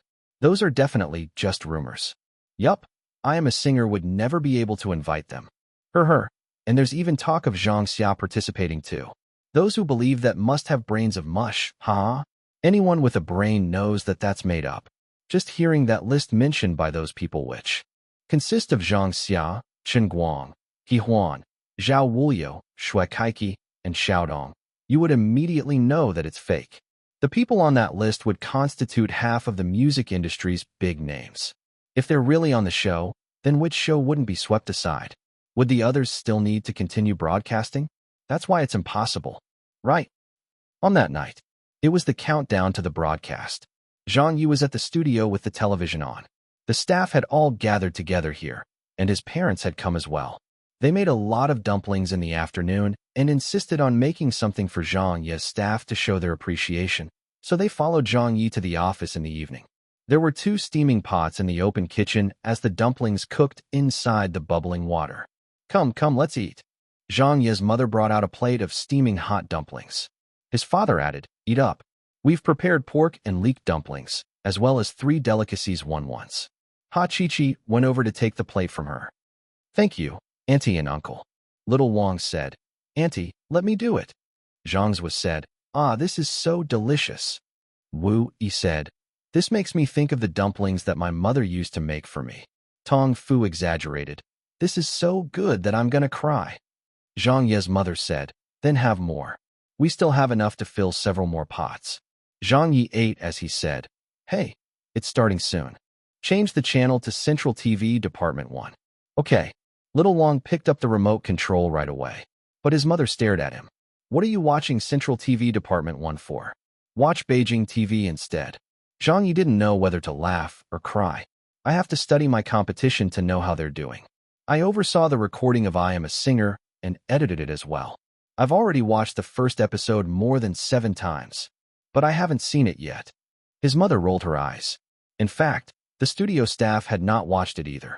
They were on Zhang Ye's private team and did not take part in the production of the show, so of course they hoped to watch I Am a Singer at the first possible chance. In the end, Zhang Ye had to glumly take his plate of dumplings and head to the conference room. He sat there by himself with the television on as he ate while he watched. The rest remained outside and waited for I Am a Singer to begin. They were joined a little later by Chun Chun, who had come upstairs to scrounge on the dumplings. The broadcast began. Zhang Ye watched Sing and started roasting the show. Whoa, they even copied the logo. The sound isn't that great. They're still using the same set of equipment that I was using back then. It's already been a year. That equipment is outdated. How can they be so thick-skinned and continue using it? What's with the host? There's nothing about her that stands out. The first contestant doesn't seem like much. Man, the fight between the guest coaches isn't intense enough. AI childish.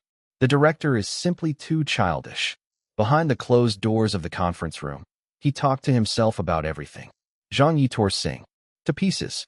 In any case, this fellow didn't have a single good thing to say about it, and despised everything he saw.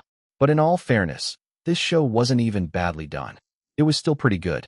Although they copied Zhang Ye's version of the voice entirely, they managed to reproduce it quite faithfully to the first season of the show. All they were missing were some bright sparks of creativity.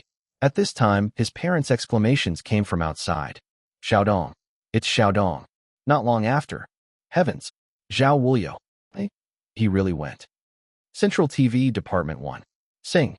S program team was also dumbfounded. What the heck is this? Who can tell me what just happened? How did that? Impossible. This is impossible. How on earth did Zhang Ye do it? How could he possibly have invited those people? Meanwhile, it blew up on Weibo. Holy fuck. Quick, go and watch I Am a Singer. Xiaodong really joined the show. Zhao Wuliu has too. Next up is Chun Guang. They've gone mad. These people must have gone mad. What those people claimed was really true. My titanium dog eyes are blinded. How orgasmic. Listening to this made me cry. The sound quality is way too good. This sound quality really can't be reproduced by any other show. The singing is so good. This lineup should account for half the music industry's big names, right? They sang so well that I'm finding it hard to believe this is true. Sing is gonna be screwed.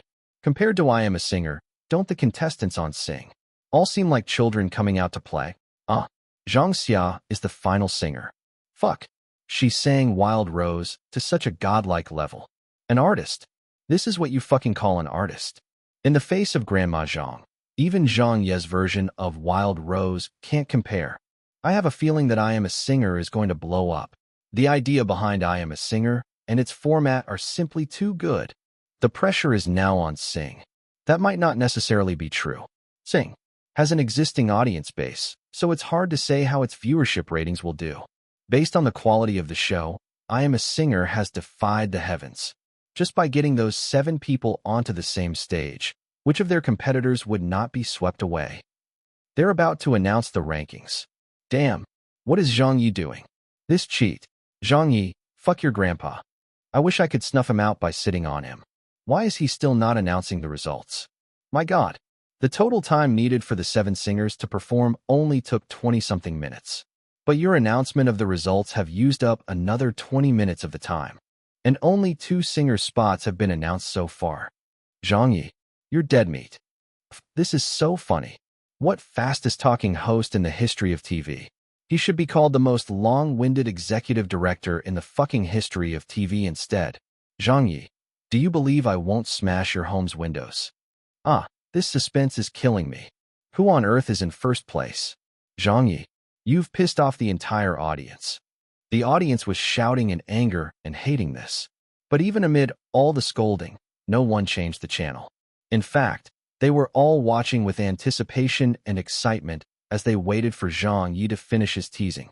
Even though they knew he was doing this on purpose, everyone still continued watching because this was the most crucial moment in the show. When the fifth contestant of Sing made their appearance, I Am a Singer was still on the ranking announcement segment. When Sing's seventh contestant came out, I Am a Singer was still announcing the rankings. By the time Sing's broadcast had ended, I Am a Singer was still announcing the rankings. Just think about that. What kind of a goddamn bloody situation was this? All of the viewers wanted to smash a brick into Zhang Ye's face through their television screens. After finally making it through all the hardship, the rankings for the first episode of I Am a Singer were finally out. First, Zhang Xia. Second, Chen Guang. Third, Zhao Wuliu. Fourth, Xiao Dong. Fifth, He Huan. Sixth, Shui Kaiki. Seventh, Amy. The tally was not shown to maintain a certain level of suspense. It would only be announced during the next episode after the knockout round took place. 1. https://www.unfamiliarchina.com/dim-some/dumplings/3-delicacies-pot-stickers-gua-tie. Chapter 1233. A viewership rating that would terrify anyone. Chapter 1233. A viewership rating that would terrify anyone. Translator, Leg Editor, Leg. The next day, early in the morning, on the roads, in the subway, at the breakfast stalls, heated discussions were happening. Did you watch it yesterday? I watched both shows. Me too. I caught Sing first. But after that, I switched over to I Am a Singer. Ha ha ha. The rankings announcement segment was such a scam. That Zhang Ye could probably get away with murder by killing us with all that suspense. He really stole the thunder last night. A singing show ended up with him getting even more screen time than the singers who performed on stage. I was wondering why Zhang Ye didn't participate in the show himself, so that's where the Easter egg was. But then, this show is really good, huh? I just loved how he teased those singers and their host managers. This segment is ingenious. I don't think other shows would even dare to attempt it. Yeah, the creativity of this show is really on another level. Sing was pretty good too. It was, but that show was also created by Zhang Ye. No matter how well Central TV Department 1 does it now, they're still feeding on the scraps that were left over by Zhang Ye. True that. At the same time, dozens of morning newspapers went on sale. Sing puts up a good performance. Central TV Department 1 continues its work on a classic. I Am a Singer causes a sensation. A great half of the music industry's big names are in attendance. Zhang Ye's new variety show is as amazing as ever. I Am a Singer, a shocking work of art. The gap in the audio-sensory experience was obvious. I Am a Singer has a world-class audio setup. Zhao Wuliu makes a comeback. The once popular god of songs has been revived. Songstress Zhang Xia shoots to fame overnight with a career rebirth. Amy on the verge of elimination? Xiaodong's solo performance showcases her incredible singing. Viewer survey. Chen Guang and Zhang Xia favorites to be grand champion. Zhang Ye's ample screen time makes audience laugh and curse. Zhang Ye's new nickname. The most long-winded executive director in the history of TV. Zhang Ye's popularity to climb again. Whose viewership ratings will be higher, Sing or I Am a Singer? Beijing Television. At I Am a Singer's program team office. Everyone was here today. Executive producer Hu Fei had asked Xiao Lu to buy some newspapers that reported about their show to the office. But when Xiao Lu arrived at work, she was carrying more than 20 morning newspapers in her arms. She had probably bought a copy of every paper at the newspaper stand because they were all reporting about their show. Furthermore, the songs sung on the show had also charted on the biggest music chart in the country, on the latest top Chinese music chart. The calculation of yesterday's statistics. Number 1. Wild Rose, Zhang Xia. Number 2. Don't Say You Know Me, Zhao Wuliu. Number 3. Hope, Yin Yi. Number 4. Fire, Zhang Yuanqi. Number 5. Protect, Chen Guang. Many of the songs performed on I Am a Singer had appeared on this chart. Of course, there were also the songs performed on Sing, like the number 3 song on the chart, as well as others like the Heavenly Queen song that was just released a week ago, and another new song from a Heavenly King. These were the top 20 songs for the day based on the statistics calculated yesterday. Hoga said excitedly, "We've made it." Ho Di cautiously reminded, "We still have to see how the viewership did. Even without seeing that, I know that we've made it." Hoga said, "I was worried that the segment where director Zhang announced the rankings had dragged on for too long. During the broadcast yesterday, I even timed it on my watch to see exactly how long it took. Well, all right. The announcement went on for nearly 30 minutes. Ha ha. But who could have expected that the viewers would be so accepting of it? The draft report even showed that the viewers doubled at that point in time." Xiao Lu giggled loudly. "I was also worried about that. But in the end, I was proven wrong by director Zhang." Da Fei said happily. "That's right. When has our director Zhang ever gotten it wrong before?" Zhang Ye laughed and said, Hey, enough with the adulation." Han Qi said in admiration, "Teacher Zhang is so amazing." Hu Fei smiled and said, "It's not like you guys haven't witnessed the amazingness of teacher little Zhang before. I'm not at all surprised that the show got a good reception, but what I'm more concerned about now is the viewership ratings for our premiere episode. This is different from King of Masked Singers because we didn't have any competition back then and dominated the market. But with Sing sharing the same broadcast slot with us, the viewers would definitely be divided. That makes it really difficult to put a finger on how we'll do." Yes, the viewership ratings were the most important factor. It was also the area in which they and the whole of Beijing television were most concerned about. Chen Guang called over. "Zhang, what's the viewership ratings?" "Don't be so anxious, old Chen. It's not out yet. When will it be released?" "I'll let you know." A short while later, Dong Shanshan and the other host managers arrived at the office. The first thing that every one of them asked about was the viewership ratings. Zhang Ye was also starting to feel the pressure. He had depended on his reputation and influence to form his team. After spending over the 200 million renminbi that Beijing television had allocated for the production budget and taking another 200 million from Wu Mo for the title sponsorship fee, he rounded up Dong Shanshan and the other hosts of Beijing television, invited Zhang Xiao, Chen Guang, Zhao Wuliu, Xiao Dong, and the others, as well as carried out the task that his studio had prepared for him to reach the summit.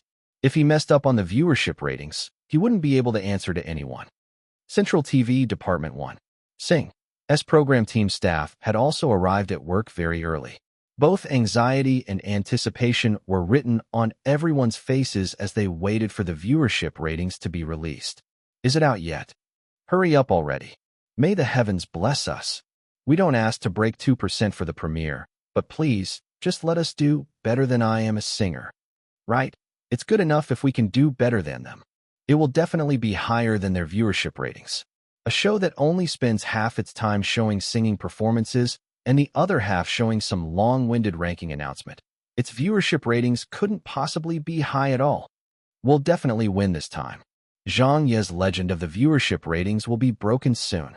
Everyone in the industry knew about the legend of Zhang Ye. He had never lost before. He was always first in the viewership ratings for similar shows.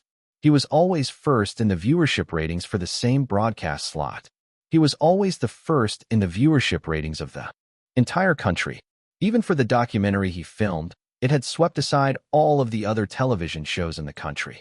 This was why so many people in the industry were waiting to see who could cut short Zhang Ye's legend in the viewership ratings. Without a doubt, Central TV Department 1 Sing had the best chance to do so, even if Sing was originally Zhang Ye's idea to begin with. On Weibo, I place my bets on Sing winning. Get lost, my bet is on I Am a Singer. For Zhang Ye's shows, it can lose in other areas, but it will never lose in the viewership ratings. The only one who can curb Zhang Ye is the SARFT. Now that the SARFT has turned their attention away from him, that means that no one in the entire industry can win against that guy, not even Central TV Department 1. +1 to the previous poster. Brilliant analysis by the previous poster. If Zhang Ye had made the second season of The Voice, he might stand a chance of beating I Am a Singer. But with Central TV Department 1 Sing being just a renamed version of The Voice and having no new content, it'll be really difficult to beat him. Anything can happen. Let's see how it turns out. The two shows are quite good, so I don't think the viewership ratings will differ by much. Finally, At 10 a.m., the nationwide viewership ratings for yesterday were released. But the results dumbfounded many industry insiders and netizens. A lot of people could feel their hearts turn cold and a chill rise from within. How could that be possible? How could it be like this? This didn't make any sense. The netizens were shocked. The industry insiders were terrified. Many people were unable to accept the results. The rankings of the nationwide viewership ratings for yesterday. First, I Am a Singer, with a viewership rating of 2.43%. Second, Celebrity Guess, with a viewership rating of 0.84%. Third, Sing, with a viewership rating of 0.82%. The entire industry blew up over this news. I Am a Singer was first in the nationwide viewership ratings? All right, that was still acceptable. After all, this was Zhang Ye's show. After all, he was the best director in the industry. But what was this about Sing? How could Sing's viewership ratings only put it in third place? It didn't even pass 1%. It only managed a meek 0.82%. It wasn't even a match for a reality TV show like Celebrity Guess. Didn't the reviews say that it was quite good? Didn't they say that it was very good? So why were the viewership ratings so low? Many people in the industry were terrified. What was that nonsense about the viewers and popularity of these two shows getting split and shared evenly? It turned out there was no such thing. I Am a Singer had snatched away most of Sing's viewers. During yesterday's broadcast slot, I Am a Singer's viewers were 3 times as many as Sing's. What was there still left to play for? What was there still left to compete on? Had Zhang Ye's influence reached a tipping point that whoever went up against him would be left for dead? Whoever went up against him would be finished. Sing couldn't do it? Central TV Department 1 couldn't do it? Was there really no one in the industry who could defeat him? This question was finally answered today. That's right. It seemed there was really no one at all. Chapter 1234. The people of Central TV Department 1 are made to cry. Chapter 1234. The people of Central TV Department 1 are made to cry. Translator, Leg Editor, Leg. At Beijing Television. It was pure jubilation in the program team office. Even the staff from the other program teams came over to congratulate them. Everyone was looking at Zhang Ye with a strange, compelling sense of admiration. Xiao Lu screamed, "We've won! We've won!" Hoge put his arm around Dafei's shoulder. "It's 2.43%. Ho Di shouted, "That's so awesome, big bro." Hoge said, "Yeah, it is, little bro." Dong Shanshan waved a thumbs up at Zhang Ye. Everyone followed suit and gave Zhang Ye a thumbs up. Director Zhang, you're awesome. You're the best. Central TV Department 1 has lost badly this time. They didn't even pass 1%. We must have snatched away all of their viewers. I will only respect Director Zhang in this lifetime. I could never have freaking expected this outcome. Ah, this is great. Producer Hu, Director Zhang. Looks like treats on you too this afternoon. Haha, that's for sure. Let's have a celebratory feast later. Hu Fei was also feeling very excited. All of his worries and anxiety disappeared the moment the viewership ratings chart was released. Thinking back on their own analysis about having no audience base and the issue of the show's popularity getting divided, it was laughable now. They had Zhang Ye on their side. What did they have to worry about? Zhang Ye was already making some calls. He gave Chen Guang a call first. "Hello, old Chen. Is it out yet?" "It's out. 2.43%. We're in first place." "What? It passed the 2-point mark? How much did Sing get?" 0.8 something. "Ah, don't blame me for that. Tell old Fan not to come looking for me." Then he called Xiao Dong. "Sister Dong, the viewership ratings are out." "Boss Zhang, I saw it. I saw it already." "All right then, that's all. I just wanted to tell you." "Do you have to tell anyone?" The entire entertainment circle has already blown up over the results. Everyone in the industry is talking about you. They're saying that you're the undisputed leader of variety shows. Not even a heavenly king or queen could beat you in this field. Haha, thank you so much, Boss Zhang. Because of your show, this girl has grown in popularity again. I only just got off the phone with Grandma Zhang Xia. She says that she didn't expect her song to get so popular. She wanted to give you her support for the show at first, but who could have guessed she would benefit from you instead? Grandma Zhang is already preparing her second song. She's really motivated for the show. You should also prepare yourself. That's for sure. I'm going to vie for the top 3. Next, he called Amy. Amy, do well on your second song. I'm so stressed out. Haha. The show has gotten so popular, so I can't get eliminated just like this. I won't talk anymore, Director Zhang. I have to start choosing my song to prepare for the performance. This time, I'm gonna give it my all. Every singer was getting really motivated.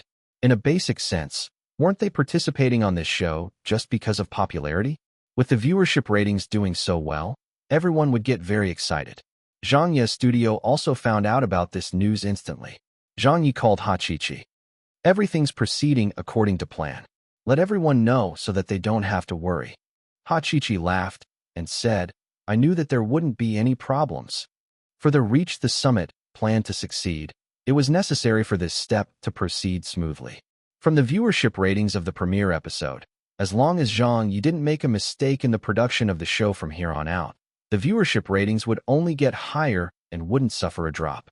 Further, Zhang Ye's screen time on I Am a Singer was unexpectedly large, and the amount of attention he received was as much as the singers themselves. As such, the popularity he could gain from the field of television shows would surely be maxed out now. As Zhang Ye continued making several more calls, the Beijing television executives arrived at the program team office. It was usually Hu Fei who welcomed them since Zhang Ye wasn't good at dealing with higher-ups. The moment the executives came into the office, they simply made a promise to the entire team that their year-end bonuses would be tripled. This was the most practical reward that anyone could receive, so they applauded it loudly. Online, the netizens were also exclaiming in surprise. I really didn't expect this. Yeah, the disparity is too great. How the hell are they going to compete like this? I Am a Singer is too awesome. It's another phenomenal variety show. The premiere has done so well even with Sing as its competitor. If they could knock Sing out later, the viewership ratings could even break records again. King of Masked Singers won't be able to hold its viewership ratings record. Sing isn't that bad. I actually found it quite good. But the problem for them is that they had go against Zhang Ye, so it's quite unlucky that they had to lose this way. Judging from the show trending online, their viewership ratings should definitely be able to pass 1% at the minimum. But because of I Am a Singer broadcasting at the same time slot, all of the viewers were taken away from them. Those viewers would then catch the rerun of Sing on television or over the internet. This statistic does not take that into consideration for the viewership ratings. That's why the disparity is so large. How terrible. I really sympathize with Central TV Department 1. How did it turn out like this? My God. How scary. Yeah. Which shows would dare to take on Zhang Ye during the same time slot in the future? Even Sing has died a bloody death. Central TV Department 1 have only themselves to blame for being so arrogant. They were hyping up their show using Zhang Ye's name and even deliberately said incriminating things about him. Using someone else's work and still stabbing him in the back was what caused Lord Zhang to get so enraged. So he created a new show and took them on in response. Otherwise, Sing would definitely have dominated the market without any competition. Hi, it's happened so many times, so why won't they just learn? Why do they keep thinking that face-smacking Zhang is so easy to be trifled with? I Am a Singer was indeed wonderfully made. They invited all the right people. Zhang Xia's song was spectacular. Zhao Wuliu gave us such a surprise. There was a flurry of discussions. Zhang Xia was on fire. Zhao Wuliu was on fire. Xiaodong was on fire. Zhang Ye was on fire. Dong Shanshan and the other host managers were on fire. Everyone that was related to I Am a Singer had become really popular with the rise of the show. Meanwhile, Central TV Department 1. There was an eerie silence in the program team office of Sing. How could this be? How could it happen? Was there a mistake? Somewhere? Could the result have been miscalculated? How could their show's viewership rating be so low? A young woman who was holding the viewership ratings chart in her hands suddenly puckered her lips as she started tearing up uncontrollably. When another woman on the program team beside her saw that, her eyes reddened as well. Terrible.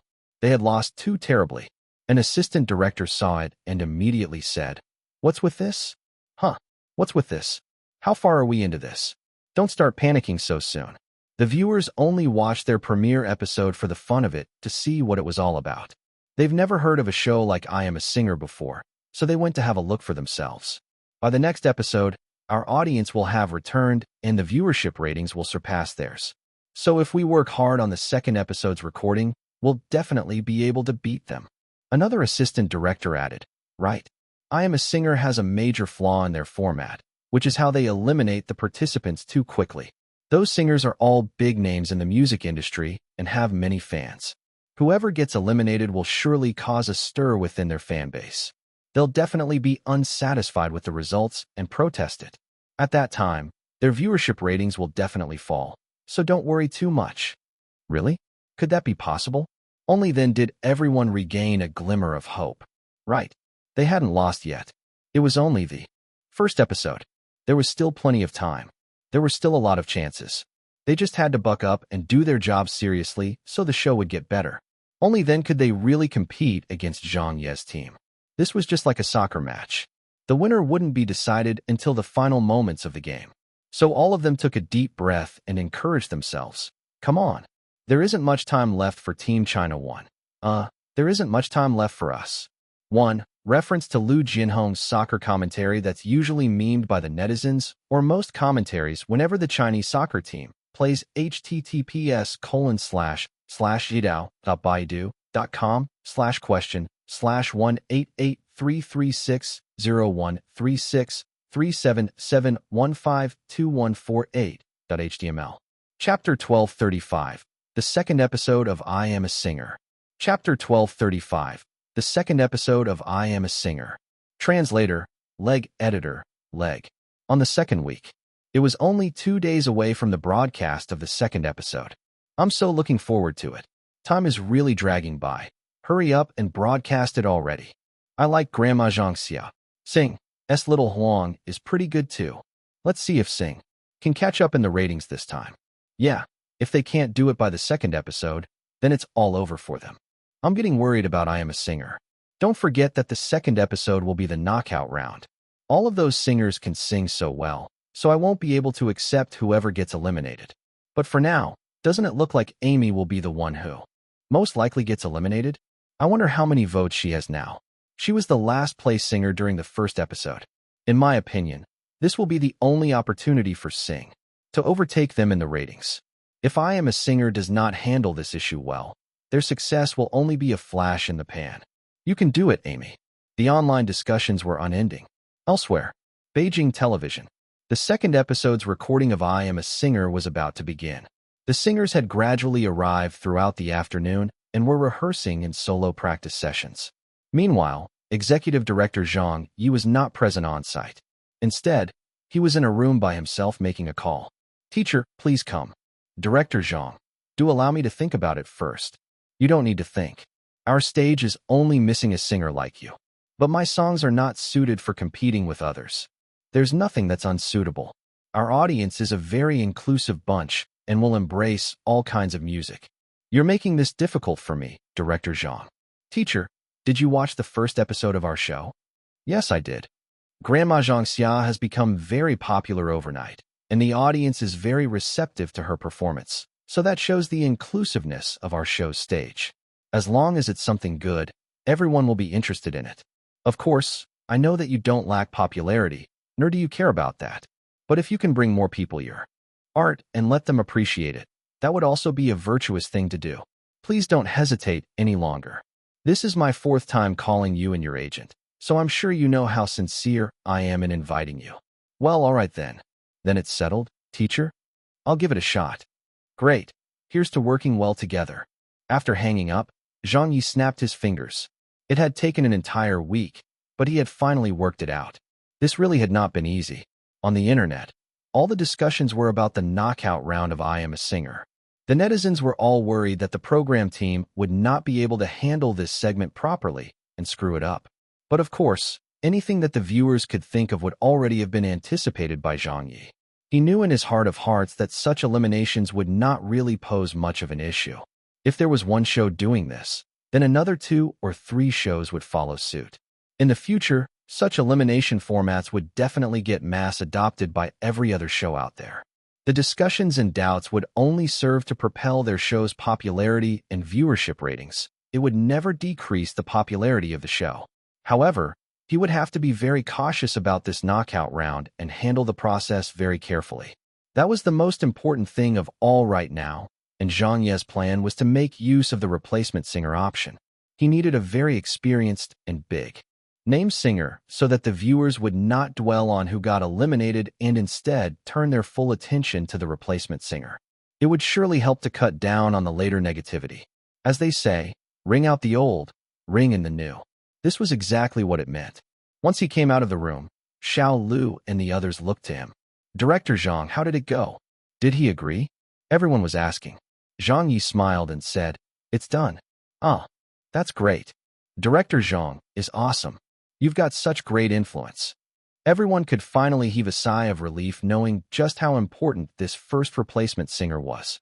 But Zhang Ye laughed and said, it's not because of my influence, but that our show has gotten good viewership ratings.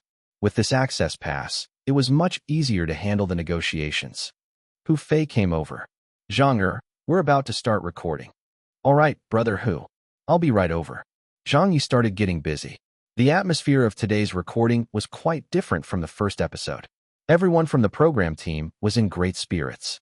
But whether that was due to the heaven-defying viewership ratings or because of the management's promise that their year-end bonuses would be tripled, no one really knew. The singers were also giving it their all.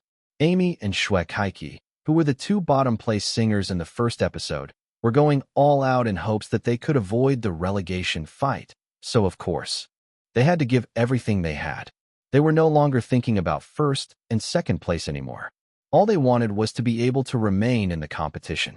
Meanwhile, the better-ranked singers from the first episode like Zhang Xia, Chen Guang, and Zhao Wuliu were all not too worried about getting eliminated. However, the pressure on them was just as great since they were hoping for a shot at first place. 2 days later, the second episode was broadcast.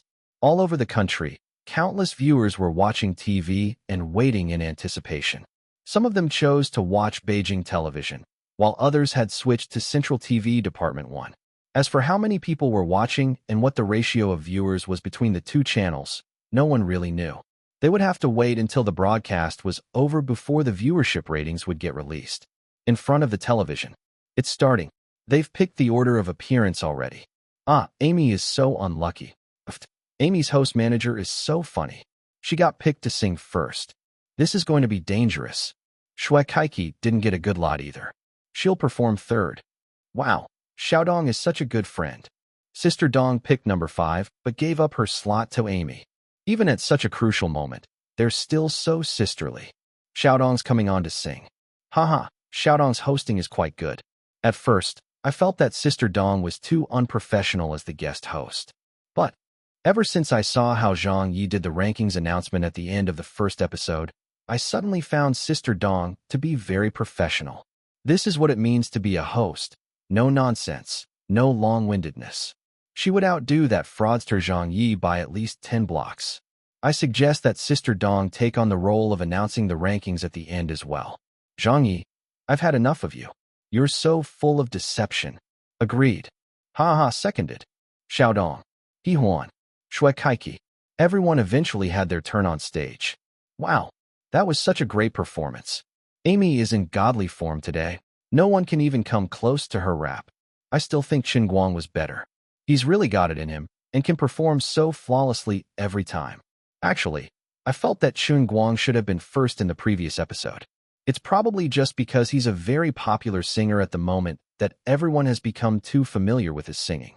Since everyone knows that he can sing well, there's less to look forward to for his performances. It's Grandma Zhang Xia's turn. Oh my god. Fuck. The moment Grandma Zhang started singing, I knew that first place would go to her. Grandma Zhang is the biggest dark horse on I Am a Singer. Yeah, who would have thought that an old-fashioned songstress could actually sing such songs? The performance segment was over. Very quickly, it was time for the rankings announcement again. When Zhang Ye strolled up, then read the advertising messages at an unhurried pace, and leisurely chatted with everyone, the TV viewers started cursing and swearing again. Get lost. Zhang Ye, your sister. Why is it this again? I've got to give it to you. Can't you just fucking announce the rankings? I'm dying of anxiety. Teacher Zhang, can you stop doing that, please? You crawling bastard. To crawl means to be very slow in the Beijing dialect. After rambling on for almost half an hour, the rankings were finally squeezed out like how one would milk a cow. The combined rankings over the 2 episodes were: first, Zhang Xia. Second, Chen Guang. Third, Zhao Wuliu. Fourth, Xiaodong. Fifth, He Huan. Sixth, Amy. Seventh, Shui Kaiki. The princess of love songs who was ranked last would have to leave this stage. Amy's eyes reddened as she gave Shui Kaiki a hug. Zhang Xia gave Shui Kaiki a pat on her back with a sigh. Everyone came forward to bid farewell to Shui Kaiki. It was a pretty emotional scene, but this was not done for the show's effect, nor was it scripted. After meeting several times and getting along so well, everyone had become familiar with each other. Moreover, many of them already knew each other before this and could be considered old friends, so they really could not bear to see her leave. On the internet, the netizens erupted. It's a conspiracy. What a shady show. My princess. How could they have eliminated Shui Kaiki? I like her so much. This is so cruel. Shui Kaiki indeed didn't sing very well during the first episode, but she's definitely capable of more than that. It's just that she hasn't returned to the stage for a very long time. So why didn't they give her a chance to prove herself? Yeah, Director Zhang is so cold-hearted. Damn it, I'm not watching this anymore. Fuck, surely you guys don't have to take it so personally, right? I think the votes are a pretty accurate reflection of the audience's choice. Shui Kaiki hasn't performed on stage for too long, so she didn't seem too comfortable standing there, so she got a little nervous. Hi, but I'll still miss her anyhow. I don't want her to go. At this moment, Zhang Ye spoke on the television. After everyone had finished shedding their tears and saying those sad words, and when Shui Kaiki finished her emotional crying, Zhang Ye suddenly said, "Oh right, there's one more thing that I forgot to mention. Before the grand finals take place, we'll have a revival round. The previously eliminated singers will have the chance to return to the stage to battle to be the grand champion. Teacher Shui, are you willing to accept this invitation?" Zhang Xia was stunned. Amy was dumbfounded. Shui Kaiki said in surprise, "Of course I'll accept." Chen Guang was floored. "Director Zhang, why didn't you mention this earlier?" Zhang Yi slowly took a sip of water and even purposely flashed the bottle's logo at the camera before answering. "No one asked." Dong Shanshan laughed. All the host managers were shocked. On Weibo, everyone was exasperated. "So there's going to be a revival round?" Zhang Yi, fuck your grandpa. You're such a scammer.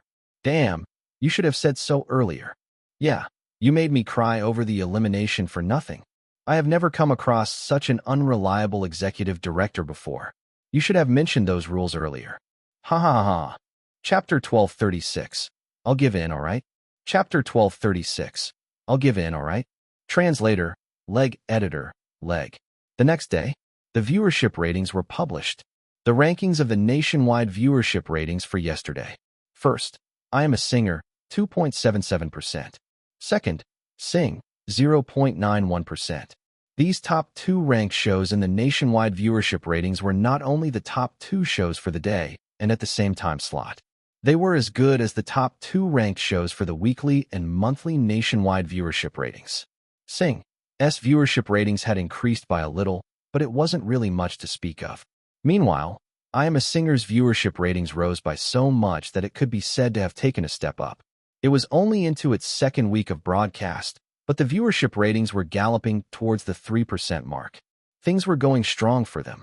Seeing this result, a lot of people reacted differently. The industry sighed. The media smacked their lips. The public got into debates. Sing is still not doing well. I Am a Singer is too strong. There's nothing that they can do about it.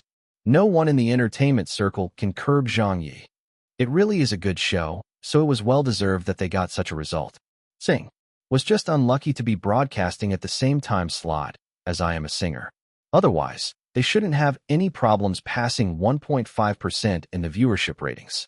We can only see how Central TV Department 1 will react now. Are they going to put up a relentless fight? That might just be possible. After all, the two sides are very caught up in battling each other, and they've got some history between them as well. Let's wait and see how they'll fight. There isn't much time left for Sing. Central TV Department 1. At the Sing program team office. Why is it still like this? Why did it increase by so little? We've lost again. God damn it, I can't accept this. Come on, everyone. Yeah, it's not over yet. They've eliminated Shui Kaiki, so their viewership ratings will definitely fall. That's right, this is our chance. Let's do our best for the third episode. A week later, The third episode of I Am a Singer was broadcast. The replacement singer was the final performer. When the figure standing behind the moon gate appeared on stage, countless TV viewers were pleasantly surprised and hooped in disbelief. Ah, this is Teacher Huang Chung. It's Teacher Huang. Why is he here too? Even he has come. This lineup is making me piss my pants. Did they have to go this far? It's Huang Chung, the famous musician. Huang Chung and Zhang Ye were both considered artists, even if they each had a different style. Zhang Ye was more of an artistic folk singer who sang bel canto, while Huang Chung belonged more to the global stage as an artistic singer. He was particularly good at jazz and the like, and had won global music awards on more than one occasion. He had performed on some of the biggest stages in the world, and was even nearly nominated for the most prestigious global music award. Of course, that last honor was something that only the Chinese media had publicized. As for how close he had gotten to being nominated, that was undetermined.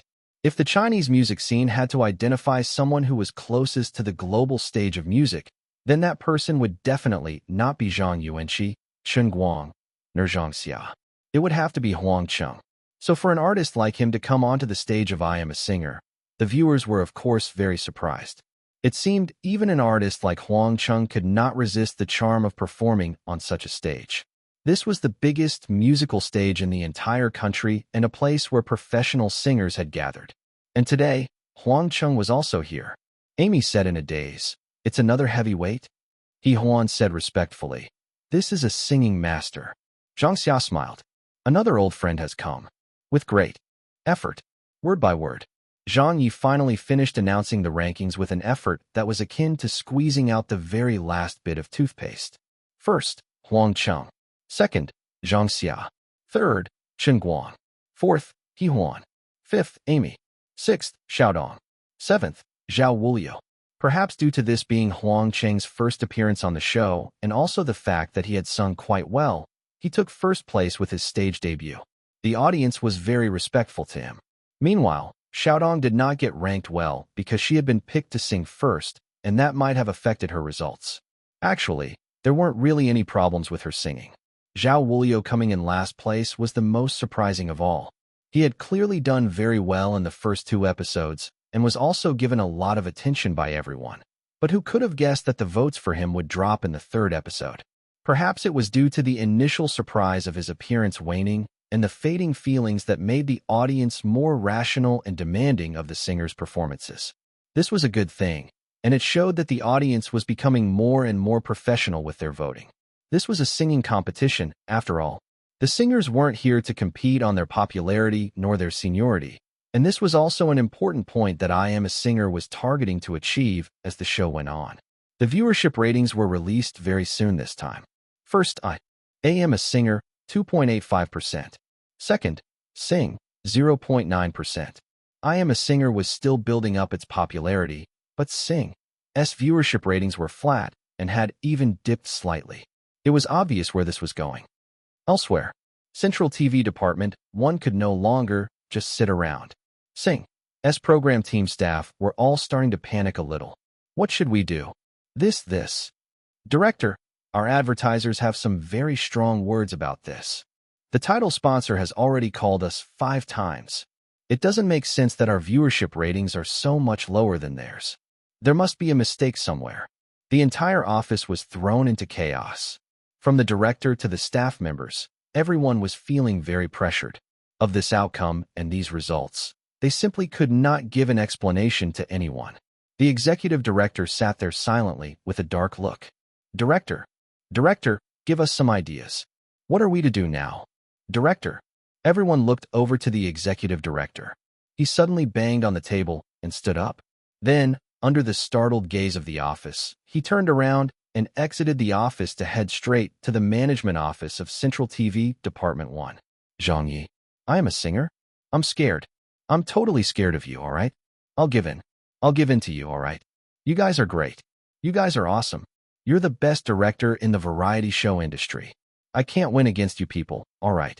Even if I can't afford to offend you, do you think I can't choose to avoid you? I fucking admit defeat. I fucking don't want to play around with you guys anymore.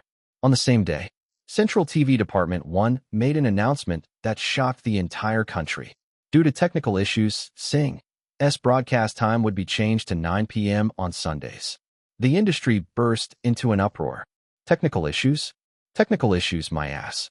This was Sing's program team admitting defeat. That wondrous Zhang Ye was really ruthless. He could even force Central TV Department 1 to change their show's broadcast time. When both sides were engaged in a heated battle, such decisions would almost never happen. This was because even if one of them were to lose, they would still have to hold on and get through it. Who didn't want to keep their dignity? But obviously, Central TV Department 1 could no longer hold on. This was their most anticipated show of the year, which they had poured in large sums of money to make. Just the advertising contracts alone were worth over 100 million renminbi. If they continued fighting with Zhang Ye and Beijing television like this, they wouldn't be able to bear the losses. The netizens were dumbfounded. They changed the broadcast time just like that? Fuck, they're not going to fight each other anymore. I could never have expected this. Zhang Ye, that jinx. He's caused all this trouble for Central TV Department 1 again. How painful are their faces? But what else could they do? Even if it's painful, they have to take it. Yeah, this is better than getting beaten hands down week after week, isn't it? Central TV Department 1 has finally learned to be smarter this time. They can't be blamed for that. Most people really can't win against Zhang Ye. Zhang Ye is on fire once again. Without any more competition, I Am a Singer will skyrocket in popularity. Yeah, even by broadcasting at the same time and period with the competition, they could still reach almost 3% in the viewership ratings. Without Sing in their way, what kind of viewership ratings will it get? An epic war in the variety world had come to an end just like that. It had ended once again with the victory going to face-smacking Zhang. Chapter 1237. The fifth step of the Reach the Summit Plan. Chapter 1237. The fifth step of the Reach the Summit Plan. Translator, Leg Editor, Leg. Sunday, noon. The aroma of cooked food filled the entire studio. Everyone had gathered here today, including Zhang Ye. Director Zhang, let's eat. We ladies have cooked some food for everyone, so have a taste of our culinary skills. Director Zhang, are we allowed to drink today? Feel free to, but Director Zhang, should we really be drinking during working hours? It's the weekend, so let's not be so uptight about the rules. All right, I'll go get the beer then. Come, everyone, let's eat. A toast to I Am a Singer for getting #1 in the nationwide viewership ratings again. We've already celebrated that last week. This time, we should be celebrating our defeat of Sing. After battling with Central TV Department 1 so many times, we've finally beat them into submission. Right, let's toast to that. Cheers. Let's drink.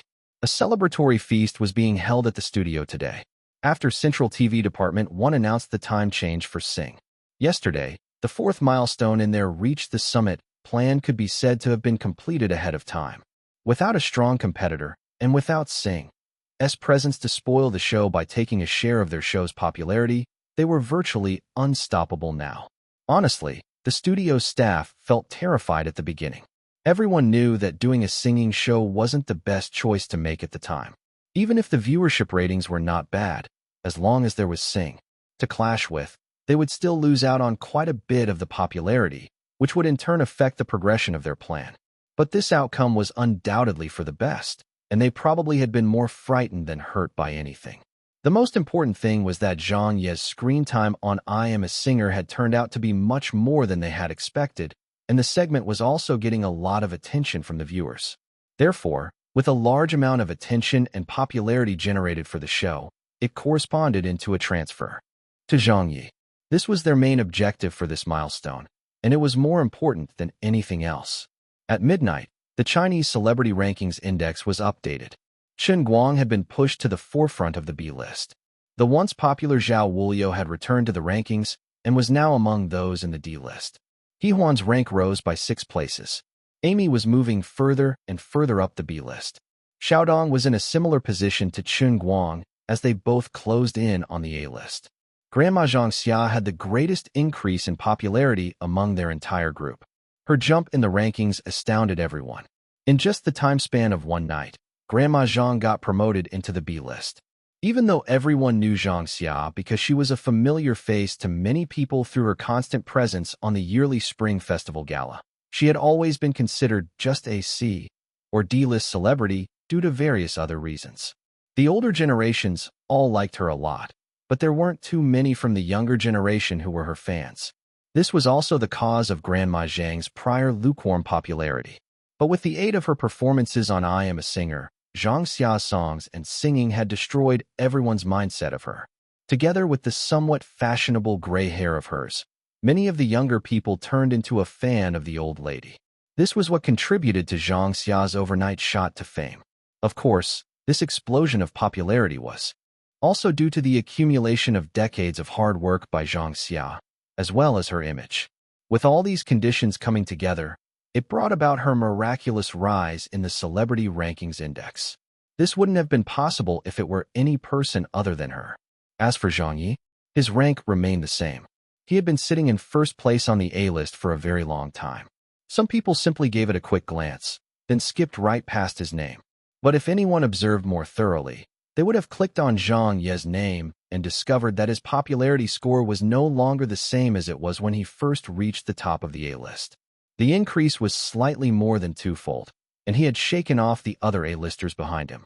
Meanwhile, the gap between him and the 7 S-list celebrities was no longer as large as before. While the public and the media still hadn't realized it, Zhang Ye was quietly creeping up to those 7 spots. After lunch, the studio staff sat down together. Zhang Ye asked, "How far are we?" Ha Chi-Chi, who was holding a statistics report in her hand, said, "We've caught up by quite a bit, but we're also still lacking by quite a bit."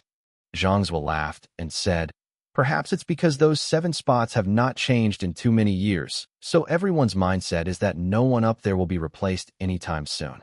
That's why the media did not pay any attention to it. We should take this opportunity to score an unexpected victory and take them all by surprise." Wu Yi sniggered. "Yeah, they still haven't realized it." Tong Fu said excitedly, "Are we going to implement the 5th step now?" Ha Chi-Chi nodded. "Yes, I think it's time." "Yeah, I agree." Zhang Zwe looked at the calendar and said, "Based on the time frame that we identified, we can probably go ahead and start now." Ha Chi-Chi asked, "Director Zhang, is your show recording schedule going to be busy?" Zhang Yi smiled. "It's not too bad since everything is already on track, so I could spare some time." Ha Chi-Chi blinked. "Then you should be prepared to get a little busier from here." Zhang Yi acknowledged. "Yeah, I was the one who called for the Reach the Summit plan to be implemented. From that moment on, I knew that we wouldn't have much time to rest. So how could I not be prepared for it? Which brands have we identified as targets? Are there any that I'm familiar with? It would be easier to deal with those that were worked with before. For those that we haven't, it might be a little more troublesome to handle." Ha Chi-Chi took out a document and handed it to Zhang Ye. "While you were working on the show, we got in touch with these companies. Of course, it's just preliminary contact for now. We still haven't had any in-depth discussions with them. As there are too many rumors going around about you, some of which are quite negative, we have to start a familiarization process with them. There are some brands who are very interested in working with you, but most of the major brands already have a fixed celebrity spokesperson, so it might not be easy to approach them, especially for those brands that are endorsed by the heavenly kings and queens. I believe those will be the most difficult to take down. We can only try our luck and see how it turns out." Zhang Yi said, "Make a list then." Ha Chi-Chi said, "All right, try our luck." This wasn't Zhang Ye's style. They would either go big or go home. The Reach the Summit plan was a proposal that was drawn up to aid Zhang Ye in his goal to achieve S-list status. It involved a chain of steps, and the first step was done to pave the way for the second step. The second was done to lay the foundations for the third, while the fourth step to make a variety show was to service the 5th step's target. It was done to help Zhang Ye gain the maximum popularity and get continuous increased exposure in the television show industry. That would help increase his on-screen appeal so that the 5th step could be completed more smoothly. And the 5th step of the plan was fight for endorsements. So why did they choose this time period to take action? Because many of the major brand endorsements were due to expire during this period of time. There were at least 7 or 8 suitable lucrative endorsement deals whose contractual obligations with their celebrity spokespersons were expiring or had expired. Some of these endorsements might be renewed, but others had not been confirmed for renewal. That was why this window of time was extremely important for them. For some of the ordinary endorsement deals, there shouldn't be a need for a or B-list celebrities to fight for them. Some of the lousier endorsement deals might even get rejected by celebrities who were a little more famous. They wouldn't take the deal even if it paid a lot. Only some of the has-been celebrities or newcomers to the industry would be willing to earn this sort of money. But for some of the bigger brand name endorsements, even the A-list celebrities would have to fight for them. This wasn't simply about money, as some endorsements were a great help to raise the names and public presence of those celebrities. Citing an example, a big spender leading health supplement company like Brain Gold had already thrown out over tens of millions of yuan to the various major television stations to buy their commercial spots and did not even feel a pinch. Just the title sponsorship fees for I Am a Singer had already cost them 200 million renminbi. Every time a 15-second Brain Gold commercial finished broadcasting, there would be a shot of Zhang Ye on screen. He would be shown on Beijing television, Shanghai television, and even Hunan television. Why? Because Brain Gold had bought the commercial spots on all of those stations. Because Zhang Ye was the spokesperson for Brain Gold. He could get paid and get the help of a corporation buying commercial spots while gaining more exposure himself. As such, who wouldn't want to fight for it? But some of the smaller companies and brands didn't have the capacity to do so. In fact, some of the shoddier and more inferior brands might even bring down the image and popularity of a celebrity. If anyone saw it, they would surely react by thinking, "Whoa, you're even taking this lousy ad? Just how badly are you doing that you'd need to accept it?" That would cause the common folk to lower their perception of said celebrity, and they might really start wondering if the celebrity was really that hard up for money. It would then cause the celebrity's endorsement value to drop and lower their market influence. As a result, the other brand names would have a lower valuation of the celebrity as well and wouldn't look to use them even if they had a good advertisement campaign coming up. Therefore, the waters of the endorsement industry were very deep. The brands with potential were all fought over, while nobody cared for the lesser ones. There was just no uniform reception them. And this time, Zhang Ye was getting ready to dip his hands into the endorsement industry. Do not underestimate the popularity brought by advertising exposure. 1 or 2 of them might not mean much. But what about 3, 5, or 8? Just imagine, when the people turned on their televisions each day, every channel would be showing Zhang Ye. As long as the television was on, there would be a commercial with Zhang Ye in it. As long as they visited an online video hosting site, there would be advertisements with Zhang Ye's picture. What kind of a concept was that? That was the power of forced advertising, and it would be enough to increase Zhang Ye's popularity by a great deal. This was the 5th step of the Reach the Summit plan. If they could complete this step, the plan to reach the summit would surely be nearing its completion. They were approaching the day they could finally be crowned with success. Chapter 1238. Isn't this advertising message a little too casual? Chapter 1238. Isn't this advertising message a little too casual? Translator, leg editor, leg. Monday. Later that morning, a crowd of guests arrived at the studio. Little Wong opened the door. "You all are." The leader of the group smiled. "We have an appointment with your manager Ha." Chairman Ma. Ha Chi-Chi came over to welcome them with a big smile. "You even dropped by personally? Come in quickly. Our studio isn't that big, so please make do with the space." "It's a pretty nice place," Chairman Ma said as he looked around. He was a vice chairman, but salutations generally wouldn't carry the word vice in it. Ha Chi-Chi invited them to take a seat. "Director Zhang is taking a call upstairs, so please wait for a little while." Chairman Ma said with a laugh. "That's fine. There's no need to be so courteous. It's not the first time I'm meeting Teacher Zhang anyway. We worked together on a second-tier ad during The Voice, so we're quite familiar with each other. My company understands Teacher Zhang very well as a person. We can only say that he is, as you Beijingers put it, fair and just. That second-tier ad couldn't be called great, but after our company's people watched the show, we realized that Teacher Zhang would always chip in a few more words for us during the intermissions. That greatly increased the exposure of our products, and we weren't even charged an additional cent for it. So that was a really nice touch." Ha Chi-Chi said, "That's right. Director Zhang has always been like that. Everyone has been so supportive of him and spent so much money as well. So the least that he could do was make it worthwhile for you all." Chairman Ma nodded and said, "That's why when we heard that you all were interested in taking an endorsement, Chairman Su got me to come down personally to see you right away. The timing is perfect since the previous 2-year endorsement deal that we had just expired." He pointed behind himself and said, "We even brought our lawyer over. If we can negotiate this deal successfully, we can sign the contract immediately." Hachichi said, "Sure." At this moment, Zhang Ye came downstairs. "Yo, Chairman Ma." "Haha, Teacher Zhang.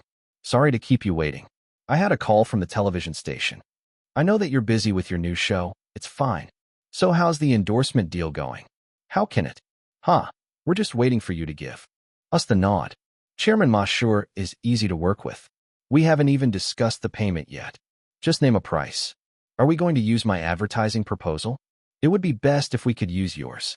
Who in the industry doesn't know about those classic ads that you came up with? So many advertising agencies have turned them into teaching material. To be honest, we wanted to hire you as the spokesperson for our dairy product because we would also like to use your advertising proposal. In that case, the endorsement fees might have to be a little higher.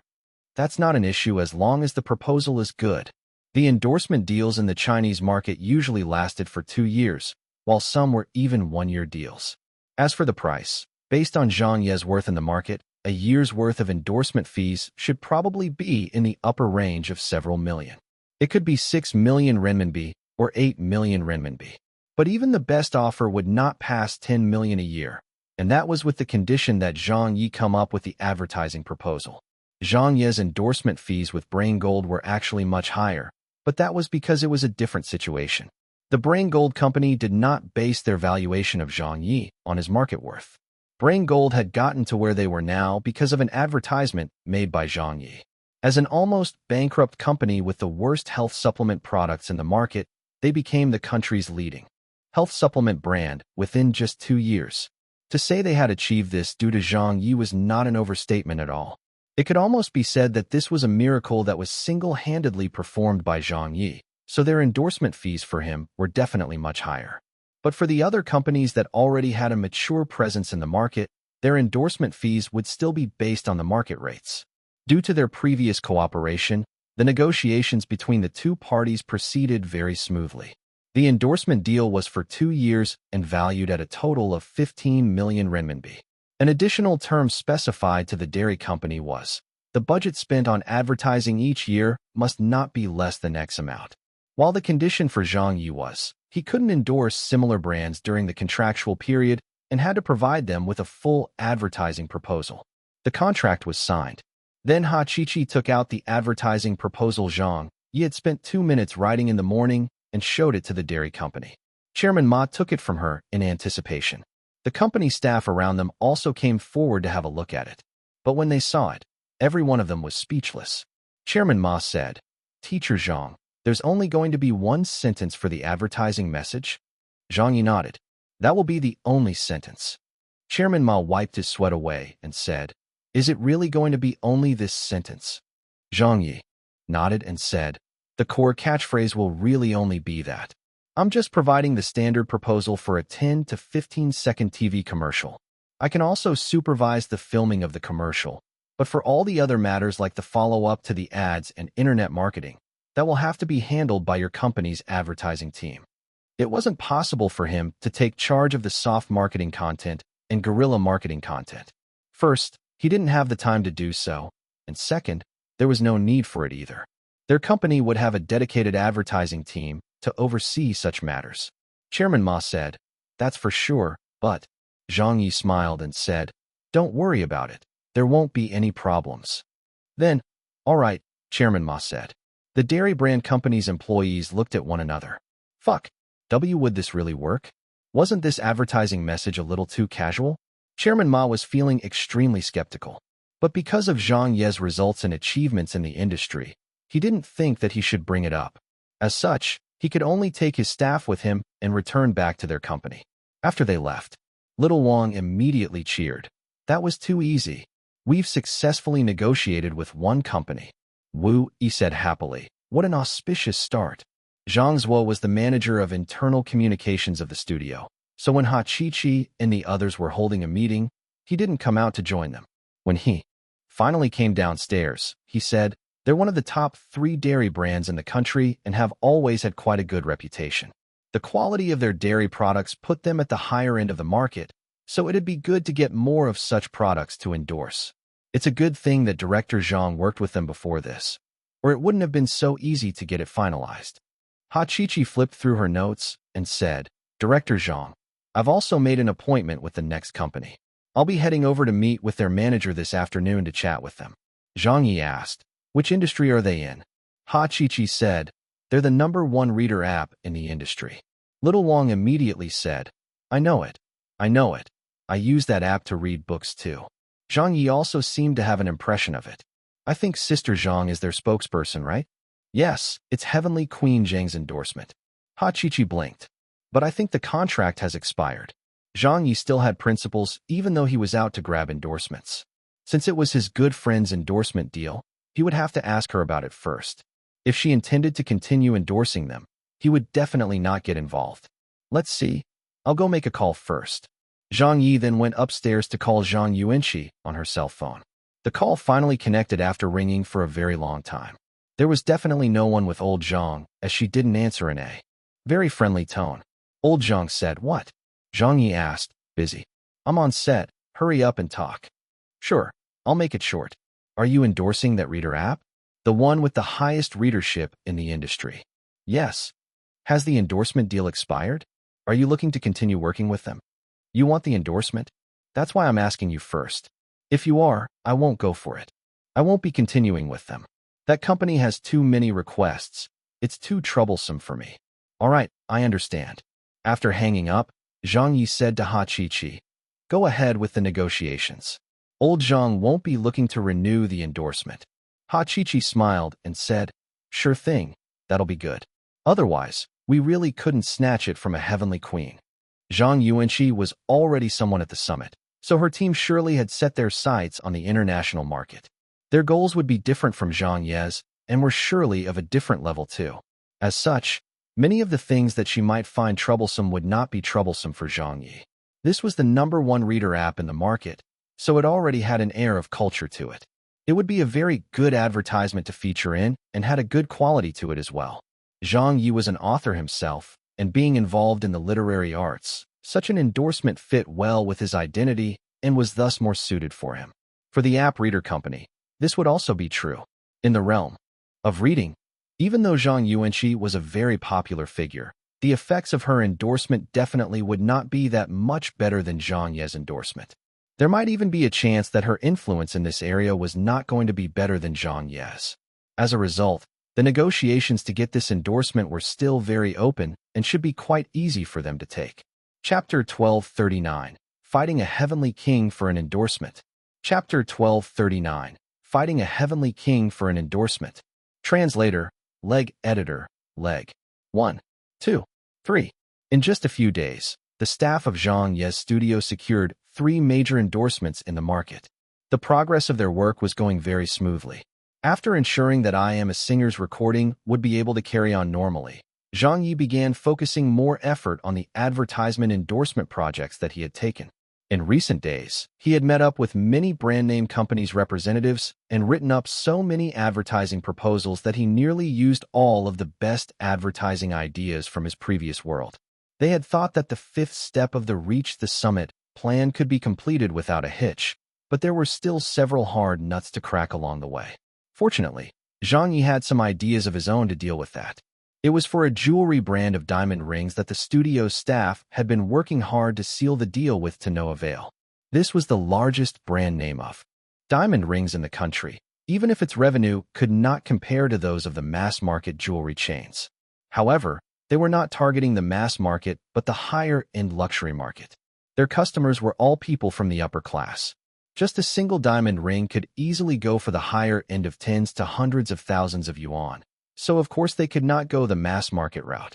But the brand's image was very good and also the reason Zhang Ye's team had identified it as a potential target. Additionally, the company's endorsement contract had expired a month ago, so they were thinking about how they could take it. At the studio, Ha Chi frowned and said, Director Zhang, we still can't convince them. Zhang Ye looked at her. Is it too difficult? Yeah, Ha Chi said. They might have identified someone else. During this month of endorsement blackout, they've probably made contact with quite a few celebrity teams. All they have to do is decide who they want to represent their brand. Wu Yi said. Could they be thinking of not getting a celebrity spokesperson? That shouldn't be the case. Hachichi said, they're not short on money. Zhang's was suggested, why don't we lower our asking price? Zhang Ye said emphatically, that won't do. Hachichi agreed. Yes, we cannot lower our asking price. Lowering one's asking price in order to grab an endorsement deal was a pretty sensitive affair. In the past, there had been cases of celebrities lowering their endorsement fees. A male celebrity who was worth around $2 million in the endorsement market had offered to lower his asking price due to getting into gambling and was hard up for money. In the end, he lowered it to 800,000 renminbi a year and managed to take quite a lot of endorsement deals. However, he had broken the industry rules. Ever since then, no other brands dared to approach him, and his popularity fell by a lot. Some of the companies who signed him for a much higher amount criticized him badly for this behavior. You're charging others 800,000 renminbi a year, but 2 million renminbi for us? What's the meaning of this? Do you think we're suckers? Hurting the market, soiling one's own reputation. These were the risks of lowering one's asking price. In the entertainment industry, reputation was the most important thing there was. With Zhang Ye's current status and popularity, there wasn't a need to lower his asking price in order to get a deal. That would be too low for someone like him. The entertainment industry's #1 person below the S list had to lower his worth to fight other A and B listers for endorsements. It wouldn't be good if this got out. A lot of matters in the entertainment industry were not simply about money and couldn't be solved by simply adopting a business mentality. Hachichi said, I haven't spoken to them in depth yet, nor have I let them know about our intentions. That would make us look like we're trying to push a sale and lower our worth. But they haven't revealed anything to us either. Why don't I try to speak with them again to find out what their intentions are? Otherwise, we can switch our target to a different company and not waste our time trying to convince them. Hi. But then the other jewelry brands' endorsement deals have not expired yet, so that's real unfortunate. Tong Fu said, what about the mass-market jewelry brand chains? Hachichi shook her head. That won't do. If we take too many smaller brands, it would be quite meaningless. We won't be able to bring up our endorsement profile. Zhang Ye thought about it for a moment. Let's lay all our cards on the table then. Okay. Hachichi said, how though? Zhang Ye said a few words to her. Hachichi was stunned and her jaw dropped. Are you sure? Zhang Ye smiled and said, of course I'm sure. Hachichi said happily. Io, you should have said so earlier. Later that afternoon, at a certain jewelry company, in the lobby on the 11th floor, Hachichi brought Tong Fu along with her. The female receptionist stood up. Hello. Hachichi said, I'm here to look for Director Cui. The receptionist asked in an official tone, may I know if you have an appointment with him? I do. My name is Hachichi, Hachichi said. The receptionist lowered her head to check the appointment schedule before saying, hello, Manager Ha. Your appointment is at 3 p.m. Director Cui is currently in a meeting, so please wait. As she was speaking, Director Cui and two young men came walking over side by side and seemed to be heading for the conference room. Hachichi went up to him. Director Cui. Director Cui was taken aback. Manager Ha, you're here so early? Hachichi laughed and said, what Manager Ha? I'm just an errand girl for Director Zhang. The two young men beside him probably recognized Hachichi as well, so they started looking somewhat wary of her. She was Zhang Ye's studio's external communications manager, so who in the industry wouldn't recognize her? Hachichi and Tong Fu also recognized them. The short-haired young man did not look familiar to them, but Hachichi, the other young man who had a ponytail. This guy was also pretty well known in the industry and was the younger cousin of a heavenly king. He was also one of several managers of that heavenly king. When she saw him, Hachichi instantly knew what was going on. She understood just why the jewelry brand's representatives had been hesitating with their decision. It was because there was a big-name celebrity among their choice of spokespersons, someone with a place among the top 7 spots, an S-list celebrity much more famous than Zhang Ye. Fighting a heavenly king for an endorsement? Hachichi suddenly found this rather exciting. Meanwhile, Director Cui felt a little awkward. Every celebrity would have a territory of their own. In the industry, almost every brand's endorsement had already been taken by a celebrity. For example, Chen Guang, who endorsed a cell phone brand that focused on sound quality, had been doing so for 3 years now. The money was good and the advertisement coverage was wide as well. It was a quality endorsement deal and was where Chun Guang's territory was. If any other celebrity tried to snatch this endorsement from him, they would offend him for sure. A lot of celebrities had had relationships turn sour because of such endorsement deals. A quality endorsement deal was the livelihood of a celebrity and also a source of their long-term income. Director Cui clearly understood this and was hoping that the two parties wouldn't bump into each other. But to his surprise, he still couldn't keep that from happening. In truth, he had already made up his mind. Faced with deciding between a heavenly king and several A-list celebrities, he was of course more inclined to choose the heavenly king. Disregarding any other factors, his fame alone was enough for him to make the choice. However, he also considered using Zhang Ye since he was also very popular. Further, he was constantly at the forefront of the news in recent times and had an exposure that was definitely comparable to the heavenly kings and queens. He also coveted the advertising proposals that Zhang Ye was famous for. The only factors holding him back were that teacher Zhang was considered an oddity in the industry and had an image that fluctuated between high and low at times. He was just afraid that he might kick up some issues again in the future that would affect the image of their brand, and thus, the hesitation. Director Cui said, "Manager Ha, why don't you?" Ha Chi laughed. "Let's talk together, Director Cui. We're already here, and we all know each other." The Heavenly King's cousin was shaking his head in his mind. "We're already here, so what do you have to discuss?" Director Cui couldn't offend both of them, so he looked at the Heavenly King's cousin for direction.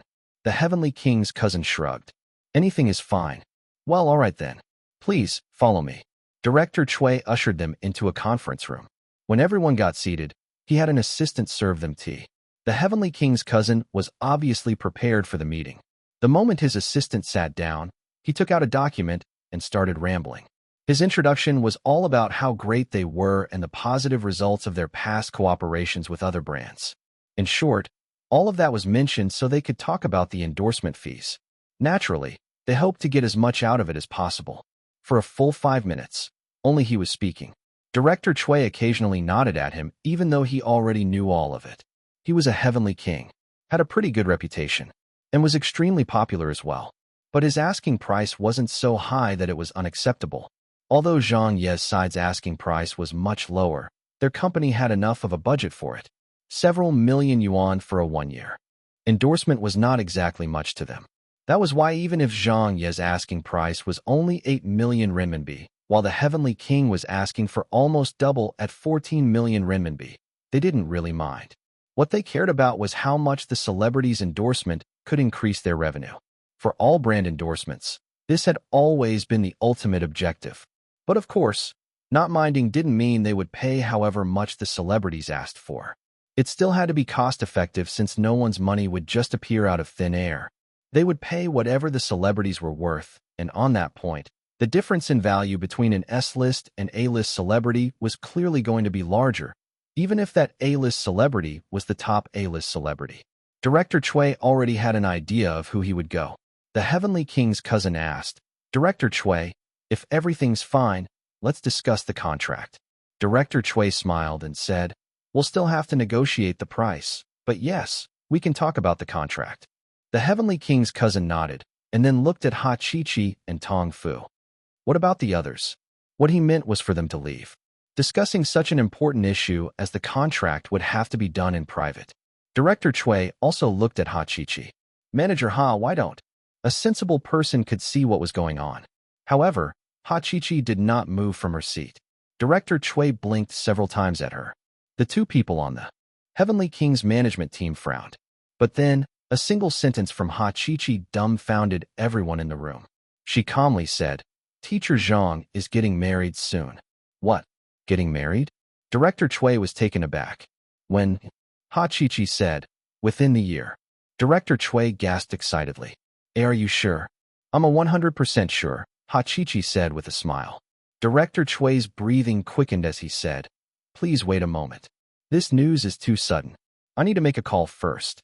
He wasn't the head of the company, just the head of the advertising department. As such, he had to seek instructions from the higher-ups. The two on the Heavenly King's team were stunned. Within just 2 minutes, Director Cui returned with around 8 other staff members. The moment he came in, Director Cui said, "Manager Ha, About teacher Zhang's endorsement, can we talk about it? Ha Chi smiled and said, but of course. That's what I'm here for, aren't I? Director Cui had gotten clear instructions from the company's CEO. He was to sign Zhang Ye, at all costs. Outside the company, the Heavenly King's cousin and his assistant headed downstairs dejectedly. They had let it slip out of their hands. It gave them the impulse to curse and swear. It made them feel furious and, at the same time, not know whether to laugh or cry. Your sister, you can even do it like that? This is the first time I've seen anyone snatch away an endorsement like that. Chapter 1240. A. Heavenly Queen's Agent Genuflex. Chapter 1240. A Heavenly Queen's Agent Genuflex. Translator, Leg Editor, Leg. The next day, they held a meeting at the studio. Little Wang said in surprise, Sister Ha, did you really seal the deal? Ha Chi laughed and said, I really did.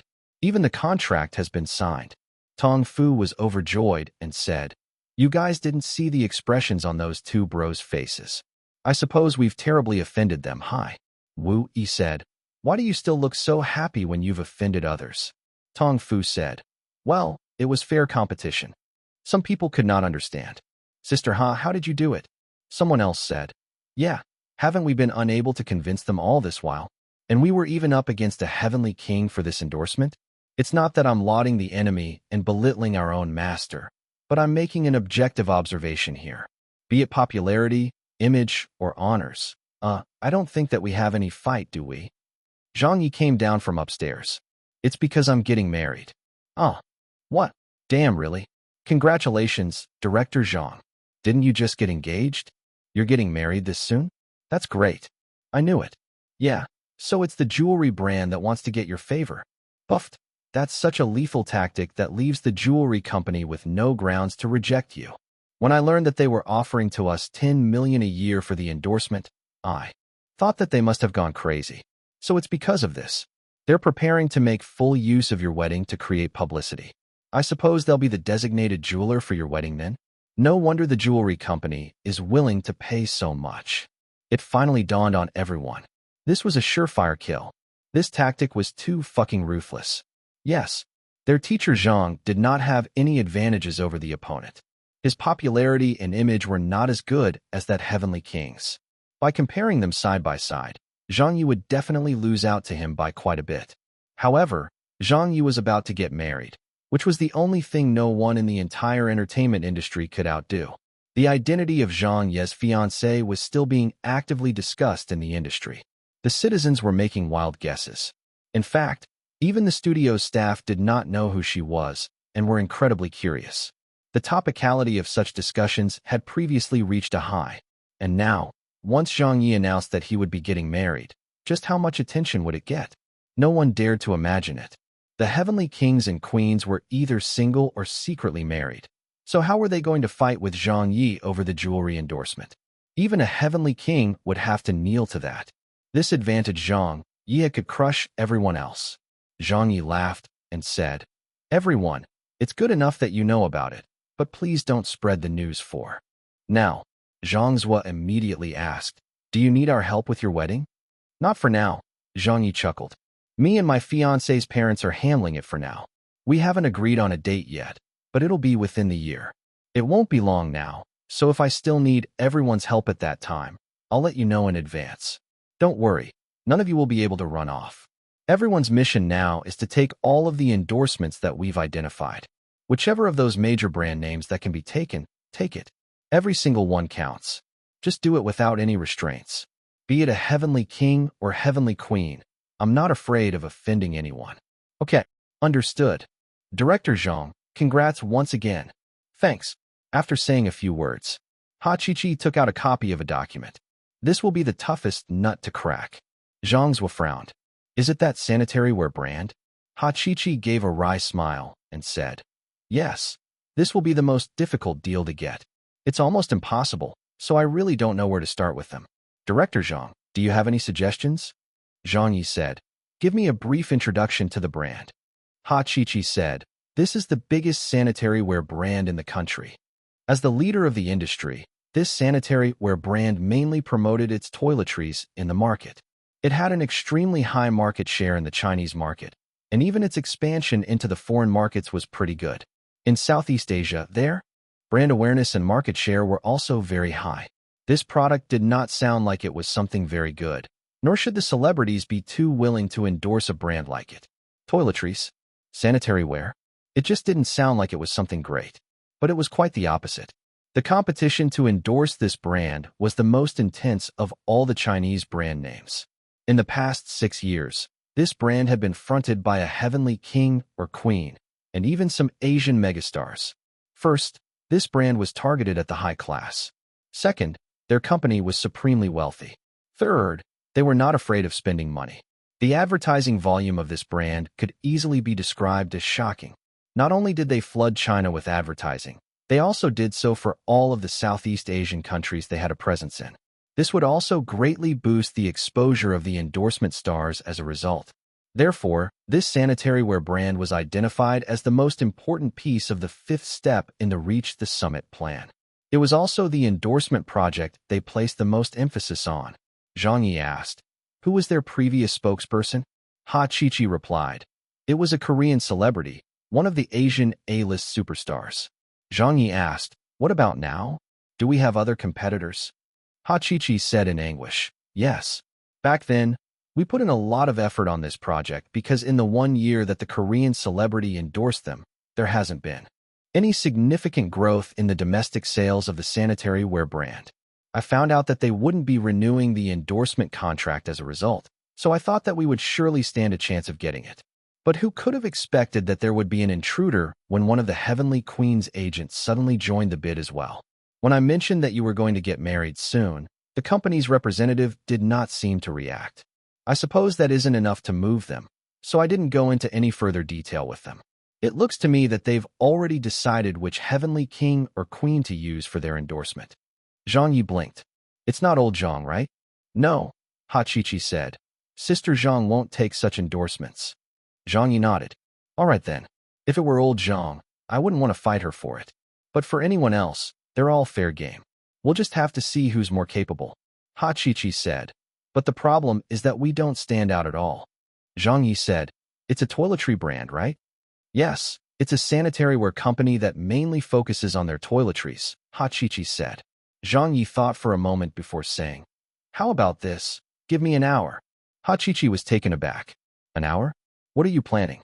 Nobody understood. Zhang Yi went upstairs, and the sound of someone singing could be heard after a while. When everyone heard that, they were even more confused about what Zhang Yi was doing. On the same night, Ha Chi-Chi arrived at Shanghai by plane. The moment she got off her flight, she called the deputy director who was in charge of the sanitary ware company's brand management. "Director Bai, it's me." "Oh, it's Manager Ha. Hello. Regarding your company's endorsement deal, we've communicated with you about it before. Can we have an in-depth discussion about it this time?" "About that, Director Ha, I'm really sorry. We've long heard of teacher Zhang Ye and have been wanting to work with him as well, but I'm afraid this time, we've essentially made a decision. We can only hope to work together with you all next time. Is that all right?" Director Bai. "Then would it be fine if we just have a meal together?" I'm afraid I can't today. But I'm in Shanghai. Surely you wouldn't just turn me down, would you?" You're in Shanghai?" "Yeah, I just got off the plane." All right then, I'll send someone to pick you up." "Thank you very much, Director Bai." An hour later, at the headquarters of the sanitary ware company, Ha Chi-Chi spotted Director Bai, as well as that Heavenly Queen's agent. "Director Bai. Manager Ha, sorry to trouble you for coming all this way." "Hi, it's all for business. Let me introduce you." When he finished introducing both parties, Ha Chi-Chi and the Heavenly Queen's agent shook hands with each other. The Heavenly Queen's agent smiled and said, "Boss Ha, I've long heard of your great name." Ha Chi-Chi smiled and said, "You're too kind. It's me who's long heard of your great name." The agent grinned and said, "Teacher Zhang has been rather active these days, huh? I heard that he's taken quite a few endorsements recently. He's even taken an endorsement that another Heavenly King had his eyes on." Ha Chi-Chi giggled. "It's just fair competition. We've always advocated a win-win situation for the parties involved." The Heavenly Queen's agent gave her a look. "Right, fair competition. I like those words." Just from the simple conversation they had, hostilities flared. Chi and the people she brought with her were standing on the left side, while those from the Heavenly Queen's team were standing on the other side. Director Bai bluntly said, "Since everyone's here, I'll cut to the chase. First off, thank you for thinking so highly of our brand. This is the greatest recognition we can get, and I'd like to thank all of you on behalf of the company. Next, we have given a lot of consideration to the endorsement deal, though the final decision will still have to be approved by the company's CEO. That's why we'll just eat and drink today, not talk shop. Since all of you are here, we're all friends today." Chi smiled and said, "Sure, we'll do as Director Bai says." The Heavenly Queen's agent also smiled, apparently confident that they had already won. They were not feeling any pressure. This was the company's reception room. On the large round table, the dishes were quickly served. Director Bai was actually in a predicament. He hadn't expected that the two celebrities' teams would follow up on the endorsement deal so closely. At first, he wanted to meet with Chi alone, but hadn't expected that the Heavenly Queen's agent would be so thick-skinned to follow. He felt that it wouldn't be nice to say anything about it, so he was forced to allow all of them to sit together. He was really afraid that the two parties would clash. But surprisingly, Chi was holding up pretty well. She ate and drank and did not refuse any food or toasts that were offered to her. All the while, she made no mention of the endorsement contract. This impressed Director Bai, and he couldn't help but start wondering what she was planning. Honestly, the moment their main office received the quote from the Heavenly Queen's team, they decided on hiring her. Although the asking price was high, she had the fame to back it up. There was no reason for them not to work with her. As for Zhang Ye, they also found it rather tempting to hire him.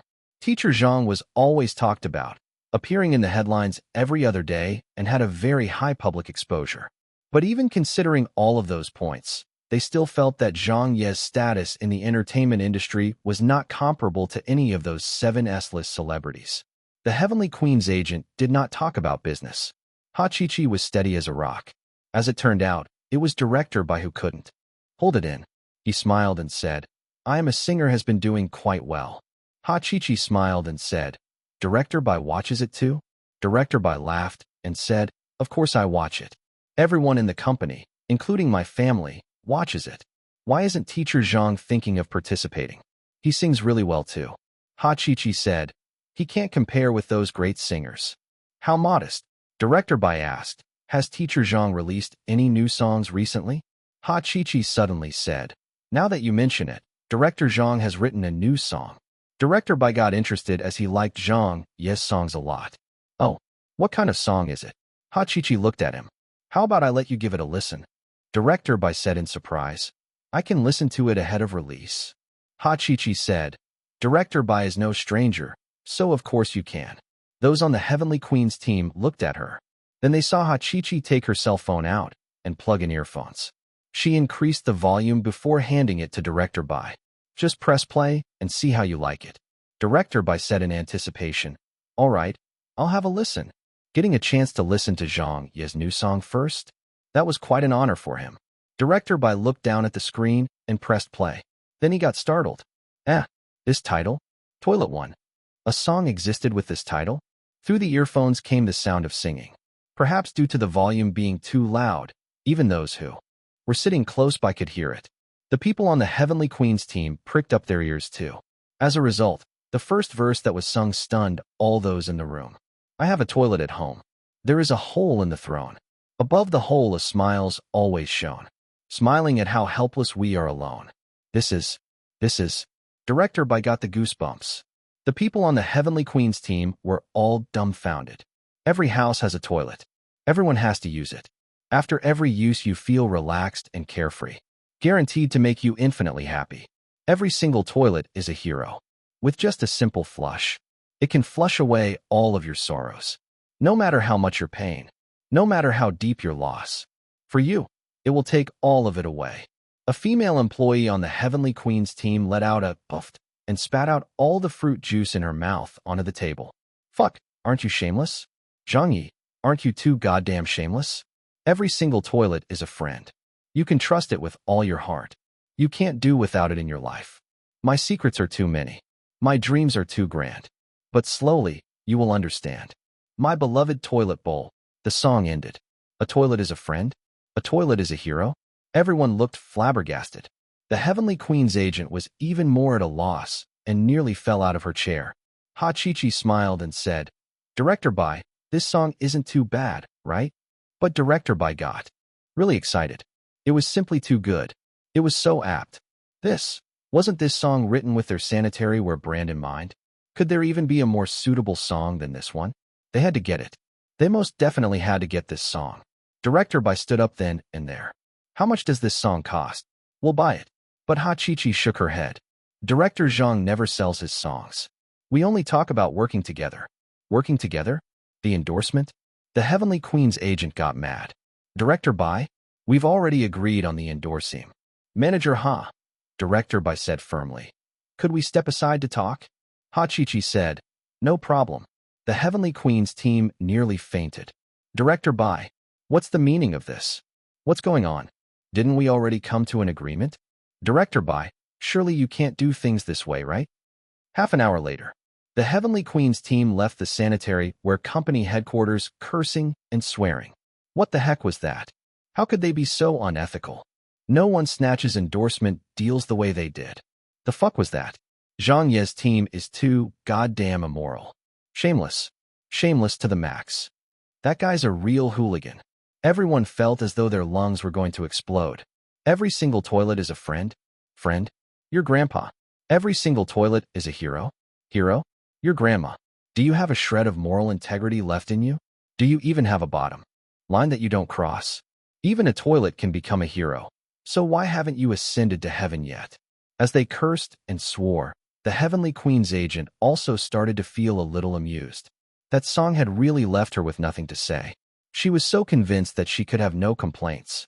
The client was marketing their sanitary ware brand. After all, Zhang Ye had mythologized the toilet into a hero, and even ended the song by fucking calling it "My Beloved Toilet Bowl." Faced with such an unconventional advertising jingle, who could possibly take the endorsement from him? A heavenly king? A heavenly queen? An Asian megastar? Whoever came would surely kneel in defeat. Whoever came would even have to kowtow to him. This time, they had really underestimated Zhang Ye's team and totally underestimated Zhang Ye's level of shamelessness. He was really the greatest wonder of the entertainment circle and didn't play by the rules. All of his tricks were more devious than the last. But thinking about it again, so what even if they hadn't underestimated Zhang Ye this time? Could they have written a song like that? Even if they did, would the Heavenly Queen go and sing it? That would be impossible. Even if the Heavenly Queen was paid 100 million renminbi in endorsement fees, she couldn't possibly go and sing it. It was the same for all the other S-list celebrities, and maybe even the other A-list celebrities. None of them could be as thick-skinned as Zhang Ye and Du. So, they had lost, but they couldn't complain. Just on this point alone, they were forced to accept the loss. This was really something that only Zhang Ye could have done. Moreover, it was done in that usual shameless style of his, and was something that no one else could have copied. Chapter 1241. The advertisements will roll out soon. Chapter 1241. The advertisements will roll out soon. Translator, leg editor, leg. In the car, the Heavenly Queen's agent called to that Heavenly Queen. She said, "We didn't get it." A very nice-sounding female voice at the other end of the line said, "Who got it then?" She sighed and said, "Zhang Ye." The voice on the other end said, "How did we lose it?" She said, "It was my fault." After giving a simple explanation of the entire story, the other end of the line, "Okay, I understand. Forget it then." Yes, they could only forget it. If not, what else could they do? They'd already gone as far as praising the toilet as a hero and a friend. But what about them? Surely they couldn't hug the toilet and shout, "You're so awesome, my dearest brother." Could they? They could only swallow this and find a chance to regain what they'd lost another time. The next day, the sanitary ware brand's contract agent and lawyer flew to Beijing with Ha-Chi-Chi to sign an official 2-year endorsement deal with Zhang Ye. "Happy to be working with you, Teacher Zhang. Happy to be working with you too. Could we quickly start on the production and recording of the commercial?" "Sure, I'll leave the arrangements to you all. You're the director, so why would you need to leave the arrangements to us?" "Well, all right then. We'll support you with funding and manpower. As for the production work, we'll leave all the decisions to you." "Sure, that won't be a problem." After he was done over here, Zhang Yi hurried to the television station. 4, 5, 6. On this day, Zhang Ye's team closed 6 long-term endorsement deals. Among these contracts, some of them went quite smoothly, others not so much. The crossing of swords and clashes between these celebrity teams was something better off, not mentioned to an outsider. The infighting between celebrities was always like this, fighting with their popularity, fighting with their qualifications, and fighting with their image. Such fights were generally bloodless, but were even more bloody and terrible than bloodbaths. In the morning, Zhang Ye received a call from Zhang Yuanqi's manager.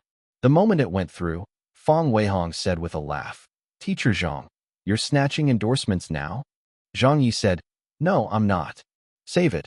I've already received news on my side."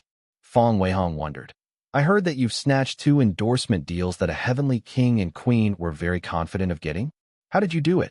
Zhang Ye laughed and said, "Personal charm, probably?" Fang Weihong half-jokingly said, "I'm telling you now. Don't you dare think about those endorsements that Sister Zhang has on hand." Zhang Ye said, "Well, of course. In any case, I couldn't get them even if I wanted to. Then I have nothing to worry about." Fang Weihong asked, "But I am really curious about how you did it. How did you secure the top sanitary ware brand's endorsement? Your team is really quite capable. There's something that I found a little strange as well. 2 days ago, I bumped into that Heavenly Queen's management team at the bar that Teacher Zhou runs. There were a few young ladies who seemed to have drunk too much and were cursing at something. They mentioned something about a toilet, something about a hero, and what's that about a toilet being a good friend? Man, that scared me, and I had to turn around while pretending that I didn't know them. Have those people gone crazy? What kind of a hole did you push them into? It looked like they were having a mental breakdown. They even called a toilet their friend? Isn't it just a sanitary ware ad? Did they really have to be so professional in their work?" Zhang Ye was really amused. "Who knows what they were thinking?" Fang Weihong said, "You should stop bringing harm upon others." Zhang Ye said, "It has nothing to do with me, Sister Fang. That song was called Toilet and was a very classic song back in Zhang Ye's previous world. The singer was the world-famous Andy Lao Wazai. Back then, the song was also specially written for a certain sanitary ware brand in the market and proliferated through China. It wasn't common for an advertisement song to get too popular, but Toilet was one of those that did. So when the mention of a sanitary ware endorsement came up, this song immediately came to Zhang Ye's mind. Naturally, this news couldn't be contained. The media gradually became aware of it. Zhang Ye's team takes a reader app endorsement deal. Zhang Ye lands a deal to endorse one of the top 3 dairy brands in the industry. Zhang Ye's team seizes a large share of the endorsement market. The largest jewelry brand in the country has announced its next celebrity spokesperson, Zhang Ye. A Heavenly King and Queen's teams are outdone by Zhang Ye's team in a battle of endorsement deals. According to rumors, Zhang Ye's jewelry brand endorsement fee is valued at 10 million renminbi per year. Zhang Ye to hold his wedding within the year? A jewelry brand signs him on at all costs. A Heavenly Queen's team misses out on the biggest sanitary ware brand's endorsement. The most popular sanitary ware brand lands Zhang Ye. A storm is brewing in the endorsement market. Will Zhang Ye be the king of endorsements this year? Stealing food off the plates of a Heavenly King and Queen. The industry was quite startled. Zhang Ye. Why did he snap up so many endorsements? What is Zhang Ye up to? It's rare to see anyone take so many endorsement deals within 10 days. Even a Heavenly King and Queen could not outdo him. That isn't right. Zhang Ye should not have the ability to compete with those S-list superstars. How could so many of the major endorsements be taken by him? No one grows fat in one sitting. Taking so many endorsements at once, can he manage them all? If the ads are rolled out too closely, it could counteract the effect, unless the quality of those ads are really good. But with so many endorsement commercials to shoot, no matter how famous he is in the advertising industry, he shouldn't be able to make them all classics, right? Yeah, he's biting off more than he can chew. After-meal topics such as these were widely discussed across the industry. However, Zhang Ye's team was still continuing to take more and more endorsements, as though they were never-ending. Countless industry insiders were watching helplessly as many of the recognized quality endorsement deals got taken away by Zhang Ye's team one by one. At first, everyone was only feeling shocked, but did not think much of it.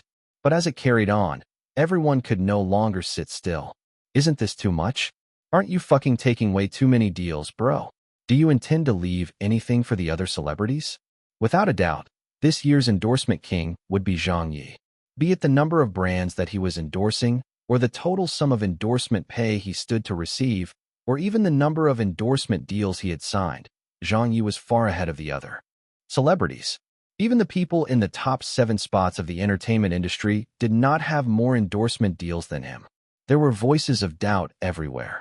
Some of the A and B-list celebrities came forward as well. On the Weibo of A-list film star Zhang Ye, greed, the original sin. You might wonder if he was mocking Zhang Ye in his post.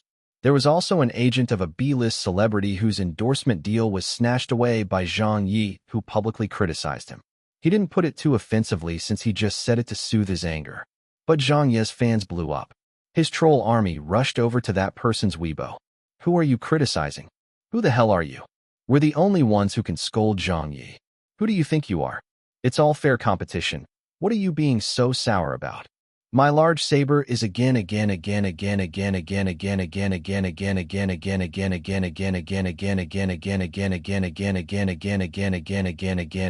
unable to endure the thirst.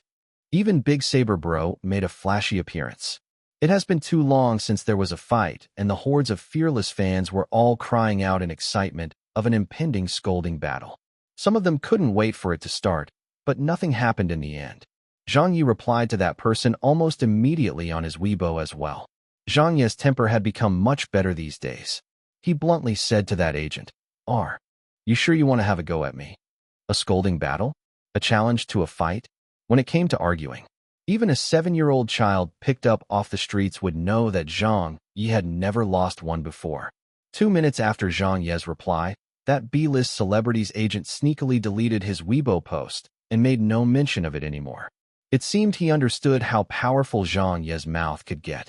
There had always been people in the entertainment industry having a go at Zhang Ye, but the only celebrity to have never lost in any scolding battle was Zhang Ye. The agent admitted defeat, so Zhang Ye did not carry it on. Tongues in the industry were set wagging, while the other celebrities could only look on in envy. But with this minor episode, several of the brands that had signed endorsement contracts with Zhang Ye started to get a little worried. That dairy brand's manager. Teacher Zhang. Yes. Aren't you taking a few too many endorsements? It's not that many. Will it affect the production of our commercial? It won't. The brand name jewelry company. Director Zhang, can you give us a guarantee that the quality of our commercial will not be affected? Don't you worry about it. But with just one line for the ad's catchphrase, isn't it a little too casual? For a 10-second commercial, one line is more than enough. I'm just afraid that with all the endorsements you're taking, it'll affect the attention given to our brand. All of the brand name companies were feeling very unsettled. Zhang Ye's team could only reassure them one by one. Just how would Zhang Ye's commercials end up looking? This was something that no one knew. His studio staff could not predict it, and neither could the brand name companies. Only Zhang Ye knew that it wouldn't be a problem. The commercials that he was going to make for them were market-tested back in his previous world. Every one that he was going to bring out was a resounding classic of the advertising industry. It might not look outstanding and could even be billed as simple looking, but the actual effects that it would bring were definitely on the level of a weapon of mass destruction like an atomic bomb. Simply tossing out one into the market would get it written into the annals of the advertising field. But Zhang Ye couldn't tell them that. The commercials were about to get broadcast on the widest possible scale. Once these commercials were rolled out to the market, all their doubts would be cleared up. 1. Just as no one grows fat at one sitting, no success can be attained with one single effort. Chapter 1242, Attack of the Advertisements. Chapter 1242, Attack of the Advertisements. Translator, Leg Editor, Leg. On this morning, the alarm was buzzing. Zhang Ye climbed up from bed and shouted outside his room. Mom, turn on the television. Why? It's broadcasting soon. What? It's today. That's right. For which brand? The mineral water brand. His parents were watching the TV in anticipation. After the morning news, Zhang Ye's first commercial played. This was a commercial for one of his many endorsement deals. It was one of the last ones that they had taken but took the shortest time to produce. The mineral water company's commercial spots had been scheduled long ago, so they just needed to deliver the final product for broadcast. As such, this was the first commercial to get released. This was still a pretty good time slot, as there were people who had just woken up and turned on their televisions, while some others might be packing their children's bags to get ready for school, and others who watched the news while eating breakfast. After the news broadcast, the image on screen switched to the commercial. When everyone saw Zhang Ye on television, many of them were slightly taken aback. It opened on a classroom, and Zhang Ye was teaching a class. He was writing on the blackboard when a mischievous student sneakily opened a water bottle under the desk to have a drink of water. The squeaking of the plastic cap made Zhang Ye very angry, and he chided the student. But after the class was over, Zhang Ye unexpectedly took out a bottle of the same mineral water, looking like he couldn't wait to drink it. An advertising message appeared. Family Spring One, a rather sweet thing. The advertisement ended. Then the next commercial played. His mother was stunned. His father was dumbfounded. Zhang Ye said with a grin, "Dad, Mom, what do you think?" His mother pointed at the television. "Was that it?" "Yeah," Zhang Ye said, pleased with himself. "It's quite good, isn't it?" His mother was floored and said, "What crap is this?" His father smacked his lips. Family Springs mineral water is a well-known brand. I've drank it too, but how is it sweet? His expression then changed as he looked at his son and said, "Did you add sugar to it?" Zhang Ye was floored. "What the? Why would I add sugar to it?" "Whatever, I really can't communicate with you two." At the same time, two of the largest online video hosting sites in the industry started pushing out the Family Spring commercial. As long as anyone played the movies or videos on their website, there would be 30 to 60 seconds of unskippable video ads that were pre-rolled, with the first ad being the Family Spring commercial that lasted for 15 seconds. The television stations also repeated showings of the commercial at 8 a.m., 10 a.m., 12 p.m., and at intervals of every 2 hours. The commercial had been rolled out. The volume at which it was played during the first day was extremely high. The people of the advertising industry all had their attention on it, as did the competitors in the bottled water industry. Zhang Ye was already one of the legendary figures of the advertising world.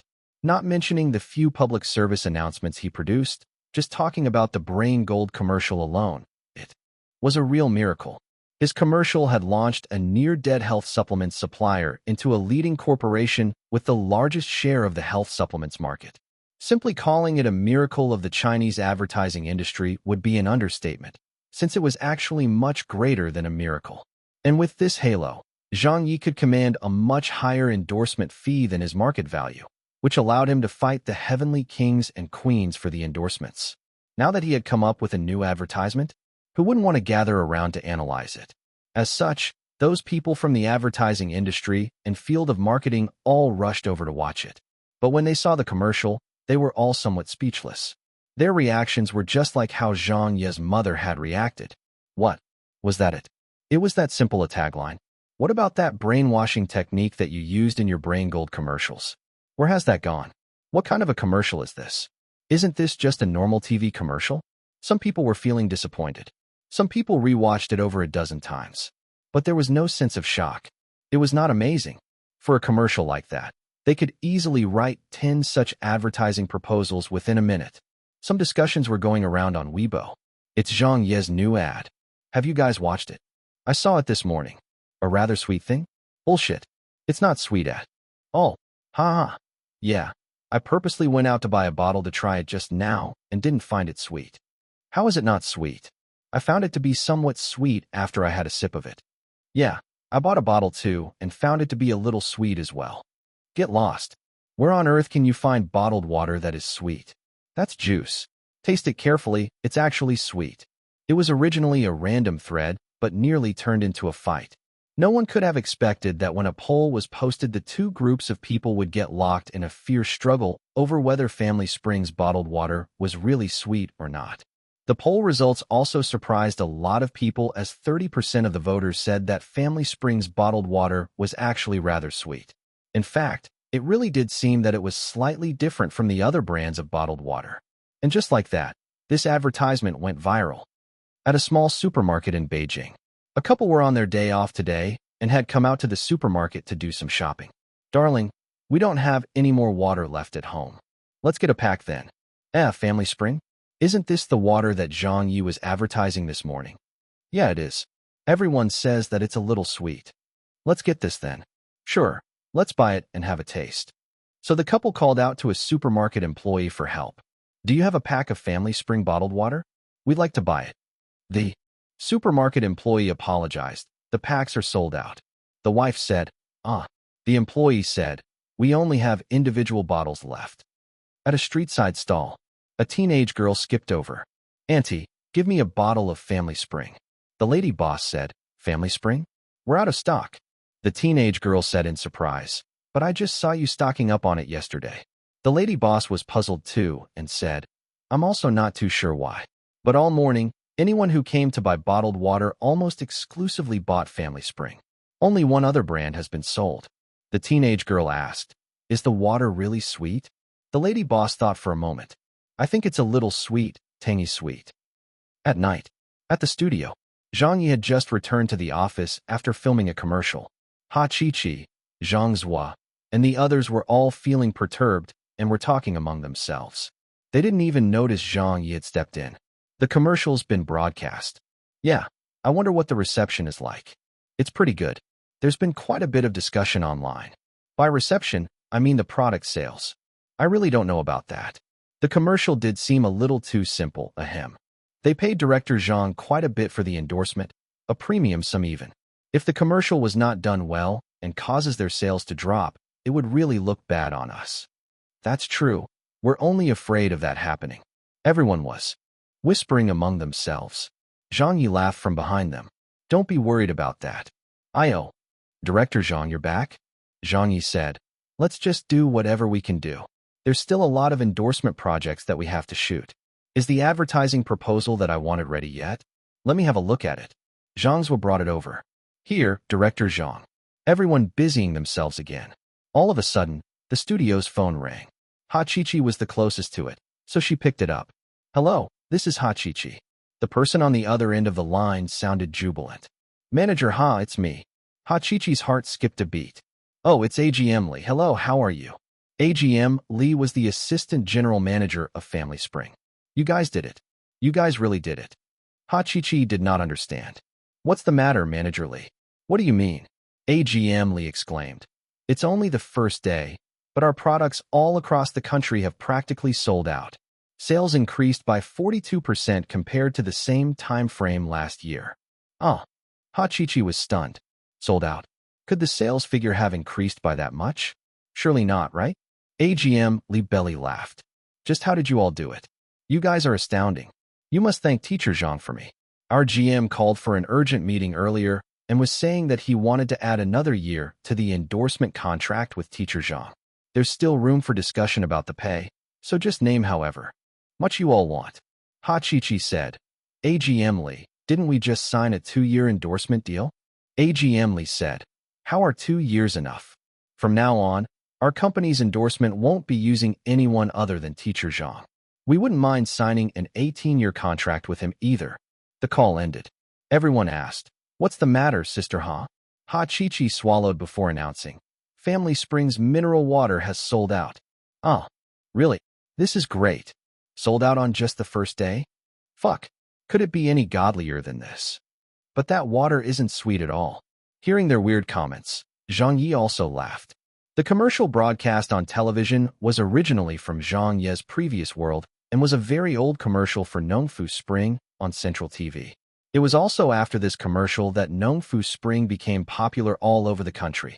If there was a ranking for the classic advertisements of Zhang Ye's previous world, this advertising tagline of XX Spring, a rather sweet thing too, would surely be in the top 10. It was a marketing legend that was on par with the Brain Platinum commercials of his previous world. Simple? This advertisement was not simple at all. Just those words in that tagline alone were worth 10,000 taels of gold each. Chapter 1243, The Ad Upgrades. Chapter 1243, The Ad Upgrades. Translator, Leg Editor, Leg. The next day, a lot of people were waiting to see Zhang Ye make a joke of himself.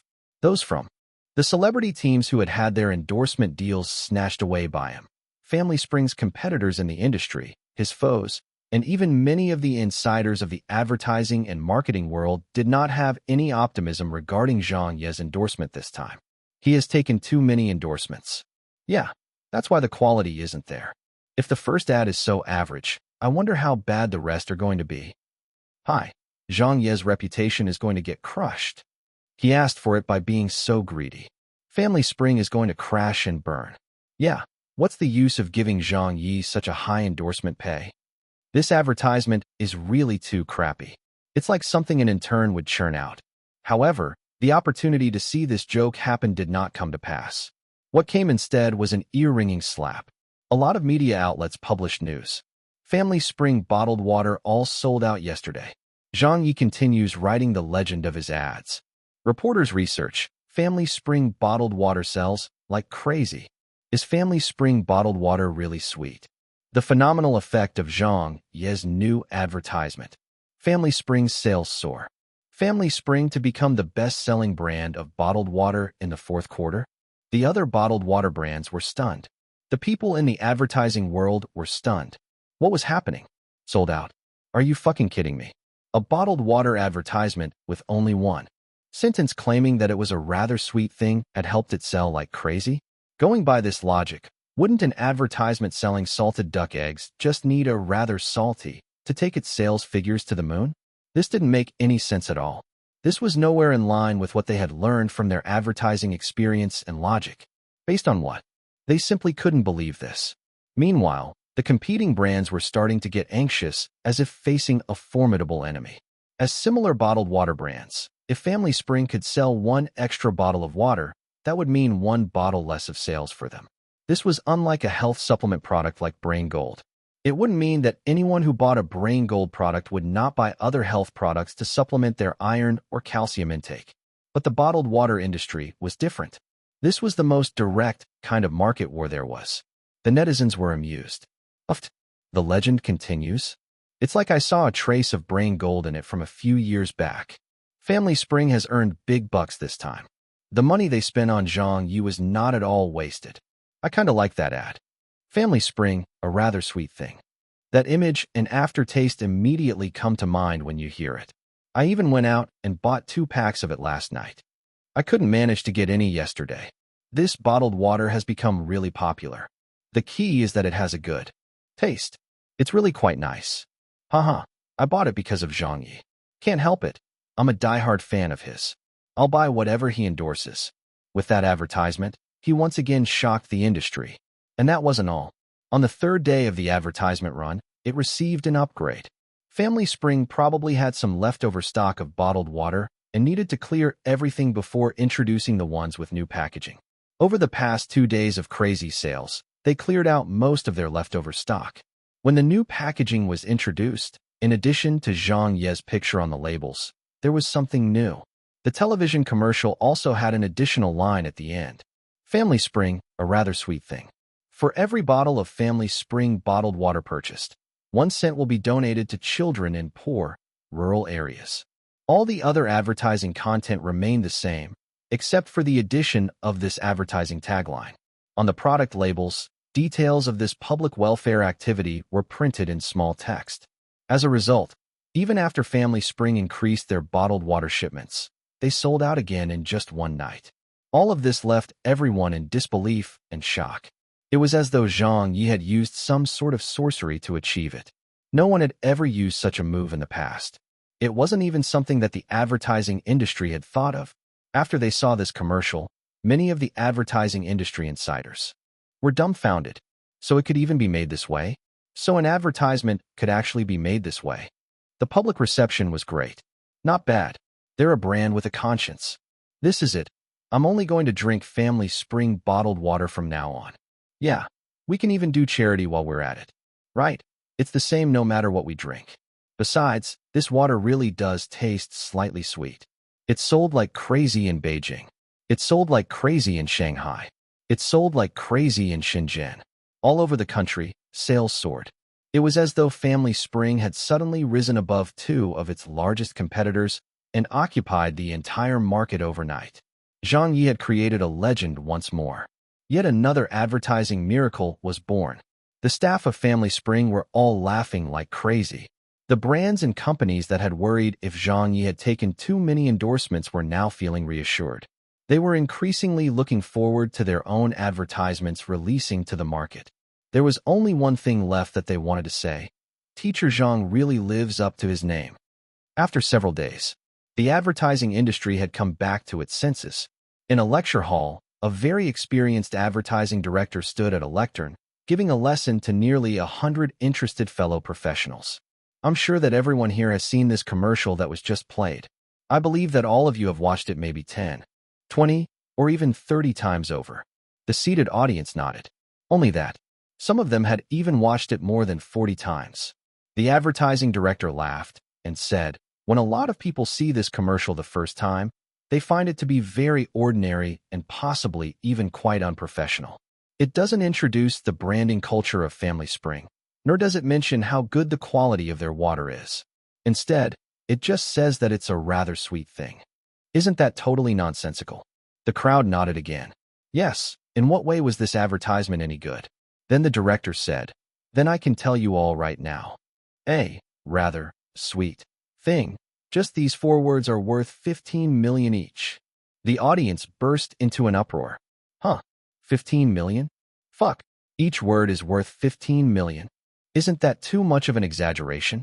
The credit should go to Family Spring for having good quality water. It does seem to taste a little sweet. When the director heard that, he couldn't help but burst out laughing. Is the water seriously a little sweet? For that reason, I specially consulted with some experts in the water industry. I can clearly and confidently say that sweetness only comes from the presence of sugar. But for all of the bottled water brands in the country, including Family Spring, it's impossible that there could be any sugar or substitute sweetener in them.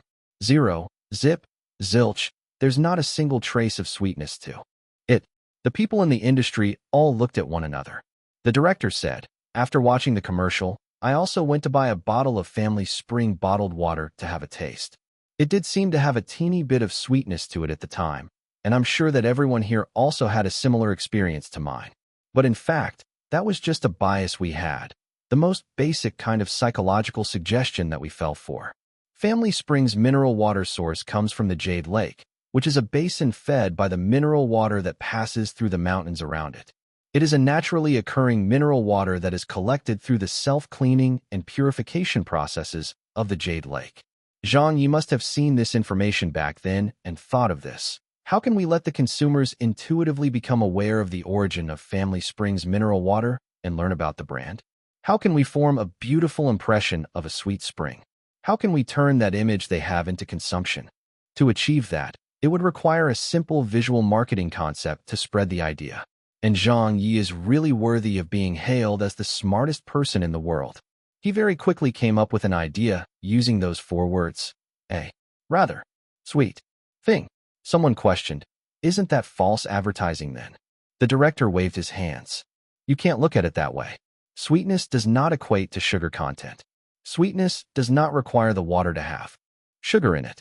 Describing water as sweet is just synonymous for it being good quality water. Just like how stinky tofu is very smelly, but there are many people who say that it smells really good. Would that be considered false advertising too? Sweetness doesn't only convey the idea that this is a product of quality, it also makes the people think of the sweet and refreshing taste of mineral water. As such, one would naturally find it somewhat sweet after drinking. Therefore, there was no introduction of Family Spring's branding in their commercial, no mention of how clean their water is, nor how much better they are than the other brands out there. This is because there isn't a need for any of that. Just by using a rather sweet thing, it covered all of those points. Carefully thinking about it, everyone gasped in realization of the message behind it. A copy of a report with some figures was placed on the projector. The director pointed at it. I did a rough calculation of the sales and net profit for Family Spring. This is the miracle that Zhang Ye's ad has created over the past few days. Everyone was startled.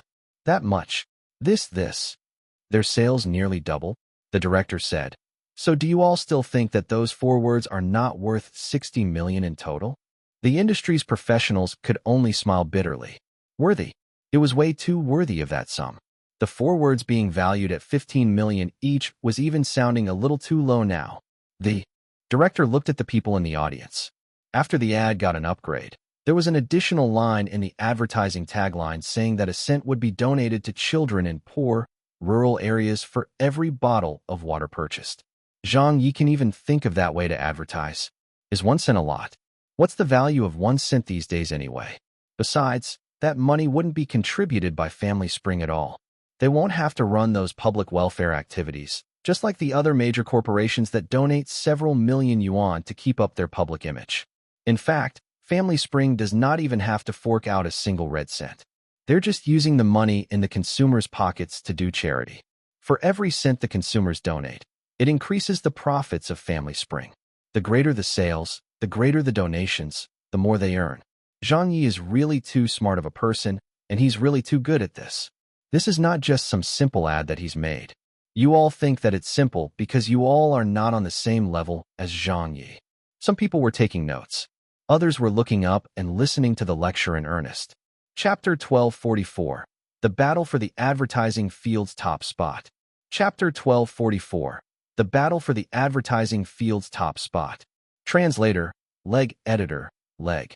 At Tianqi Purified Water's headquarters, the company's upper management called for an emergency meeting to discuss countermeasures on how to deal with Family Spring's domination of the market.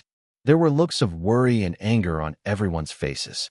The issue had developed too quickly, and they'd suffered a heavy loss in recent days. Their market share has fallen dramatically, and going by this trend, it meant their net profits for the year would fall drastically. This was something that they and their shareholders couldn't let happen. And the reason for all of this was not due to their product having a quality issue. Every other bottled water supplier was still selling the same products as before, but Zhang Ye's endorsement advertisement had created a shocking reversal of trends in the industry. The most depressing thing was that Zhang Ye's team had actually come knocking on their doors. They were even approached first as their company's endorsement deal was expiring. However, they felt that Zhang Ye's asking price was too high and thought that he didn't really have a good reputation. So they ignored it and did not even meet with them. Instead, they renewed Jiang Hongwei's contract as their celebrity spokesperson. 8 million renminbi a year? And you even want to call the shots on the advertising proposal? Anything that we say will not be taken into consideration? Do you think that you're an S-list celebrity? Even an A-list big name like Jiang Hongwei was only asking for 3 million a year, and he was willing to do as they said and wouldn't order them around like Zhang Ye had wanted. Although that decision put them in a rather complicated mood, they did not regret it. It has been so many days, haven't we thought of any ideas? Family Spring's momentum is too strong. We can't steal the market share away from them. Zhang Ye's advertisement was too good. Boss, what do we do now? You're asking me? I should be asking you. Am I paying you all to do nothing? Our new ad will be on the air soon. Have you all thought of an advertising strategy yet? We did, but none of them work. At this moment, someone knocked on the door and came in. Boss, we've convinced her. You've managed to convince her? Yeah, she's downstairs. Quick, invite her in. Boss, who is it? Haha, Li Xiaoxiao has been headhunted by us. What? That famous Ms. Li? Wasn't she with BMW China? She left that job. She's a god-tier person.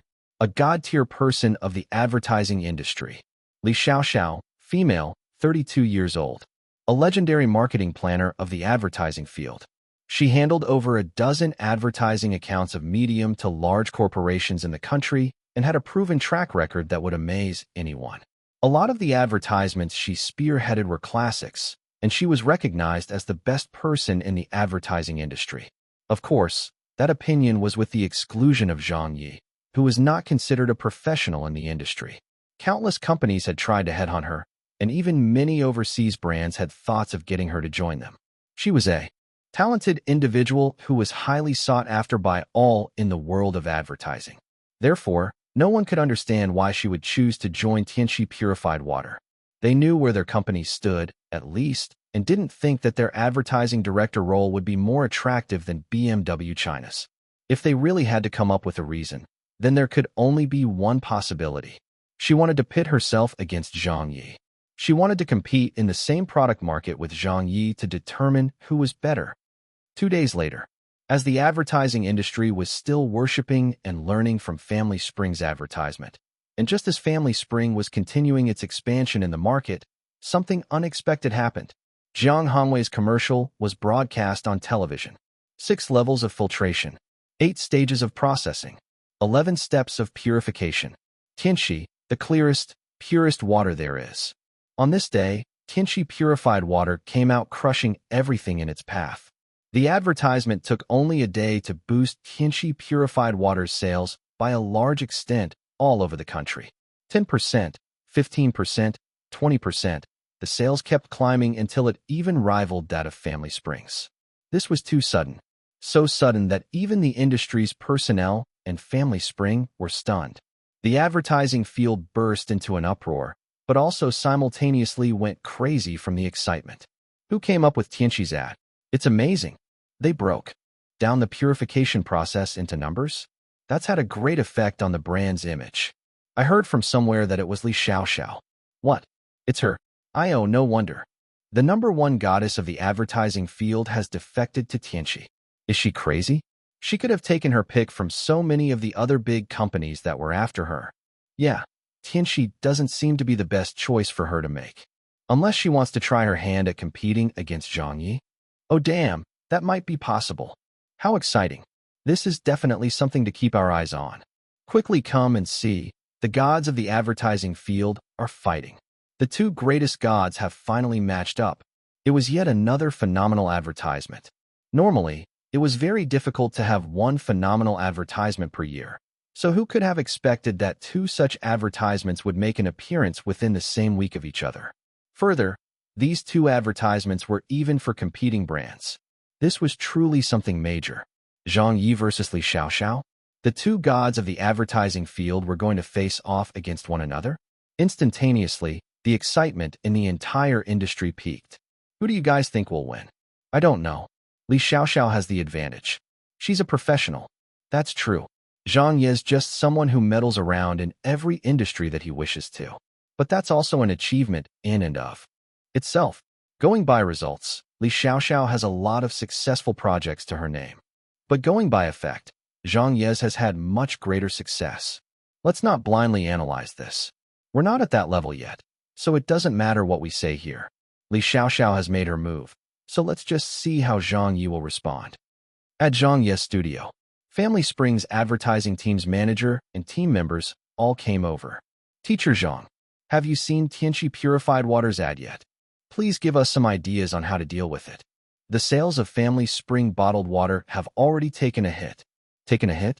How is that possible? Zhang Ye had been kept busy with work these few days and had too many things on his mind, so he didn't pay much attention to such matters. So he said, "Slow down. What ad are you talking about? Let me watch it first." Ha Chi-Chi and the others came over and sit down. When the advertisement played, Jiang Hanwei's figure appeared. After watching, Ha Chi-Chi and the others were all secretly in awe of it. This advertisement was incredible, simple, and back to the basics. This was definitely not the work of just anyone. Processing, purification, and many levels of filtration had been put forward, yet how many people would really understand the inner workings of such things? Was this really that difficult? In the water purification industry, how many were not able to achieve this? There could even be others who had a more complicated process than theirs. But that's just how advertisements worked. If you said so, then people would believe you. Once the public saw it, they would think your purified water was the cleanest of them all and be very reassured. This was the power of advertising. And it even looked a little familiar. This commercial was just like Robust Company's 27-1 levels of filtration commercial back in Zhang Ye's previous world.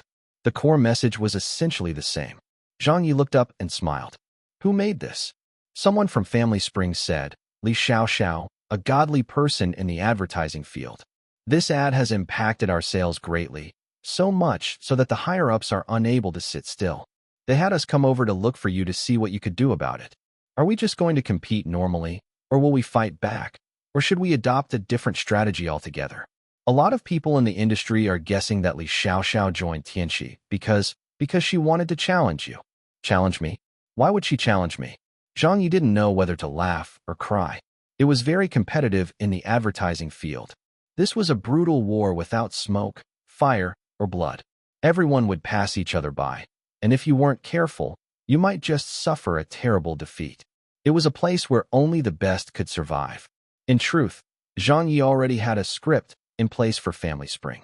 Their sales were soaring, and even if Tianqi Purified Water were to come in to take a share of their market, it wouldn't do much to hurt Family Spring. Family Spring's branding had been built up, so it wouldn't matter even if they ignored them.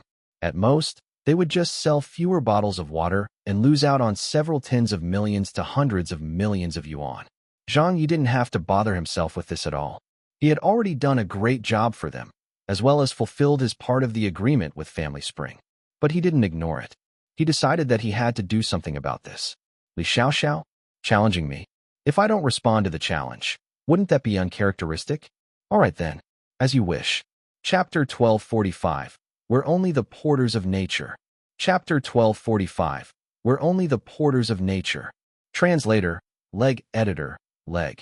The trend in the market for bottled water in recent days could only be described as ever-changing. At times, Family Spring sales experienced a surge. At other times, Tianqi was pushing aggressively in the market. The two brands were going all out for their television commercials while fighting each other for the market share. It was like a close sword fight with sparks flying all around. The common folk had headaches. Which one should I buy? Both of them seem to be pretty good. Their commercials are being played all over the place. I still prefer Tianqi. It's cleaner since it goes through so many levels of processing. Are you saying that Family Spring's water isn't clean? It's not as clean as Tianqi's water. But Family Spring's water has a sweetness to it. They added sugar in it. Puffed.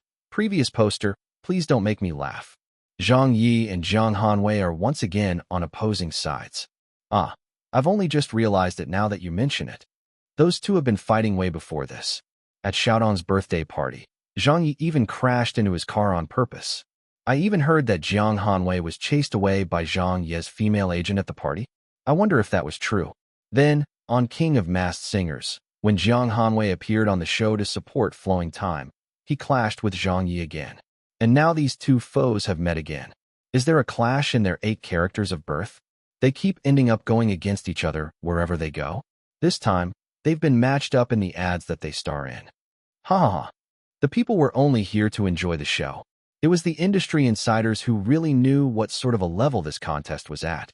It was a matchup between Zhang Ye and Li Xiaoxiao, a competition between Family Spring and Tianqi Purified Water, and also a challenge between mineral water and purified water. Whoever was the #1 person in the advertising industry would be revealed very soon. At Tianqi's headquarters, in the advertising department's office, Li Xiaoxiao was seated, looking as confident as could be. Director Li, that was amazing. The sales for yesterday have been released. They've increased by 20%. We're going to catch up to Family Spring soon. With you here, everyone's feeling much more confident. You're the true #1 person in the advertising field. That's for sure. Yeah, what is Zhang Ye anyway? He's just a broadcast host who hasn't learned anything about advertising. So how can he possibly compare to a trained professional like you? Everyone was in a good mood. Li Xiaoxiao said calmly, don't be happy too early. Family Spring might still have some tricks up their sleeves. If they increase the promotion of their public welfare activities, or if they increase the donation amount per bottle, we will use Plan A to handle them. If they emphasize promoting the sweetness of their water, we will execute Plan B in response. There were 4 plans in total. To handle every possibility they had worked out, Li Xiaoxiao was very meticulous. Otherwise, she couldn't possibly be sitting in her current position. She had thought of everything that the opponent might try, then drew up plans to respond to each of them. She was now waiting. She was waiting for Zhang Ye to make his move. The advertising field was also waiting. They were waiting for the curtains of this grand battle to raise. Zhang Hanwei also started updating his Weibo more frequently with promotional posts of him giving out Tianqi purified water to his celebrity friends. The next day, the sun was shining brightly. The day was a peaceful one. At 10 a.m. sharp, Family Spring started their commercial run on the television stations. No one had expected that an advertisement that would soon be written into the annals of the advertising industry would appear so suddenly. Quite a few industry insiders had gathered around anxiously to watch. It's here. The new commercial is here. Zhang Ye has made his move. Quick, come and watch. It's beginning. Let's see what he can come up with. I reckon there's nothing he can do. The advertising field was watching. The public was watching. The people from the other brand name companies were also watching. The commercial had changed. In a valley, in the woods, there was a creek. Ethereal music played. Zhang Ye's voice slowly drifted out of the television. Water is the source of life. The quality of water dictates the quality of life. We don't produce water. We're only the porters of nature. The advertisement ended. It was just a short 15-second spot. Those who saw this commercial the moment it came on were dumbfounded. They could not react at all for a full few seconds. Holy shit. This commercial. Oh my god. That classic advertising tagline of Tianqi Purified Water's commercial had instinctively popped into their heads. Processing, filtration, sifting, handling, purification. But Family Spring just said, no, we do not produce water. We're only the porters of nature. Face smacking. The ultimate kill. Hey, headshot. This commercial was just too goddamn ruthless. So this was face smacking Zhang. This was that face smacking Zhang who had left countless fellow peers gnash their teeth in hatred of him. At Tianqi's headquarters, everyone from the advertising department was speechless. Li Xiaoxiao was stunned. Tianqi's CEO had a shocked expression on his face. There were even a few female employees whose eyes reddened as they started crying in distress. How could they do that? Director Li, what should we do? This. Li Xiaoxiao looked at them and suddenly picked up pen and paper. She lowered her head and started writing. Everyone was filled with hope. She still had a plan? Right. We must fight back. Director Li is the best advertising professional in the industry. However, Li Xiaoxiao looked up and handed that piece of paper to the deputy CEO of Tianqi. Everyone panicked at what she said. Sorry, I've lost. This is my resignation letter. There was no plan at all.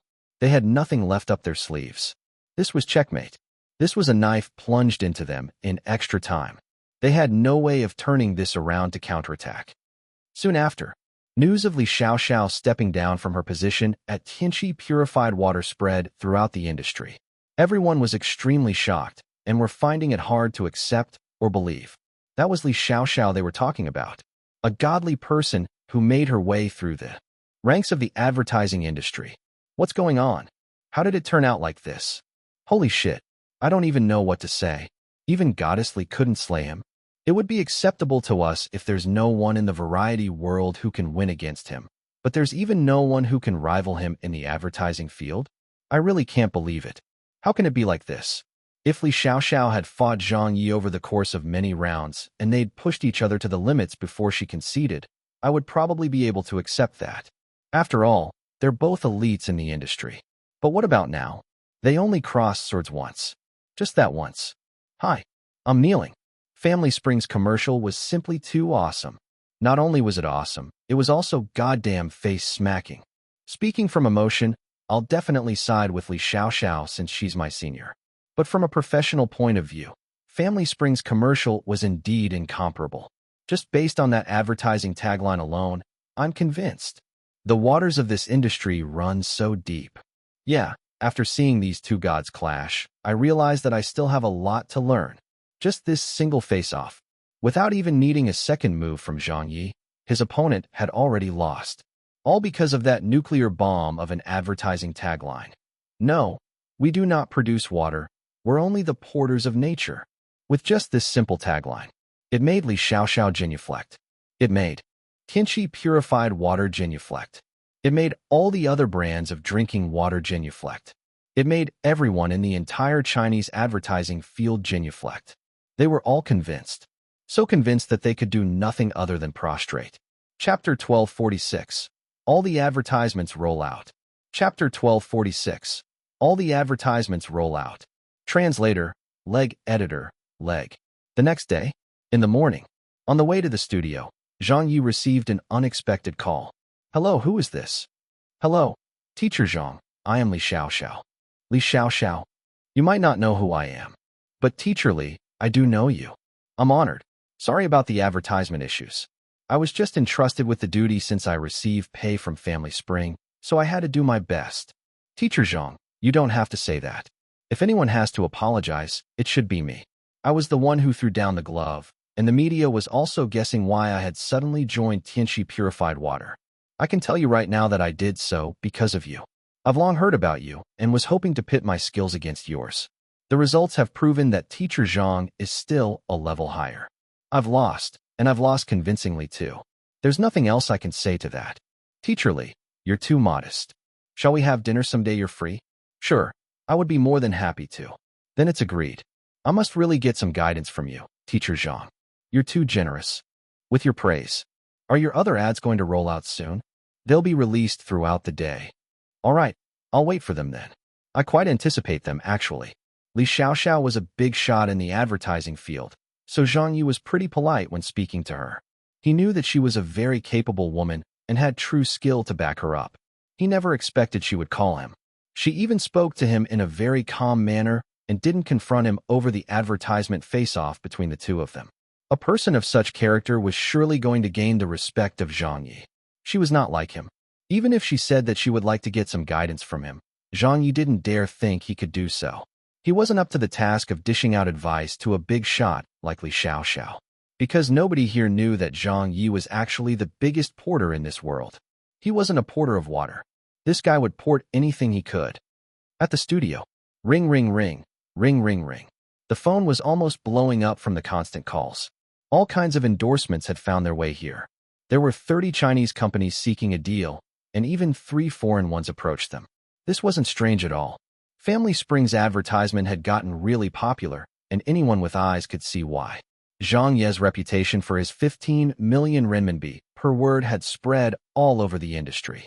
Even if the common folk could not see this, how could the major brands not notice? Director Zhang, you're finally here. This is the list of companies that approached us. Take a look.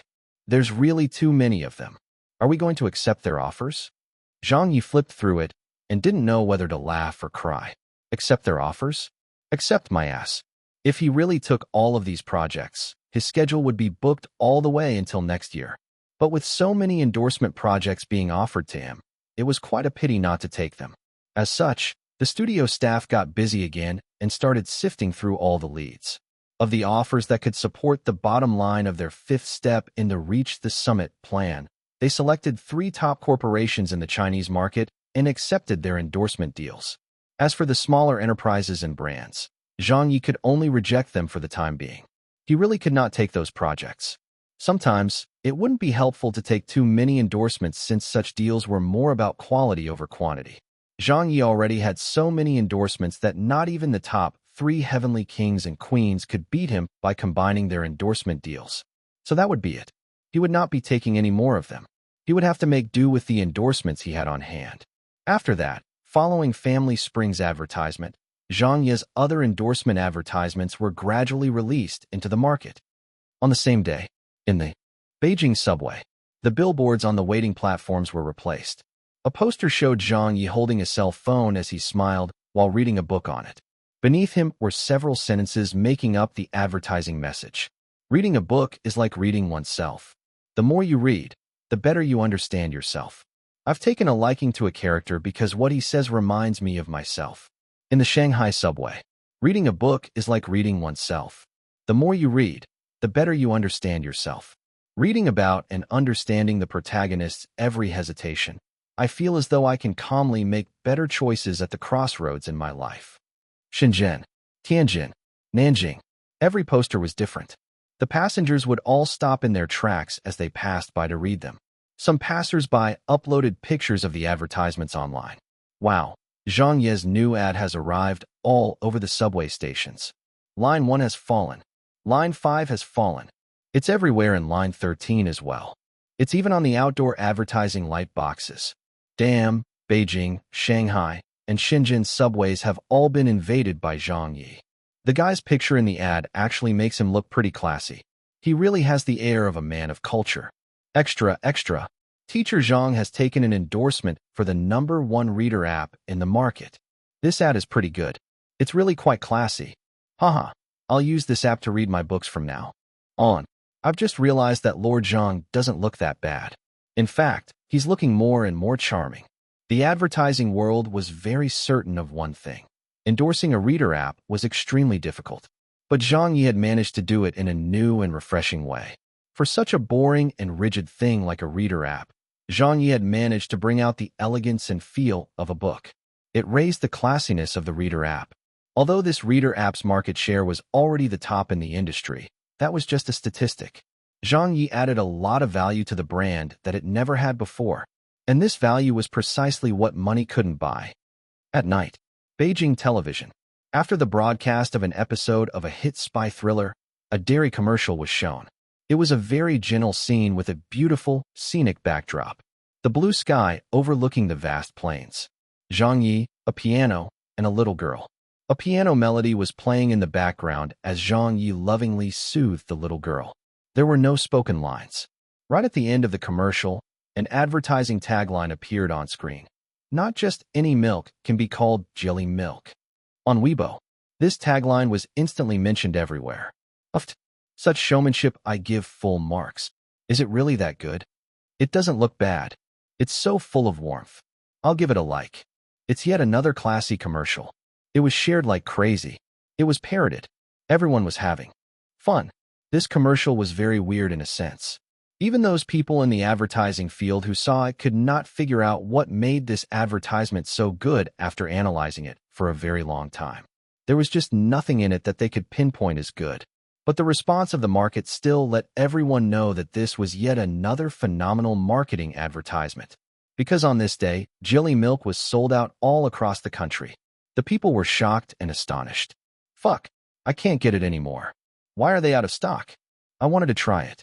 Is this milk really that good? Whatever Zhang Ye endorses, it always ends up getting sold out. So impressive. I'm utterly convinced.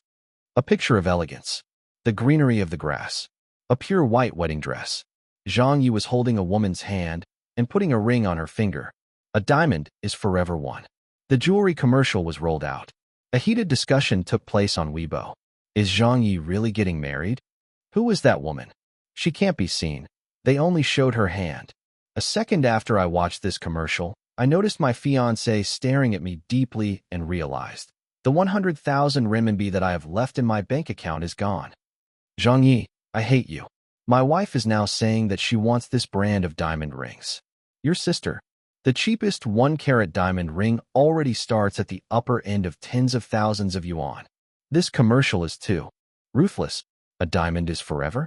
As a woman, I was instantly taken by that sentence. I will definitely buy this brand in the future when I get married. This commercial is really too lethal on a woman. My wife has fallen. Ditto. Ditto +1. At a school. In the laboratory. There was a doctor. And a microscope. You can wash away the visible stains. But can you wash away the invisible germs? Scientific research has shown. This was a commercial for a brand of soap. It was inspired by Safeguard 2's soap commercial back in Zhang Ye's previous world.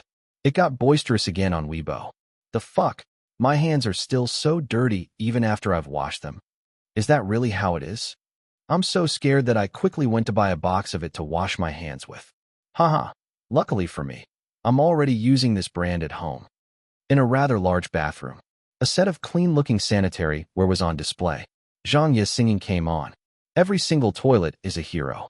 With just a simple flush, it can flush away all of your sorrows. No matter how much your pain, no matter how deep your loss. For you, it will take all of it away. Every single toilet is a friend. You can trust it with all your heart. You can't do without it in your life. The sanitary ware commercial made its shocking debut. This was the first time that Zhang Ye's new song was released in the form of a commercial. Moreover, there was also a full-version music video. Commercial that could be viewed on the official website of the sanitary ware company and on the various major online video hosting sites. When this commercial was rolled out, the industry was dumbfounded. The public was stunned. A toilet is a hero? A toilet is a friend? Laughing out loud, genuflecting to the thickness of Zhang Ye's skin. A hero? Fuck. Why don't you just present the toilet with a war medal? Why don't you just present the toilet with a Red Banner Pacesetter 3 award? Ha ha ha. I was really made to kneel to this commercial. That was way too unconventional. Just based on Zhang Ye's total lack of shame, I've got to buy one of those. My large saber is again unable to endure the thirst. Buy. Anything that Zhang Ye endorses, I'll buy. On this day, sales of the sanitary ware brand's products surged. However, the most amazing thing was that this totally unconventional new song named Toilet that Zhang Ye had created actually managed to chart on the largest top Chinese music chart in the country. It charted at number 10 for the day, even though it was just a song for a commercial. At a time when I am a singer and sing were the most popular singing shows being broadcast. The daily top 20 spots on the chart were basically monopolized by songs that were performed on the shows. For a sanitary ware's commercial song to actually get into the top 10, just what kind of a concept was that? Even those from Beijing Television and Central TV nearly vomited blood when they saw the music charts. What is this? This fellow really has too many tricks up his sleeves. 1, 5, 10. One after another, the advertisements were dropped onto the public's consciousness like a carpet-bombing run. For the next few days, all of Zhang Ye's endorsement advertisements continued being shown. Zhang Ye was appearing in all kinds of different styles and looks on television, in the subway, at the bus stations, on the online video hosting sites, etc. At different times, he would look refined and suave, dashing, or charming. The advertisements blew up. The products sold out. Zhang Ye's name was once again getting heard all over the country. Chapter 1247. A Sprint to the S-List. Chapter 1247. A Sprint to the S-List. Translator, Leg Editor, Leg. On this afternoon, his mother was munching on melon seeds while watching a television drama. His father did not enjoy watching soap operas, so he sat beside her reading the papers. Just as the television drama was getting exciting, the image on screen suddenly switched. Zhang Ye's voice gently came from the television. You can wash away the visible stains, but can you wash away the invisible germs? Wash, your sister. How many days have they been showing this? My skin is peeling from washing my hands so much. His mother said in an impatient manner, why are they showing commercials at such an important moment? 15 seconds went by very quickly. Just as his mother was looking forward to the drama returning, Zhang Ye's face appeared again. At important times. How can you catch a cold? Uffed. His mother said, fuming mad. Why is it another commercial? His father said with a smile. Can't you watch something else then? So his mother changed channels to Zhejiang Television. A diamond is forever. Change channels. There could be a gold bar inside when you open your brain gold gift box. Change channels. Every single toilet is a friend. Change channels. Family Spring, a rather sweet thing. Change channels. I Am a Singer is brought to you exclusively by our title sponsor, the leader in health products, Brain Gold. Advertisements. Advertisements everywhere. And coincidentally, every channel was currently showing the commercials with Zhang Ye in them during this time. His mother got mad. I'll just stop watching TV, will that do? I'll use the computer instead.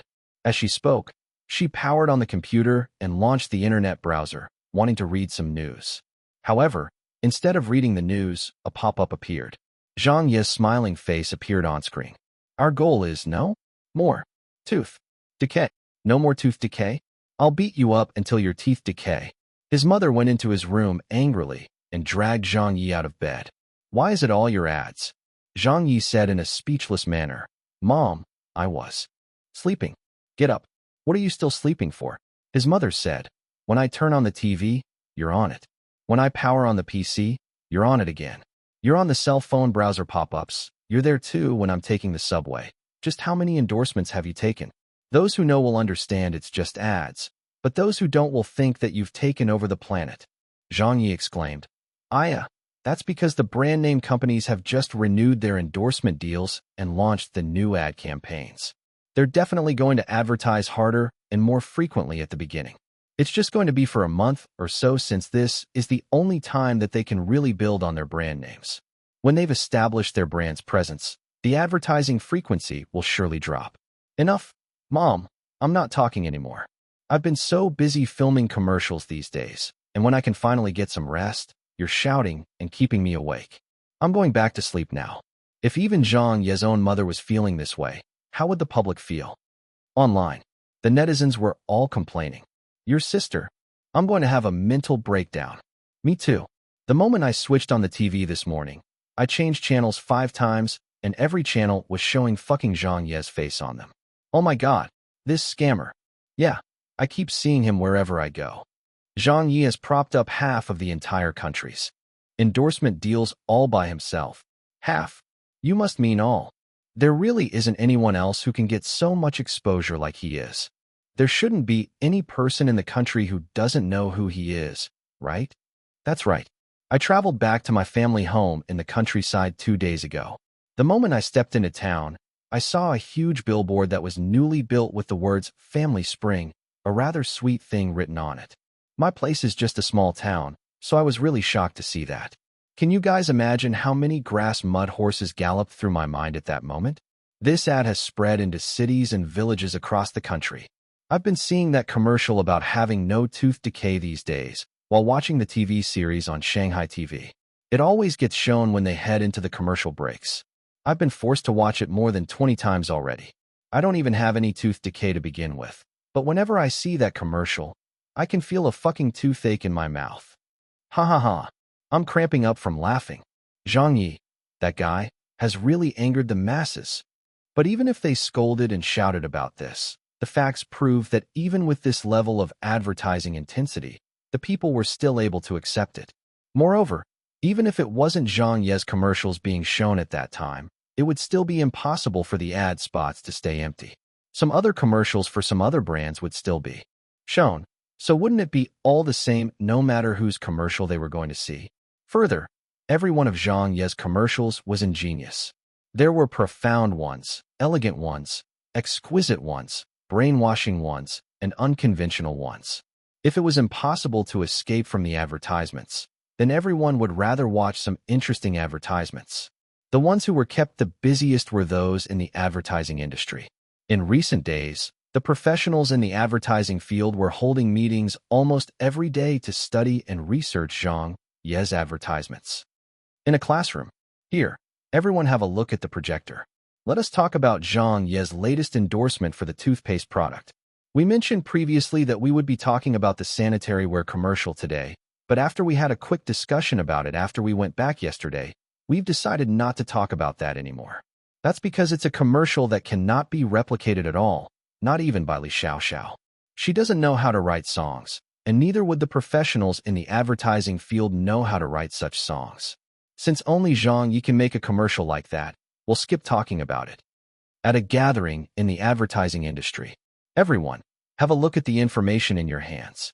Let's first analyze that diamond ring commercial of Zhang Ye's. A diamond is forever. This advertising slogan is amazing. At a university, in an upper-level advertising and marketing class, students, we will not be referring to the textbooks today. Instead, let's talk about the 10 endorsement ads of Zhang Ye's. If anyone told me in the past that there was a god in the field of advertising and marketing, I will definitely scoff at them. But today, I suddenly have some hesitations. If there really were a god in the world of advertising, then in this age that we live in, Zhang Ye is probably the one who is closest to it. Zhang Ye's advertisements had created a huge commotion. The common folks only wanted to watch the buzz, but those in the industry were all crazily researching and learning from the ads. If the two Family Spring advertisements had awed them, then the series of Zhang Ye's advertisements that rolled out afterwards would make the entire industry go crazy over them. The toothpaste advertisement, the industry was knelt to it. The cold medication advertisement, the industry was knelt once more. The toilet advertisement, the industry fell to both knees. The attitude of the advertising field towards Zhang Ye was no longer just admiration. It had turned into worship. If he only occasionally came up with a classic advertisement, everyone wouldn't think much of it. That was because there would always be several such classic advertising and marketing cases every year. But to continuously come up with phenomenal advertisements one after another, and they were even for the most explosively marketed products in the industry, there were no other creatives who could do something like this, be it domestically or overseas. It was only Zhang Ye. Only Zhang Ye could achieve something like that. The news was spreading all over. No more tooth decay has become a popular catchphrase. An advertising slogan was all it took for a diamond ring to become the standard accessory for weddings. Jelly milk goes out of stock again. Zhang Ye reaches the pinnacle of the advertising endorsement field. Zhang Ye, the leader of this year's advertisement endorsements. Zhang Ye's endorsement pay surpasses that of the S-list celebrities. A refreshing breeze in the advertising world. Zhang Ye, advertisements are also a form of art. Is Zhang Ye's wedding date imminent? Breaking insiders news. Zhang Ye currently preparing for his wedding. Why is Zhang Ye's endorsement pay exceeding his market value? It's all down to those unique advertising proposals. A brand name's evaluation of Zhang Ye. Zhang Ye is the most dedicated and professional celebrity in the industry. We are honored to be working with him. Zhang Ye's advertisements flood the entire country, an exposure rate that defies the heavens. Zhang Ye's popularity soars again. Everything was going smoothly. With this, the Reach the Summit plan's fifth step was complete. However, the next task was to return to step 4 and carry it out well, the recording of I Am a Singer. If luck would have it, he would very soon be able to make his first attempt at those 7 spots of the S list. Chapter 1248. Xiaodong can't host anymore? Chapter 1248. Xiaodong can't host anymore? Translator, Leg Editor, Leg. Wednesday. Later that morning, the barrage of advertisements finally came to an end. The volume of over a dozen of Zhang Ye's endorsement advertisements had finally normalized and were no longer shown as often as before. With that task complete and the popularity gained, Zhang Ye turned his attention back to I Am a Singer. In recent days, he had been too busy taking various endorsement deals and filming their commercials. That was too much of a distraction for him. So with that task complete, he had to get back to producing the show properly. At Beijing Television, Zhang Ye arrived at work. Director Zhang. Morning, Director Zhang. You're here already? Have you eaten yet? Director Zhang. Do I get a discount for the diamond rings if I mention your name? The moment Zhang Ye came back, everyone was laughing and happily joking around with him. The advertisements were also brought up by a lot of them. They teased him for a long time, but Zhang Ye didn't get angry and even played along with them. Hu Fei also arrived at the office. Director Zhang, you're here? Zhang Ye nodded and said, Brother Hu, shall we start the meeting? Hu Fei nodded. All right, is everyone here? Zhang Ye turned to Xiao Lu and said, Go and gather everyone up. Got it. Xiao Lu obeyed. 5 minutes later, the conference room was fully seated with the staff of the program team. The new episode's recording was scheduled for tomorrow, and the program team would always hold a meeting prior to it, so they could communicate any issues and establish a direction for the recording. This was standard practice here. The atmosphere in the meetings was always good, with Zhang Ye usually assigning the roles and tasks, while Hu Fei would add on with whatever was necessary. Everyone else would take notes and record the meeting, have discussions, and raise questions while Zhang Ye answered them. Today was no exception. Zhang Ye said, Everyone has been working hard these days. I Am a Singer's recording is already halfway done, and we've achieved very good results so far. Let's have a look at the projector. These are the viewership ratings for our show against Sing S after their broadcast time was changed.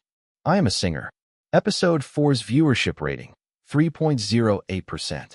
Episode 5's viewership rating, 3.22%. Episode 6 viewership rating, 3.19%. Sing. Episode 4's viewership rating, 1.58%. Episode 5's viewership rating, 1.62%. Episode 6 viewership rating, 1.55%. Zhang Ye smiled and said, As all of you can see, Sing's viewership ratings have obviously gone up after they changed their broadcast time.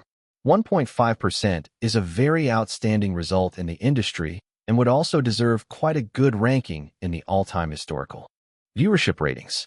But compared to us, they're still lacking by far.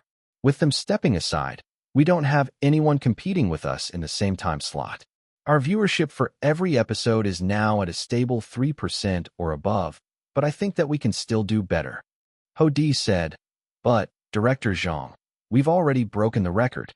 Xiao Lu clicked her tongue and said, Take it even higher? Wouldn't that be very difficult? It feels like we're already at the limit. However, Hu Fei replied, In the past, no one thought that current TV variety shows could surpass the 2% mark. But Director Zhang did it.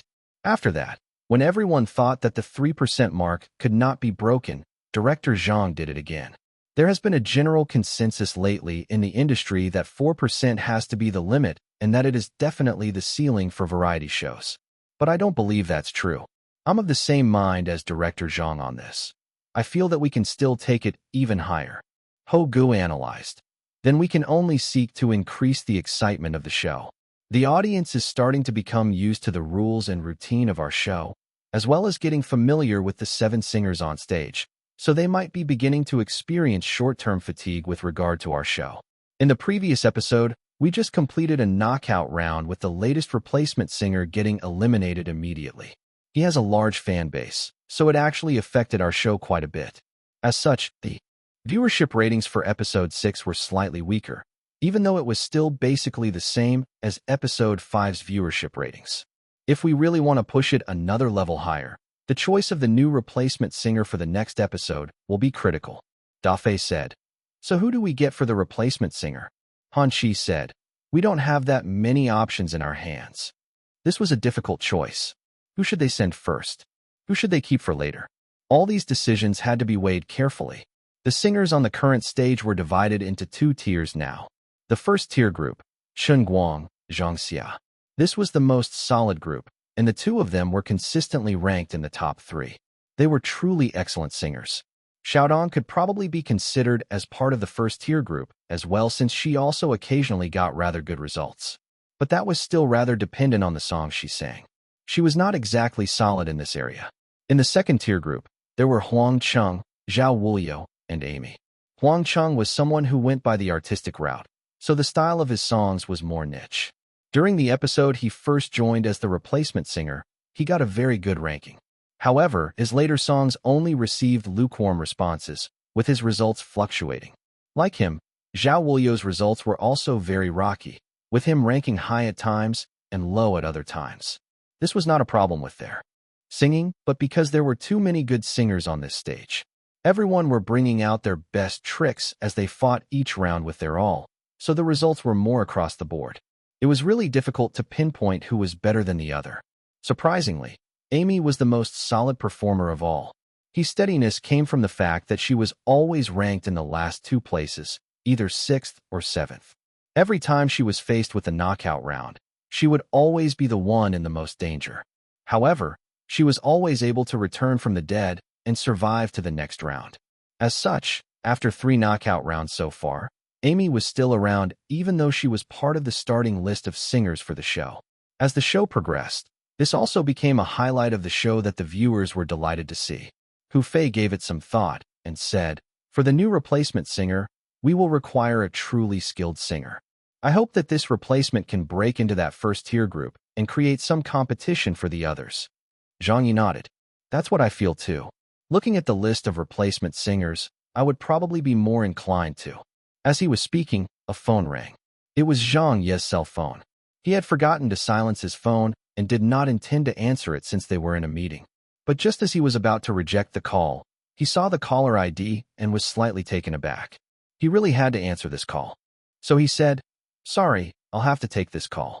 Hu Fei said, "It's fine." He exited the conference room. Zhang Ye pressed the answer button and said, "Hello." It was Wu Zuqing's secretary, Bai Li, on the other end. "Teacher Zhang, are you busy?" "It's okay, Secretary Bai, just speak. There's something that I need to give you a heads up on. Chief Wu is currently in a meeting and can't get away, so she got me to give you a call. Someone has reported your show." "A report? Who?" "It should be someone from Central TV Department 1. "What was the report about?" "That you've appointed an amateur host for the show." "You mean Xiaodong?" "Yes. That's just a guest role. She only has a couple of lines and shouldn't really be considered the show's host, right?" "Strictly speaking, that is indeed not allowed. There's an article that was issued by the SARFT that prohibits an unlicensed host from hosting a show.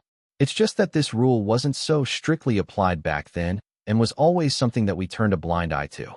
Furthermore, the definition of host is not that clear." "Yes, I do know about that article. But the execs are watching this very closely because someone has reported you all. With the article brought up, Chief Wu can't really do much about it either. Because of your show getting too popular these days, the higher-ups are more cautious about how to handle it.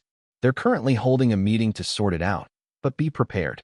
The outcome should likely be decided by today, although it's already definite that I Am a Singer will no longer be allowed to have a guest in the host role. You'll probably have to change it. But we'll be recording tomorrow." "Hi, I know.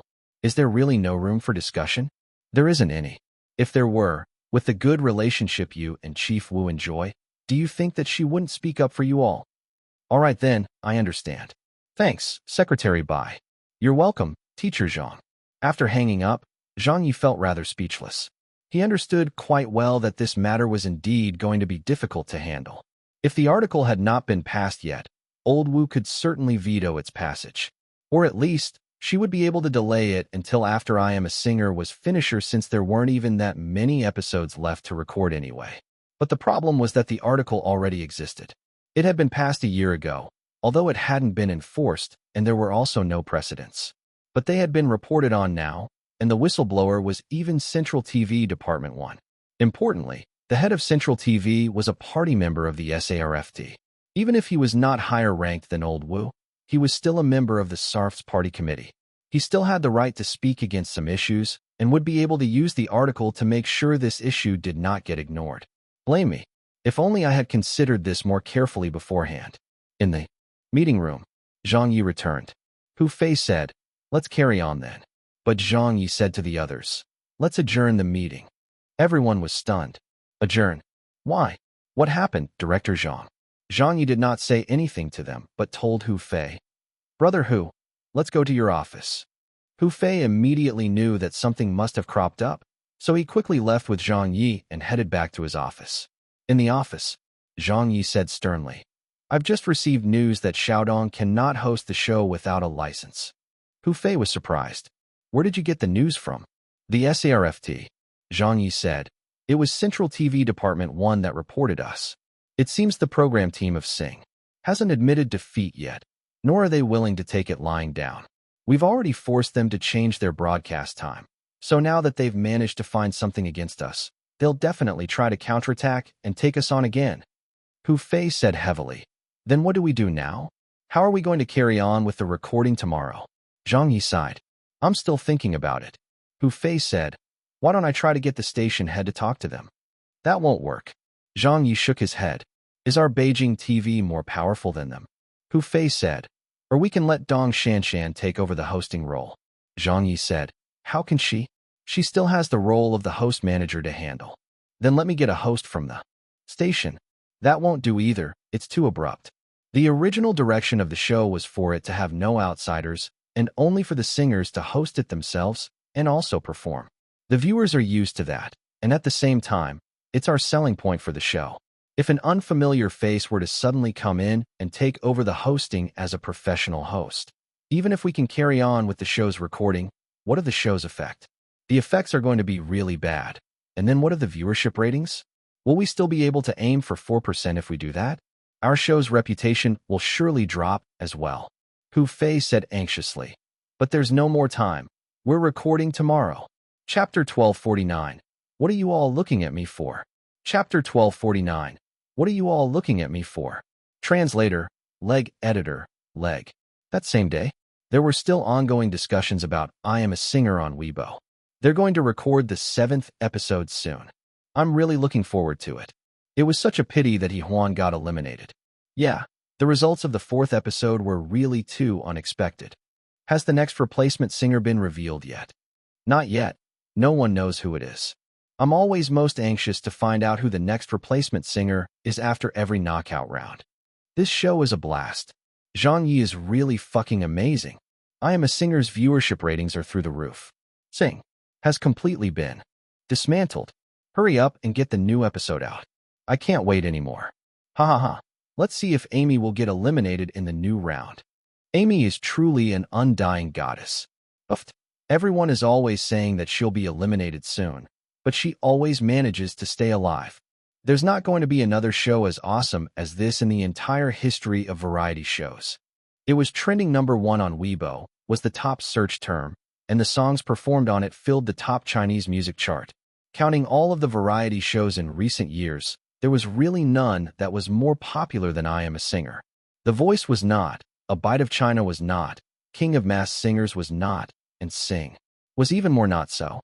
But at this moment, the SARFT issued a shocking announcement. After investigating a report, Beijing Television's I Am a Singer was found to have flouted the rules of using a non-professional host according to Article 21. They are required to rectify this immediately, and all unlicensed hosts will be prohibited from taking any hosting roles on any variety shows moving on. The announcement was very long, but that was the gist of it. The SARFT was penalizing I Am a Singer. At the same time, it was also sending out a warning to all the other variety shows in the industry. With that, all the people in the country were alarmed. What? Heavens! Immediate rectification? So, does that mean the show will be taken off the air? How's that possible? I know about that regulation. There was indeed something like that. But why has it been fine until now? All the other shows were untouched. Didn't you read what they said? Someone made a report. They got stabbed in the back. Damn, do they have nothing better to do? Needless to say, it must be Singh's program team who made the report. It's over. They're going to get taken off the air. Surely not, right? I love this show so much. Central TV Department 1. Many of the people here went crazy at the news. Huh. Immediate rectification? Ha ha ha. Serves them right. This is such good news. If their show gets suspended, our Singh's viewership ratings can definitely break 2%. It might even go higher than that. This is what you call retribution. We can finally enjoy seeing them in a predicament. Hurry up and suspend them already. They might not get taken off the air, but that should be enough to throw a spanner in the works. If they don't handle it well, their viewership ratings will surely drop like crazy. At Beijing Television, it was very chaotic. Zhang Ye was on the line with Old Wu, who had just gotten out of her meeting. He brought up a suggestion to use loopholes to get past the order since something like that had worked in his previous world. Old Wu, if we register Dong Shanshan as the host for our show, but only in name, and then continue letting the singers host in their capacity as guests or participants, would it work? I'm afraid not. He raised several more suggestions, but all were rejected. In the end, Zhang Ye felt rather hopeless when he realized that there were no loopholes that he could take advantage of. Or to be precise, he was left without any loopholes to take advantage of as everyone at the top had it in for him and his team. Over there. The calls also arrived one after another for Zhang Ye. Xiaodong asked, Zhang, what's going on? Zhang Ye said, it is exactly what you see. So, I won't be hosting for this upcoming episode? Yeah, we're trying to think of ways to minimize the impact of this. Zhang Xia also called. Little Zhang, are we going to be taken off the air? No, that's not going to happen. Then what does the immediate rectification mean? It's just on the matter of the hosting issue. I'll be able to handle that. All right, it's been hard on you. Are we still going ahead with tomorrow's recording? Of course. Everyone should prepare for recording per usual.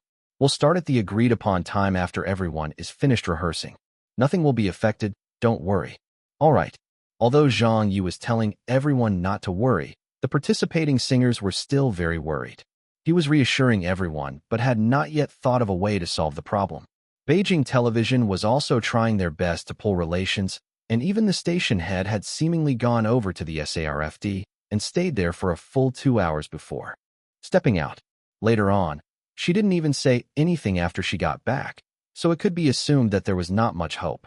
Even if Beijing Television was quite a major station, they did not exactly have much power or authority to speak of. The singers were all waiting. The industry was also waiting. They were all waiting to see how Beijing Television would handle this. I am a singer's program team was cursing and swearing now. Xiao Lu shouted. They better not let me find out which bastard made the report. Da Fei said in a rage. This is too sinister. They're so vicious. Why couldn't they have just worked and improved on their own show? Why must they pull others down with them? Do they really think that if our show dies, their show could step up? Hogu also said angrily. It wasn't easy to have a variety show that could surpass 3% of the viewership in China.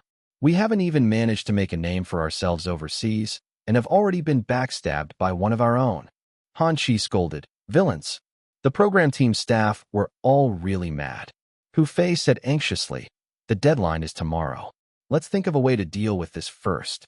So far, it looked like Zhang Ye was the one who was the most tolerant. It wasn't because he was big-hearted, but that he had been through too many of such incidents before. What kind of situation had he not seen before?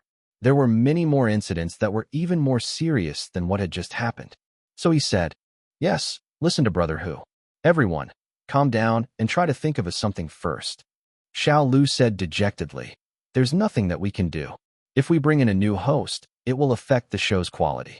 The singers we have don't have hosting licenses either, so they can't take the stage role. What options are we left with? Hogus said, yeah, if we don't want to affect anything and keep making the show as before. Unless the replacement singer for this week can host as well, we could let him do it. But wouldn't that be too far-fetched? Those singers who can sing well in the music industry are all professional singers. Like they'd have a hosting license as well. Why would they go and take the test to get a hosting license? Do they have nothing better to do? And even if we get a host to cross over, their singing won't be good enough for them to take the stage. So that's where the problem lies.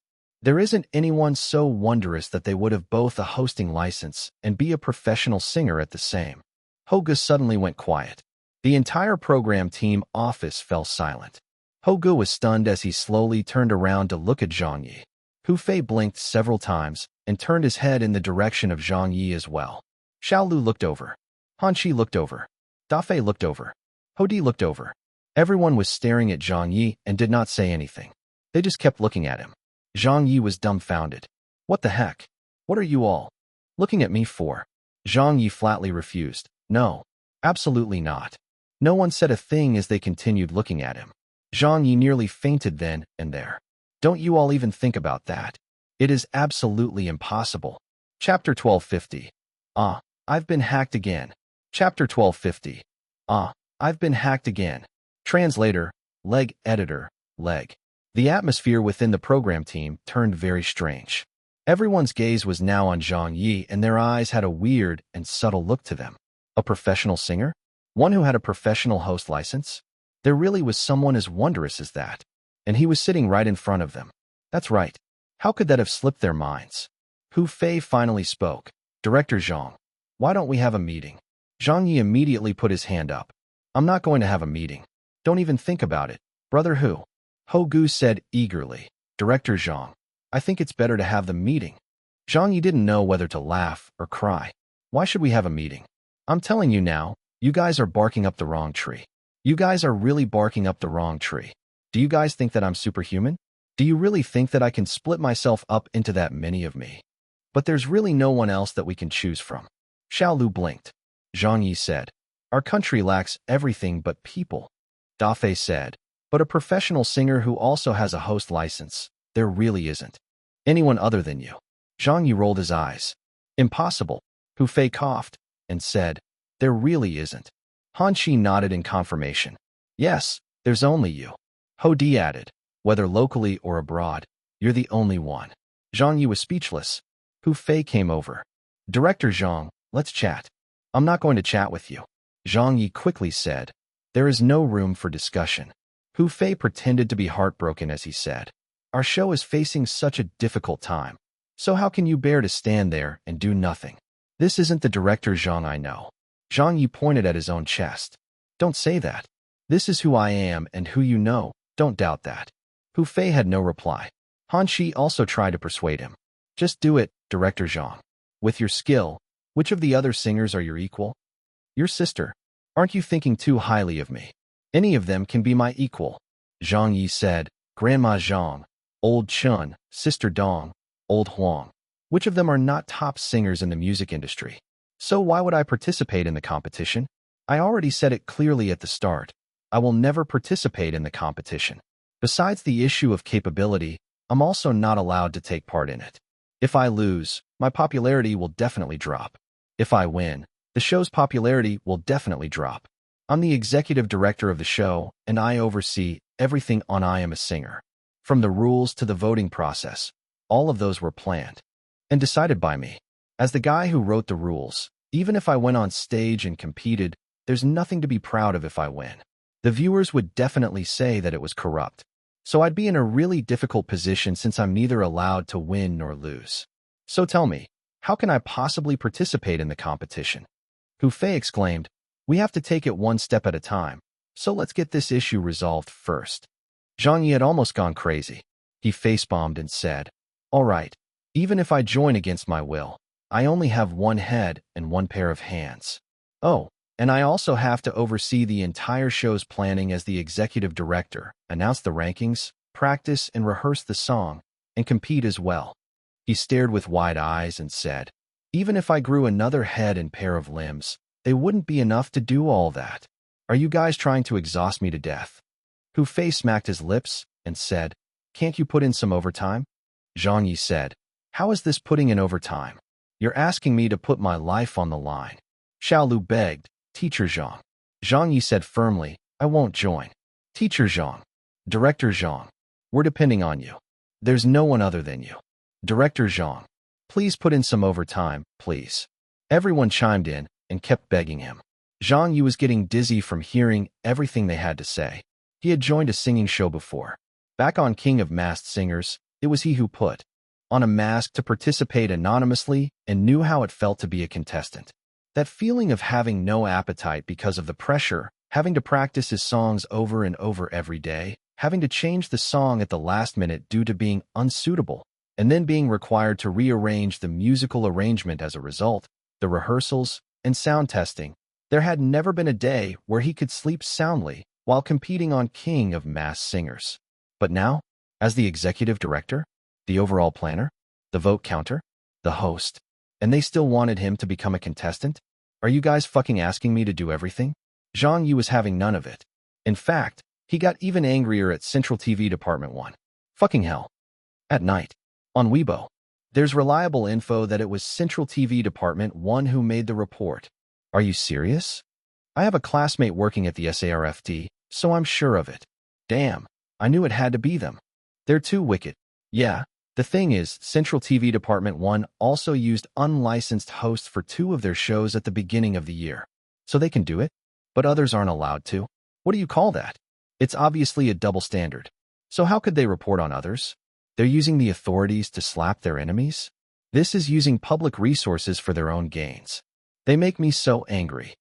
Central TV Department 1. Everyone had gotten off work and were still talking about the matter on the way out. Was it really us who reported them? I think so. Haha, well played. Let's see what I Am a Singer can do about it. How much do you think our viewership ratings will increase by? If they really get taken off the air, we should be able to gain an increase of 1%, at least. And right at this moment, a Weibo post from Zhang Ye sent shockwaves around the country. Zhang Ye's Weibo, dropping a notice here for everyone. To comply with the SARF's rectification request, there will be some changes made to I Am a Singer's time slot. The day and broadcast time were exactly the same as Sing's. The industry exploded. Holy shit, has Beijing TV gone mad? They're gonna broadcast at the same time again? Looks like the fight is on. They're back at it again. Hot damn, Beijing TV is so domineering. This is Zhang Ye's reply to them. Ha ha ha ha, Central TV Department 1 is gonna cry. They just managed to avoid I Am a Singer, but Beijing TV has come chasing after them again. Elsewhere, Central TV Department 1 also blew up. The calls were going out one by one. Hello, boss. Come back quickly. Back where? Back to the office. Where else?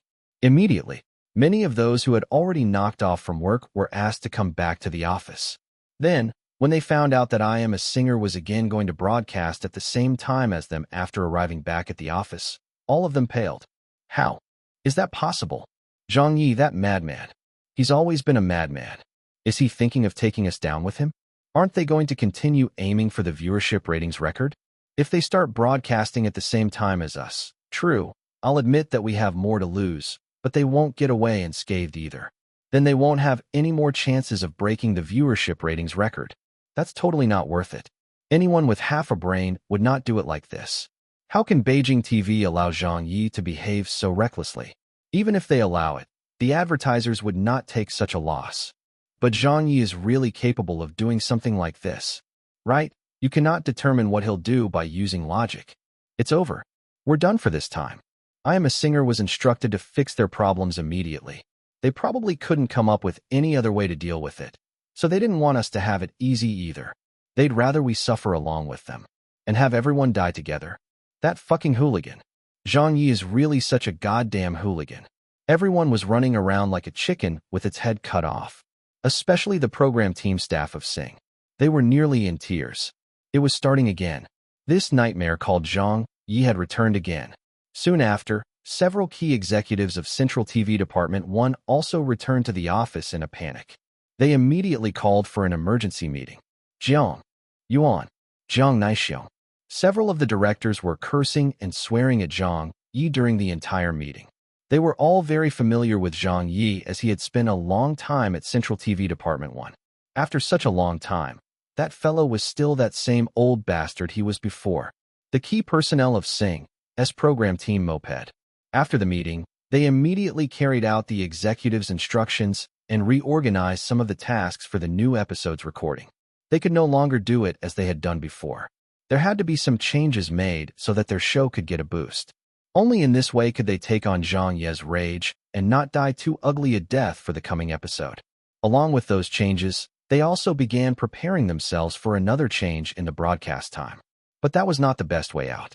The previous change to their broadcast time had already taken them a great deal of effort to convince the higher-ups of the station. So if they were to change it again, that would really be too troublesome. Even if they applied to get it changed, it might not be approved.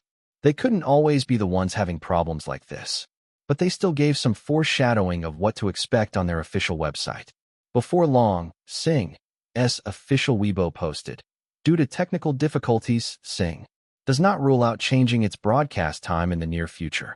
We would like to remind everyone to stay updated with the latest news on our official website." The netizens were stunned. Changing the broadcast time again? They're changing it again? Sing is terrified again. It was very chaotic at Central TV Department 1. Calls, overtime, meetings, discussing plans. The industry was also alarmed by Beijing TV's decision. However, the development of the matter did not turn out as everyone thought. 1 hour after Zhang Ye's post on Weibo, and just as Central TV Department 1 had descended into chaos, even to the point that someone was already meeting with the higher-ups regarding another change to the show's broadcast time, and with Zhang Ye getting pushed into the trending searches and his Weibo post making it into the Weibo headlines, the post was suddenly deleted by him. After that, he posted again. Zhang Ye's Weibo. I've been hacked again. The show's broadcast time won't be changed. Please do not believe the rumors, everyone. Go by your own judgment. Changing the broadcast time of a show is a very complicated process. We'd have to submit it to the station and the SARFT to get it approved before it takes effect. So how can we possibly just change it as we wish? Hacked. Rumors? The public was dumbfounded. The industry was dumbfounded. Central TV Department 1 was dumbfounded. Someone at Central TV did not believe this and immediately called a friend at the SARFT. "Hello, old Sue. What's the matter? Did I Am a Singer change their broadcast time?" "Change what? Time? Didn't they submit an application for it?" "An application for what? What are you talking about?" $%, hashtag at. It was very clear now. Central TV Department 1's people were all left cursing at someone's ancestors. Zhang Ye, fuck your grandpa. You're too fucking wicked. When the netizens realized the truth, they were rolling on the floor in laughter. Holy fuck. Ha ha ha ha. I can't take this anymore. I'm crying laughing. Zhang Ye is such a trickster. What a fucking bastard he is. Hacked. Your sister. Only a fool would believe you. Sing's program team has suffered a huge loss of face this time. Yeah, I heard that everyone went back for overtime in preparation of taking on this formidable enemy. They even rushed out an application to the higher-ups to change their broadcast time. But in the end, they just got pranked by Zhang Ye. This move by Zhang Ye is way too wicked, but it was so beautiful at the same time. Yeah, to deal with such people, it's better to act more bastardly. Only Zhang Ye can come up with such trickery. If it were anyone else who attempted that, they would surely be scolded to their graves and simultaneously offend the entire industry. Only Zhang Ye could come out of something like that unscathed, since everyone already knows what kind of a person he is. Besides, he doesn't have any more people that he can offend. Everyone who can be offended has already been offended. My wife and I are laughing so hard. What a comedian. Things would get really boring without him in showbiz. The funniest thing is that this fella even put on a show. He told everyone not to go around spreading rumors and go by their own judgment of things. My dearest teacher Zhang, can you not be so hysterical? Quite a few netizens were praising him.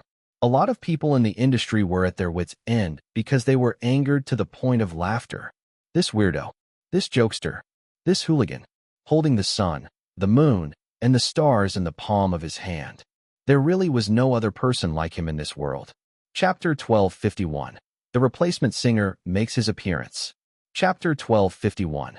The Replacement Singer makes his appearance. Translator, Leg Editor, Leg. The next day, on the day of the recording, in the morning at Beijing television. Where's Director Zhang? I don't know. He was around a bit ago. Brother who, Director Zhang fell asleep backstage.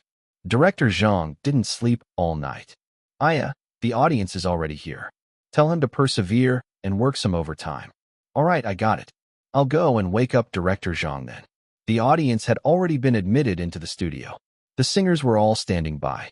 Only the director was not here yet. Zhang Ye got woken up, then forced himself to go wash and freshen up with some cold water. When he came out, he bumped into Xiaodong and Amy in the corridor as they came over. To greet him, Xiaodong asked, "Can you save the show?" Zhang Ye nodded. "I've handled it." Amy gave him a look. "Director Zhang, you're so bad. I saw your Weibo post yesterday, ha ha ha. Central TV department, one must hate you to the bone." Zhang Ye laughed. "I got hacked." Amy jeered. A ways away, Zhang Xia spotted the three of them while heading to the bathroom. Zhang Xia came over and asked, "Little Zhang, has the replacement singer arrived yet?" Zhang Ye answered, "I suppose so." "Who is it?" Amy immediately asked. Zhang Xia also asked curiously, "Do I know who it is?" Zhang Ye smiled and said, "Probably." Xiaodong said, "What about me?" "You probably know too," Zhang Ye said. He didn't disclose much and quickly turned to head back to the front to get back to work. Half an hour later, the studio was packed and the audience was deep in discussions. "Did you guys see Weibo yesterday?" "I did. Ha ha ha. It made me laugh my ass off." Zhang Ye is itching for a beating. That was so ruthless. He's a total quack. But that was such an outlet. Central TV deserved it for starting the fight. That's right. I wonder how I Am a Singer will turn things around today. The singers can't host anymore, right? Who will do it then? Dong Shanshan? Zhang Ye? Who knows? But if they do it that way, the rules will have to be changed. I still prefer having the singers host. Yeah, if they change the rules now, it'll affect the viewership ratings. The issue is that everyone's gotten used to the singers guest hosting the show. It's been ingrained into the minds of the viewers. On stage, the band was in position. The staff were in position. Counting down. 3, 2, 1.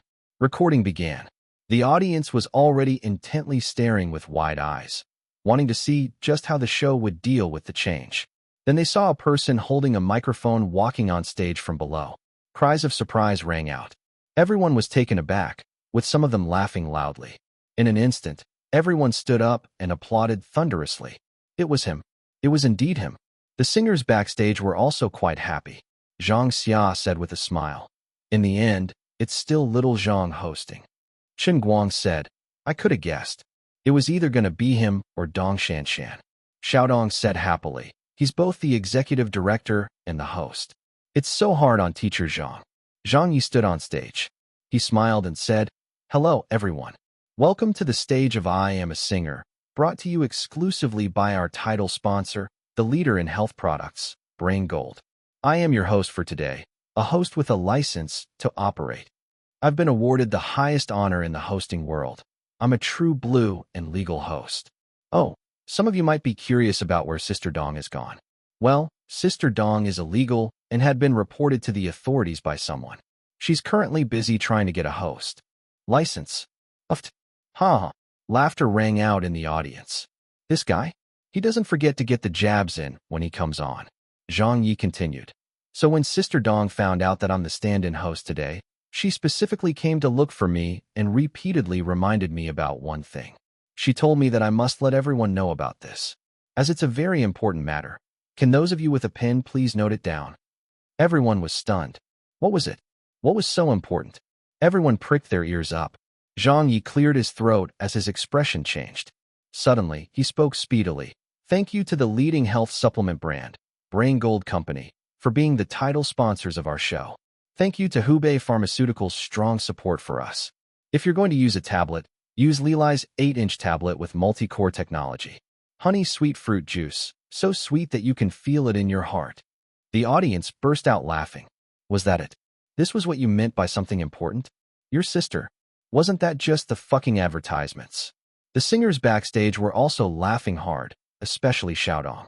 While not knowing whether to laugh or cry, she was also quite impressed. She suddenly thought that the SARF's issued article was not without reason. Seeing Zhang Ye's hosting and looking at her own hosting, there was obviously a gulf in their styles. That was the difference between a professional host who had won the Golden Microphone Award and a guest host like her.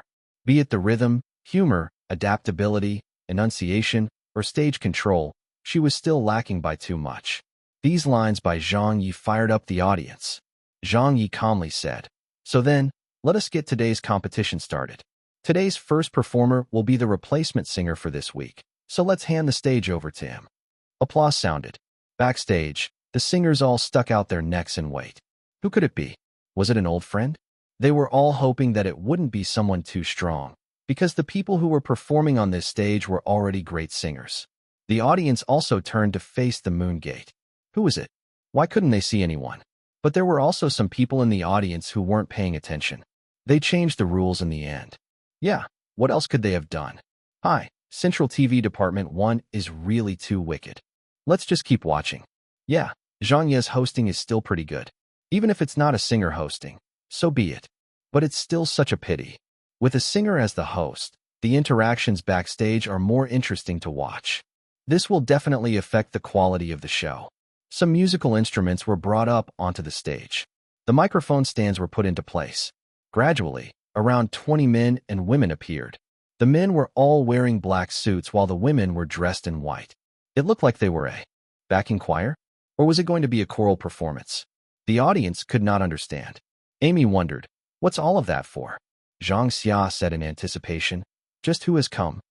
Xiaodong smiled and said, this is a pretty large ensemble. What are they going to sing? Could it be a bel canto singer? A friend of Grandma Zhang's? Everything was set and ready. The lights dimmed. Many of the people in the audience were getting too antsy to stay seated. Where's the singer? Come on out. But there's no one at the moon gate. Why is Zhang Ye still standing on stage? Haha, that silly fool. Teacher Zhang, please leave the stage. Why is that idiot still standing there like a fool? Everyone started poking fun at him. The next second, orchestral music played. With that, everyone was stunned. What's going on? What is happening? Why has the music come on? But where's the singer? The replacement singer hasn't appeared yet? Zhang Ye, who was still on stage, slowly turned around to face the audience. He raised the microphone in his hand while looking very annoyed and exhausted. It was as though he was not fully awake. Crows squawked through the sound system. One. Caw, caw. Then Zhang Ye actually started singing. Night has crept up on Chaoyang Park. The plaza dancers are all ready to start. I catch a glimpse of the trees outside and wonder if this is all there is to my youth. The male backing choir sang, as petals fall off. Flowers. The audience was so shocked they all stood up at once. Oh my God, Zhang Ye. The replacement singer is Zhang Ye. Oh my God, why didn't I think of it earlier? So the rules had not been changed. So they were still sticking with using singers as hosts. It was Zhang Ye who had come to the rescue. What the heck? This is going to be interesting. Amy was dumbfounded. No. Xiaodong nearly collapsed. We're done for. Zhang Xiao facepalmed. Oh, surely this isn't happening, right? Shen Guang had a headache now and forced a smile. An extremely strong challenger has joined us this time. Before I agreed to come on I Am a Singer, I thought that whoever joined the show would be fine as long as it wasn't Zhang Ye. Zhao Wuliu didn't know whether to laugh or cry. Why is it Director Zhang? If he decides to sing seriously, he's going to be more than a handful for everyone here. This is really a tough opponent. The singers all reacted in a similar fashion, but the audience was really happy to see him and became very excited. Zhang Ye sang abashedly. I have a boss named Hu Fei. The male choir sang, named Hu Fei. Zhang Ye sang, who shows up at 6 p.m. every day with the eyes of a German shepherd.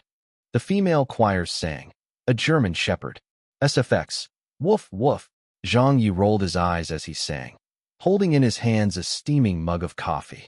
The male and female choir chorused. Hey, hey, hey. Zhang Ye sang. Do you think we should hold a meeting? In the wings, Hu Fei, who was hearing this song for the first time, nearly spat out a mouthful of blood.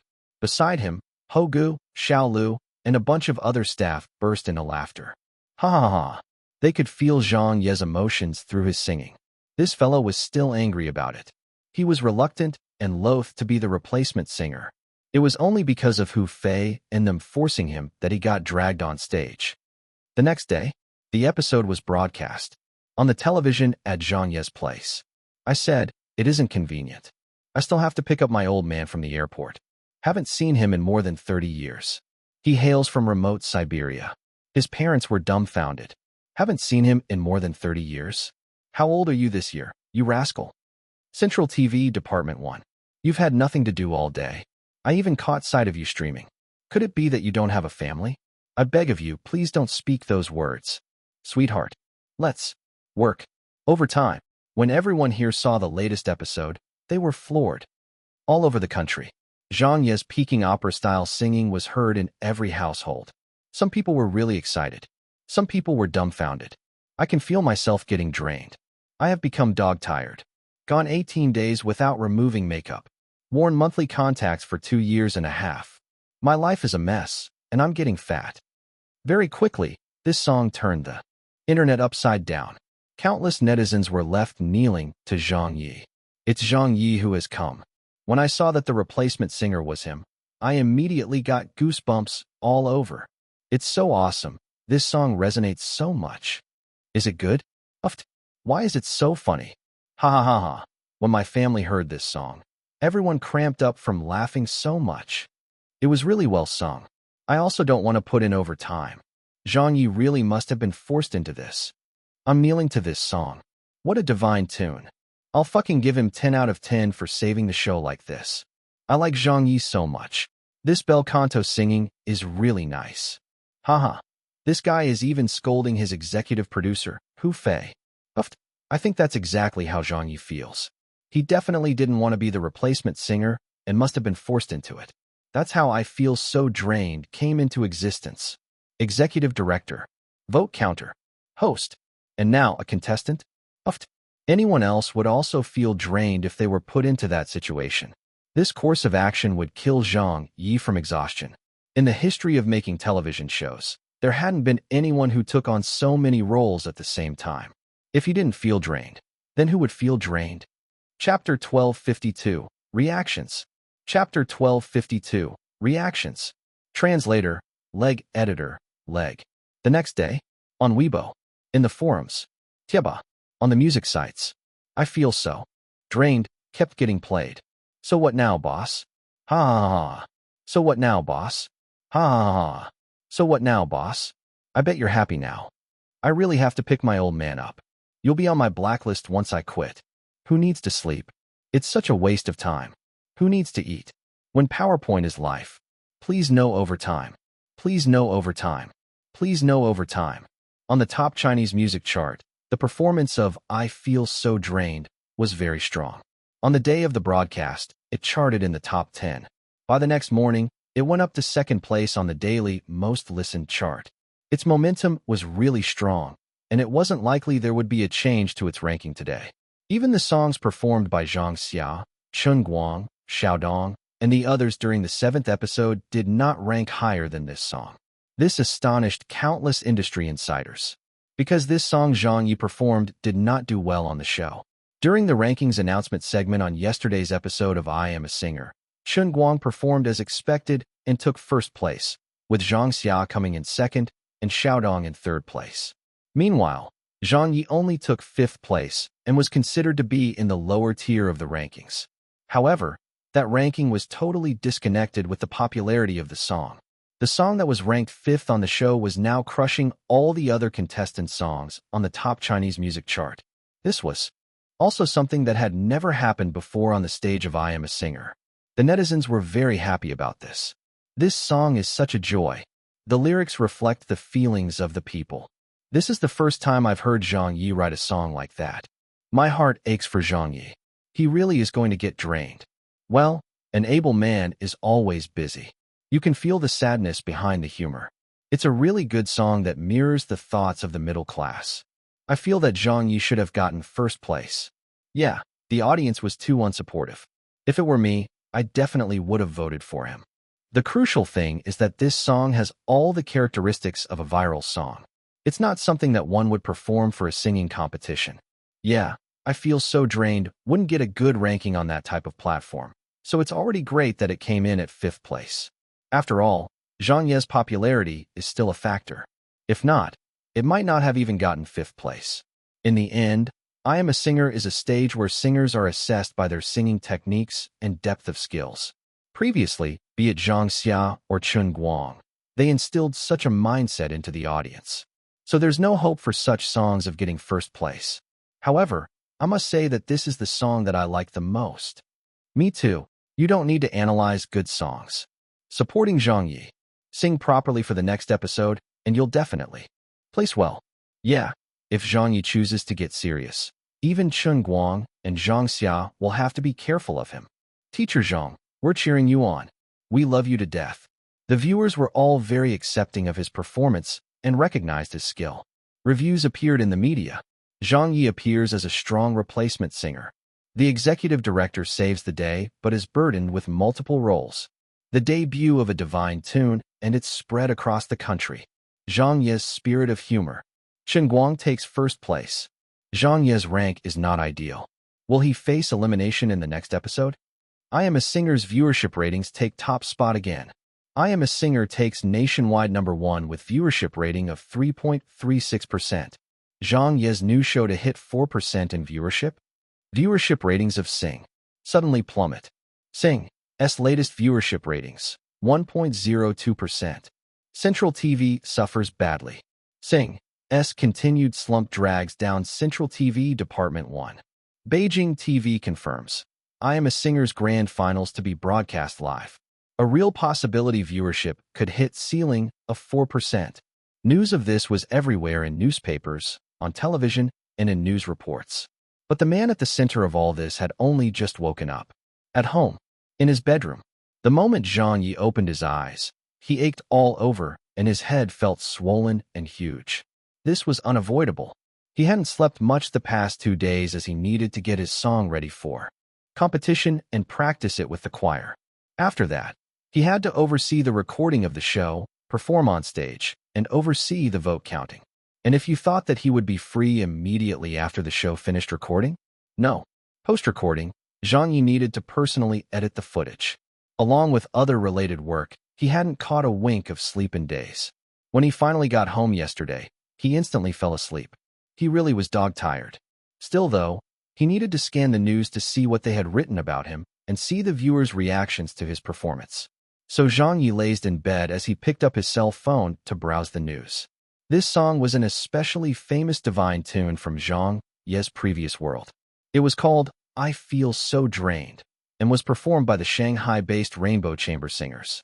This song was originally a chorale, so Zhang Ye had to make some changes to it for the competition. The choral parts were either reduced or changed to a backing part, while he took the role of the main vocalist for it. It seemed like reactions to it were quite good. That's good then. As long as everyone likes it, it's good enough for me. Zhang Ye gave a bitter laugh as he thought to himself that at least this was not a wasted effort. DD. The chat app on his cell phone wouldn't stop beeping. Zhang Ye opened the app and saw that someone had mentioned him. Goof Group. Ning Lan has invited Zhang Xia. Zhang Xia, hello? Everyone. Xiaodong. Hello, Grandma Zhang. Amy. A warm welcome to Grandma Zhang. Everyone came out. Zhang Xia. Zhang Ye, where are you? Chen Guang. Haha. He's probably dead tired in bed. Zhang Xia. It's been tough on little Zhang. Ning Lan. The song Zhang Ye sang left me in stitches. Huadongfang. At Zhang Ye, I burst out laughing too yesterday. Director Li Ku. Director Zhang really knows how to be funny. Fan Wenli. Old Chun and the others are probably under a lot of pressure now. With Director Zhang as the replacement singer, it's truly a nightmare. Chen Guang. Haha, I'm not afraid of him. At most, let's have a sing-off to decide things. Xiaodong. Although I don't wish to face him, I actually look forward to 1v1 ing Director Zhang once. Zhang Xia. He didn't sing properly in this episode, so his ranking wasn't that good. It probably won't be so for the next episode. After reading all of that, Zhang Ye chose not to appear in the chat, just smiling to himself. Sing properly? He shook his head lightly. There were some things he couldn't say. After thinking for a while, Zhang Ye called Wu Ziqing. As he had been too busy over the past 2 days, he didn't have time to update Wu Ziqing on how things were progressing for him. Do. The call connected. Old Wu, what are you doing? I'm at the office. Did you watch yesterday's episode? I did. You sang very well. I rather liked it. All's good as long as you like it. Have you been busy these couple days? A little. Whoa. You always used to answer that it was manageable whenever I asked if you were busy. Now that you're saying it's a little busy, does that mean you're very busy? Yes, I do have something that I'm handling at the moment. What is it? Do you need my help? No, I can handle it. Does it have something to do with me? You'll find out in a few days. A few days? All right then, you're making it sound so mysterious. At this moment, another voice came from the other end of the line.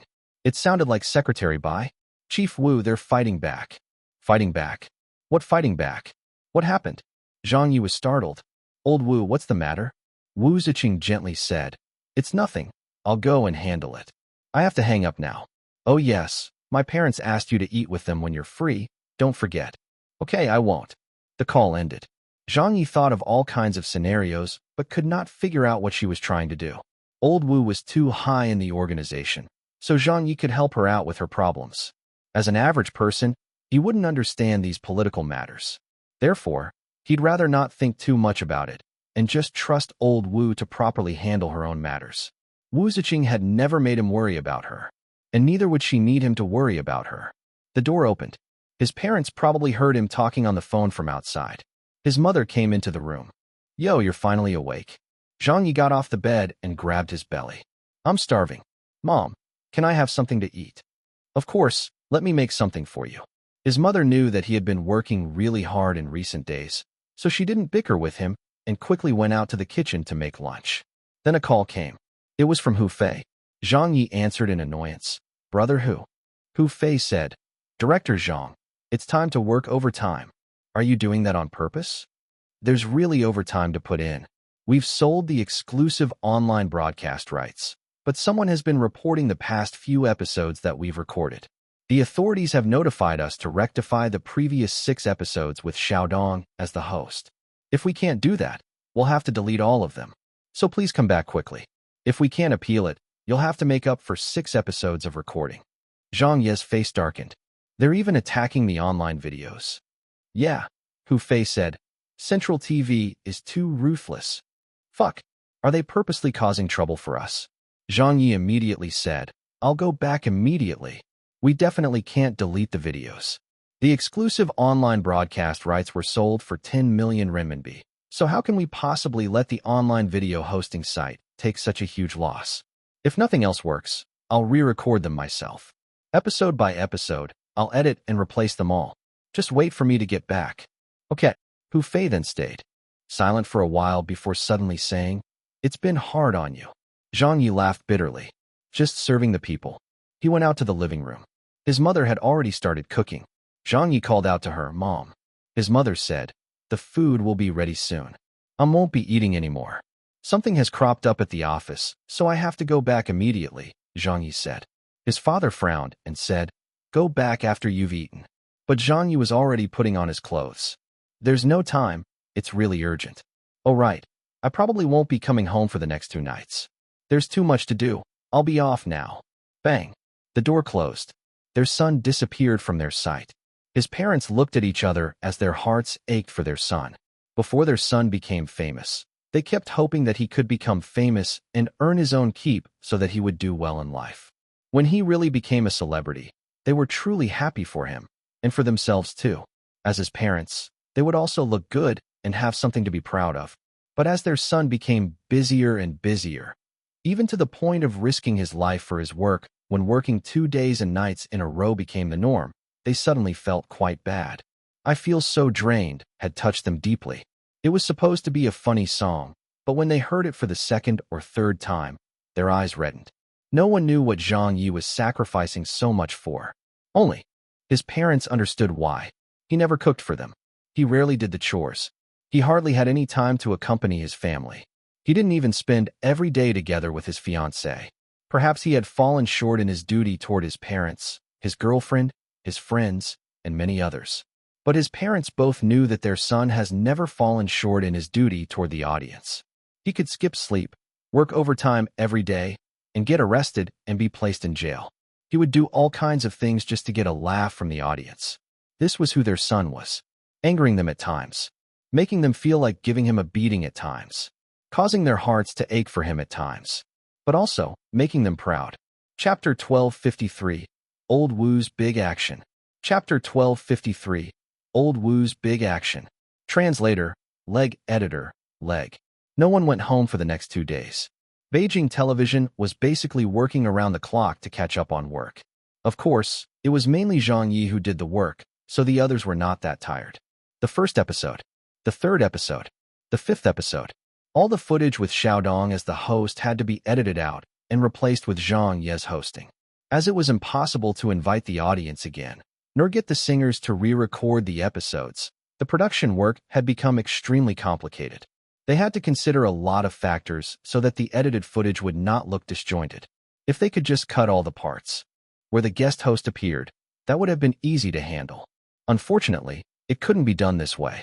There were too many advertising lines, and none of the guest host lines could not be missing. All of these changes had to be managed by Zhang Ye, which made it an even more difficult task. They had to re-record everything from the start, episode by episode. Let's do it one more time. Director Zhang, this is fine. No, the angle wasn't right. Then take a break first. We've been recording all night. There's not enough time. Let's get this line over with. Director Zhang, please rest. There's no time for rest. I have to rehearse my song tonight. The arrangement is still not done. But you can't carry on like this. I was thoughtless about the host role and could have planned it much better. Besides, the people who reported us only did it to target me, which inadvertently affected the show as well. So I must accept this responsibility. Enough. It's no big deal. It's not like I've never had a bigger workload than this in the past. Don't you guys know what kind of a constitution this bro has? I'll still be buzzing with energy even after working 3 days and 3 nights in a row. No one knew whether to laugh or cry. You're still in the mood to crack jokes? Didn't you say that you were drained? And that you didn't want to put in overtime? Bullshit. You're a workaholic through and through. Even if we refuse to let you put in overtime, you'll still risk your life for work. To his old colleagues at Beijing Television, Zhang Ye was an Iron Man. He wasn't like some bosses who would stay low as much as they could, or come in late and knock off early. Everyone on the program team knew that if the show met with any trouble, they would never have anything to worry about. Because as long as they looked up, Zhang Ye would definitely be standing there. Let's carry on recording then. Everyone got back to work and took the initiative in trying to get all of the tasks completed in the hopes that they could help share some of Zhang Ye's burden. As they worked, they were cussing their hearts out in their minds at Central TV Department 1. If it weren't for that bunch of people reporting their show and resorting to underhanded methods by privately using public services for personal gain, they wouldn't be in such a sorry state. Online, many netizens also realized that something was wrong. Look, I Am a Singer's online videos have been altered. There are no longer any scenes with Xiaodong. She's been replaced by Zhang Ye. There are even 2 episodes that are unavailable. Hasn't the ban on those 2 episodes been lifted? They've been reported again. It's Central TV again? Fuck. Are they finished yet? I heard that someone from Korea has already been in contact regarding the copyright for I Am a Singer. I think they should be interested in buying the copyright. So this is a good chance for something locally produced to make an international splash. It's going to be a first in history. The Voice's copyright deal did not go through because the American company that came to negotiate for it was thwarted by Central TV Department 1, who wanted to sell it off without Zhang Ye's knowledge. And now they're doing this? I beg of you, please. Can you people please leave I Am a Singer alone? Isn't there anyone who can keep Central TV in check? This is so infuriating. Quite a number of people were raging at this. Even a clay figurine retains heat. An hour and a half later, they finally finished re-recording all the lines. Zhang Ye went to the bathroom to wash his face and freshen up. Luckily, he could still hold up since his physical stamina exceeded that of a normal person's.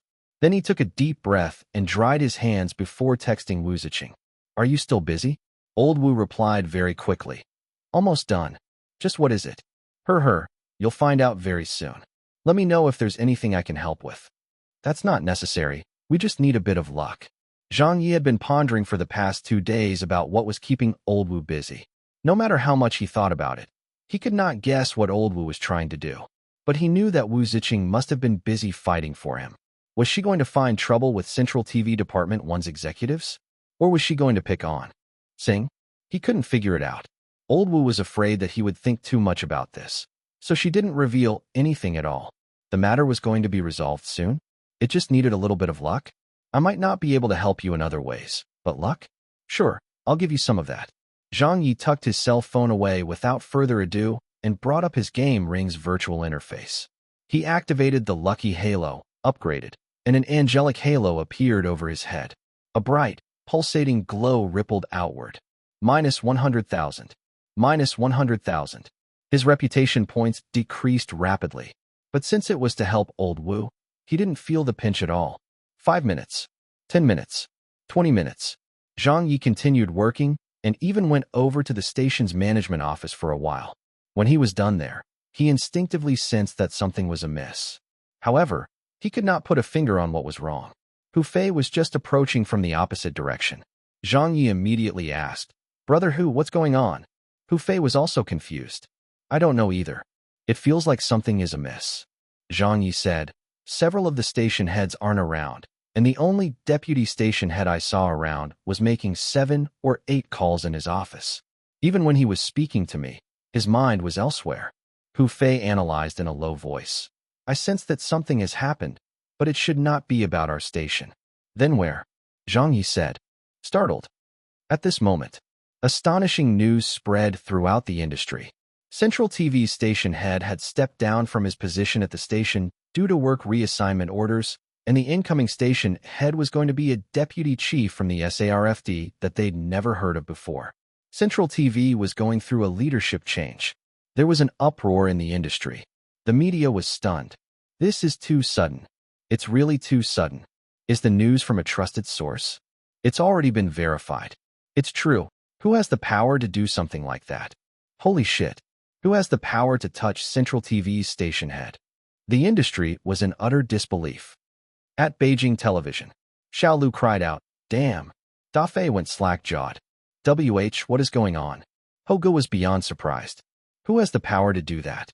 Even the big brother of Central TV has been removed from his post? Because of what? Could it really just be a normal job reassignment? Ho Di said excitedly. If it was just a normal reassignment, how could it have happened without any warning? Hu Fei said in shock.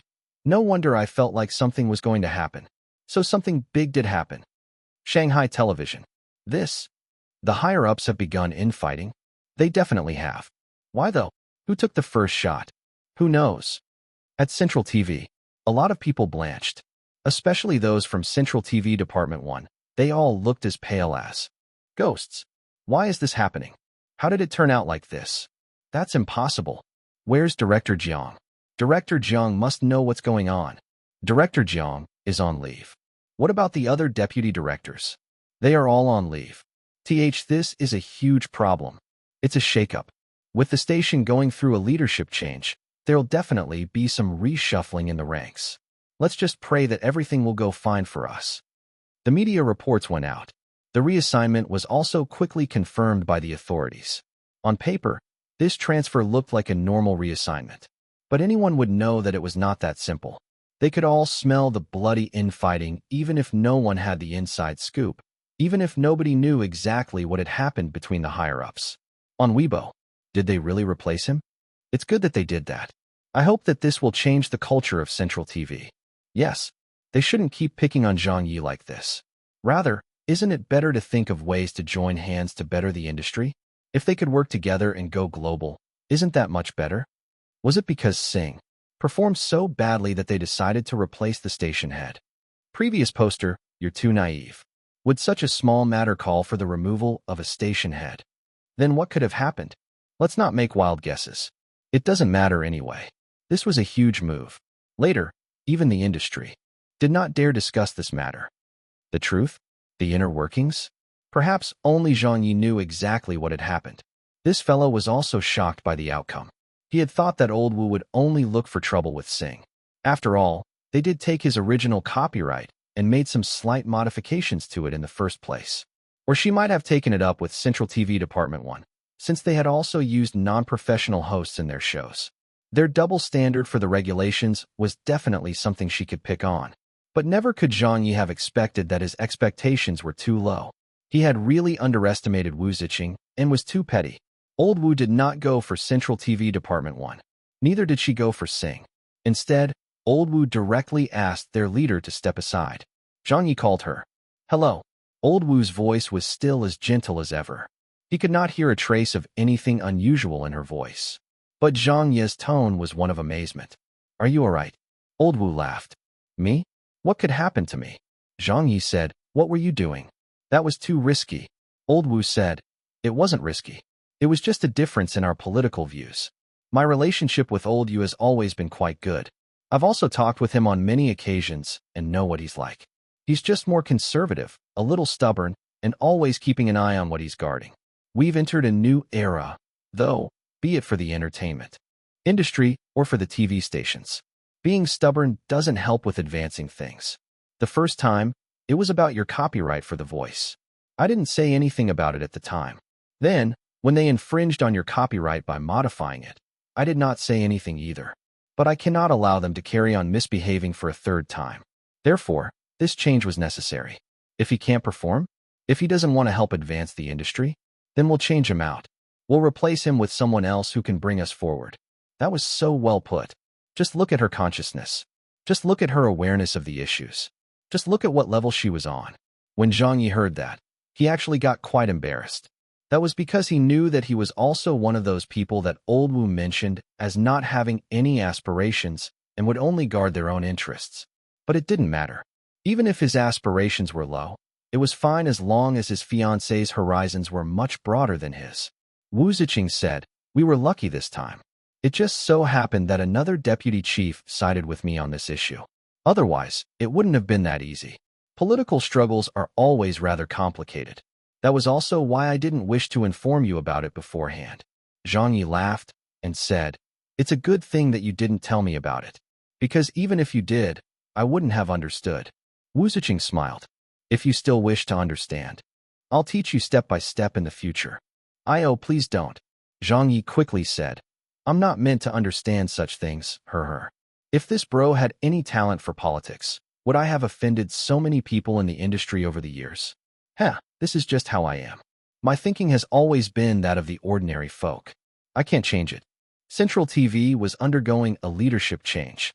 There wouldn't be anyone finding trouble with him from now on.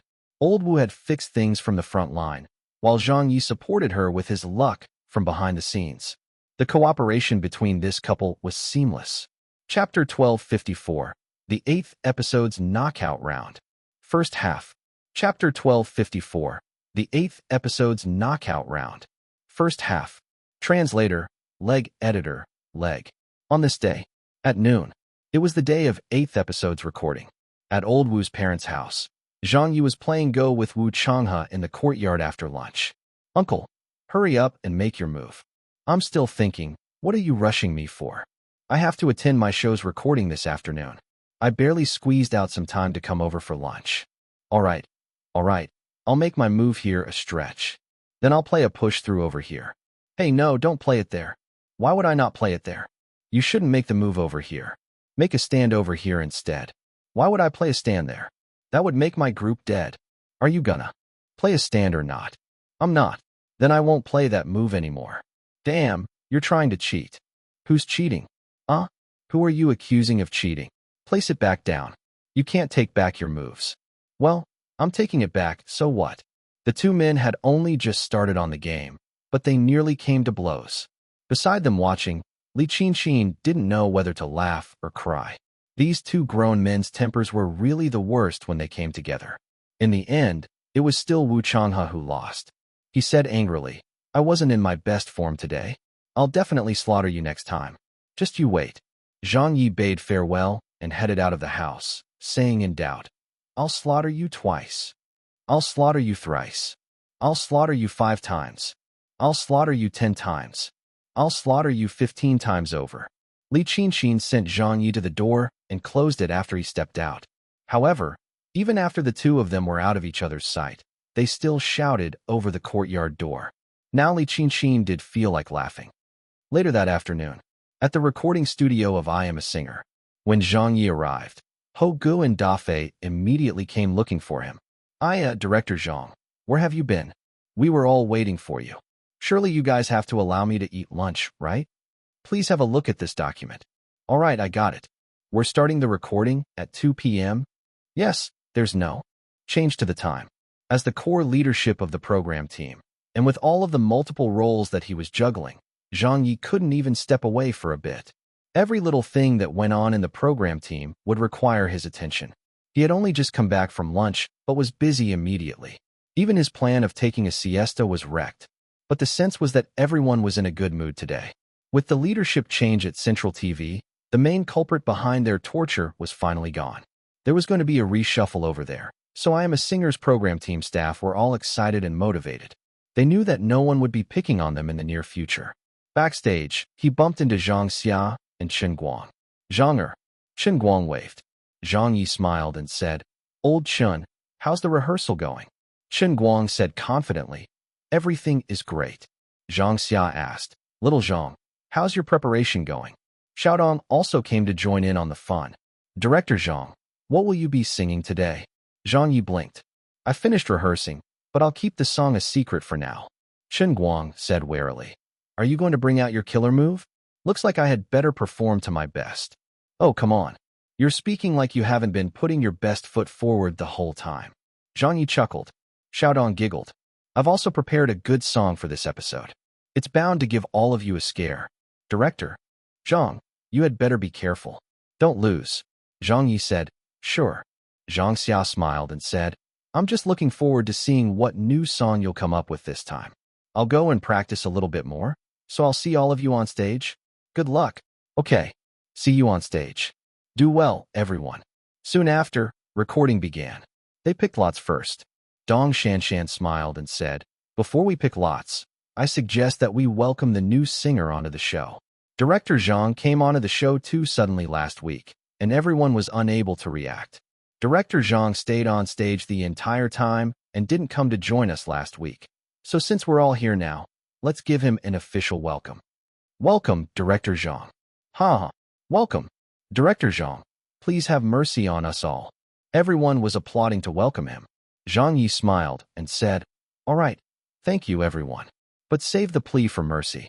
I was one of the lower-ranked contestants on the last episode, so it'd be great if I don't get eliminated today." Xiaodong threw a jab out.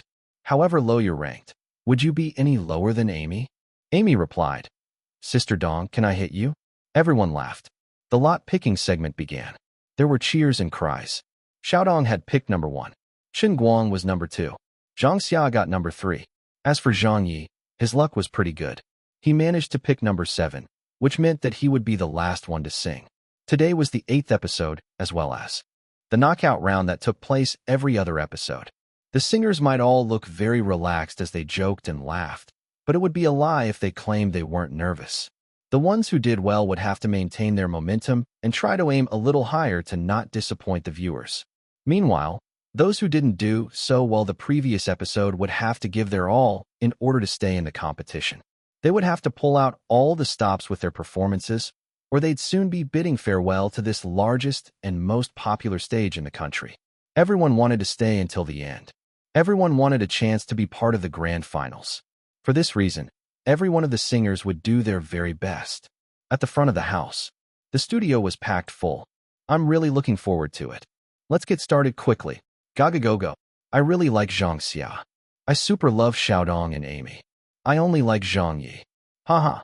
I'm also looking forward to Zhang Ye's new song. Is he really not going to sing the same song twice? Yeah, Zhang Ye has never sung the same song on stage. With Sing, As Good as Dead, there's only I Am a Singer to look forward to now. The viewership ratings peaked last week. It's the knockout round this week, and with Zhang Ye joining the show, it's definitely going to go one step further. I wonder how it'll do. The song that Zhang Ye sang last episode was a real piece of work. Ha ha ha ha, but it was very nice to listen to. He's definitely going to sing properly this time. Yeah, it's the knockout round. Of course he has to do his best. Yeah, Zhang Ye's ranking at the moment puts him in a dangerous spot. Teacher Zhang, we'll be cheering you on. Even before the singers came out, the audience was very excited about the show. Quite a lot of people were shouting the names of the singers they liked and cheering them on. The lights converged to a spot on the stage. Zhang Ye came out smiling, holding a microphone. The applause burst through the roof. Standing still, Zhang Ye looked at everyone as he articulated, "Hello, everyone. Welcome to the stage of I Am a Singer, brought to you exclusively by our title sponsor, the leader in health products, Brain Gold. I am the executive director, Zhang Ye. Oh, and the host. Oh, and also a participating singer. Hi, let's not talk about that. If I say any more, I'm going to start crying." The audience laughed. Zhang Ye said, Today is the knockout round, and one of our singers will soon exit this stage. That person could be either me, Teacher Amy, Teacher Zhao Wulio, or Teacher Chen Guang. On this stage, anything is possible. So, as the new replacement singer looking to avoid elimination, I've decided to seek the advice of our highly experienced Teacher Amy on how she successfully avoids elimination every round. Avoiding elimination? Highly experienced? The audience was cramping up in laughter. Backstage, Amy nearly fainted. Zhang Ye said solemnly, "Teacher Amy told me something that I thought was very beneficial." What did she say? What did Amy say? The audience was dying to know. Then Zhang Ye said, "To summarize what she said to me." Suddenly, his expression changed as he took out a cue card and said, "Thank you to the leading health supplement brand, Brain Gold Company, for being the title sponsors of our show. Thank you to Hubei Pharmaceuticals' strong support for us. If you're going to use a computer tablet, use Lilai's 8-inch tablet with multi-core technology. Honey sweet fruit juice, so sweet that you can feel it in your heart." Uffed. Fuck you. Was that it? You're doing it again. The audience doubled over in laughter while jeers rang out. Yee. That feeling and atmosphere made it seem like they were watching a crosstalk performance. Zhang Yi smiled and said, "There, I've brought out those ads in the most inconspicuous of ways, so my job here is done. So then, shall we hand the stage over to our 7 singers? Let's welcome the first singer." Uffed. Are you really inconspicuous? Chapter 1255, the 8th episode's knockout round. Chapter 1255, the 8th episode's knockout round. Second half.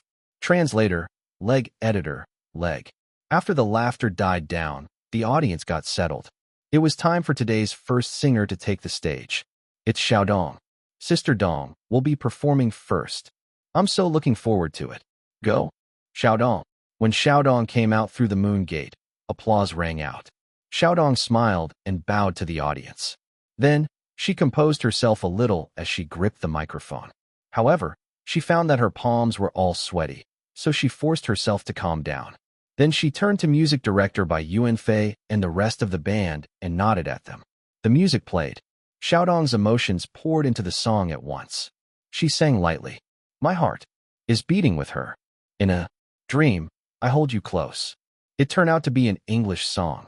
It was a song that was rather niche with the audience, but very popular and highly praised by those in the music industry.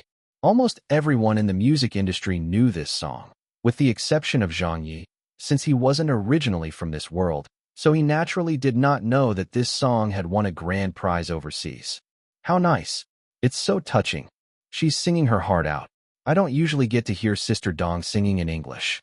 The audience responded very well to her performance. The second to go on stage was Chen Guang. The moment he opened his mouth and sang, the audience was taken aback again. "I know, someday, that you'll be by my side." The audience was absolutely amazed. "Wow, this is so good. Old Chen's vocals are great. He's singing an English song too? How nice. Old Chen's singing is amazing. Even if he's not the top singer in the music industry, he's definitely